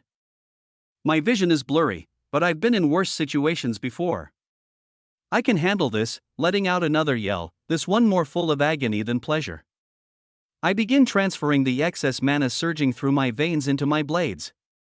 They glow red and white, to surpassingly charge 15,000 MP in less than 10 seconds. These levels of mana and charging speed are close to my peak within the Titan's domain. I haven't gotten near this in the outside world since. With a powerful step forward, I release two crescents of energy, high into the sky. They rip through the air and fly deep into the dungeon. Before I can even admire my increase in speed and mana capacity, I've already instinctively begun charging another attack. It feels invisible knives are stabbing into my arms and legs now, along with the sensation of a heavy weight resting on my chest. My skin is lightly vibrating and my ability to channel mana is losing its precision every second that goes by. Way too much mana is entering my body, and nowhere near enough is leaving it. I charge up another near full force attack without having to plunder a single point of MP. My vision begins to blur more and more as I release the second wave of wind and fire into the air. I burst into a ball of fire, letting out a murderous yell while charging up my third attack. The skin on my arms, legs, and even face feels like they're getting torn apart at a microscopic level. White-hot streams of mana enter my body through the slowly growing black abyss in my chest. Another dual shot of dense mana leaves my blades after 10 seconds of charging. My eyes lose their sight, as my body threatens to tear itself in half. I burst into an even bigger ball of fire and attempt to charge up my blades for a fourth time. Unfortunately, I black out completely before releasing another drop of mana. All of my joints freeze up and my muscles contract uncontrollably. The hot sensation of energy rushing through my body and mind takes over as my consciousness escapes from reality. I fall to the dungeon floor with a thud as the uncontrollable amount of mana continues to expand.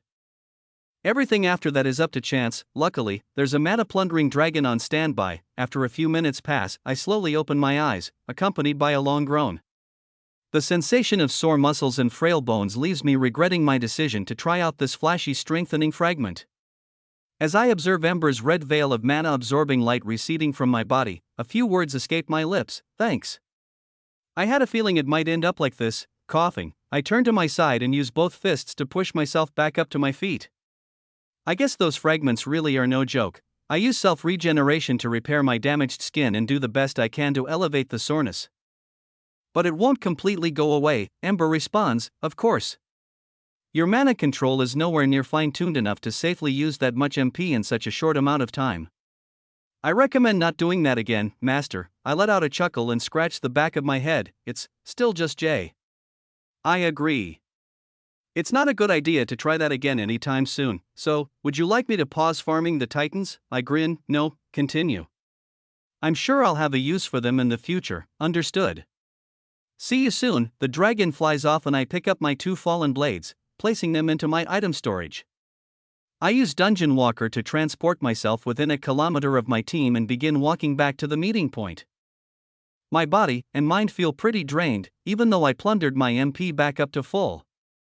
It's an odd empty feeling. I've felt a similar way after leaving the Titan's domain, but this feels worse. It hasn't been long at all, but I'm itching to feel power like that again. Pushing these thoughts to the back of my mind as best I can, I continue walking forward over the rising and falling hills before me. Hey. Look who made it. Trip greets me, and I see the other 3 waiting patiently nearby. We exchange idle chatter for a little while, then set out to hunt again. Everyone is pretty tired this second round, including me after my MP overdose. We take it pretty slow this time around, only defeating 90 or so mutants altogether in the full 3-hour session. I decide to plant another strengthening fragment into a mutant near the end of our session. Nearing the 3-hour mark, I round everyone up to make sure they witness what happens next as Abby waits for the loot from her last kill. A small black crystal falls to the ground and the green-haired girl picks it up with a grin across her face. It was a long day, guy, but it looks like everything paid off in the end. Look, we got another one. I smirk as the rest of the team crowd around her to goggle at the little black gem. Soon after, we make our way back to Trip and out of the labyrinth. He reacts a bit off at the mention of the fragment, but the response is much less extreme than last time. The next few days of training go by in the blink of an eye. Over the next 5 hunting sessions, I strategically plant strengthening fragments into mutant corpses every 100 to 200 kills just to make it seem realistic. Even after the one I consumed, there are still have 2 spare stones left over in my storage. I have a feeling Ari knows something is up, but he isn't the type to pry. Plus, it seems he's a bit shaken by our Titan run-in earlier this week.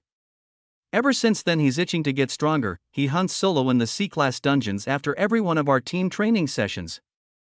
I am itching to get stronger too, but for a much different reason. Every day that goes by, my urges for a good supply of high-purity mana and a good fight become stronger and stronger. Every night, I've been leaving the Vanguard Heights to go dungeon diving for a few hours too. Instead of using the C-class gate, I start entering through the D-class platform and teleporting myself back to the Great Plains. My contract states that I'm allowed to farm as many D-class resources for myself as I'd like, but C-class dungeon loot is the property of the association. They haven't strictly enforced this rule at all yet, but it's better if I don't take any chances. It will look much better on my record if it looks like I've been solo farming D-class dungeons. In reality, I farm mana crystals for hours every night and continue collecting the strengthening fragments that Ember accumulates. Level up. I've grown 2 more levels, bringing me to 408. This is thanks to the 47 void creepers my partner has managed to defeat. That also means I've received 47 more fragments, bringing my total stash to 49. Hesitantly, I've been keeping them in my item storage, trying my best not to think about my incident with one of them just a few days ago. Over 150 KMP worth of crystals has been farmed, but I use most of it up on a few double blade attacks to get a rush at the end of each farming session. It may sound like a waste, but it's keeping my mana control sharp and my progression steady. I haven't been able to get anywhere near the speed and output that I reached while high on that fragment. And my proficiency has dropped a little since I left the Titan's domain as well. I can manage a 10 KMP attacks, charged in just under 20 seconds. I'm able to release one of these a day, while still profiting some MP. It's nothing to laugh at, and it satisfies my urges for the time being. I'll need a change of pace soon. I need to get stronger. Today is day 7 of training at the association. We just finished up our hunt and will handing in our last strengthening fragment to finally receive our reward. Once we get our next week of tasks, I'll go and visit Ember. I think it's about time he leaves the dungeon with me. I wonder what the director has in store for us next. The fact that we completed a near impossible task with ease keeps nagging at the back of my mind. I wonder if he'll catch on to the fact that something out of the ordinary is going on here. Chapter 146. We walk into the association's HQ after a long week of hunting. Maria happily carries our last strengthening fragments tight in her palm. After Ari scans his ID on the door at the back of the lobby, all 4 of us make our way to the mini-market run by the association. Our guide trip left us by ourselves about 2 days ago. Apparently, breaking us in was a bit easier than predicted. Bringing the blonde-haired association lapdog around with us on our daily hunting was just keeping him from doing other tasks. I'm glad he's not on our expeditions anymore. It makes teleporting into the mutant range much easier. Less walking and more training for all of us. Everyone on the squad has grown past level 365. We're considered a pretty tough C-class squad, at least for the new recruits. As we walk closer to our drop-off point, I see the white-haired merchant lady waving to us with a smile. Sophie was pretty outgoing to begin with, but she's gotten even friendly with the 4 of us as the week progresses. I hear her high-pitched voice ring out as we approach. Look who's back. Does this mean what I think it does? The last one, her eyes open wide as she bites her bottom lip in anticipation. Maria smiles and runs over in a half-skipping manner. It sure does. We got all 10. The cheerful blonde and the excited merchant laugh together about something I decide to purposefully block out from my hearing. I take the glimmering silver tablet out of my item storage to watch the number on it shift in front of my eyes. J. Soju, available credits, 0, C-class, team weekly quota, strengthening fragments, 9 out of 10, reward, 5 credits, individual weekly quota, none, 0/0, reward, 0 credits, turns into J. Soju, available credits, 5, C-class, team weekly quota, pending task, 0/0, reward, see regional director for instructions, individual weekly quota, pending task, 0/0, reward, see regional director for instructions. I let out a long sigh. Well, this can't be good. I shift my gaze up from the tablet to see my other 3 team members staring at their shimmering silver plates with puzzled looks on their faces as well. At least we all got the same message. That's a good sign. Maria flips her quota tablet around to show Sophie. Hey, what's all this about? Why do we have to go see the director? The short white-haired woman scrunches her eyebrows and mutters something under her breath in a low tone. I had a feeling something like this would happen. I jump in after hearing this statement. Hey, what do you mean by that? What did we do wrong? I know exactly what we did wrong, but I won't be the one to admit it. The association gave us this quest. How could they possibly punish us if we actually carried it out? Sophie shrugs. Hey, I don't know what you did wrong. It's just pretty uncommon for a group of new recruits to fulfill their first quest. Well, it's actually near impossible, she gulps, then continues. The advancement teams that create quest quotas directly under the director often give new recruits a hard time their first couple weeks. It's pretty normal for not even a single quota to be met. Yet somehow, you 4 have completed yours with ease. She shivers slightly, one of the hardest ones too. The 4 of us stand in silence for a moment thinking over the words Sophie just uttered. Aside from my hypothesis that mutants have a 0% drop rate, there could be some truth to her statement even if these monsters' rate was closer to 1%. Without my teleportation skill and quick farming strategies, there's no way we could have killed enough mutants to even come close to meeting our quota. This is enough to convince my other team members. Abby crosses her arms and stares at the merchant with a smug look on her face. Well, we're just a whole lot faster than all those other teams. Maria jumps in. Yeah, no way they could keep up with us. The director probably wants to give us an extra reward or something. Ari grins and nods. We'll just have to wait and see. I'm sure this will be an interesting meeting. I swallow hard before adding to the discussion. I agree. The topic of conversation changes between my teammates and the white-haired merchant. I zone out staring down at my quota tablet. On the bright side, we did complete our first mission together. Each of us has earned 5 credits, whatever that means. I'm going to have to check out a few of these shops. Credits are worth 1 gold if exchanged, or double if used to purchase any items here. It wouldn't hurt to take a look around the place.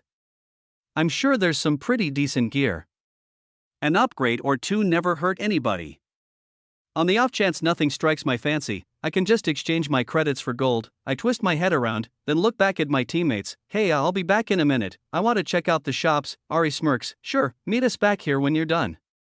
We'll be heading up to the top floor right after.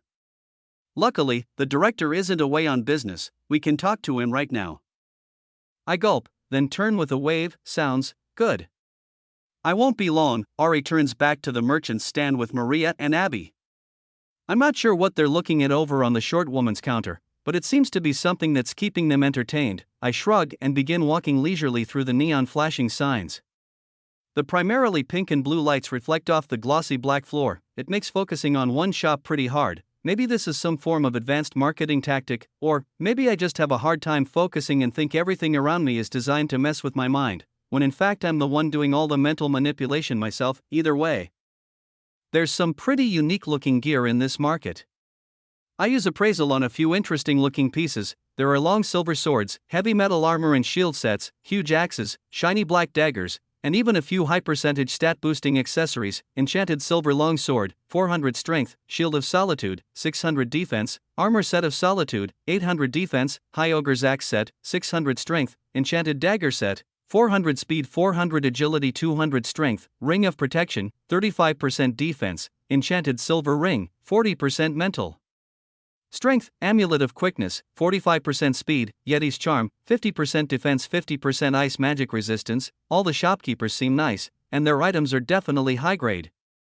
But nothing here gets anywhere close to my blades or some of my own stat boosting items. I decide haggling isn't even worth my time. I remember the director mentioning the association regulating the buying, selling, and use of element stones. A wielder has to have the stone bonded with their weapon. So, they wouldn't just have them out on display here. If this is all the gear they have on display, then I'm not in the market for anything new. I begin to walk back to my group, but a bundle of green and pink potions catches my attention. 20x C-Class HP potion, 2500 HP, 20x C-Class MP potion, 2500 MP. I raise an eyebrow while walking over to a gray-haired older-looking man sitting behind a small counter with potions from E to C-Class lined up very neatly. Good evening, are you in the market for any potions today? I nod while examining them closely. This is the first time I've seen a C-Class potion. They're much more compact than the E or D-Class bottles I've purchased before. There's no need for me to buy MP potions. Plundering mana from crystals is much more efficient. During the exams, every time I wanted to get back up to full health, I had to drink 2 potions. Having some higher grade HP items may be very beneficial. Being able to heal 2500 HP in a single compact potion will allow me to act quicker in the heat of a battle. How much for the C-Class HP potions? All 20 of them. The man begins tapping a small tablet under his counter. Then turns it toward me. It reads out, 0.6C, in black text. That will be 0.6 credits. Just scan your tablet here and the transfer will happen in an instant. I nod slowly, then reach for my small silver square. Thrown off by this new technology, I don't even try to throw him a counteroffer. I'm sure I could have gotten them for under 0.5 credits if I tried. Sure, here you go dash. The 2 tablets flash with a dim white light, then the merchant smiles and hands me a bag full of potions. Appreciate your business today, see you again soon. He waves me off before I even think of a reply. I just mutter out a quick thank you while continuing my walk back to my team. I place both the tablet with 4 credits left on it, and the 20 new HP potions into my item storage. Ari, Maria, and Abby all stand by the merchant's counter patiently waiting for my return. Ari is the first to greet me, as the others begin walking back toward the lobby. Let's go, Sophie just made special arrangements for us. Our meeting with the director is about to begin. Chapter 147. The 4 of us walk out of the association market and into the narrow hallway before making it to the elevator in the lobby. With a press of a button, the sliding doors close and we're gliding upward to see the director. This is a spur-of-the-moment meeting, but I can't say I wasn't expecting something like this to happen. I'm certain that the only way to farm strengthening fragments is to defeat titans. The older members in the association must be pulling some kind of newbie C-Class hazing tradition. The only other option frightens me a bit to think about. Maybe the director himself set us up to fail. He is the most powerful person in the entire Vice region. I'd have to be pretty stupid to think I could pull a fast one on him. I gulp while activating my conceal skill and watching the numbers on the elevator display screen increase quickly. Ding, we make it to the top floor, and the penthouse office suite comes into view as the doors slide open. Brutus, the tall old man, sits at his desk sifting through a pile of neatly stacked papers. His deep voice echoes as we step forward into his open room overlooking the entire city. "Welcome back. This is the first time I'm seeing you four all together. Please, sit down, make yourselves comfortable." We approach. Maria is grinning while hopping light on her feet, Abby is keeping a straight back and a professional smile, and Ari walks over with an emotionless gaze. I manage a combination of all three. With quick steps, I smirk but keep my emotions in check. I'm both excited to see what new tasks we have next week, but also anxious to hear what the old man has to say about us completing this impossible quota. There are 4 comfortable-looking chairs in front of his desk in a perfect half circle. They match the white theme of the room with black accents on their arms and undersides to go along with the darker shade of his desk. We sit down and the director begins. "First of all, I'd like to congratulate all of you for making it this far. You've completed your first week as C-Class Hunters contracted with the association. I'd like to celebrate. It's not every day a team of newcomers passes my entrance test." He grins, then looks over to one of the empty white walls while pressing a small button underneath his desk. To my surprise, a large section of the wall slides forward in the shape of a door. The tall, pale-skinned, blonde-haired assistant comes out from a secret room. She's holding a circular metal tray. I take a peek in before the wall slides closed. It looks pretty similar to this study. White walls, a wide-open glass window view of the city, a large desk sitting in the center, and even a long couch near the corner with all kinds of artwork hanging on the walls over it. It looks like she's added a little flair to her office. The director's voice rings through the room again. "Some of you haven't met Samantha yet. This is my lovely assistant." Both of them lock eyes and smile as she brings over the mysterious platter. The woman places it on the desk before us, and my anticipation crumbles. I realize it's just 6 tall glasses with fizzling sour liquid. Letting go an exhale, I mutter under my breath, "More alcohol." I didn't realize how much people really drank until I couldn't drink myself. It seems like everyone just finds any excuse to get drunk. The old man smiles and Samantha passes out glasses. He brings his forward and we all do the same, to growth, adaptability, creativity, and collaboration. I have full confidence that all of your partnerships with the association will pave the way for remarkable achievements in the future to come. Cheers, clink, our glasses come together, then I bring the drink to my lips. My mana stores begin to slowly drop as I finish the drink due to my poison resistance burning away the alcohol before I can feel a drop. It's not much, just a little over 100 MP, but it's still annoying. The director speaks up again. "Now, let's get down to business. There are a few things I'd like to talk to all of you about privately. It'd be best to split up into one-on-one meetings. You'll be receiving 2 tasks this week. One that you will complete as a team, and another that is specialized for each of your training." I raise an eyebrow and glance at the others as the old gray-haired man continues. "I'll start with Abby, then Maria, followed by Ari, and finally Jay. If the 3 of you could wait in the other room while I conduct a private meeting with each one of you, that would be wonderful. Please, follow Samantha, she will keep you company." Ari, Maria, and I stand up as the rectangular-shaped door comes sliding out of the wall seamlessly. We wave Abby goodbye and follow the pale-skinned assistant into her study. I hear the director's words trail off in the distance as the sliding door shuts. "Well, Abby, how's the city life treating you? Big move from where you were located with the association prior. How's the dash?" Click, the white door shuts. We all enter the secret side study and walk over to the long couch in the corner. The tall woman speaks up. "Please, make yourselves comfortable. The director likes to ramble. This may take a while." She grins. Maria chuckles and Ari jumps onto the couch in a dolphin dive manner to lightly shake the brightly colored paintings that contrast the white walls above. The professional mood of the evening has definitely shifted.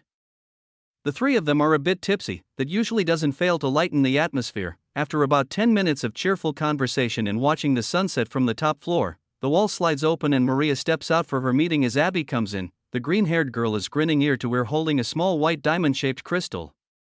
It glistens with rainbow accents and isn't more than 2 centimeters long. She places it into her item box as she comes to sit down on the couch next to Ari. Another 10 minutes go by and Maria comes back with the same little white stone in her hands. Ari gets up to leave, and Maria takes his place on the couch. Finally, Ari returns. He doesn't come back holding anything in particular.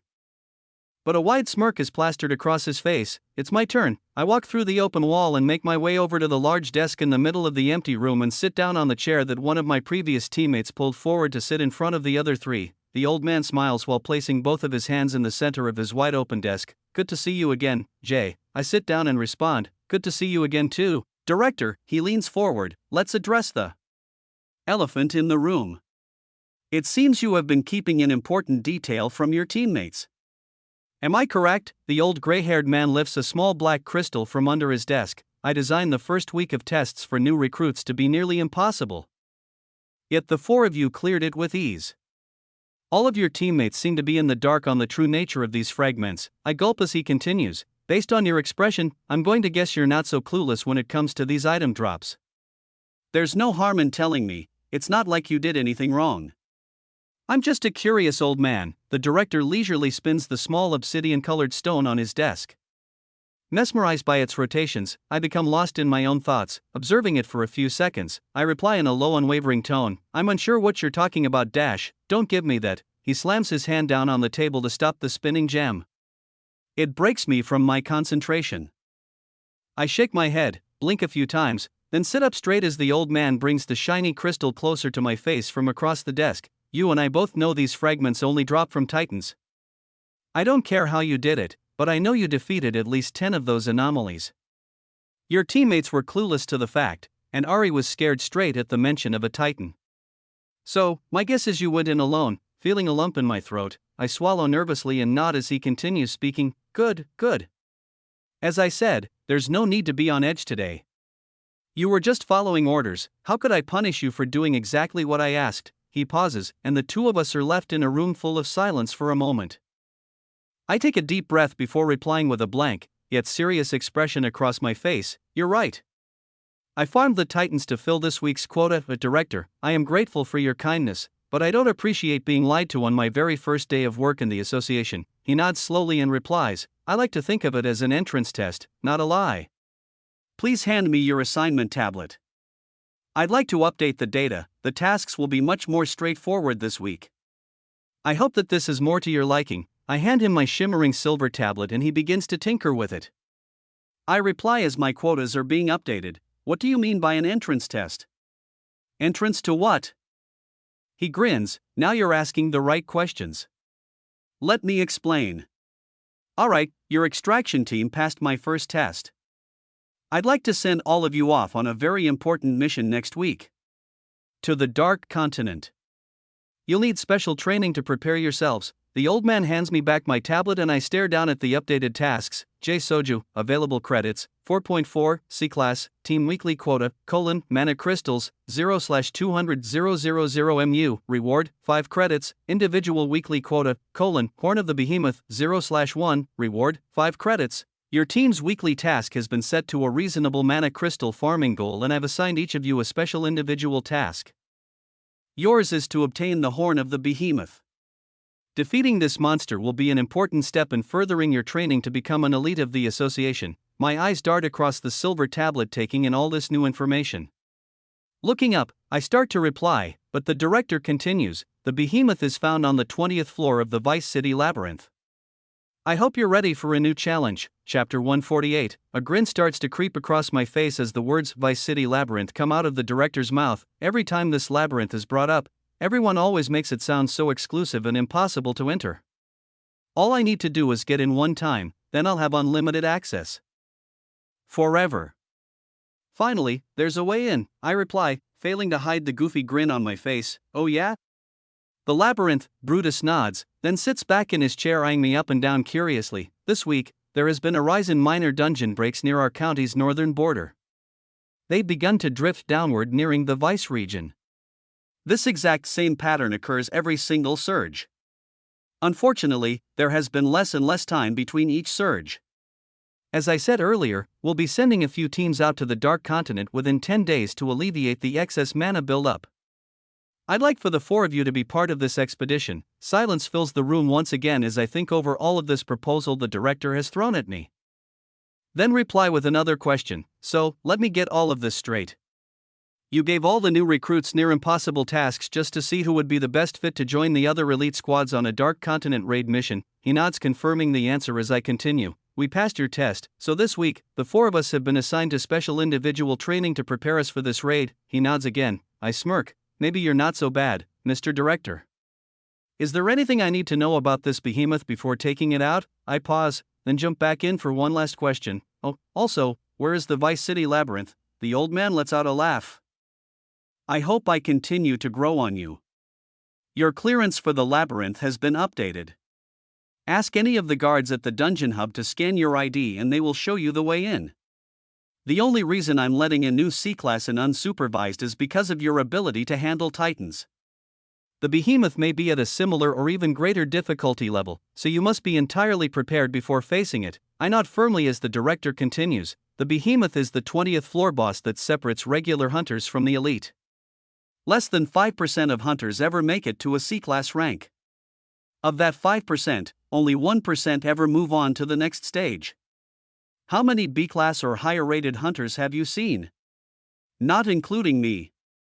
Or Rodrigo. I think to myself for a moment, then reply, none. I haven't thought about it much until now. Everyone does seem to slow down after level 250 or so.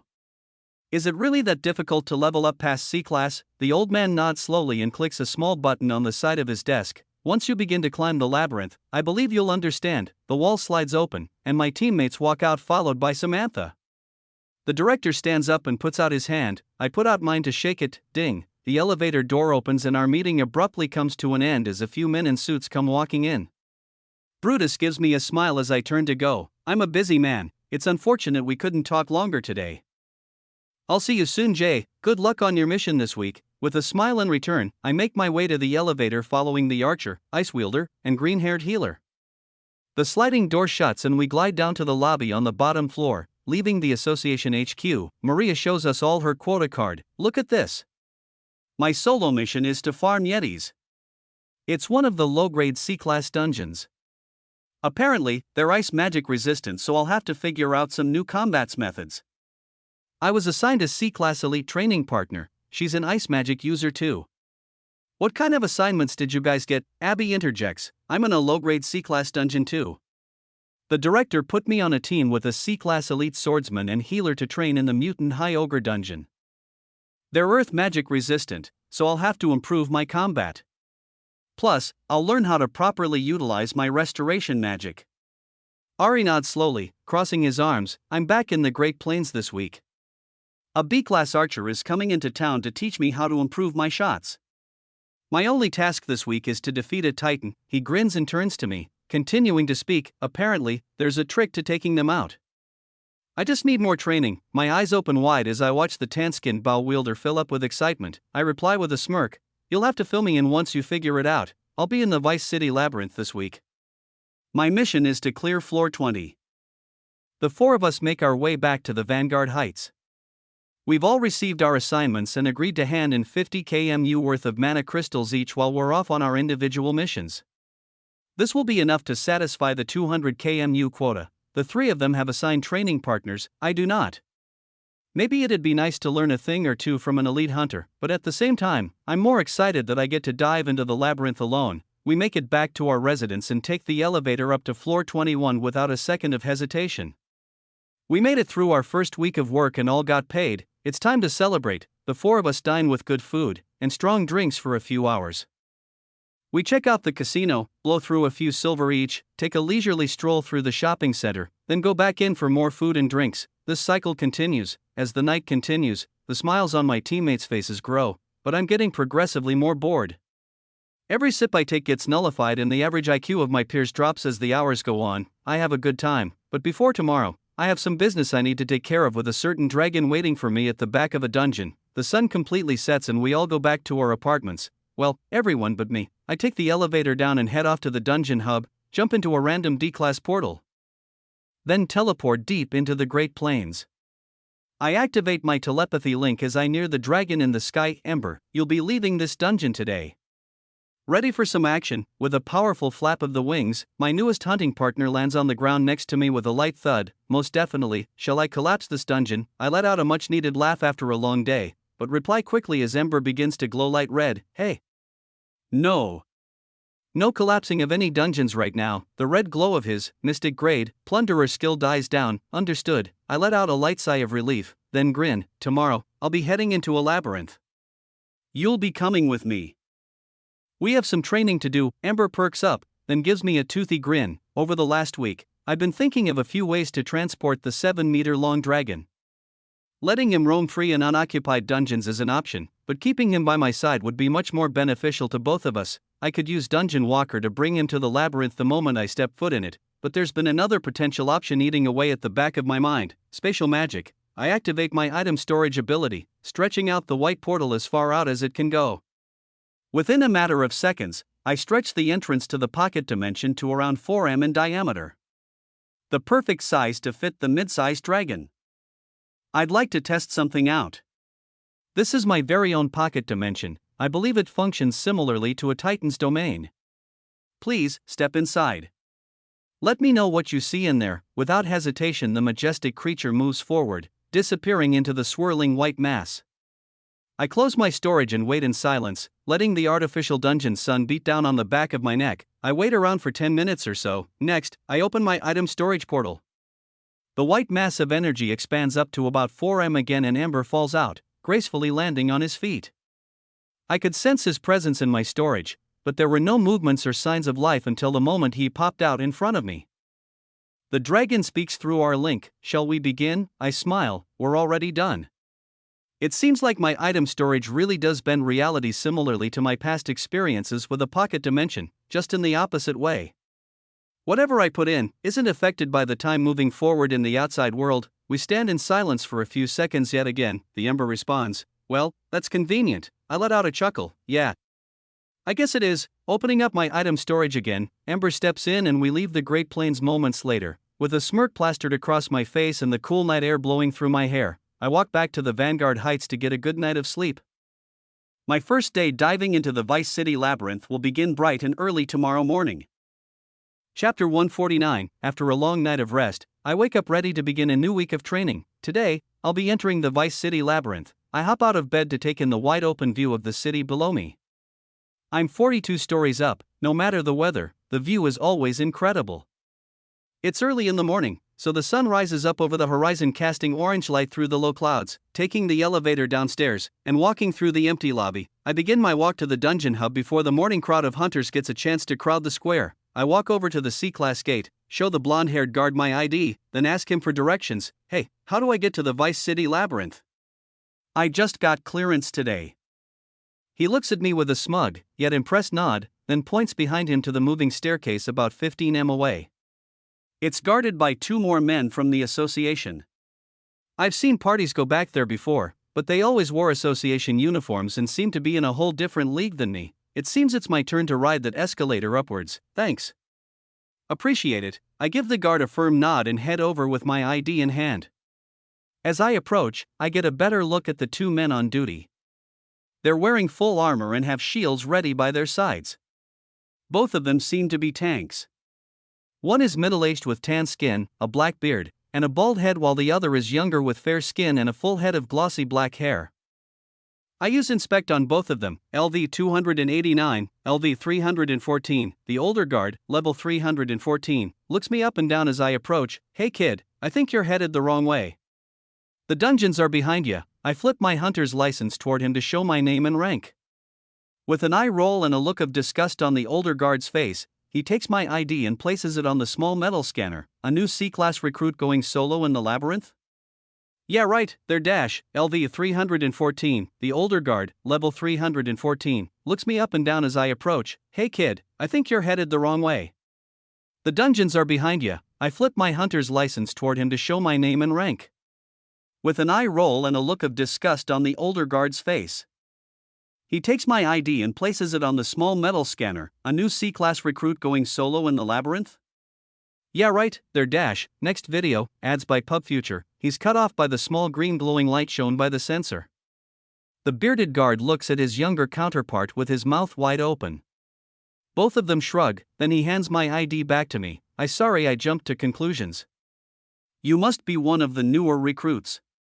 I wasn't aware there were any elites in the batch of hunters that just came in. I take my card and give him a professional smile and nod as I get onto the moving stairs upwards. Thanks, have a good day. This is a pretty odd feeling, going up instead of down. I've gotten pretty used to going underground in order to dungeon dive. I wonder what's up here. Also, did he just call me an elite? As I slowly move up the mana-powered stairway, I see another set of guards eyeing me up and down near the top. It's another pair of tanks in full shining armor. The association really keeps this place guarded well. I use inspect as I get closer and closer. LV 348, LV 366. Both of these guards seem to be much older. If I look close enough, I definitely spot a few gray hairs. They must be hunters working for the association full-time, leveling up slowly and collecting their pay. It's an honest living. I'm just focused on another path. The level 366 wearing thin-framed glasses and a bright smile greets me. A newcomer? You must be from the class that came in last week. Am I right? I hand my ID over to his outreached hand. He takes it politely and scans it again as I reply, yep. Just joined the association. A pleasure to meet you. I'll be seeing you a lot in the future. As the green light on the scanner flashes again, he hands my card back to me. I walk past with a wave goodbye. In front of me, there's a narrow hallway that leads to a silver door no more than 10 m away. The walls are black, similar to the lining of the train station down below in the dungeon hub. The small black scanner on the front of the silver door catches my eye. I mumble under my breath as I approach. They sure don't mess around with security measures here. Placing my card against the scanner, it flashes green and the final door opens with a light click. I walk through and it closes behind me immediately. I'm left in a black box 10 m tall and wide, with a silver door to my back. The only other thing in this room is a large bright green swirling mass of energy. The Vice City Labyrinth portal. I blink a few times with a sense of awe and confusion. The labyrinth portal was right here all along. Right above the dungeon hub, there are dozens and dozens of floors filled with monsters more powerful than anyone in this city could ever dream to handle. This is one of the oldest standing labyrinths in existence. It's just sitting here at the center of the city. For decades. No one has managed to make it to the top floor. After staring at the portal for a few seconds, I nod firmly and I step through. Entering my new training grounds, I'm teleported into a goblin dungeon on the first floor. The tall grass sways in the light breeze and the artificial dungeon sun shines bright, taking the first floor slow and steady. I enjoy my morning stroll, sending level 5 to 10 goblins flying with single kicks to the side as they mindlessly charge at me. By the time I get about 1 kilometer into the first dungeon, I activate my enemy detection skill to make sure no one else is around as I release Ember from my pocket dimension. The dragon rises from the ground after falling from the spatial magic portal. Flexing his wings and emitting a soft red glow as he senses the shifts of mana density in the surrounding air. So this is the labyrinth. I grin, looking up at the monster. It is. Our goal this week is to defeat the boss on the 20th floor. Ember flaps his long glossy black scaled wings, hovering 10 m or so up in the air before replying. His head is held high and the crimson glow around him stays activated. The structure we're in has many floors. The 20th is the least of our worries. With a confident and eager smile, I channel my wind magic, propelling myself upward with a few air steps. I gracefully ascend to meet the dragon in the sky. Landing on his sturdy back, I reply through our link. We'll face those enemies when we get there. Let's climb one floor at a time, holding on tight with both my legs. Ember flies high up into the sky, and our adventure begins. As the wind whisks through my hair, a refreshing coolness fills my mind, invigorating my senses. It's a short ride, but a sweet one. We make it to the first floor boss in mere minutes. Dragon transportation is the way to travel. We'll make it through these floors in no time. I'll be able to use Dungeon Walker to any floor I fancy by the end of the day. The only caveat is I can't sense what's on the floors above me just yet. I make sure to put Ember safely in my pocket dimension and scout out the floor with enemy detection to make sure no other hunters are present before letting him roam free. We continue this process over and over. The first 5 floors are all familiar spawns like goblins, wolves, slimes, rats, and other E and low-grade D-class monsters. The next few are a breeze as well. The mobs get a bit tougher, like trolls, ogres, and hobgoblins, but we soar through each floor unscathed. On average, we're clearing entire levels in less than 30 minutes. It's not until 5 hours later that we run into an unexpected development on floor 10. As I defeat the level 244 Minotaur boss on floor 9, I open my spatial magic portal for Ember to hop in. He does so and I wait for the white transfer light to appear. It does, and I activate my enemy detection. As I find myself materializing on the 10th floor, I go on high alert. Over a dozen alarms go off in my mind's eye as I detect threats over level 300 scattered nearby. One is even well over 400. I clench my jaw and take out both of my blades while activating my stat boosting skills, igniting my body into a ball of flames. Whatever base level monsters have come to greet me on this 10th floor, they're much more skilled than I was expecting. As the white light fades away from my vision, I continue gritting my teeth in anticipation. Determined to face whatever monsters lie ahead, I strain my senses, squinting to make out what exactly the danger that looms before me looks like. A surprised voice with a hint of amusement rings out in my ears. Hey! Chill out, man. We're hunters, we're on the same team here. My vision clears, and I can't believe my eyes. A small stone pathway has formed beneath my feet, and I'm greeted by a smiling hunter with red hair and green eyes. He raises both his hand defensively, laughing, trying to calm me down. My eyes dart around, taking in the view, and tracking all of the enemies I previously spotted on my radar. They're all hunters. I let out a whisper under my breath while deactivating my skills. What is this place? The soil is rocky in all directions with thin patches of grass. Small stone formations scatter across the landscape, and larger mountains jut up in the distance. The sky is blue with a few small clouds and the air is cool and crisp. The red-haired man shows me a bright white smile and turns to point down the small pathway. To my surprise, there's a village center on the 10th floor of the Vice City labyrinth. With half a dozen small shacks and merchant stands lining the little road beneath my feet, I watch hunters trade loot and food. I gaze off in the distance to see a large inn-like structure about 200 m away with smoke coming out of a tall chimney. I place my weapons into my item storage while staring at the view wide-eyed and speechless. The tall fiery-haired man